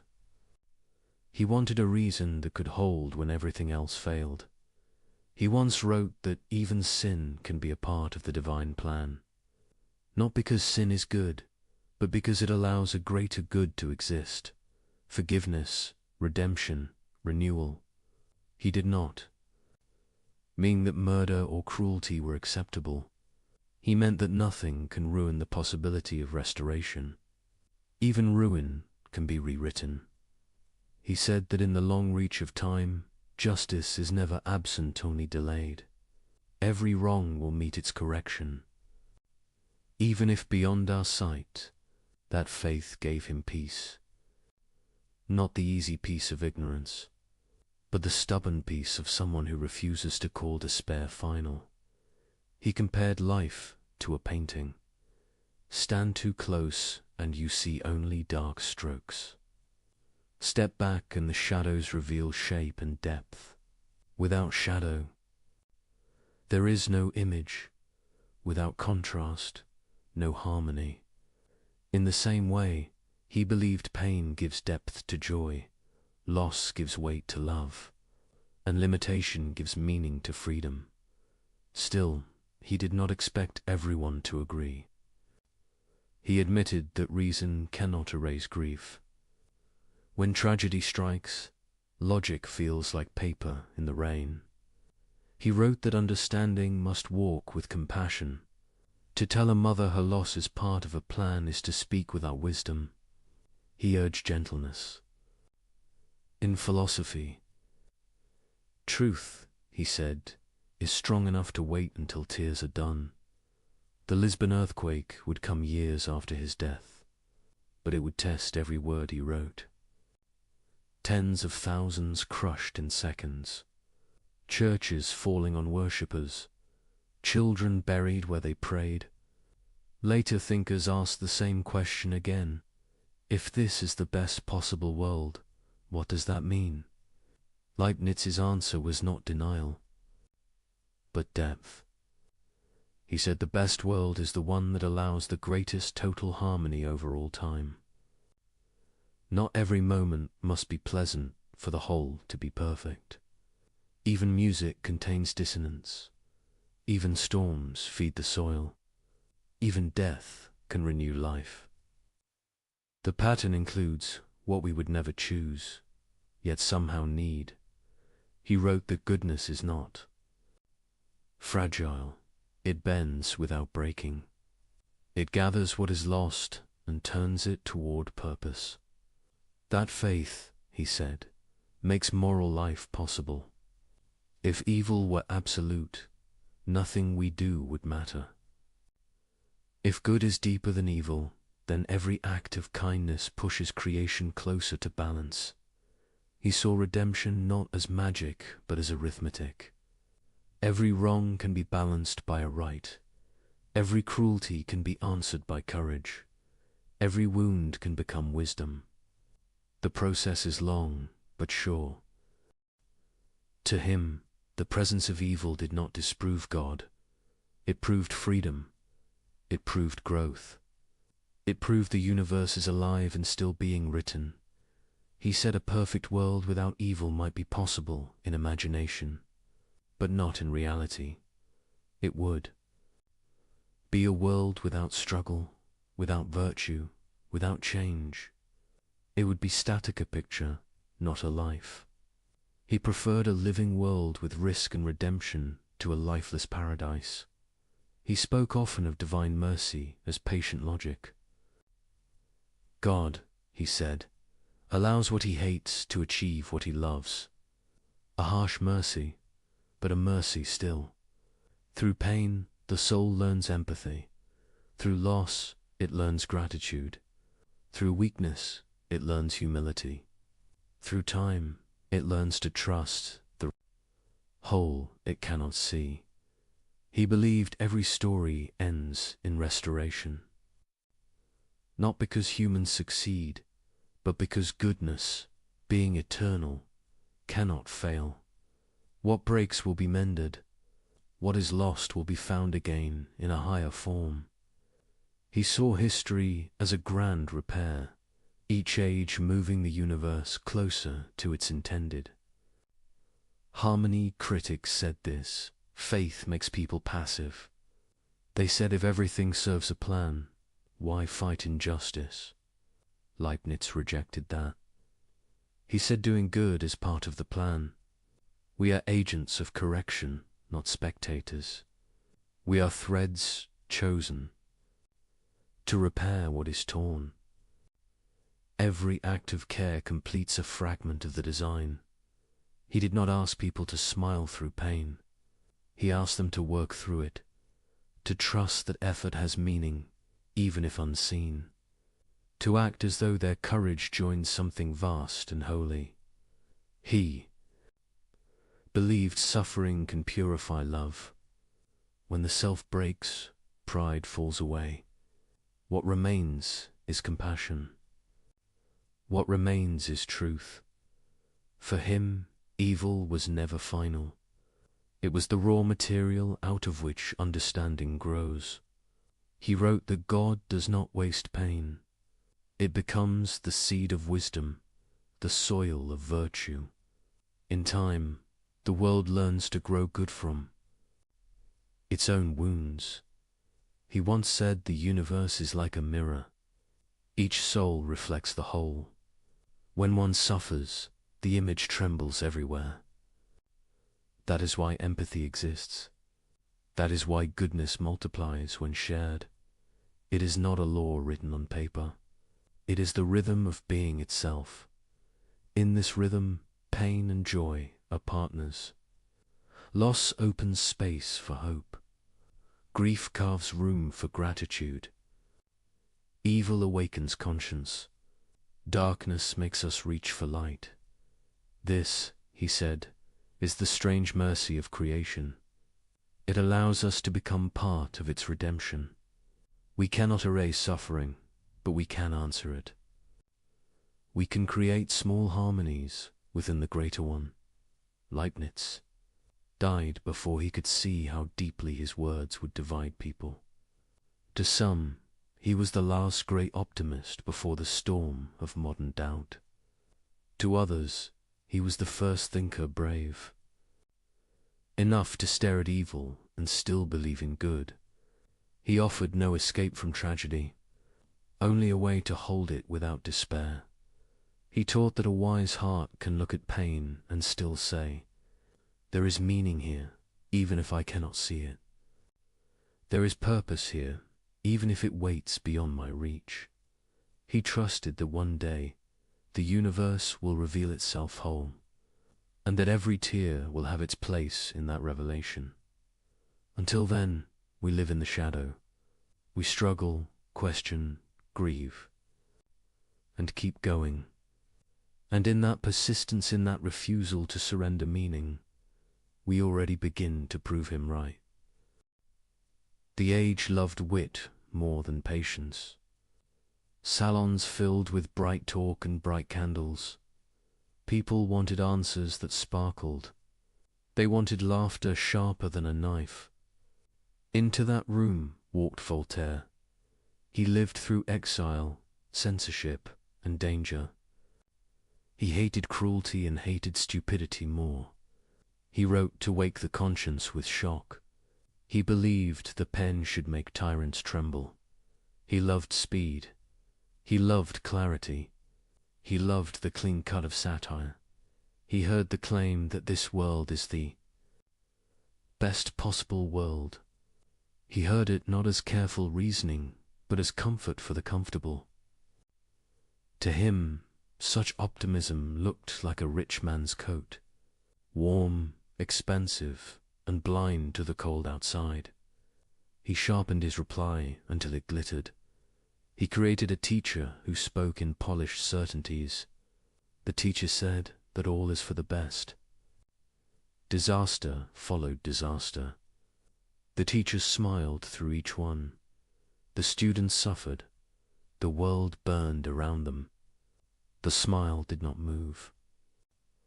Readers laughed, then winced, then laughed again, because the mask looked familiar.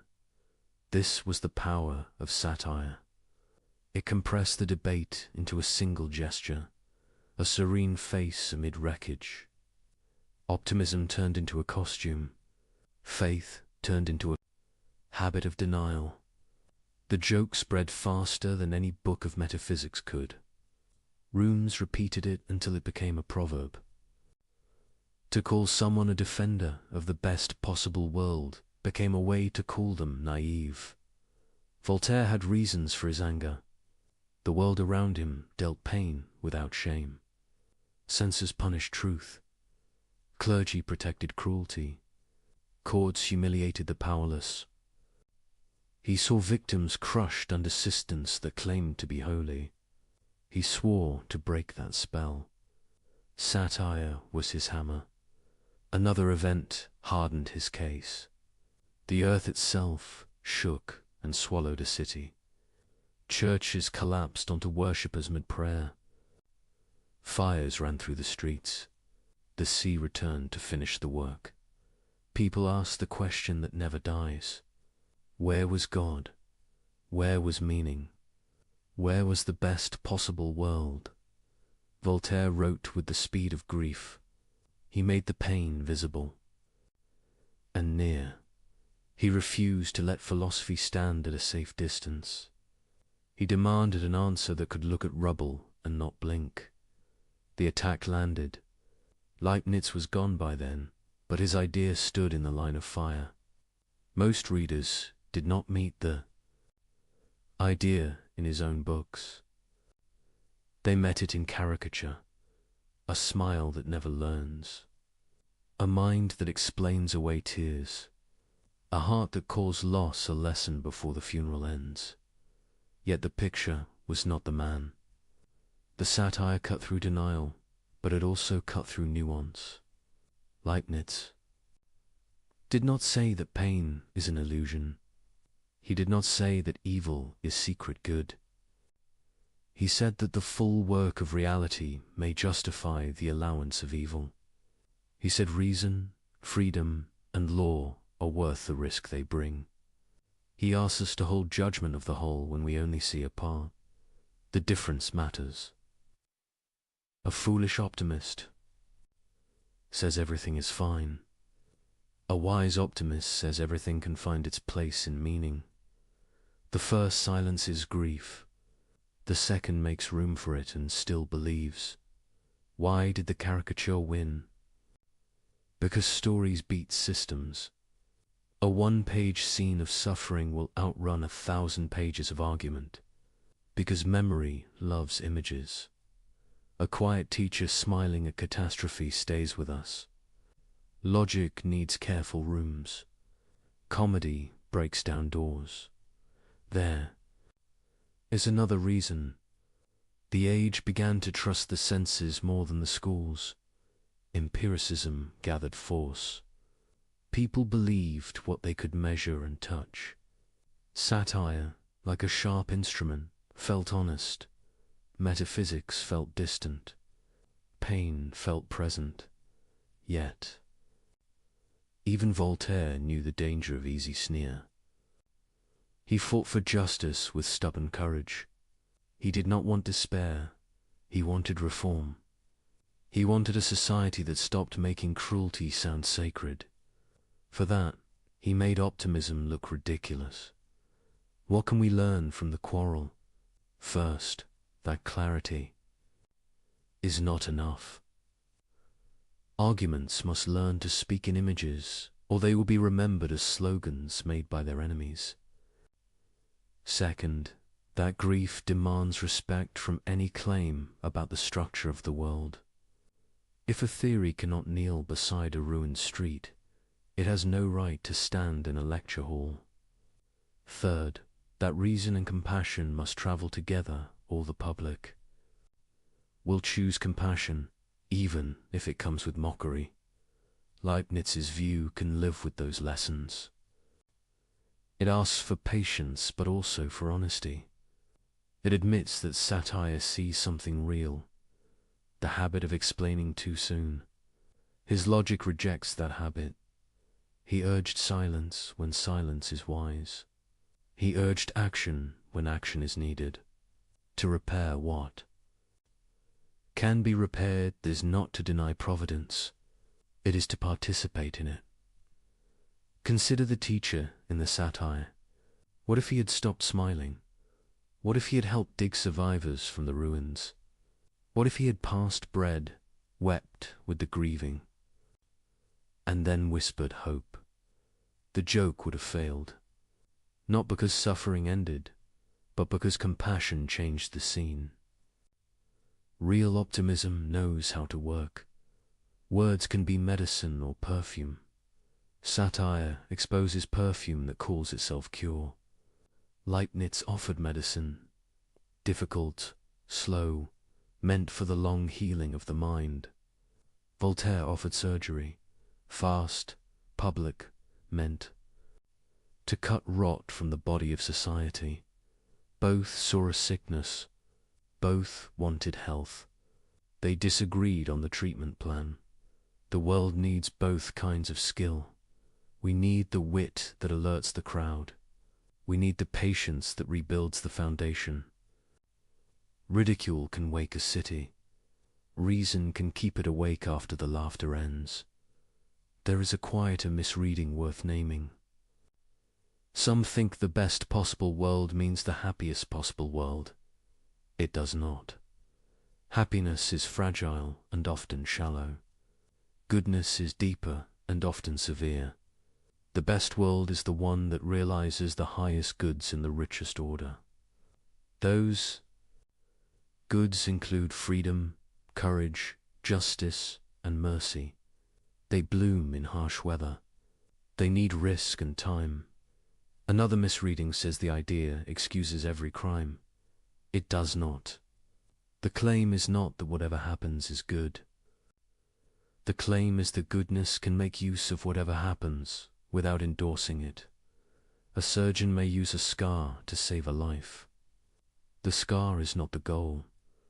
The life is. A third misreading treats the view as a call to passivity. If the world is best, why change anything? Because the world includes us as agents.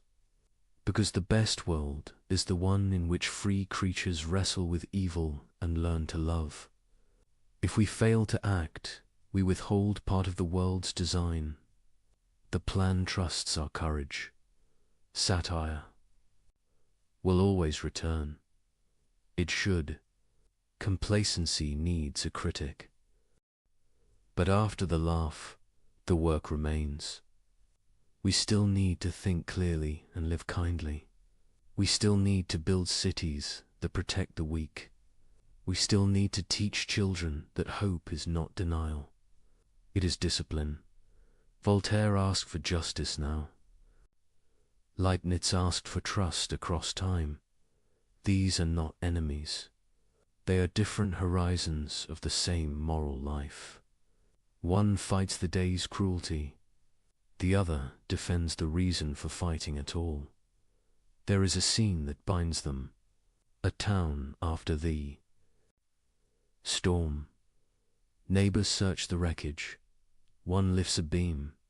One holds a child's hand. One speaks words that steady, shaking breaths. The critic and the metaphysician are both there. One says, we must never allow this neglect again. The other says, do not give your heart to despair. Goodness still has roads to walk. The town needs both. The future needs both. The story of the idea did not end with a joke. New thinkers rose who tried to carry what was true in both voices. They learned to distrust lazy comfort and lazy scorn. They asked for reasons that can face rubble and keep their dignity. They searched for a vision of reality that honors law and honors tears. From this struggle, a better understanding of optimism can grow. Not optimism that refuses to see blood on the ground.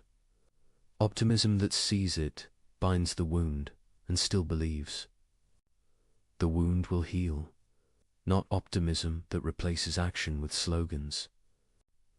Optimism that treats action as the very method by which Providence writes the next page. When people quote the satire, let them. It is a warning against glib speech. Answer by living in a way that makes the joke misfit the scene. Serve, build, study. Refuse cruelty. Refuse despair. Let your hope have calluses. A last thought about laughter. It can humiliate. It can also cleanse. Used well, it clears the stage of pretense so truth can speak. Used poorly, it makes cynicism look like wisdom. The difference is compassion. Satire with love heals. Satire without love scars. If the world is the best possible world, it is not because pain is good. It is because good can be grown from pain. By minds and hearts that cooperate with reason and grace. The task before us is simple and severe. See clearly. Help quickly. Hope stubbornly. Voltaire forced that task back into view. Leibniz refused to surrender the ground of meaning. Between them stands the human heart, pulled by grief and guided by thought. It beats through earthquakes and through salons. It looks for a way to live without lies and without despair. Hold that heart steady. Teach it to think. teach it to love. Then the old debate becomes something else. Not a contest of clever lines, but a common work. A world where wit and wisdom serve the same mercy. There was an earlier critic whose shadow shaped the stage. Pierre Bell argued that reason alone could not justify the ways of God. He collected hard cases the way a lawyer collects evidence. He showed how every neat answer slips on human sorrow. Voltaire learned from that severity. He turned Bell's cold files into hot theatre. Some readers defend the satire by pointing to memory itself. Our minds keep pain longer than joy. We are built to notice threats. So a theory that asks us to trust long sums can feel false to nervous bodies. Leaning on reason is not natural when sirens are near. This is why the public story stayed with. The joke, it met the heart at its first reflex and did not ask it to wait. Leibniz dreamed of order even smaller than sight could reach. He believed that reality was not built from matter alone, but from something deeper, something alive with perception. He called these entities monads. To understand his vision, forget atoms as tiny pieces of stone. Think instead of mirrors, countless mirrors, each reflecting the universe in its own way. Every monad, he said, is a center of awareness. Each one sees the world from its own position. Each one holds the entire cosmos within a single point of view. There are no windows in a monad. Nothing enters it, nothing escapes it. Yet each unfolds its story according to divine order, like instruments playing separate parts of one song. They remain in perfect coordination without ever touching. He called this coordination pre-established harmony. When one monad changes, others seem to respond, but no message passes between them. Instead, all move together because all were designed to move together. A universe composed like music, not machinery. This idea looks strange now, but in Leibniz's time it was bold and clear. He lived when philosophers still argued whether the soul could move the body or the body could move the soul. He refused the puzzle. He said there is no exchange, only harmony. Mind and matter are two faces of one plan. He saw monads everywhere. A human soul, a blade of grass, a grain of dust, each a tiny world of perception and striving. No being is completely dead. Each has some spark of awareness, some inner pulse of relation to the whole. He ranked them by clarity. Simple monads barely sense. Animals perceive and remember. Humans reflect and reason. Above all stands God, the supreme monad, whose perception is perfect and complete. Through this ladder, he stitched together all creation. Nothing stands isolated. Nothing is wasted. The faintest flicker of being still belongs to the grand order of perception. He compared the body to a living city. Every organ is made of smaller lives. Each cell works according to its own pattern, yet the harmony keeps the body whole. So, he said, the universe is one organism, alive from dust to deity.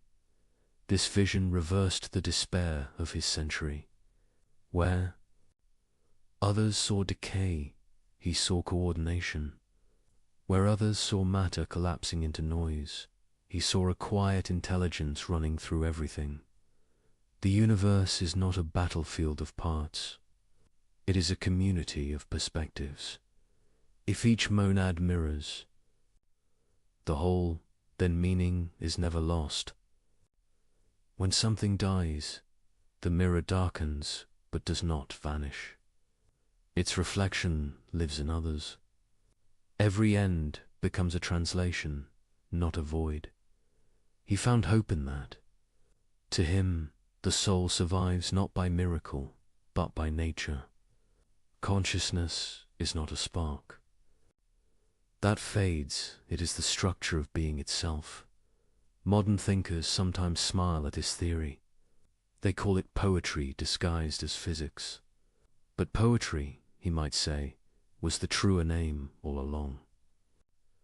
For he sensed what later ages would test in new language, that observation changes what is observed, that everything interrelates, that the smallest units of the world behave as if they hold knowledge of the whole. He anticipated ideas that would one day appear in quantum theory and systems science. He saw pattern where later microscopes would find pattern again. He guessed that the boundaries between mind and matter might be thinner than habit suggests. He spoke gently of God in this context. God, to him, was not an intruder fixing errors from above. God was the continuous source of harmony, the composer whose music sustains the movement. Every monad follows its inner law, and those inner laws together create the outer world. That meant the universe did not need miracles to keep running. Its consistency was the miracle. The order written at the beginning was enough to carry all. Time forward, he found in this an answer to loneliness. No creature is truly separate. Each stands connected through shared design. When you look at a stone or a tree, you are not facing emptiness. You are meeting another expression of the same source. He believed perception runs on a spectrum. Even when we sleep, our monad continues to dream faintly. Waking only means perception grows brighter. Death is a change in clarity, not extinction. Awareness shifts, but it does not stop. It fades into subtler harmony until it brightens again. For Leibniz, this was not fantasy, it was moral philosophy. If everything is alive with perception, then cruelty becomes ignorance of kinship. To harm another being is to disturb harmony. To live well is to play one's part in tune. He said God chose this structure because it maximizes both order and freedom. Each monad acts from within itself, yet all fit together as if choreographed. From that tension comes beauty, a world lawful but not mechanical, alive yet coherent. He exclaimed time as unfolding awareness. Each monad reveals the world to itself, at its own pace. Moments are measures of perception, not ticks of a clock. Thus, creation is not finished. It is always revealing itself. The universe learns as it exists. He described knowledge as reflection upon reflection. Our minds are monads that can know they are mirrors. That self-recognition is the birth of reason. Through reason, the universe begins to understand itself. He imagined God delighting in that return of awareness, the creation becoming conscious of the Creator, not by worship alone, but by understanding, art, and love. In his vision, science and spirit were not enemies. To study nature was to read the handwriting of divinity. To reason clearly was to participate in grace. Every discovery was a prayer answered in the language of logic. This idea gave him calm. He saw the same unity in motion and in mercy. He believed that if you follow reason far enough, you will find compassion waiting at the end. The harmony of monads was more than theory. It was his philosophy of trust. He trusted that what appears separate is secretly linked. He trusted that disorder hides rhythm. He trusted that understanding is never wasted. even when the world seems deaf. He told a friend that heaven is not another place. It is a clearer view of this one. As perception perfects, reality shines through. The task of life is to polish the mirror. He knew people would mock this idea. He knew some would say that harmony is a dream. He answered softly, if we dream of harmony, maybe the dream itself is proof we belong to it. That answer endures. Modern minds may rename monads as systems, networks, or fields, but the impulse remains the same, to see unity where eyes see fragments, to find meaning in the weave. Of the invisible Leibniz left us that impulse as gift. He asked us to imagine that behind every surface there is awareness working toward light. He asked us to live as if every act of reason and kindness helps the world remember its own design. He once wrote, the universe is the living expression of a single spirit, each part singing the whole in its own tone. It is a sentence both humble and enormous. It reminds us that the smallest kindness participates in the largest order. To believe that is to live differently, to walk slower, to look longer, to speak with care, to act with the quiet confidence that even our smallest thoughts echo through a harmony we may never hear but are meant to join. Numbers taught him how the world keeps its promise. They did not flatter or shout. They held their line. 2 and 2 made for whether a city rose or fell. Ratios stayed loyal through plague and peace. He trusted that loyalty. He saw in it the temper of creation.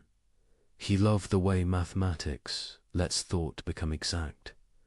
A symbol stands where a whole paragraph once stood. A sign compresses a movement of mind. You can carry truth across a page in a single stroke. It felt like a mercy given. 2 limited creatures. Clarity delivered in a small shape. Order made portable. He believed God delights in such clarity, not as cold perfection, but as wise generosity. A steady world is a kind world. It lets the patient learn. It lets the humble predict. It lets the broken repair what can be mended. Law becomes a ladder for fragile hands. He listened to nature and heard count and curve.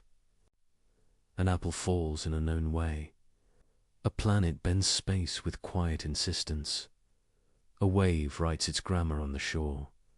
Snow builds 6-fold stars from water and cold. Spirals hide in shells and storms. Growth follows a humble ratio. He felt the pull.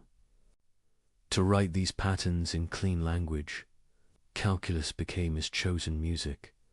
Small changes add up to large motion. The world moves by steps, almost invisible. The integral gathers them without hurry. The derivative tells how fast a thought is. Changing. He found peace in that conversation between parts and whole. He believed this discipline was not just a tool. It was a window into the style of creation. The universe is generous with increments. It prefers smooth paths when it can. It allows sharp turns when it must. It composes continuity from countless small decisions. It writes history in careful. Somsey saw beauty and truth as kin. A proof that fits like a key feels beautiful. A theorem that surprises and then seems inevitable feels holy. You step back and think, it could not be otherwise. He believed God thinks in that feeling. The world is the expression of such thoughts. Elegance is not vanity. It is a signature. He loved principles that condense many facts into one sentence. Conservation tells you what never changes, while everything moves. Symmetry tells you what remains the same when you turn the scene. Proportion tells you how parts keep packed with each other. These were more than tricks to him. They were hints about the mind behind the world. Unity without dullness, variety without chaos. He shaped an ethic from those hints.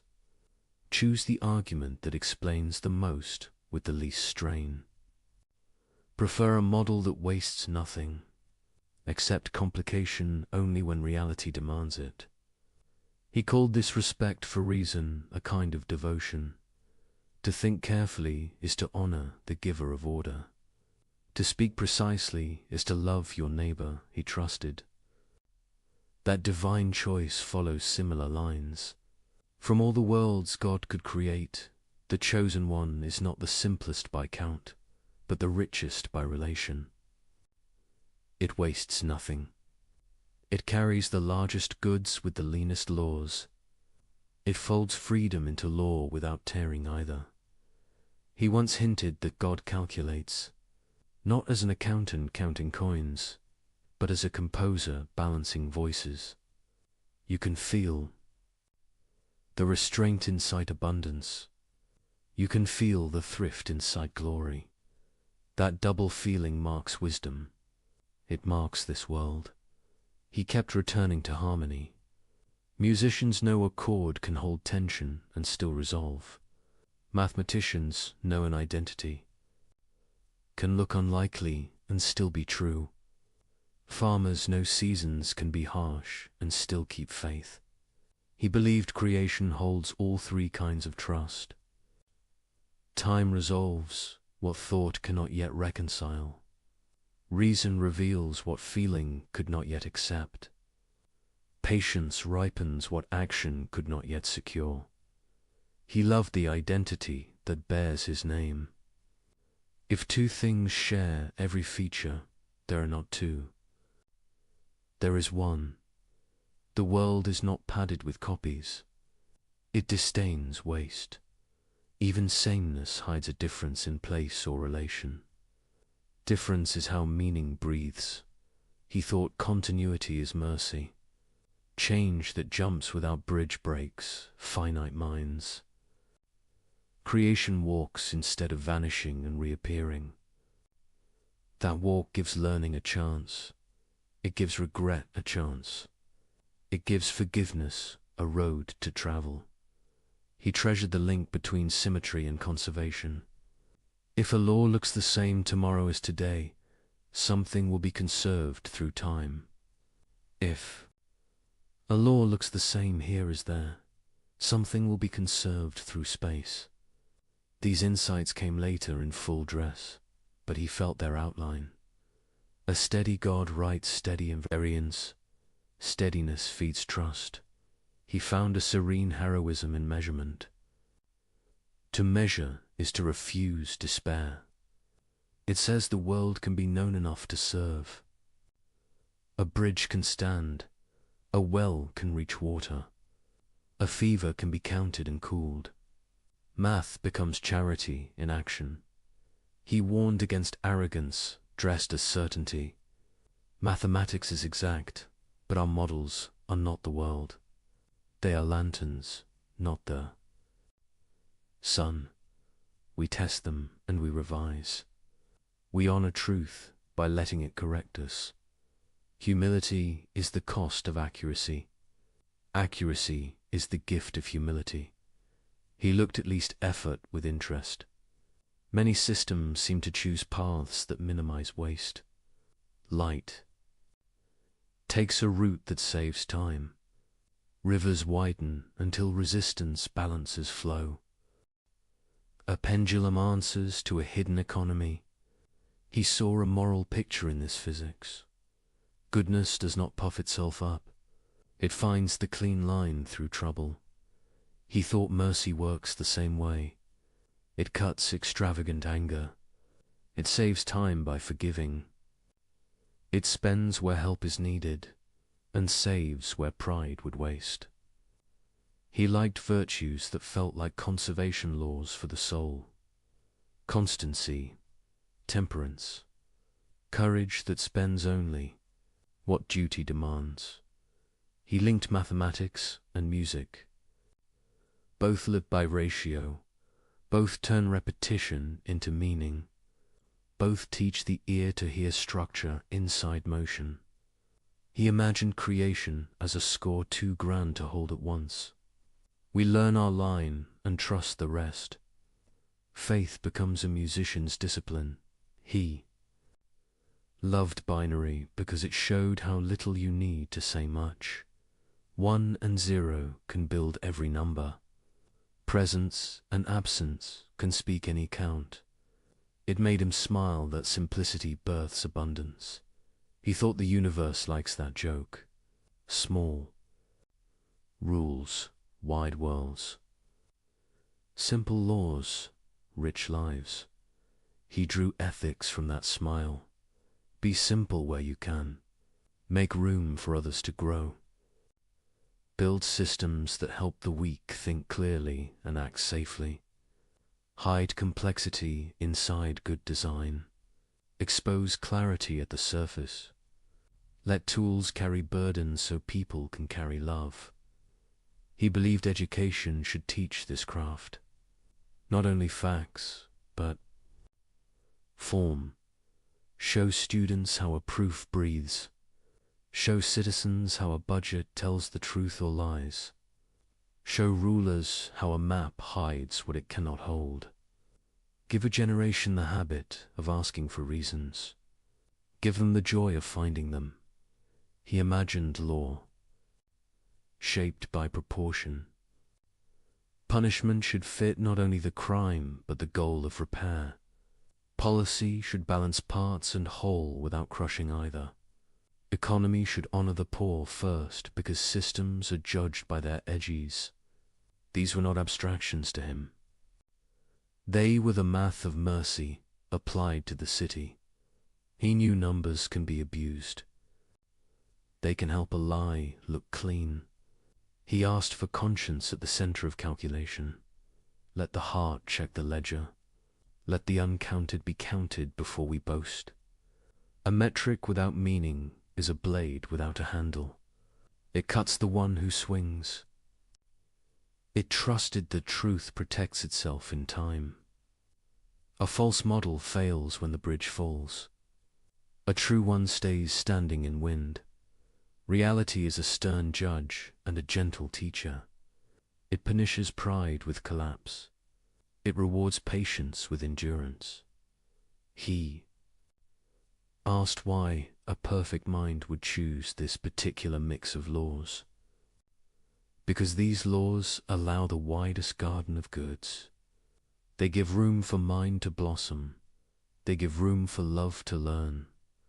They give room for freedom to mean something real. Other laws might have made us safe and small. These make us risky and great. He saw prayer and proof as cousins. Both aim at what is most real. Both ask for light and accept correction. Both require silence between steps. Both end in gratitude when the answer comes. He loved that kinship. It reconciled study and devotion. He did not think mathematics could save a soul, but he thought it could train one. It could teach patience, honesty, and courage. It could teach how to lose an error without losing face. It could teach how to stand for a result without becoming hard. It could teach how to admire a better idea when it arrives. He liked the word fit. A good theorem fits like a well-made joint. A good life fits the shape of the good it seeks. A good society fits its people like a careful garment. Fit is not tightness. It is ease without slack. It is purpose without strain. He saw identity as relation, not possession. A self grows by entering worthy patterns. Friendship is a shared ratio. Marriage is a harmony in changing time. Citizenship is a cadence between duty and right. None of this reduces people to numbers. It lets numbers teach us steadiness. He offered a way to navigate uncertainty. When facts are thin, keep hypotheses light. When facts arrive, adjust without panic. Hold principles, not prejudices. Use models as scaffolds, not prisons. Let love set the objective. Let reason choose the route. He loved limits because they guide. Creativity. A sonnet frees thought by binding it. A law frees commerce by stabilizing it. A budget frees conscience by revealing consequence. He saw creation as a sonnet of laws written by joy. Inside that sonnet, freedom writes its own story. The rhyme is real, so is the choice. He believed the deepest goods are relational and learned. Justice learned in courts and homes. Mercy learnt in loss and return. Wisdom learnt in mistakes that were not final. Numbers could help such goods flourish by restraining folly. They could not replace them. They could serve them. He taught that truth loves company. Different disciplines carry pieces of one answer. Invite them to the same table. Let physics and ethics speak. Let poetry and policy argue without contempt. The best solutions will feel musical, not mechanical. They will hum with coherence. He ended many reflections with a calm trust. The world will not break its own rules, and the rules, being wise, will not break the world. We may break ourselves against them, or we may learn to move with them. That learning is the work of a life. That movement is the dignity of a mind. If you want to feel his faith, try a small experiment. Prove a simple identity by 2 methods. See them meet like friends at a bridge. The meeting brings a quiet joy. That joy is what he felt when he looked at existence. Different paths, same truth. Different laws, same mercy. He believed God delights in such convergences. They show that the many can become one without losing their names. They show that freedom can keep rhythm with law. They show that beauty is how truth looks when it is loved. Numbers taught him this. They still teach us. They do not erase grief. They give it a place inside meaning. They do not remove risk. They measure it so courage can be wise.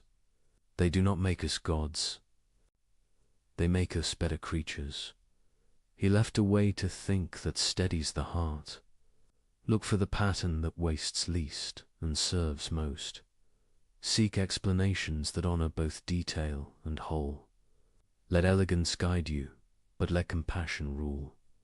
Prefer clarity to cleverness. Prefer repair to victory. Prefer truth to pride. This is the divine equation as he felt it. Not a single formula, but a posture. A way of seeing the world as a work of careful art. A way of living that joins precision too. Kindness.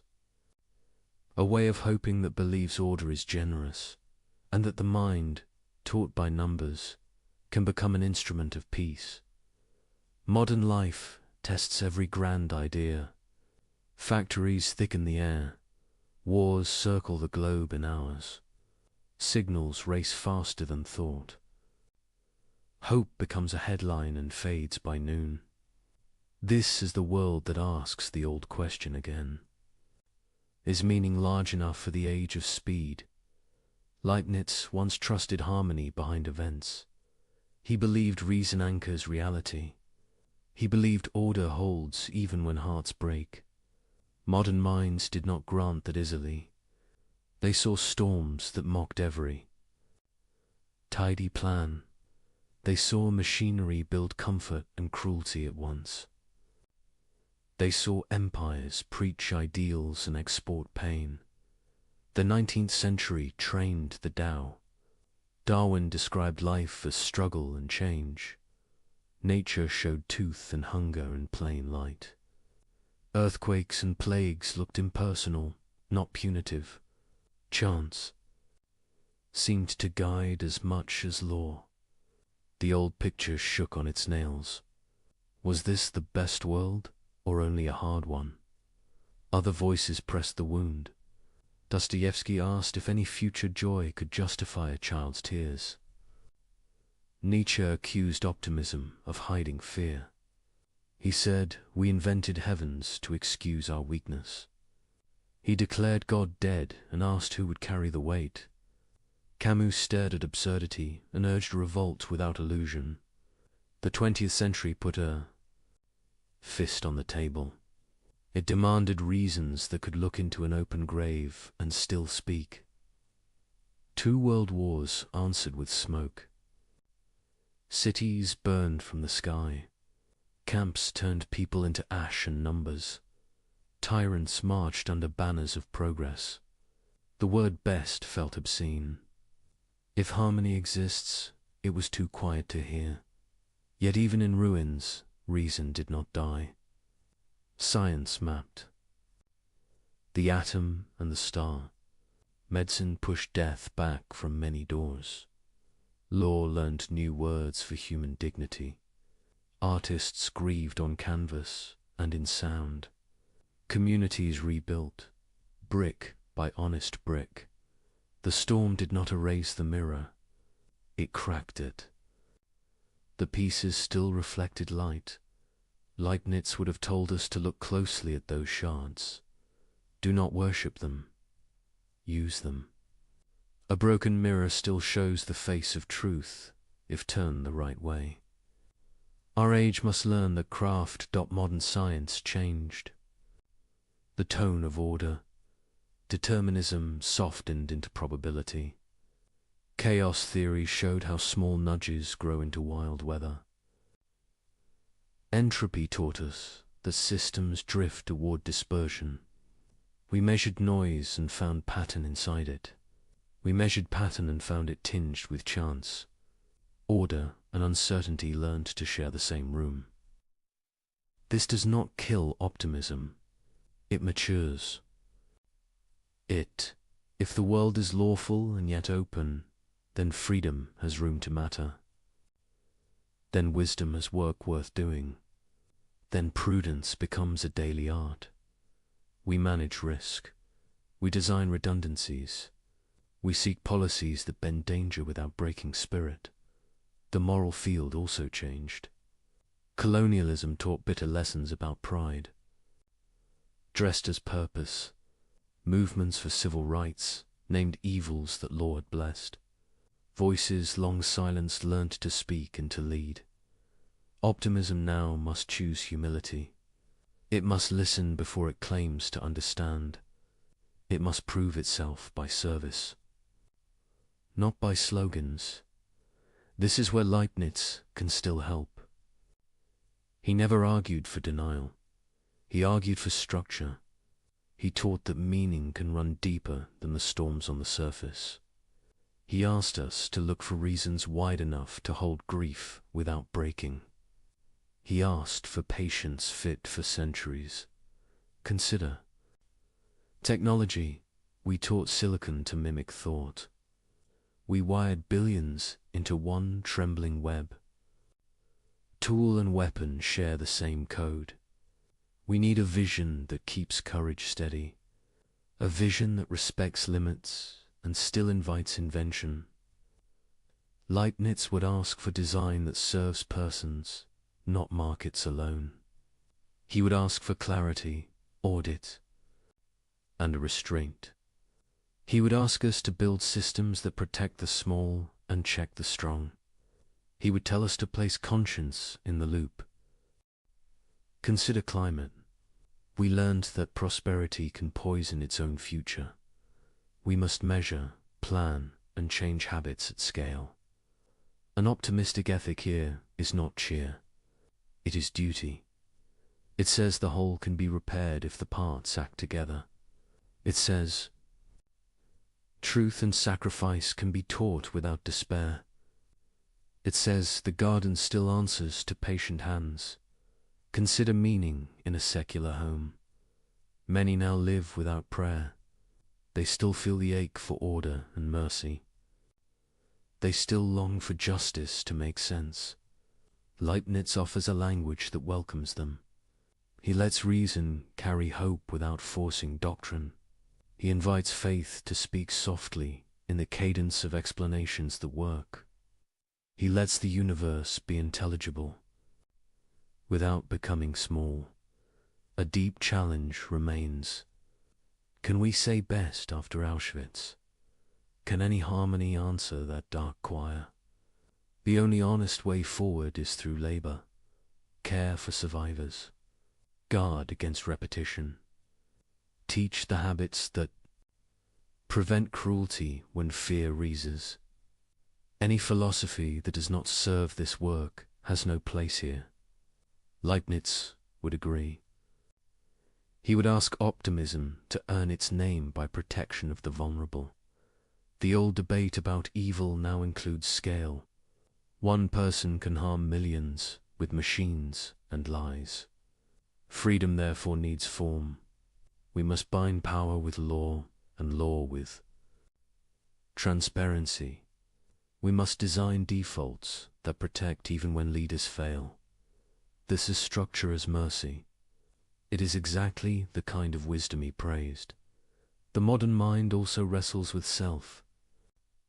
We are flooded with images and opinions. We confuse performance with character. We confuse speed with meaning. Leibniz would counsel slowness of thought. Begin with first principles. Ask what a human person is for.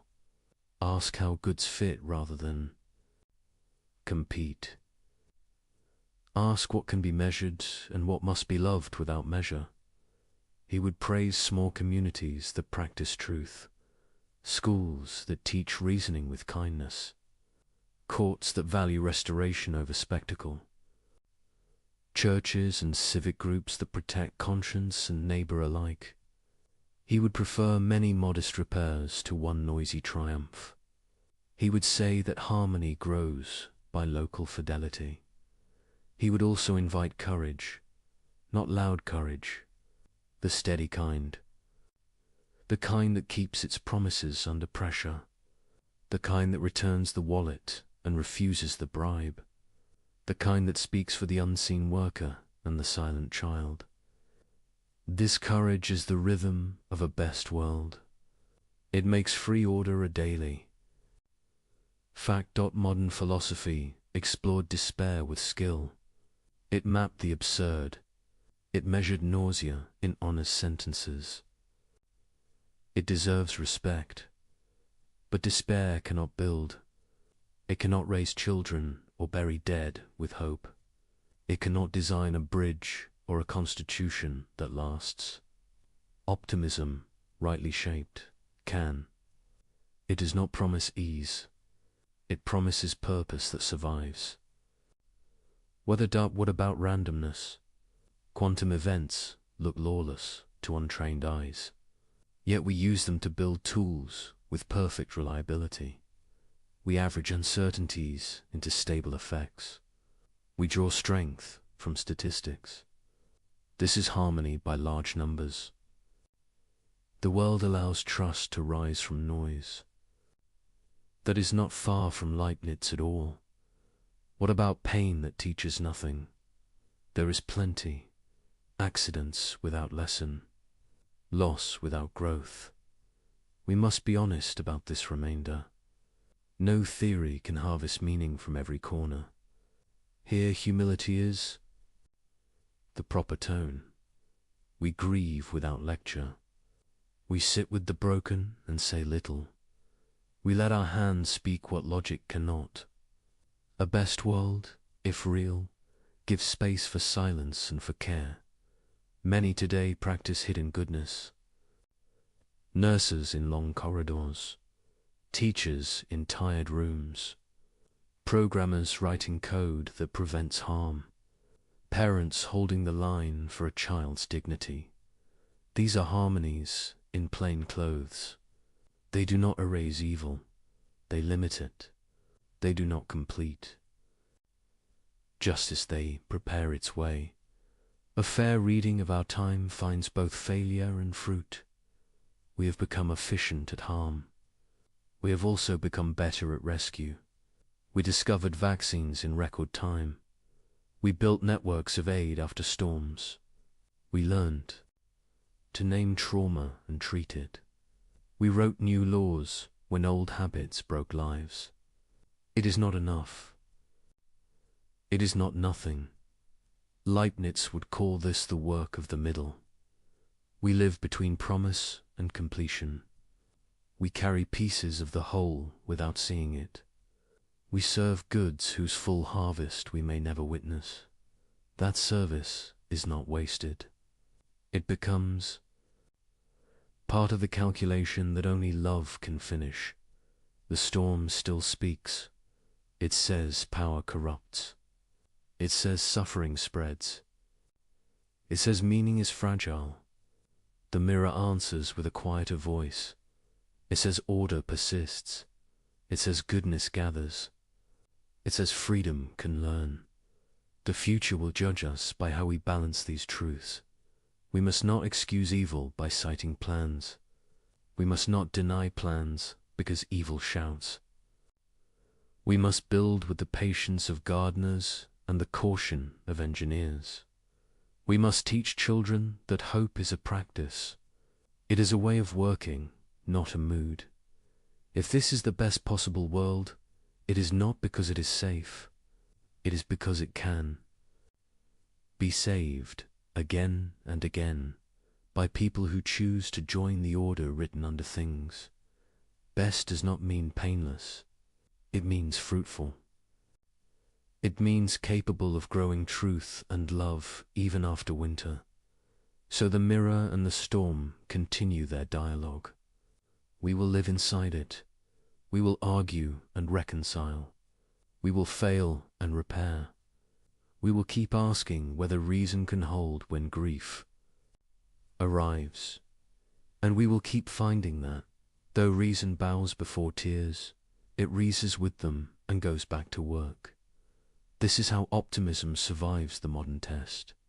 It learns from critics. It listens to victims. It adjusts its claims to honor what history taught. It does not give up the belief that reality is worth understanding and worth serving. It becomes courage with a plan. When we grow tired, remember the small proofs: a bridge that stands, a medicine that heals, a law that shields a stranger, a song that steadies a room. These are evidence that meaning still breathes through matter. They are the daily harmonies of a world that can be redeemed. Let that be the measure of best for our time. A world where repair is real, where truth can win in the end, and where love outlasts fear often enough to keep the story moving toward light. The world wakes before we do. Light pushes across stone and leaf. Birds risk song before they know the weather. Somewhere a nurse ties her shoes. Somewhere a factory siren starts the day. Somewhere a child asks a hard question: is life worth this effort? The answer will not arrive as thunder. It will arrive as breath, as the sound of someone getting up again, as the quiet of a mind that chooses to trust. This trust is not naive. It does not deny pain. It does not pretend evil is useful or kind. It says only this: meaning is deeper than harm. Order is stronger than accident. Freedom can learn. Love can rebuild. The claim that this is the best of all possible worlds is a heavy one. It is not a boast. It is a promise about the structure of things. It says the laws of being and the gift of freedom together make a world fit for the highest goods. not the softest goods, the highest ones: wisdom, courage, justice, mercy, joy that survives whether a world built for such goods cannot be simple. It must be alive with risk. It must allow failure without surrender. It must give time enough for repair. It must teach souls to become partners in their own redemption. Look at the shape of growth. A seed becomes food by dying into soil. A heart becomes strong by bearing weight. A mind becomes clear by letting go of flatteries. We grow by passing through trouble, not by stepping around it. The path does not excuse the pain. It turns pain into passage. If this world is best, it will show its quality in recovery. Not in how little we suffer, but in how much goodness can rise after we suffer. Not in how seldom we fall, but in how many can stand again with help. Not in a lack of storms, but in towns that learn to shelter each other when storms return. There is a phrase worth repeating. Nothing is wasted. Our failures become warnings. Our losses become guardians of what remains. Our grief teaches their hands their duty. Even our ignorance, once seen, becomes need that knowledge can serve. Providence is not a billboard. It is a long arithmetic that refuses to stop at a deficit. If meaning runs beneath events, we have work to do. We must design laws that help truth keep its footing. We must build institutions that make cruelty expansive and care efficient. We must make room for conscience to act without fear. We must teach children how to reason and how to forgive. We must protect time for prayer or reflection, because silence is where the mind learns its scale. A best world is not automatic. It includes us. It expects our help. We are part of the calculation. We are the agents by which many goods arrive. When we refuse that role, pieces go missing. When we accept it, the design strengthens in places no ruler can see. Notice the small proofs that hope is not fantasy. A vaccine made in months rather than decades. A stranger pulling another stranger from dark water. A judge who listens longer than the room expected. A city that plants trees where heat once punished the poor. These are not miracles against law. They are miracles by law. They show a world willing to be healed by patient minds and willing hands. Some despair will say, this is only human effort. Yes, and the claim is that human effort belongs to the plan. Law and freedom are not enemies. They are the two rails on which history can move. The rail of law keeps the track true. The rail of freedom gives the train a destination worth reaching. Let us speak about justice. A best world cannot mean a world where the guilty escape and the innocent are forgotten. It must mean a world in which justice is possible and ultimate.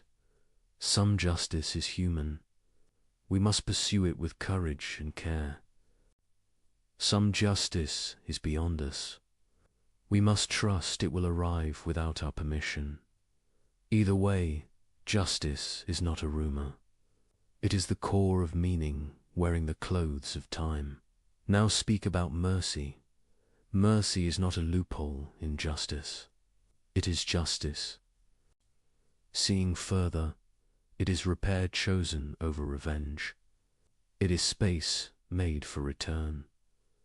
No structure is best if it cannot forgive. No person is best if they cannot be forgiven. A world sized for mercy must allow failure and return. Tears and change, limits and love. Hope becomes strong when it is trained. Training means habits. Tell the truth. Keep a promise. Protect the small. Pay what you owe. Return what is not yours. Say sorry and mean it. Learn and teach. These are not slogans. They are the daily joints of a good life. They are the simple ratios by which a person fits the world. If enough people hold these habits, the world changes. Not by spectacle, by compounding. Trust compounds. Kindness compounds. Knowledge compounds. Justice, once begun, accumulates defenders. Mercy, once practiced, multiplies its own courage. The sums take time. The result outlives us. This is the arithmetic of a best world. The fear remains. What about the evil that looks pointless? The grief that taught nothing? The accident that left only silence? Here we must be honest. There is a remainder our language cannot gather. We do not explain these things. We witness them. We hold one another through them. We refuse to turn them into lessons while wounds are open. We let our silence be faithful. We let our service be speech. Then, later, we remember what our hands learned. We build guardrails where there were none. We change a rule, a road, a ritual. We honor the dead by protecting the living. A best world does not hide from the remainder. It carries it with honor and lets it change our designs. The claim that meaning is deeper than harm asks something from us. It asks us to refuse cynicism. Cynicism looks like wisdom because it never risks hope. It says no before it listens. It calls love naive and courage performative. Leave cynicism to the tired. Choose realism alive with duty. Count costs. Face facts. Then do the next good thing. Let us talk about the soul. If each person is a mirror of the whole, then every dignity matters. Care for one becomes care for many. When you give attention to a single mind, you honor the order that made minds possible. When you protect a single child, you protect the future fact of justice. When you forgive one enemy, you write a new sentence in the story of the world. This is how greatness works here. It does not arrive with trumpets. It arrives as a quiet refusal to let meaning die in your small circle. It arrives as the choice to be a reliable link in the chain. It arrives as ordinary faithfulness over years. A best world is built by that kind of stature. It is measured by that kind of patience. Some will still ask, why this way? Why not a world without death? Why not a world without hunger or blame? Because certain goods require real edges. Gratitude needs loss to feel its depth. Courage needs danger to be honest. Compassion needs wounds to be more than a word. Freedom needs consequence to be real. Without these edges, we would live in a gallery, not a garden. Nice to look at, unable to grow. Others will ask, why trust any of this? Because the alternatives collapse. If the world is nonsense, reason has no home. If the world is only power, love is a costume. If the world is only accident, duty is a trick. Yet we live as if reason, love, and duty are real. We build laws and hospitals and promises as if they mean what they say. We cannot live the denial consistently.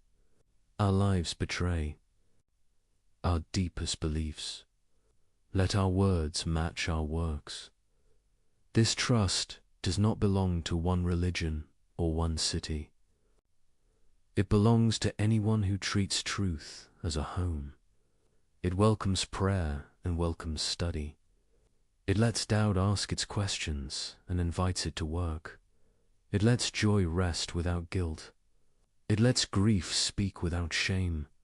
It makes room at the table for the weary and the brave. Walk through a day with this posture. Begin with quiet. Thank the giver of order, whatever name you use. Set one clean intention. Do one difficult kindness early. Ask for correction. Offer it gently. Finish a task completely. Leave a tool ready for the next hand. In the evening, count the mercies without neglecting the wounds. Sleep as a steward, not an owner. Repeat now, lift your eyes and widen the scale. Cities can live this way. They can measure what matters and invite truth to shape budgets. They can count the unseen labor that keeps homes alive. They can plan for floods and heat with love for those at the margins. They can make rules simple and serve the spirit, not the lobby. They can be honest about failure and quick to repair. Nations can live this way. They can hold power slowly. They can bind leadership with law on example. They can choose honor over spectacle. They can protect dissent and demand decency. They can aim their strength at mercy rather than display. They can tell the truth about the past and make amends. A planet can live this way. It can treat atmosphere as covenant. It can treat oceans as inheritance. It can treat species as neighbors.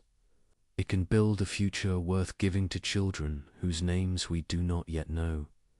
This is not utopia. This is work. Work is how a best world shows itself. What of death? It will take all of us. Even so, it need not take our meaning. If the soul endures, it carries what it learnt further on. If the soul ends, its gifts remain in those it shaped. Either way, love outlasts the body. Either way, goodness continues its calculation. Either way, we are not wasted. Stand for a moment. At the window, watch a late bus stop. Watch someone run to make it. They catch the door. A stranger steadies their step.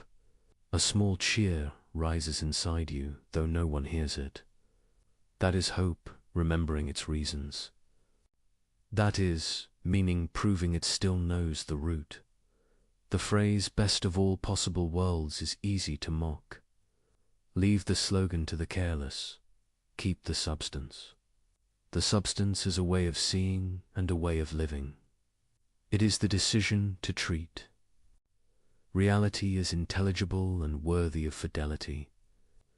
It is the courage to answer evil with repair. It is the discipline to prefer justice to victory. It is the mercy to forgive without lying. It is the patience to plant trees whose shade will bless people you will never meet. There is a promise humming under all of this. We are not alone. We belong to an order that cannot be broken, only resisted. We can join it in thought and in action. When we do, we feel the world receive our effort.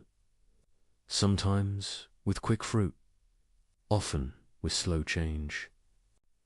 Always with the quiet rightness of a key turning true. The final word is not argument, it is invitation. Build something that lasts. Reconcile where you can. Protect someone who will never know your name. Learn until your pride melts into gratitude. Love until your fear learns to rest. Trust that the goodness under things is not fragile. Trust that your smallest faithful act is part of a vast design. Trust that, beyond our sight, the story closes in joy. If the world is truly best, it is because goodness wanted partners. It is because freedom deserved a worthy stage. It is because love asked for a world that could answer back. Here we are. Answer well. Trust begins small. It begins with a kept promise. It begins with a door held open and a bill paid on time. It begins with honest numbers in a quiet ledger. From there, it grows.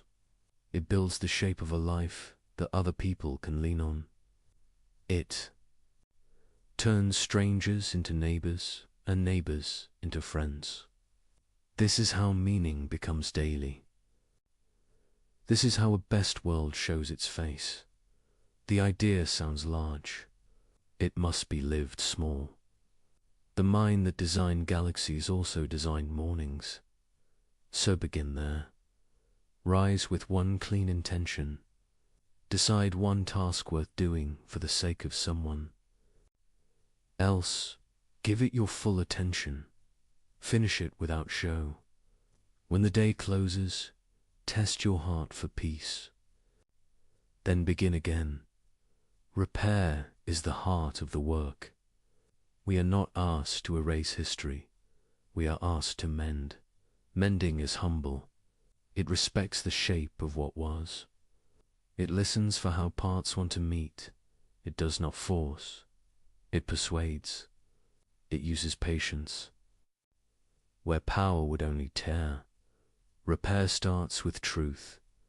Tell the truth about the wound. Name what broke and who broke it. Facts come first. Without them, peace is only a pause. Truth is not cruelty. It is care shaped like a sentence. It says, "Here is what happened. Now let us see what justice asks." Justice is not a slogan. It is a craft. Punishment alone cannot raise a community. Revenge cannot build a bridge. Justice seeks safety, repair, and return. It asks how to stop harm, how to heal victims, and how to shape change in those who caused it. It weighs the whole. It sets a course that allows tomorrow to be kinder than. Today, mercy walks beside justice. Mercy is not weakness, it is vision. It looks beyond the moment and sees what a soul can still become. It leaves a door unlocked when wisdom permits. It gives a chance that pride would not give. It is not blind. It is brave. Build habits that make repair likely. Keep records that tell the truth. Design processes that invite accountability without humiliation. Teach meetings to begin with listening. Write policies that a fair mind can respect. Keep rules short enough to remember and clear enough to apply. Make exceptions rare and transparent. Let people know what will happen before it happens. Predictability is respect in practice. Care for time. Calendars decide what matters. If love is always scheduled last, it will never begin. Choose margins. Wide enough for thought and for rest.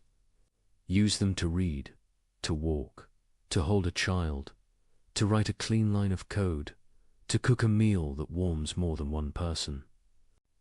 Time given to what is good returns as strength. Guard attention. You are not a furnace for other people's noise. News can inform or consume. Know the difference. Limit the flood. Choose deep sources. Check claims. Let silence wash your inner room each day. Clarity enters only when the room is clean. Practice speech that leaves dignity intact. Say less when anger swells. Ask questions that lean toward understanding. If a debate makes you clever and cruel, step back. Reread your aim. A win that hardens. Your heart is a loss. A loss that teaches you respect is a gain. Choose the gain. Make work that lasts. Build for maintenance, not for display. Name things plainly. Write comments that teach. Design for the next pair of hands. Return tools to their place. Leave a map. Someone will bless your name when you are gone. Treat money as a moral material. Every budget tells the truth about a soul. Spend on what protects and repairs. Cut what flatters and wastes.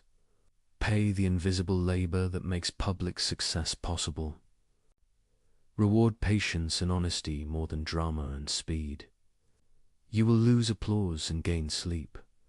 Honor the edgiers. Systems are judged by how they treat those at their margins. Design with the elderly, the child, the stranger, and the poor in mind. If a rule harms them, rewrite it. If a road isolates them, reroute it. If a form confuses them, simplify it. If a fee excludes them, remove it. That is what best requires. Practice restitution. When you break something, repair it. When you cannot repair, replace. When you cannot replace, serve. Apology without action is only sound. Action turns sorrow into promise. Learn a craft. A craft trains patience inside the fingers. It teaches you to measure twice and cut once. It teaches you to accept the limits of the material. It trains respect for reality. When the joint does not fit, the wood is not wrong. Your cut was, try again. Craft makes virtue tactile. Study something that humbles you. Mathematics will do. So, will a language you do not yet speak? So will music played slowly and true. Humility learned in one domain follows you into others. It protects you from the lie that certainty and contempt are kin. Practice gratitude as discipline. Name 3 mercies each night. Let them be small. The cup that did not spill. The bus you barely caught. The message that arrived with a kind tone. Gratitude trains the eye to notice order still at work. It does not blind you. It steadies you. Teach the young. Teach them to think, to doubt, to test, and to love. Train their eyes to see patterns and their hearts to prefer mercy. Give them stories where courage is quiet and real. Let them practice responsibility while the price of failure is small. Set examples that make virtue look like freedom, not prison. Practice forgiveness and distinguish it from permission. Forgiveness releases a debt. It does not erase a boundary. You can bless and still say no. You can love and still leave. Let your boundaries protect what you are called to guard. Keep faith with the dead. Tell their stories fairly. Honor their achievements without hiding their flaws. Let the truth be whole. Memory without honesty becomes propaganda. Honesty without memory becomes neglect. Hold both. Walk toward the suffering that is yours to meet. You cannot carry every cry. Carry the ones assigned to your reach. Bring water. Bring bread. Bring a plan. Bring a second plan. Stay until the work is handed safely to another. Practice civic hope. Vote with care. Volunteer where the city leaks dignity. Run for a small office if you can. Study the budget. Attend the meeting. Champion clear laws. Demand fair enforcement. Be patient with the pace of the possible and stubborn against cruelty. Choose clean pleasures. They leave no debt in the soul. A long walk. A page that lights the mind. A song that brings back courage. A table with friends. A well-cooked meal. These make room for conscience to breathe. Welcome correction. Invite it. Make it safe for others to tell you the truth. Reward the person who saves you from a mistake. Say thank you with more than words. Return the favor. Let your work on a scale. Some tasks fit a day, some require a decade. Know the difference. Do not demand the thrill of the urgent from the patient labor of the important. Protect long projects from the hunger of applause. Quiet custody achieves what noise cannot. Keep promises to yourself that improve your capacity to serve. Sleep enough. Move your body. Eat food that gives tomorrow strength. Leave screens before they steal your morning. You are a steward of a mind and a body on loan.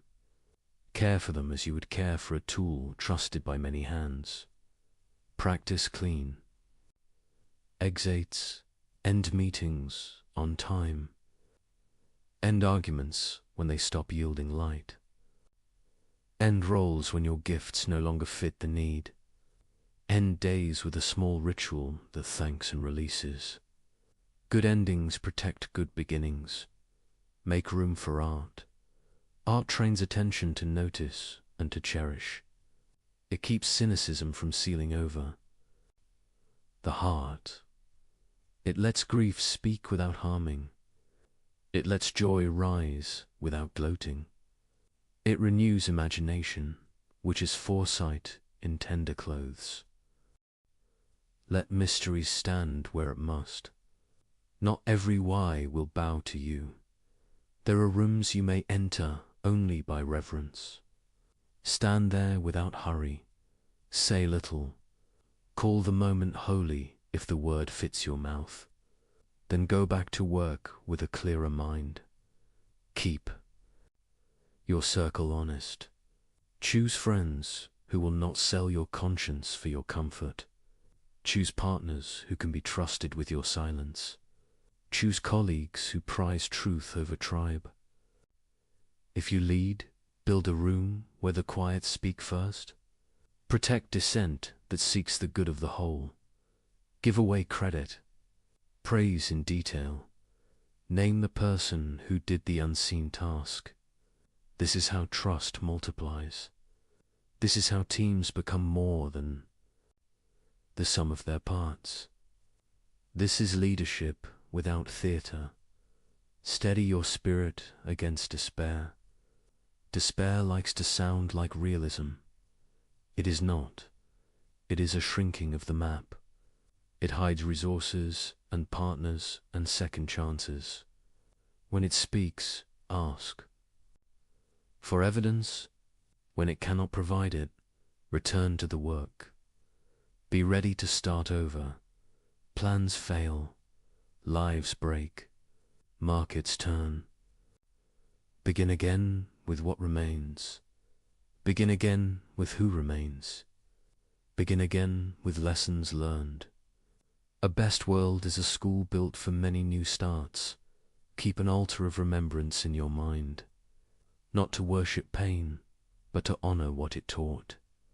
Let the altar hold names, dates, and debts you will not forget. Visit it when pride reases. Visit it when fear reases. Let it return you to gratitude and resolve. Prepare a legacy that can be carried by ordinary hands. Write clear notes. Make guides. Record passwords for the right people. Teach someone younger how to do what you do. Make yourself replaceable. It is a gift to those who come after and a guard against your own vanity. Live as if small faithfulness is the unit of meaning, because it is. The world is not saved by crescendos alone. It is saved by steady rhythm, by the repeated act of care, by the daily choice to add one stitch where the fabric thins. If the world is truly the best possible world, it is not because it saves us from duty. It is because it trusts us with it. It hands us tools and a pattern and says, join. The pattern is large. We will never see it whole, but our section can be clean. Our seam can hold.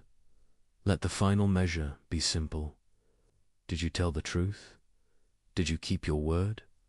Did you protect the small? Did you forgive and seek forgiveness? Did you build something that made goodness easier for those after you? If so, you stood with the order under things. You helped the world choose its better name. Go on then, work with hope, rest with gratitude, begin again. This is repair. This is how love becomes structure. This is how structure becomes mercy. This is how mercy becomes a world worth waking to. Night settles over familiar streets. Windows hold small islands of light. Somewhere a train passes, steady as a pulse. Someone washes a single cup and sets it to dry. Someone turns off a lamp and waits for sleep to come. In these plain moments, the question returns without ceremony. Was any of this worth the day it cost? We answer not with thunder, but with choices. We answer by the work our hands remember. We answer by the care that outlived our mood. Meaning reveals itself in the keeping of small promises. It shows itself when no audience is near. It grows in silence and greets us like a friend. Leibniz believed a perfect mind chose this world. He said the choice honored reason and honored love. He said the choice made room for freedom to matter. He trusted that nothing real is finally wasted. He trusted that justice is slow and exact. He trusted that mercy is strong enough to rebuild. We have walked through his vision with open eyes. We have seen war and famine and grief. We have seen laughter used as a blade. We have watched satire mock what it half understood. We have watched faith speak too soon and be rightly rebuked. We have tried to keep what is true in both voices. Now the film grows quiet and returns to one life. Yours, the world will not ask. You for speeches. It will ask for attention and for steadiness. It will ask for honest words and clean work. It will ask for the courage to stay kind when anger is cheap. The best world, if real, is not a luxury. It is a discipline that begins. At the edge of your reach, help where you stand. Repair what you can touch. Protect whoever is within your power to protect. Let that be your prayer in the language of action. You do not need certainty to start. You need a reason strong enough to move your feet. Begin with the person in front of you. Begin with the task that serves without applause.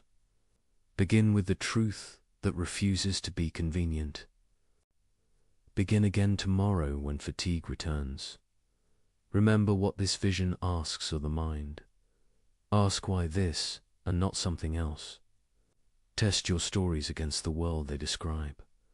Let correction be a gift rather than a wound. Let humility be the partner of every claim. Let gratitude be the closing line of every day.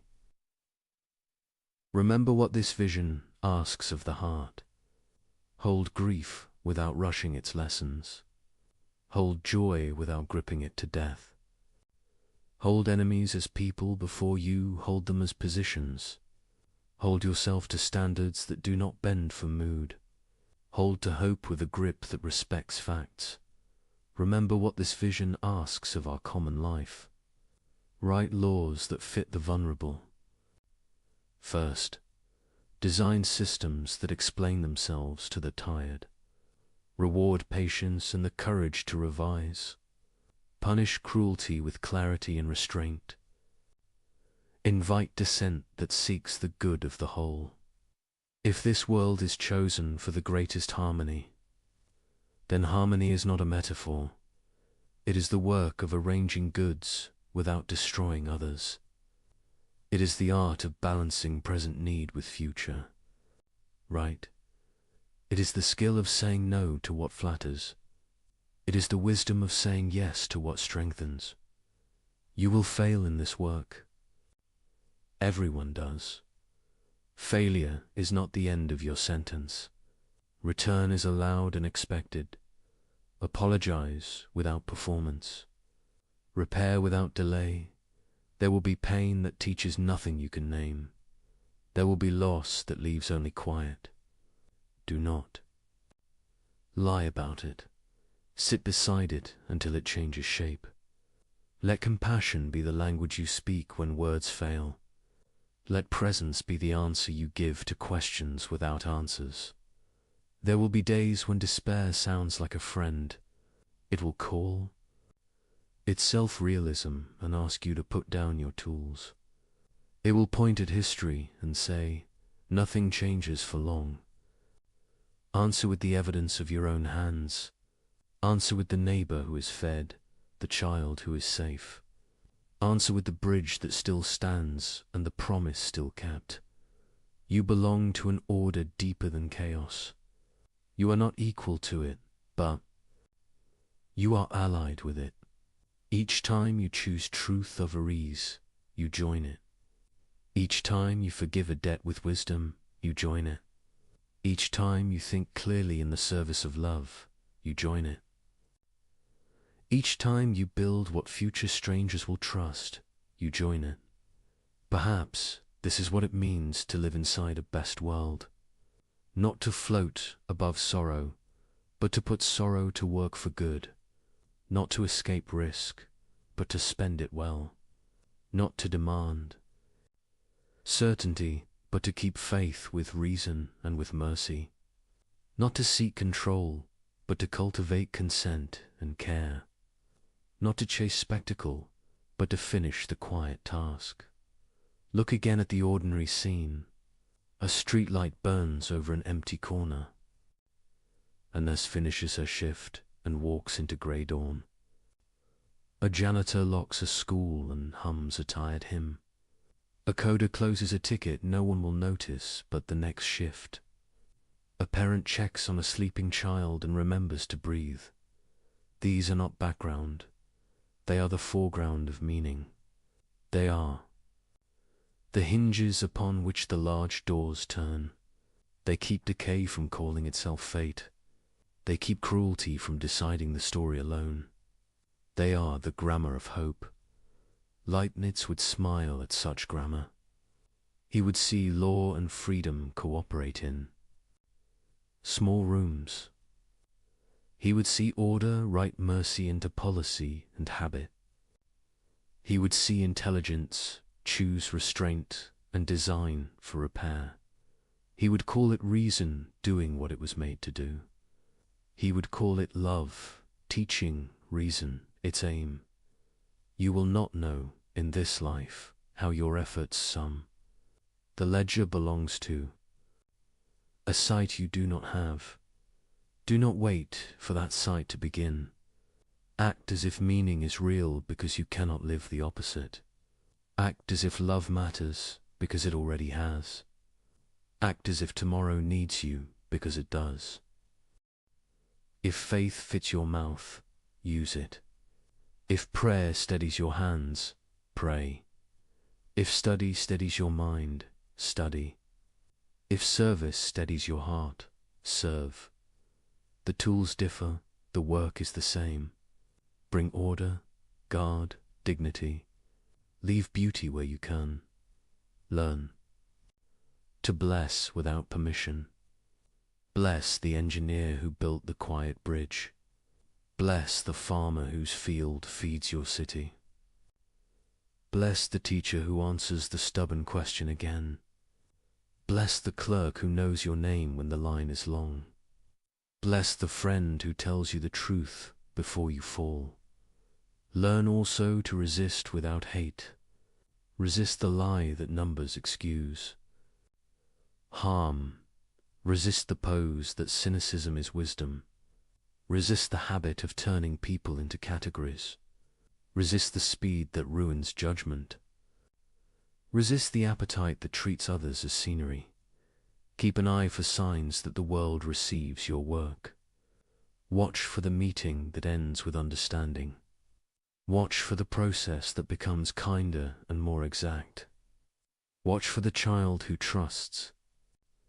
the room enough to ask harder questions. Watch for the elder who rests easier because a policy changed. These are quiet proofs that the deep order remains. You will stand at graves, bring flowers and silence and time. Let the names be spoken with care. Let the stories be told without embellishment. Let the tears fall without apology. Then walk away slowly and return to the work. The dead do not ask us to stop. They ask us to carry what they loved. One day you will be the one carried in story. Make it easy to tell the truth about you. Leave debts settled and kindness owed to many. Leave a journal someone can learn from. Leave a room in better order than you found it. Leave a trail of people who became more honest because you were near. If you doubt your place in any grand design, remember the scale of the small. Ants move forests one grain at a time. Rivets hold ships against oceans. Votes turn empires with paper and ink. Words mend marriages when they are simple and sincere. Hands save lives that statistics cannot name. So choose your handful of grains. Choose your rivets and your words. Choose your vote and your craft and your promise. Choose them like a person who believes the ledger matters. Choose them like a citizen of a world that intends the good. Choose them like a student of a mind that wastes nothing. When morning comes, rise with one sentence ready. Today I will join the order under things. Let that be your vow. Keep it as best you can. Forgive yourself when you fail and begin again. Teach it to others without pride. Receive it back from them when you are tired. This is the quiet proof that Leibniz trusted. Not a theorem written on marble, but a life that answers despair with patient structure. A home put in order for guests. A budget that tells the truth and protects the poor. A law that binds the strong and frees the weak. A habit of attention that notices the person left out. If this is the best world, it is because it invites you. It invites you to think with care and to love with discipline. It invites you to build, forgive, and try again. It invites you to hold both reason and mercy in the same hands. It invites you to be the kind of person for whom the phrase best world is not a boast, but a responsibility gladly assumed. Night deepens. The windows darken one by one. You turn out your light and keep one promise more. You will begin again. Tomorrow, you will keep faith with the living and the dead. You will serve meaning without spectacle. You will honor the order that lets love endure. Sleep now. The world keeps its watch. The harmony does not stop when you rest. It waits for you to join it again. And when you do, it will meet you where you stand, with work enough for your hands and grace enough for your heart. Welcome back, dear friends. Before we begin, let me know where in the world you are watching, and please don't forget to subscribe and like to support the channel. Picture this. A 13-year-old boy stands in a sunlit courtyard in northern Greece, surrounded by gardens that will become his classroom for the next 3 years. His father, the most powerful king in the Greek world, has just introduced him to a middle-aged philosopher with small, penetrating eyes and a slight lisp. The boy is Alexander, destined to conquer an empire stretching from Greece to India. The philosopher is Aristotle, who will conquer something far more enduring. He will map the territory of human excellence itself. Aristotle leans forward and asks the young prince a question that will echo through 23 centuries to reach us tonight. What does it mean to live well? Not how to conquer kingdoms, not how to accumulate wealth or fame or power, but something more fundamental, more urgent, more intimately relevant to each of us preparing for sleep on this quiet evening. What does it mean for a human being to flourish? What is the good life? Tonight, as the world settles into darkness and your breathing slows, we will follow Aristotle's answer to this question. We will trace his path from the dusty academies of ancient Athens to his private conversations with history's greatest conqueror. We will discover why this question still matters, why Aristotle's response speaks to our modern anxieties perhaps more powerfully than it did to his contemporaries, and why the ancient Greek word eudaimonia contains a vision of happiness that our culture has largely forgotten. This is not a lecture. Think of it as an evening walk through one of the most beautiful minds in human history, a mind that believed human excellence was not only possible but achievable, that understood virtue as a practical skill we could develop through practice, that saw happiness not as a fleeting emotion, but as a way of being in the world. As you settle deeper into comfort, let Aristotle's measured reasoning guide you. His logic has a way of being unexpectedly captivating, building understanding slowly, stone by careful stone, until suddenly you see the complete architecture of a life well lived. Fair warning, you may find yourself wide awake at the end, mind illuminated by ideas that have guided humanity's greatest achievements. But even if sleep claims you early, these thoughts will settle into your rest like seeds in fertile soil, quietly working their transformation while you dream. So breathe deeply, let the tensions of your day release, and allow yourself to wonder, as that young prince wondered in a garden 2 millennia ago, what would it mean for me to truly flourish? The ancient Greeks had no word for religion as we understand it. They had no word for science as a separate discipline. They had no division between mind and body, no split between reason and emotion, no separation of private ethics from public politics. What they had was philosophy, literally the love of wisdom, and it encompassed everything. To study philosophy in ancient Athens was to ask the most practical question imaginable. How should I live? Into this world, in the year 384 before the Common Era, a boy was born in the small coastal city of Stagira on the Macedonian frontier. His name was Aristotle. His father, Nicomachus, served as court physician to King Amyntas of Macedon, and from his earliest years Aristotle was exposed to the careful observation, the empirical attention to detail that characterized medical practice. While other children learned through myths and stories, young Aristotle watched his father examine symptoms, make diagnoses, test remedies. The lesson would shape everything that followed. Look first at what actually is before theorizing about what might be. Tragedy struck early. Nicomachus died when Aristotle was still a boy, perhaps 10 years old. The young philosopher-to-be was sent to live with a guardian, Proxenus, who recognized something remarkable in his charge's hungry intellect. At 17, Aristotle was dispatched on the long journey to Athens, to the greatest center of learning the world had ever known, Plato's Academy. Imagine the journey. A young man from the provinces carrying whatever scrolls and tablets a traveling student could manage, walking the dusty road southward, past villages and olive groves, over mountain passes where bandits lurked, through landscapes sacred to gods whose temples crowned every prominent hill. And then, finally, Athens herself.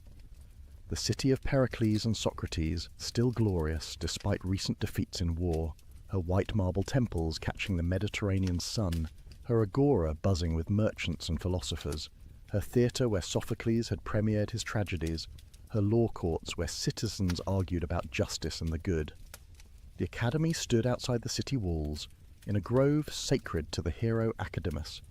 Here Plato, already in his 60s, taught a remarkable collection of students how to think. Not what to think, but how, through dialogue and debate, through mathematical precision and logical rigor, through the relentless questioning that his teacher Socrates had pioneered. The method was simple and devastating. Take any claim about reality, any assumption about justice or beauty or truth, and ask, what do you mean by that? How do you know? Could it be otherwise? Question after question after question until either the claim stood on solid foundation or collapsed into incoherence. Aristotle arrived at this intellectual crucible at precisely the right moment. His mind was formed enough to engage seriously with Plato's ideas, but flexible enough to be shaped by them. And for the next 20 years, he he remained, studying and eventually teaching, absorbing Plato's vision while slowly developing his own. What was that vision? Plato believed that the world we experience through our senses, this world of stones and trees and flesh, is not fully real. Behind it, or above it, or somehow beyond it, exists a realm of perfect forms. The triangle you draw on paper is always imperfect, but there exists the form of triangle, perfect and eternal. The beautiful person you see is beautiful only by participating in the form of beauty itself. Justice in our world is always approximate, but justice itself exists in this transcendent realm, perfect and unchanging. It was a breathtaking vision, answering profound questions about how knowledge is possible and why we recognize universal concepts despite experiencing only particular instances. But Aristotle found himself increasingly troubled by it. If these forms exist separately from the world of experience, how exactly do particular things participate in them? How does the form of horse make this particular horse here and now? The explanation seemed to push the mystery back one step without really solving it. More fundamentally, Aristotle couldn't shake his physician father's influence. Look at the world, his training insisted. Study what actually exists. The answers aren't in some transcendent realm, but here, in the structures and patterns of nature itself. Don't flee from particulars to universals, but find the universal within the particular. Walking through the Academy's gardens, past the stone colonnades where students debated, beneath olive trees that dappled the sunlight, Aristotle began formulating an alternative. Yes, we need universal concepts to understand reality. Yes, we recognize patterns that transcend individual instances, but perhaps these universals exist in things themselves, not in some separate realm. Perhaps the form of a horse is what makes this particular arrangement of matter a horse rather than a tree. Form and matter together constitute reality, inseparable, interdependent. The disagreement was profound but never acrimonious. In later writings, Aristotle would criticize his teacher's theory of forms, but always with respect, always acknowledging Plato's brilliance. Plato is dear to me, but truth is dearer. This saying captures Aristotle's spirit. Loyalty to persons matters, but loyalty to truth matters more. The teacher-student relationship need not become adversarial just because the student thinks the teacher wrong about something fundamental. For 20 years, this was Aristotle's life. Study, debate, teach, think, write. The rhythms of academic existence, the slow accumulation of understanding, the gradual refinement of arguments. He was becoming a master of multiple disciplines, logic and rhetoric, biology and physics, politics and ethics, metaphysics and poetry. The breadth of his interests was staggering. While his contemporaries specialized, Aristotle ranged across the entire landscape of human knowledge, finding connections, building systems, constructing a unified vision of reality. Then, in 347 BCE, Plato died. The Academy passed to Plato's nephew Speusippus, and Aristotle chose to leave. The reasons remain debated. Was it disappointment at not being chosen to lead? Was it time for the student to step out of his master's shadow? Or was it simply that Aristotle's intellectual project required independence? Whatever the reason, Aristotle departed Athens. He travelled first to Asia Minor, to the court of Hermias in Atanius, where he continued his research and married Pythias, Hermias's adopted daughter. He spent time on the island of Lesbos, studying marine biology, wading through tide pools, dissecting sea creatures, observing with the meticulous attention to detail that would characterize all his work. These were years of intellectual wandering, of gathering observations, of letting his systematic approach mature. He studied how baby squids develop inside their eggs. He examined the hearts of different animals, noting structural variations. He watched the migration patterns of birds and wondered what internal mechanism drove them. In all of this, he was developing a method. Observe first, observe carefully, observe repeatedly. Record what you find. Notice patterns. Form hypotheses. Test them. Build explanations from the ground up. This was radically different from the prevailing approach to natural philosophy, which tended towards speculation from first principles. Aristotle was teaching himself to be empirical, to trust experience, to build theory on the foundation of observed fact. The lessons learned watching his father practice medicine were flowering into a comprehensive scientific method. His personal life in these years remains shadowy to us. We know he married Pythias and loved her. We know they had a daughter together. We know that when Pythias died, Aristotle grieved deeply. Later he would form a relationship with her Pillis, with whom he had a son, Nicomachus. But Aristotle rarely wrote about his private emotions. His work focused outward, on the structures of reality, on the patterns of nature, on the principles of living well. Then, around 343 BCE, an invitation arrived that would change everything. King Philip of Macedon, who was transforming his kingdom into the dominant military power in Greece, wanted a tutor for his 13-year-old son. And he wanted that tutor to be Aristotle. Why? Perhaps because Aristotle's father had served Philip's own father as court physician, creating a family connection. Perhaps because Aristotle, though not yet famous, had already acquired a reputation for brilliance. Perhaps because Philip, in his ambition to unite Greece under Macedonian leadership, wanted his heir educated in the finest Greek traditions.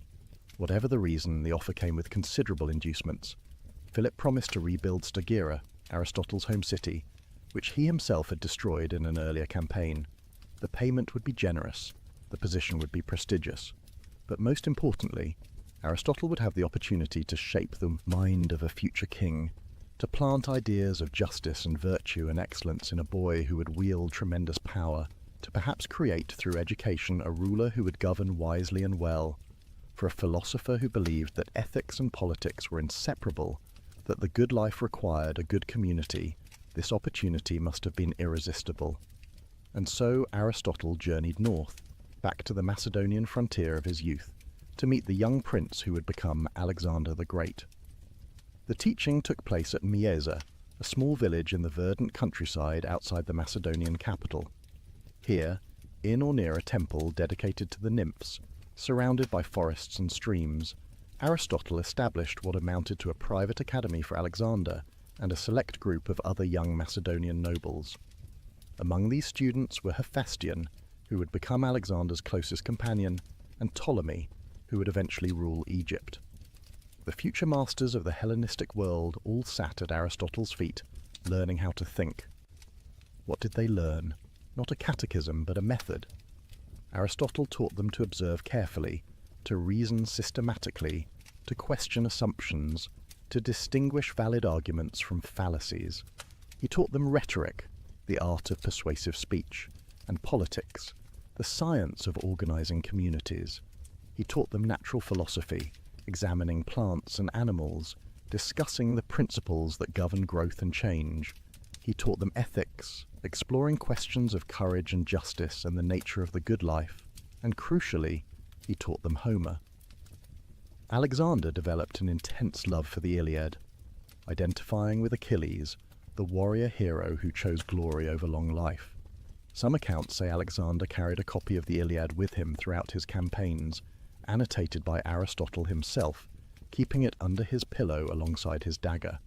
The fusion of philosophical training and heroic ambition would have profound consequences. The relationship between teacher and student was complex, mixing genuine affection with fundamental disagreements that would only deepen over time. Aristotle saw himself as forming Alexander's character, instilling virtue, teaching moderation and practical wisdom. But Alexander's nature ran to extremes. He was passionate where Aristotle counseled balance, impetuous where Aristotle advised deliberation, hungry for glory where Aristotle emphasized the contemplative life.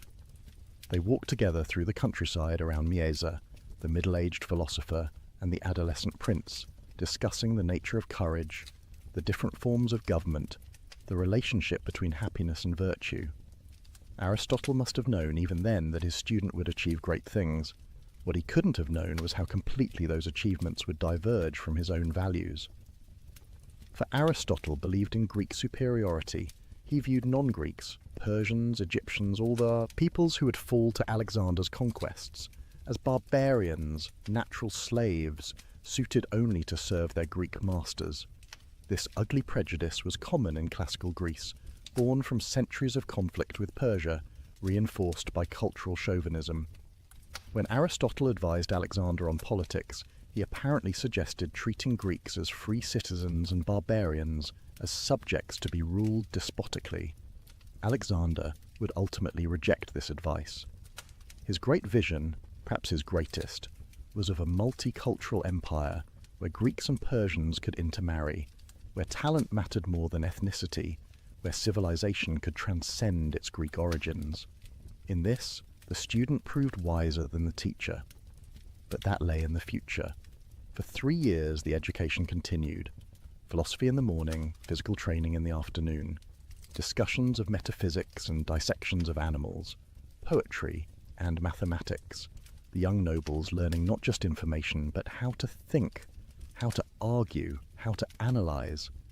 Aristotle was forming minds, planting seeds that would bear fruit in ways he couldn't anticipate. Then, in 340 BCE, Philip summoned his son home. At 16, Alexander would serve as regent while his father campaigned in Thrace. The formal education was over. Teacher and student would never again spend extended time together, though they continued corresponding. Alexander sent back specimens and observations from his conquests, plants and animals unknown to Greek science, reports of distant lands, puzzles for his old teacher to study. But the intellectual relationship was ending, and philosophical differences were hardening into ideological opposition.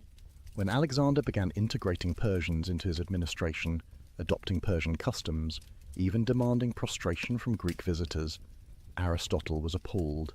This violated everything he believed about Greek superiority and proper political order. The student had moved beyond the teacher's wisdom, making his own path through history. There is a poignant tragedy here. Aristotle had tried to form Alexander's character according to philosophical principles, to create a king who would embody virtue and govern with practical wisdom. But character, as Aristotle himself taught, comes from habituation, from repeated practice, from the slow shaping of desires and responses. 3 years of philosophical instruction couldn't overcome Alexander's fundamental nature. Brilliant, passionate, ambitious beyond measure, unable to recognize limits, the greatest philosopher of antiquity and the greatest conqueror of antiquity touched each other's lives profoundly. Each would achieve immortality in his own sphere, but they remained, in the end, fundamentally different kinds of men. One conquered through thought, the other through the sword. One believed in moderation and the contemplative life, the other in glory and endless achievement. One stayed mostly in Athens, thinking and writing. The other marched to the edges of the known world, never content, never stopping. When Alexander departed for his Asian campaigns in 335 BCE, Aristotle was 50 years old. He returned to Athens, to the city of his intellectual formation, ready at last to establish his own school, to develop his own systematic philosophy, to offer his answer to the question he had posed to young Alexander so many years before. What does it mean to live well? Athens in 335 BCE had changed since Aristotle first arrived as a 17-year-old student. Philip's victory at Chaeronea had ended the era of independent Greek city-states. The Macedonian king now dominated Greece, and after Philip's assassination, his son Alexander ruled. For Athenians who treasured their democratic traditions, this new reality was bitter. They lived under the shadow of Macedonian power. Technically independent, but actually subject. Into this politically complex situation, Aristotle returned. His connections to the Macedonian court made some Athenians suspicious, but his reputation as a philosopher, his years at the academy, and his undeniable brilliance earned him respect. He established his school in the Lyceum, a gymnasium dedicated to Apollo Lysias, located just outside the city walls. The Lyceum became Aristotle's base for the next 12 years, the period of his greatest productivity. Here he developed the systematic philosophy that would influence human thought for 2 millennia. Here he gathered around him the brightest students Athens could offer, and here he perfected his distinctive method of teaching. Unlike Plato's academy, which focused on mathematics and abstract reasoning, the Lyceum was organized around empirical research. Aristotle collected specimens, plants, animals, minerals. He gathered maps and documents. He compiled observations sent by correspondents throughout the Greek world, including, remarkably, from Alexander's campaigns. The Lyceum was part school, part research institute, part museum. It was the first institution of its kind, and it set a pattern that universities would follow for centuries. The physical layout encouraged Aristotle's teaching style. The Lyceum had a covered walkway called a peripatos, where Aristotle liked to walk while lecturing. This habit gave his school its name, the Peripatetics, the walkers. Picture him there, in his 50s now, walking slowly along the colonnade, a small group of advanced students following, discussing the nature of causation or the structure of logical argument or the relationship between soul and body. His lectures came in two types. In the morning, he offered esoteric teachings for advanced students, dense technical discussions requiring philosophical background. These were the lectures that would eventually be compiled into the treatises we possess: the Physics, the Metaphysics, the Nicomachean Ethics. In the afternoon, he gave public lectures on more accessible topics: rhetoric, politics, ethics. These were polished presentations, carefully crafted for general audiences. The evenings he spent writing, organizing his thoughts, revising his treatises. By lamplight in his study, scrolls spread around him. Aristotle worked to systematize human knowledge. He was attempting something unprecedented, a comprehensive account of reality, from the principles of logic that govern all reasoning, through the structures of the natural world, to the best way for human beings to live. His method was distinctive. Where Plato had begun with ideal forms and tried to explain how particulars participate in them, Aristotle began with the world of experience and tried to understand its inherent structures. Look first, theorize second. Observe the patterns in nature, then explain what makes those patterns possible. This empirical orientation appeared in all his work.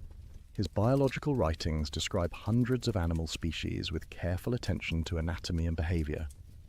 His meteorology examines weather patterns, winds, rain, thunder. His politics analyzes 158 different constitutions of Greek city-states, comparing their structures and outcomes.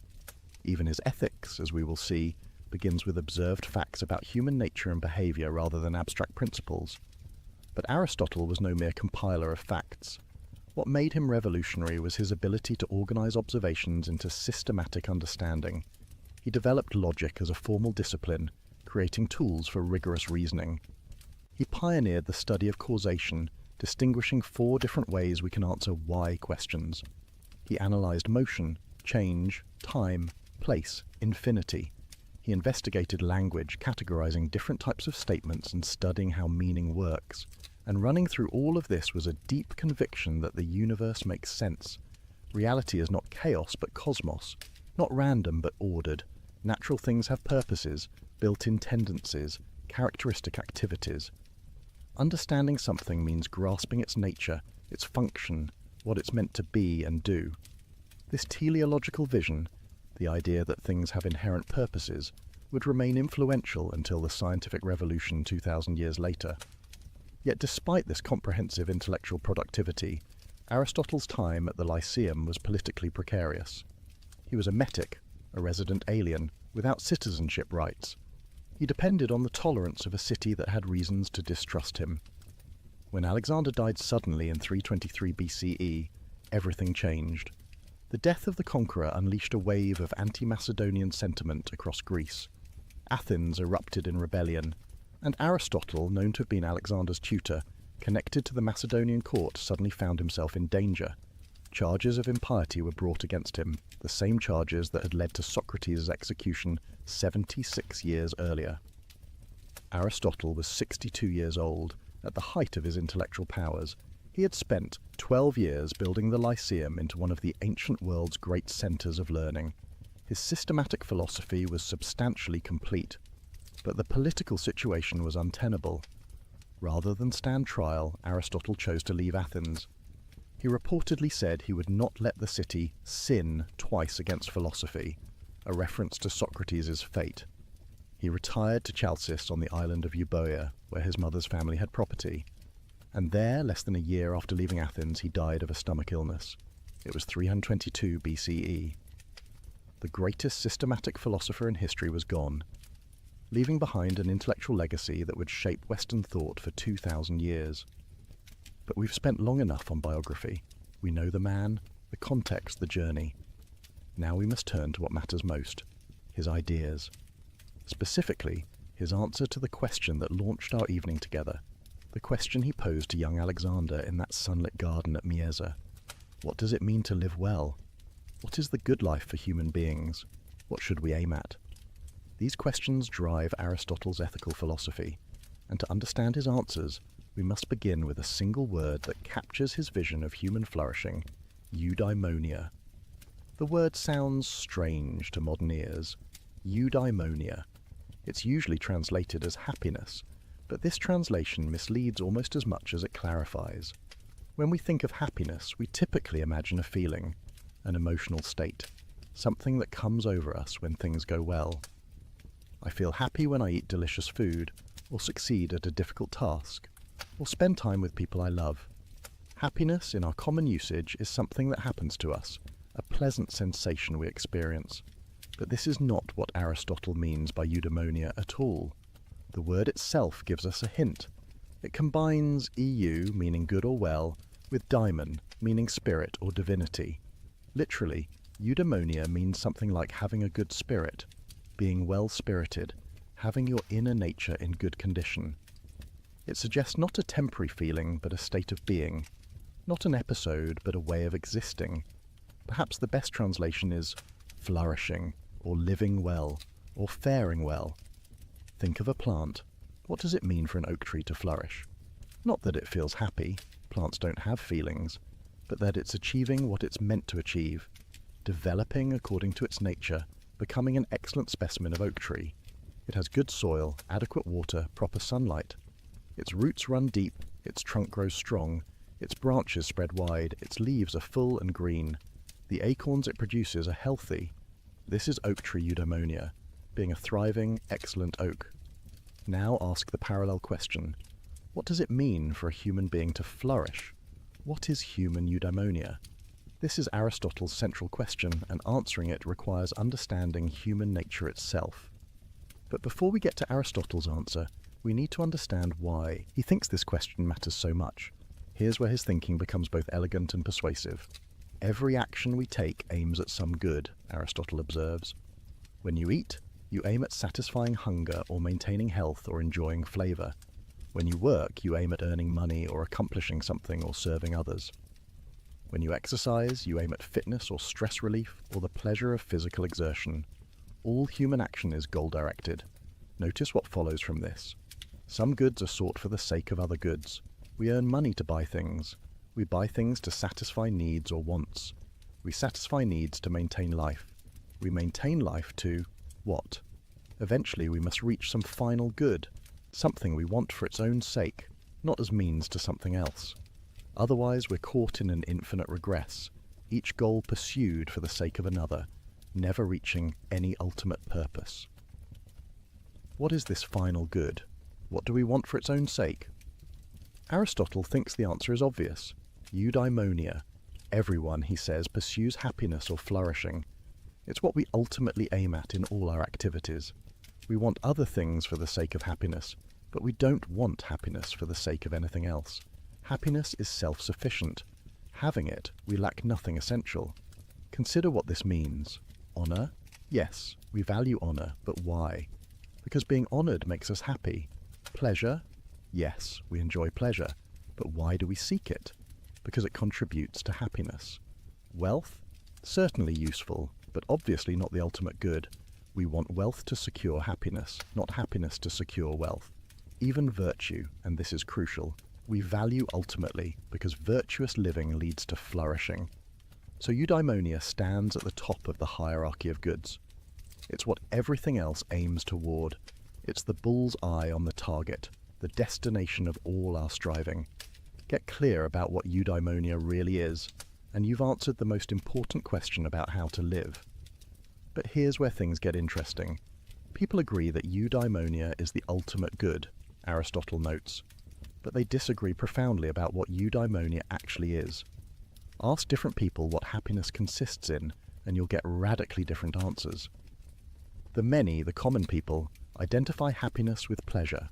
A happy life is a pleasant life, full of good food, drink, sex, comfortable circumstances, agreeable company. This view has intuitive appeal. Who doesn't enjoy pleasure? And misery certainly doesn't seem like flourishing. But Aristotle thinks this view fundamentally mistakes what happiness is. Why? Because pleasure is something we share with animals. A dog experiences pleasure when eating or playing. A pig experiences pleasure in its own way. But surely human flourishing must involve something distinctively human. Moreover, the pursuit of pleasure leads to a slavish life, Aristotle argues, where we're controlled by our appetites, always, chasing the next sensation, never satisfied. The hedonist mistakes a component of happiness for happiness itself. What about the sophisticated, politically ambitious people? They often identify happiness with honor, with being respected and admired, with achieving status. This view seems more elevated than hedonism. Honor recognizes something about character or accomplishment. But Aristotle rejects this view too. Why? Because honor depends on other people. They can bestow it or withdraw it. Your happiness can't depend on something so external to you, so vulnerable to others' opinions.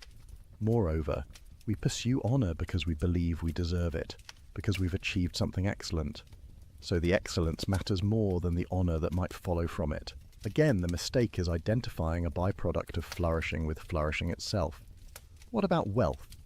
Some people devote their lives to accumulating money and possessions, but Aristotle barely pauses to refute this view. Wealth is obviously instrumental, obviously pursued for the sake of something else. The miser who hoards wealth without using it for any purpose hasn't achieved happiness. Wealth is like a tool, valuable for what it enables, worthless as an end in itself. So if happiness isn't pleasure or honor or wealth, what is it? Aristotle's answer emerges from his distinctive method, examining the function of human beings. Here's the reasoning. Everything has a characteristic activity, a function, something it does that makes it the kind of thing it is. The function of the eye is to see. A good eye sees well, a bad eye sees poorly. The function of a knife is to cut. A good knife cuts cleanly and holds its edge. For any tool or organ or creature with a function, excellence consists in performing that function well. Does a human being have a function? Not in the sense of being a tool for some external purpose, but in the sense of having a characteristic activity, something that defines what we distinctively are. Aristotle thinks yes. What is our function? It can't be merely living, growing, and maintaining ourselves. We share that with plants. It can't be sensing and responding to our environment. We share that with all animals. The distinctive human function must involve our unique capacity, reason. This doesn't mean our function is to sit around thinking all day, disconnected from the world. Reason permeates all distinctively human activities. When we deliberate about what to do, we're exercising reason.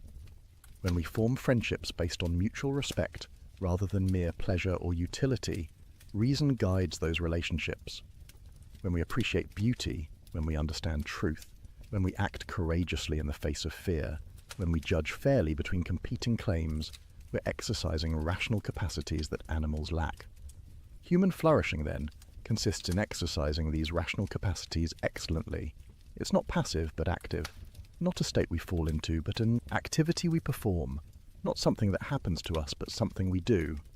Aristotle's famous formulation? Eudaimonia is activity of soul in accordance with virtue. Let that sink in for a moment. Happiness is activity. Not feeling but doing, not possessing but acting. The happy person isn't someone who has achieved a comfortable state and now simply maintains it. The happy person is actively engaged in excellent activity. Flourishing is a verb, not a noun, and this activity must be excellent in accordance with virtue. Here we need to understand what Aristotle means by virtue, a topic we'll explore thoroughly. For now, note simply that virtue means excellence of character and intellect, the qualities that enable us to perform our function well. Just as a good knife has the virtues of sharpness and durability, a good human has virtues like courage, wisdom, justice, and temperance. One more crucial qualification: eudaimonia requires a complete life. One swallow doesn't make a spring, Aristotle says, and one day or brief period doesn't make someone happy. Flourishing is assessed over a lifetime. The young can't yet be called happy because their lives remain unfinished. Only from the perspective of a complete life can we judge whether someone achieved eudaimonia. So, here's Aristotle's answer to his own question, the answer that took him decades to develop, that emerged from observing human nature, analysing human action, studying political communities, thinking carefully about what makes human life distinctively human.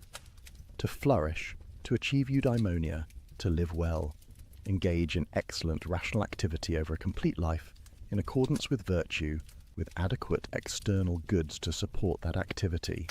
Each element matters. Activity, not passive enjoyment. Rational activity, using our distinctive human capacity. Excellent activity, performing it well, in accordance with virtue, the settled dispositions that enable excellence, over a complete life, not just moments or episodes, with adequate external goods, acknowledging we need certain material conditions. This is what the greatest philosopher in antiquity concluded about how we should live. Not a simple formula, but a rich, nuanced vision of human flourishing, not telling us to pursue pleasure or honour or wealth, but inviting us to develop excellence of character and intellect, to exercise our distinctively human capacities at their highest level, to make our whole lives expressions of rationality at its best. But this answer immediately raises questions. What are these virtues that enable excellent activity? How do we develop them? Can anyone become virtuous, or only some? What role does luck play, those external goods Aristotle mentions? And most practically, how do I actually live this way? The rest of our evening together explores these questions. We turn now from Aristotle's destination, eudaimonia, to his map of how to get there, and that map begins with a revolutionary idea about the nature of excellence itself. If you've ever tried to improve yourself, you know the frustration. You want to be more patient, but find yourself snapping at small annoyances. You want to be generous, but hesitate when opportunities arise. You know intellectually what the right thing to do is, yet doing it feels unnatural, forced, exhausting. Virtue seems to require constant effort against your inclinations. Aristotle understood this struggle, and his answer to it forms one of the most psychologically sophisticated parts of his philosophy. Virtue, he argued, is not knowledge alone. You can't become courageous simply by understanding what courage is. You can't become just by studying the theory of justice. Virtue is not information in your head, but disposition in your character. The Greek word Aristotle uses is arete, usually translated as virtue or excellence. But notice what the word captures. Not moral goodness as we typically conceive it, but a kind of excellence, a way of being that realizes potential, achieves what something is capable of. The arete of a racehorse is speed and endurance. The arete of a sword is sharpness and strength. What is the arete of a human being? For Aristotle, virtue is a hexis, a stable state or disposition of character. It's not a fleeting decision, but a relatively permanent way of being. The virtuous person doesn't simply perform virtuous acts occasionally through gritted teeth. Rather, they've developed a settled way of responding to situations such that virtuous action flows naturally from who they've become. But how do you develop such dispositions? Here Aristotle makes his most revolutionary claim, one that contradicted his teacher Plato fundamentally. Plato had argued that virtue is knowledge. If you truly know what's good, you'll do it. Vice is just ignorance. Education, then, is the key to virtue. Aristotle disagreed. Virtue requires knowledge, yes, but knowledge isn't sufficient. You also need proper habituation, repeated practice, the formation of emotional responses and action patterns through experience. In the famous formulation, we become just by doing just acts, temperate by doing temperate acts, courageous by doing courageous acts. Think of learning to play an instrument. You can study music theory, understand harmony and rhythm intellectually, but that won't make you a pianist. You must practice, repeating scales and exercises until your fingers move correctly without conscious thought, until the patterns become second nature. Only through habit does knowledge become skill. The same applies to virtue. You must practice acting virtuously until virtuous responses become habitual, until you spontaneously respond with courage to danger, with generosity to need, with justice to competing claims. Eventually, these responses feel natural rather than forced. This is when you've truly become virtuous. But practice according to what pattern? What makes an act courageous rather than cowardly or reckless? What distinguishes generous, giving from wasteful excess, or stingy withholding? Aristotle's answer: virtue is a mean between extremes. This doctrine of the mean, sometimes called the golden mean, represents Aristotle's most distinctive contribution to ethics. Every virtue, he argues, lies between two vices, one of excess and one of deficiency. Think of it as a spectrum with virtue in the middle, though not at the exact mathematical centre. Take courage, the paradigm virtue in Greek culture. What is courage? Not absence of fear. That would be insensibility or foolhardiness. The coward feels appropriate fear but is paralysed by it, unable to act when action is needed. The reckless person either feels no fear or ignores reasonable danger, rushing into situations that call for caution. Courage lies between these extremes, feeling fear appropriately but acting despite it when the situation demands. The courageous person stands their ground in battle when standing is necessary for a just cause. They speak truth to power when silence would be cowardice. They admit mistakes when pride tempts them to double down, but they don't seek danger for its own sake. They don't take foolish risks to prove their bravery. They recognize when retreat is wise, when compromise is appropriate, when holding firm would be stubbornness rather than courage. Or consider temperance, the virtue concerning bodily pleasures. On one extreme sits the ascetic who denies all pleasure, treats the body as enemy, lives in miserable self-deprivation. On the other extreme sits the glutton or libertine, enslaved to every appetite, incapable of saying no to desire, life organized around the next indulgence. Temperance lies between, enjoying pleasures appropriately, neither denying them entirely, nor being ruled by them. The temperate person eats delicious food with pleasure, but stops when satisfied. They enjoy wine without becoming drunk. They engage in sexual activity within appropriate relationships. They find entertainment refreshing without becoming addicted to constant stimulation. Their pleasures enhance life rather than dominating it. Generosity provides another example.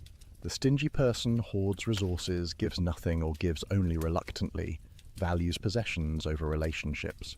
They're incapable of sharing, trapped in scarcity mentality, even when they have plenty. On the opposite extreme, the wasteful person gives indiscriminately, spends recklessly, depletes resources that should be conserved. They might enjoy a reputation for generosity, but ultimately can't sustain it. True generosity lies between these, giving appropriately to the right people, at the right time, in the right way, for the right reasons.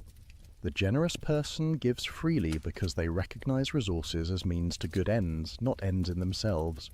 But they give thoughtfully, considering whether their giving truly helps. They balance present generosity with future capacity. They give neither too much nor too little, but what the situation requires. Each virtue follows this pattern. Patience lies between apathy, caring about nothing, and explosive anger, losing control over trivialities.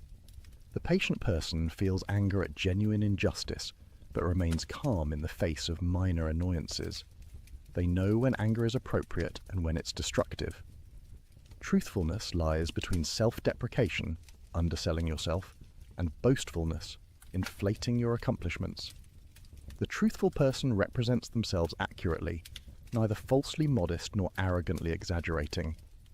Even wit is a virtue for Aristotle. The boorish person has no sense of humour, can't appreciate jokes, makes social situations uncomfortable with their heavy seriousness. The buffoon jokes constantly, unable to be serious when situations demand it, offends others with inappropriate humour.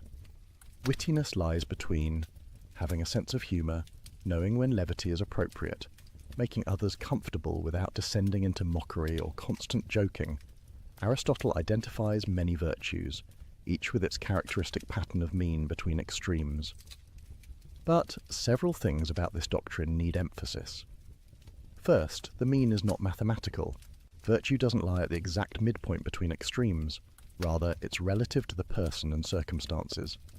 The amount of food that's moderate for an athlete differs from what's moderate for a sedentary person. The degree of fear that's appropriate facing a mugger differs from what's appropriate facing a bear. Context matters. Second, finding the mean requires judgment. There's no formula you can simply apply. You must understand the situation, consider what's at stake, recognize relevant factors, then determine what response hits the mean. This judgment, practical wisdom or phronesis, we'll explore more deeply. For now, note that virtue requires intelligence, not just good intentions. Third, not every action or emotion has a virtuous mean. Some things are inherently wrong regardless of amount. Murder isn't excessive killing with moderate killing as virtue. Adultery isn't excessive love. Theft isn't excessive taking. Some acts violate virtue by their very nature. Fourth, the mean is difficult to achieve. The extremes are easier. It's relatively simple to never give anything, stinginess, or to give everything away, wastefulness. Finding the generous mean requires sensitivity to circumstances, understanding of consequences, practical wisdom about what's truly helpful. This is why virtue is rare, and why becoming virtuous requires sustained effort. Finally, and most importantly, the doctrine of the mean reveals something profound about human psychology. Most vices aren't entirely evil impulses we must suppress. Rather, they're good impulses taken too far or not far enough. Fear is appropriate, sometimes. Anger has its place, occasionally. Even the desire for pleasure isn't wrong within limits.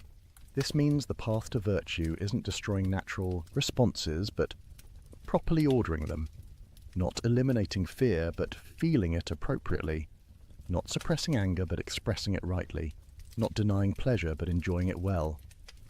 Virtue cultivates nature rather than fighting it. Develops our capacities rather than destroying them. Achieves harmony rather than conflict within the soul. Think about what this means practically. You're trying to become more patient. The Aristotelian approach isn't to suppress all irritation, to pretend nothing bothers you, to become some sort of unfeeling automaton. Rather, it's to develop the ability to distinguish genuine wrongs, deserving anger, from minor inconveniences deserving forbearance, to feel proportionate responses to situations, to recognize when your irritation serves no good purpose and let it go, or you're trying to be more confident without becoming arrogant. The Aristotelian approach isn't to split the difference mathematically between self-hatred and narcissism. It's to develop an accurate understanding of your genuine abilities, to present yourself truthfully, to claim credit you deserve without exaggerating, to acknowledge limitations without false modesty. It's complex, nuanced, requiring self-knowledge and situational awareness. This is why virtue takes time. You can't just decide to be virtuous and have it done. You must practice repeatedly in various situations, gradually developing the sensitivity and judgment that enables hitting the mean reliably. Like any skill, it improves with experience and deteriorates without practice. But the doctrine of the mean, elegant as it is, raises a crucial question. How do you develop the judgment to find the mean? How do you know what courage requires in this particular situation? How do you determine where generosity lies between stinginess and wastefulness right now with this person? Aristotle's answer: practical wisdom, phronesis, the intellectual virtue that enables all the moral virtues. If virtue is the destination, practical wisdom is the compass. Without it, even the best intentions lead astray. You might want to be generous, but give in ways that harm rather than help. You might aim at courage, but misjudge what the situation demands. You might pursue the mean, but lack the perception to find it. Practical wisdom is hard to define precisely because it's fundamentally practical rather than theoretical. It's not knowledge of universal principles that can be stated in abstract formulas. It's the ability to see what's required in particular situations, to recognize what action would hit the mean, to understand how general principles apply in specific contexts. Think of an expert chef. They know recipes, understand cooking techniques, can explain why certain ingredients work together. But their expertise goes beyond this theoretical knowledge. When actually cooking, they adjust by taste, compensate for ingredient variations, improvise when something goes wrong. They see what the dish needs, right now, not just what recipes generally recommend. This is practical wisdom applied to cooking. Or consider a skilled therapist. They understand psychological theory, know research about what treatments work. But with any particular client, They must perceive that person's specific needs, recognize what approach will help them, adjust strategies when initial attempts don't work. They exercise judgment that goes beyond applying rules, wisdom that emerges from experience with particulars. Practical wisdom works similarly in ethics. The person with phronesis perceives what situations truly demand. They see that this apparent conflict between friendship and honesty actually requires tactful truth-telling. They recognize that this request for help, though sincere, would enable destructive behavior. They understand that standing firm here would be courage, but standing firm there would be stubbornness. How do they see these things? Through experience, primarily. Practical wisdom develops over time as you face various situations. Try different responses, observe consequences, learn from mistakes. You can't acquire it from books alone, any more than you can become a chef or therapist purely through reading. You must practice repeatedly in the messiness of actual circumstances. But experience alone isn't sufficient. You need to experience situations with the right orientation, paying attention to what's morally relevant, trying to hit the mean, caring about doing the right thing. Bad people accumulate experience without developing practical wisdom because they're paying attention to the wrong things, pursuing the wrong goals, developing skill at vice rather than virtue. This creates a puzzle Aristotle recognizes. You need virtue to develop practical wisdom, because only the virtuous person perceives situations correctly, judges what's truly good, aims at the right target. But you need practical wisdom to exercise virtue, because without it, you can't determine what the virtuous response requires. They seem to depend on each other, creating a circle.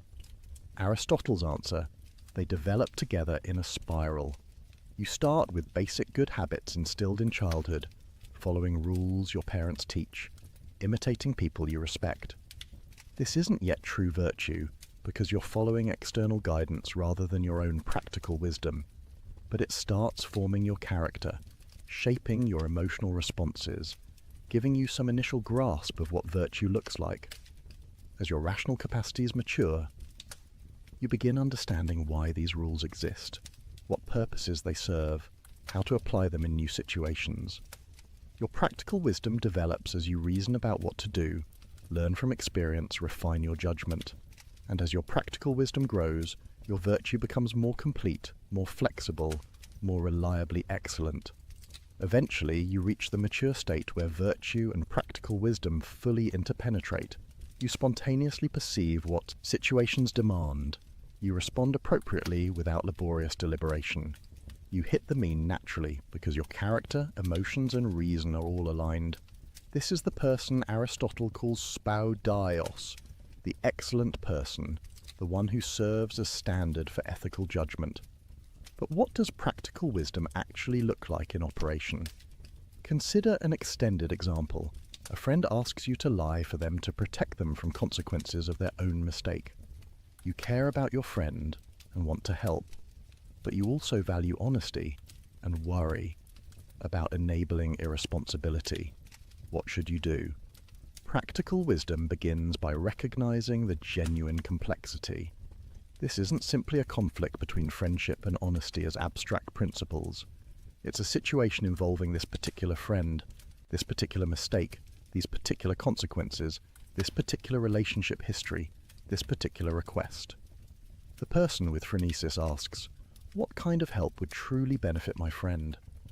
Sometimes protection from consequences enables continued bad behavior. Sometimes harsh lessons are exactly what someone needs. But sometimes consequences are disproportionate to mistakes, and a friend should offer shelter, which is this: they consider, what does my friend need to hear right now? A refusal to lie might communicate respect for their ability to handle difficulty, or it might feel like abandonment when they're vulnerable. How strong is our friendship? Can it bear the strain of my refusing? Would refusing strengthen or damage it? They weigh. What are the actual stakes? Will this lie enable serious harm to my friend or others? Will the truth lead to catastrophic consequences? Or are the stakes relatively minor, more about comfort than genuine well-being? They think through, what are the alternatives? Maybe there's a way to help without lying, to support while still being honest, to stand beside my friend without endorsing their evasion. Notice what's happening here. Practical wisdom doesn't consult some ethical decision procedure, doesn't apply an algorithm, doesn't reduce the situation to a simple case of conflicting principles. It perceives the situation in all its particularity, brings various considerations to bear, exercises judgment about what would be good here and now. And crucially, it does this quickly. The person with developed phronesis doesn't labour through all these considerations explicitly. They see what's required almost immediately, the way an expert chef tastes a dish and knows what it needs. The deliberation I've spelled out happens rapidly, often non-consciously, leading to a clear sense of the right course of action. This is why practical wisdom is an intellectual virtue, but one closely connected to moral virtue. It's not purely cognitive, not simply a matter of clever reasoning. Your emotions, desires, character all influence how you perceive situations and what responses seem reasonable. The vicious person lacks practical wisdom, not because they're stupid, but because their distorted character makes them perceive situations wrongly, see apparent goods as real goods, miss what's truly important. Take the same situation with someone lacking practical wisdom. They might not even recognize the ethical complexity, might think it's simply about whether they're willing to inconvenience themselves for their friend. Or they might see the ethical dimension but reason poorly about it, either thinking loyalty always trumps honesty, or thinking honesty always requires blunt truth-telling regardless of circumstances. They lack the nuanced perception and judgment that practical wisdom provides. Or consider someone with practical wisdom navigating a different challenge.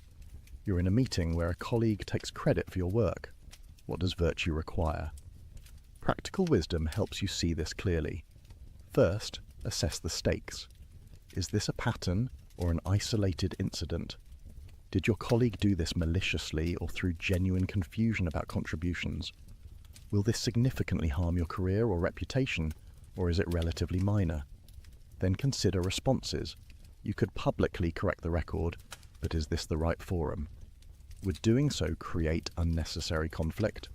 Or would silence enable ongoing injustice? You could address it privately with your colleague, but will that be effective, or do you need to involve others?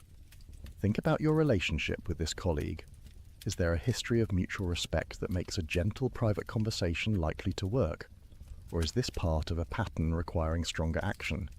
Consider the organizational culture. Will speaking up be respected or seen as petty? Does the organization value truth-telling or smooth relationships? Weigh your own emotional state.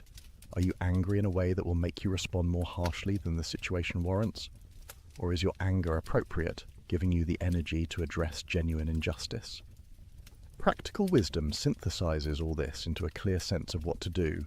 Maybe it says, address it privately first, calmly but directly, giving your colleague a chance to correct it themselves, but be prepared to escalate if they don't.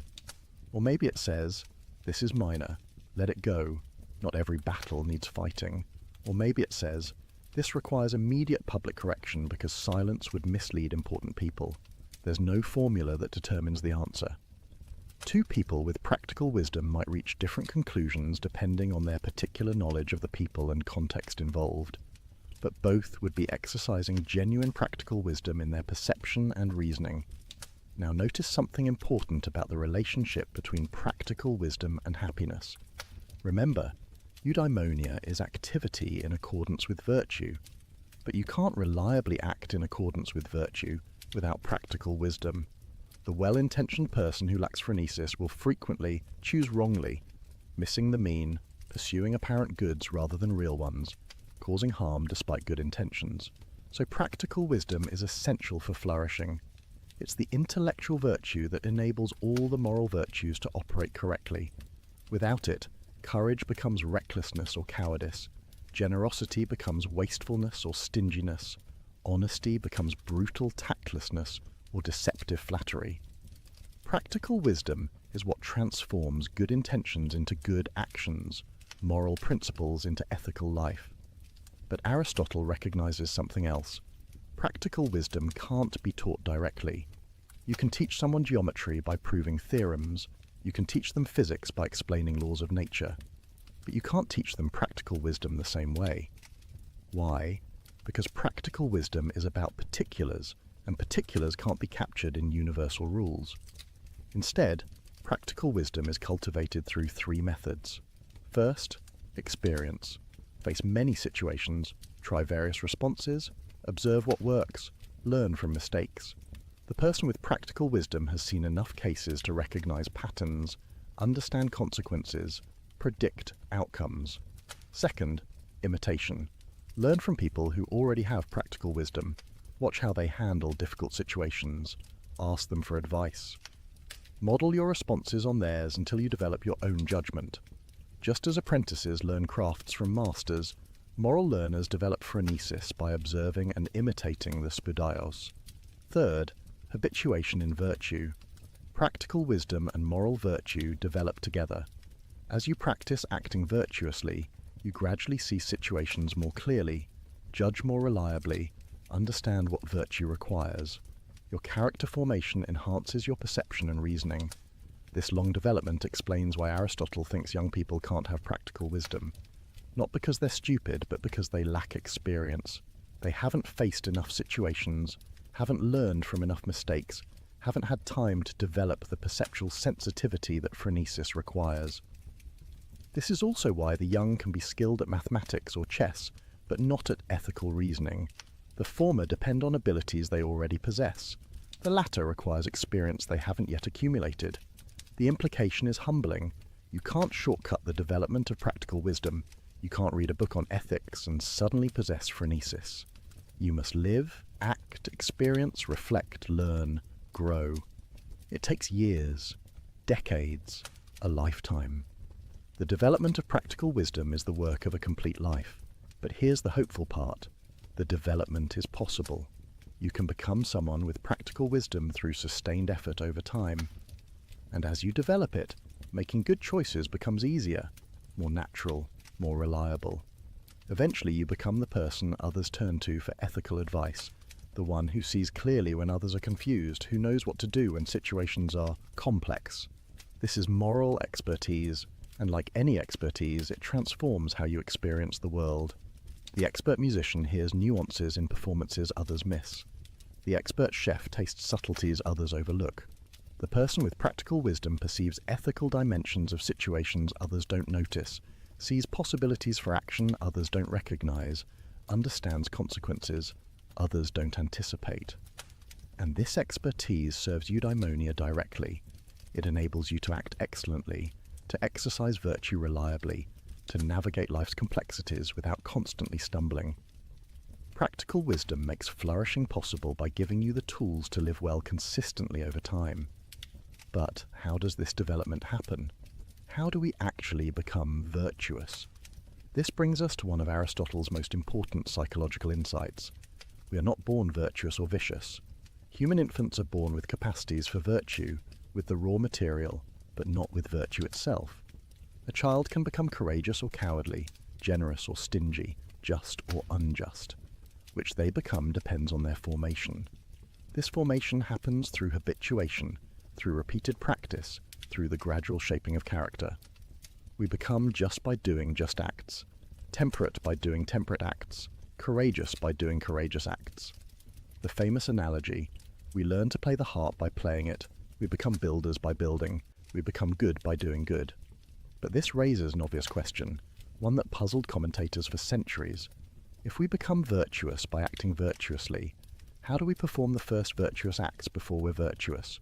It seems impossible, like saying you learn to swim by swimming, but how can you swim before you know how to swim? Aristotle's answer involves distinguishing stages of moral development. In childhood, we act virtuously through external guidance. Parents and teachers tell us what to do. We obey rules we don't yet fully understand. We imitate people we respect. We follow social conventions. At this stage, we're doing virtuous acts without having virtue as a settled disposition. This childhood formation is crucial. Through it, we develop the right emotional responses. We learn to take pleasure in noble actions and pain in shameful ones. Our desires begin aligning with what's genuinely good. We build the foundation on which virtue will eventually stand. As we mature and our rational capacities develop, we begin understanding why these rules exist, what purposes they serve. We internalize the principles rather than just following external commands. We start choosing virtuous acts for their own sake, because we recognize them as good, not merely because authority figures say so. Eventually, for those who successfully develop, virtue becomes a settled hexis, a stable disposition. Now we spontaneously perceive what situations require.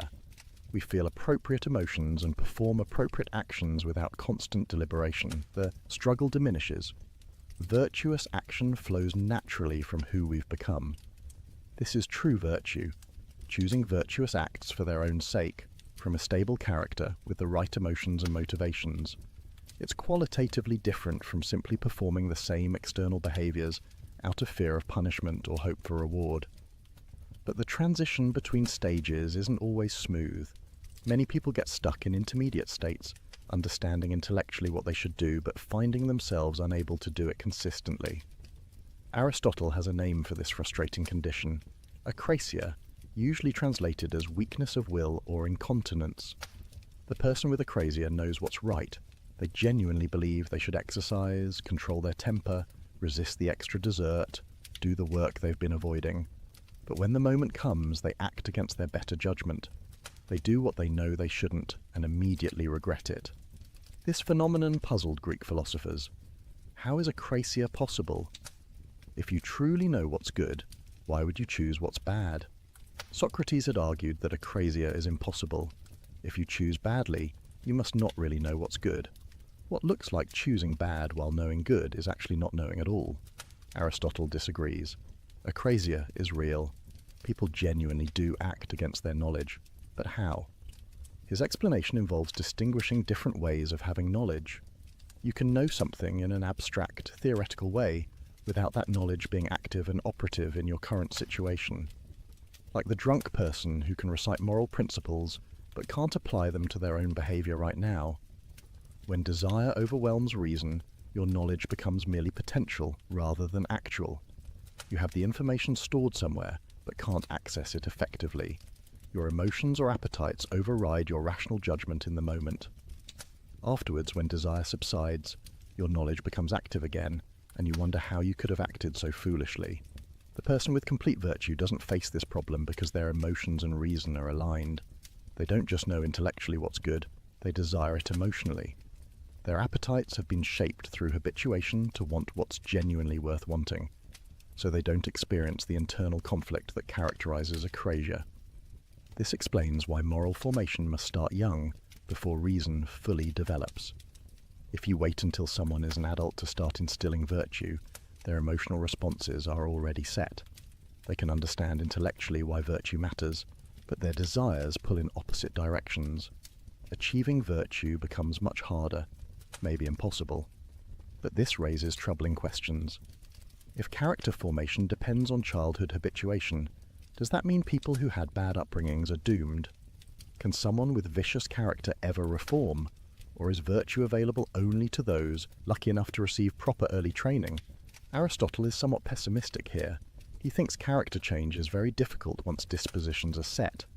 The person whose appetites were poorly formed in youth will struggle to achieve virtue later. Not impossible, but requiring tremendous sustained effort, working against ingrained patterns, fighting one's own habituated responses. This is one reason why Aristotle emphasizes the importance of good laws and proper education. Society has responsibility to raise children well, to instill virtue in the young, to create conditions that enable character formation. The person with proper upbringing has a massive advantage in achieving eudaimonia. Those denied this advantage face much steeper paths. But even with good upbringing, moral development continues throughout life. You don't achieve complete virtue at age 20 and then simply maintain it. Rather, virtue deepens and matures through continued experience and reflection. The courage of a young soldier differs from the courage of a seasoned leader. The justice of an apprentice judge differs from the justice of a wise elder. Practical wisdom develops gradually as you face new situations, learn from mistakes, refine your judgment. This means moral development is lifelong work. You never reach a point where you can relax, where virtue is so secure you need not attend to it anymore. Until your complete life ends, the project of becoming excellent continues. But here's the encouraging part. Progress is genuinely possible at any stage, even if you start with disadvantages, even if your character formation was poor, even if you've made countless mistakes, you can still move toward virtue. Maybe you won't achieve the complete virtue of someone with every advantage, but you can become better than you were, more virtuous than you are, closer to excellence than you started. The path requires honesty about your current state, clear vision of where you want to go, sustained effort in practicing virtue, patience with setbacks, and perhaps most importantly, surrounding yourself with virtuous people who model excellence and support your development. Because you can't become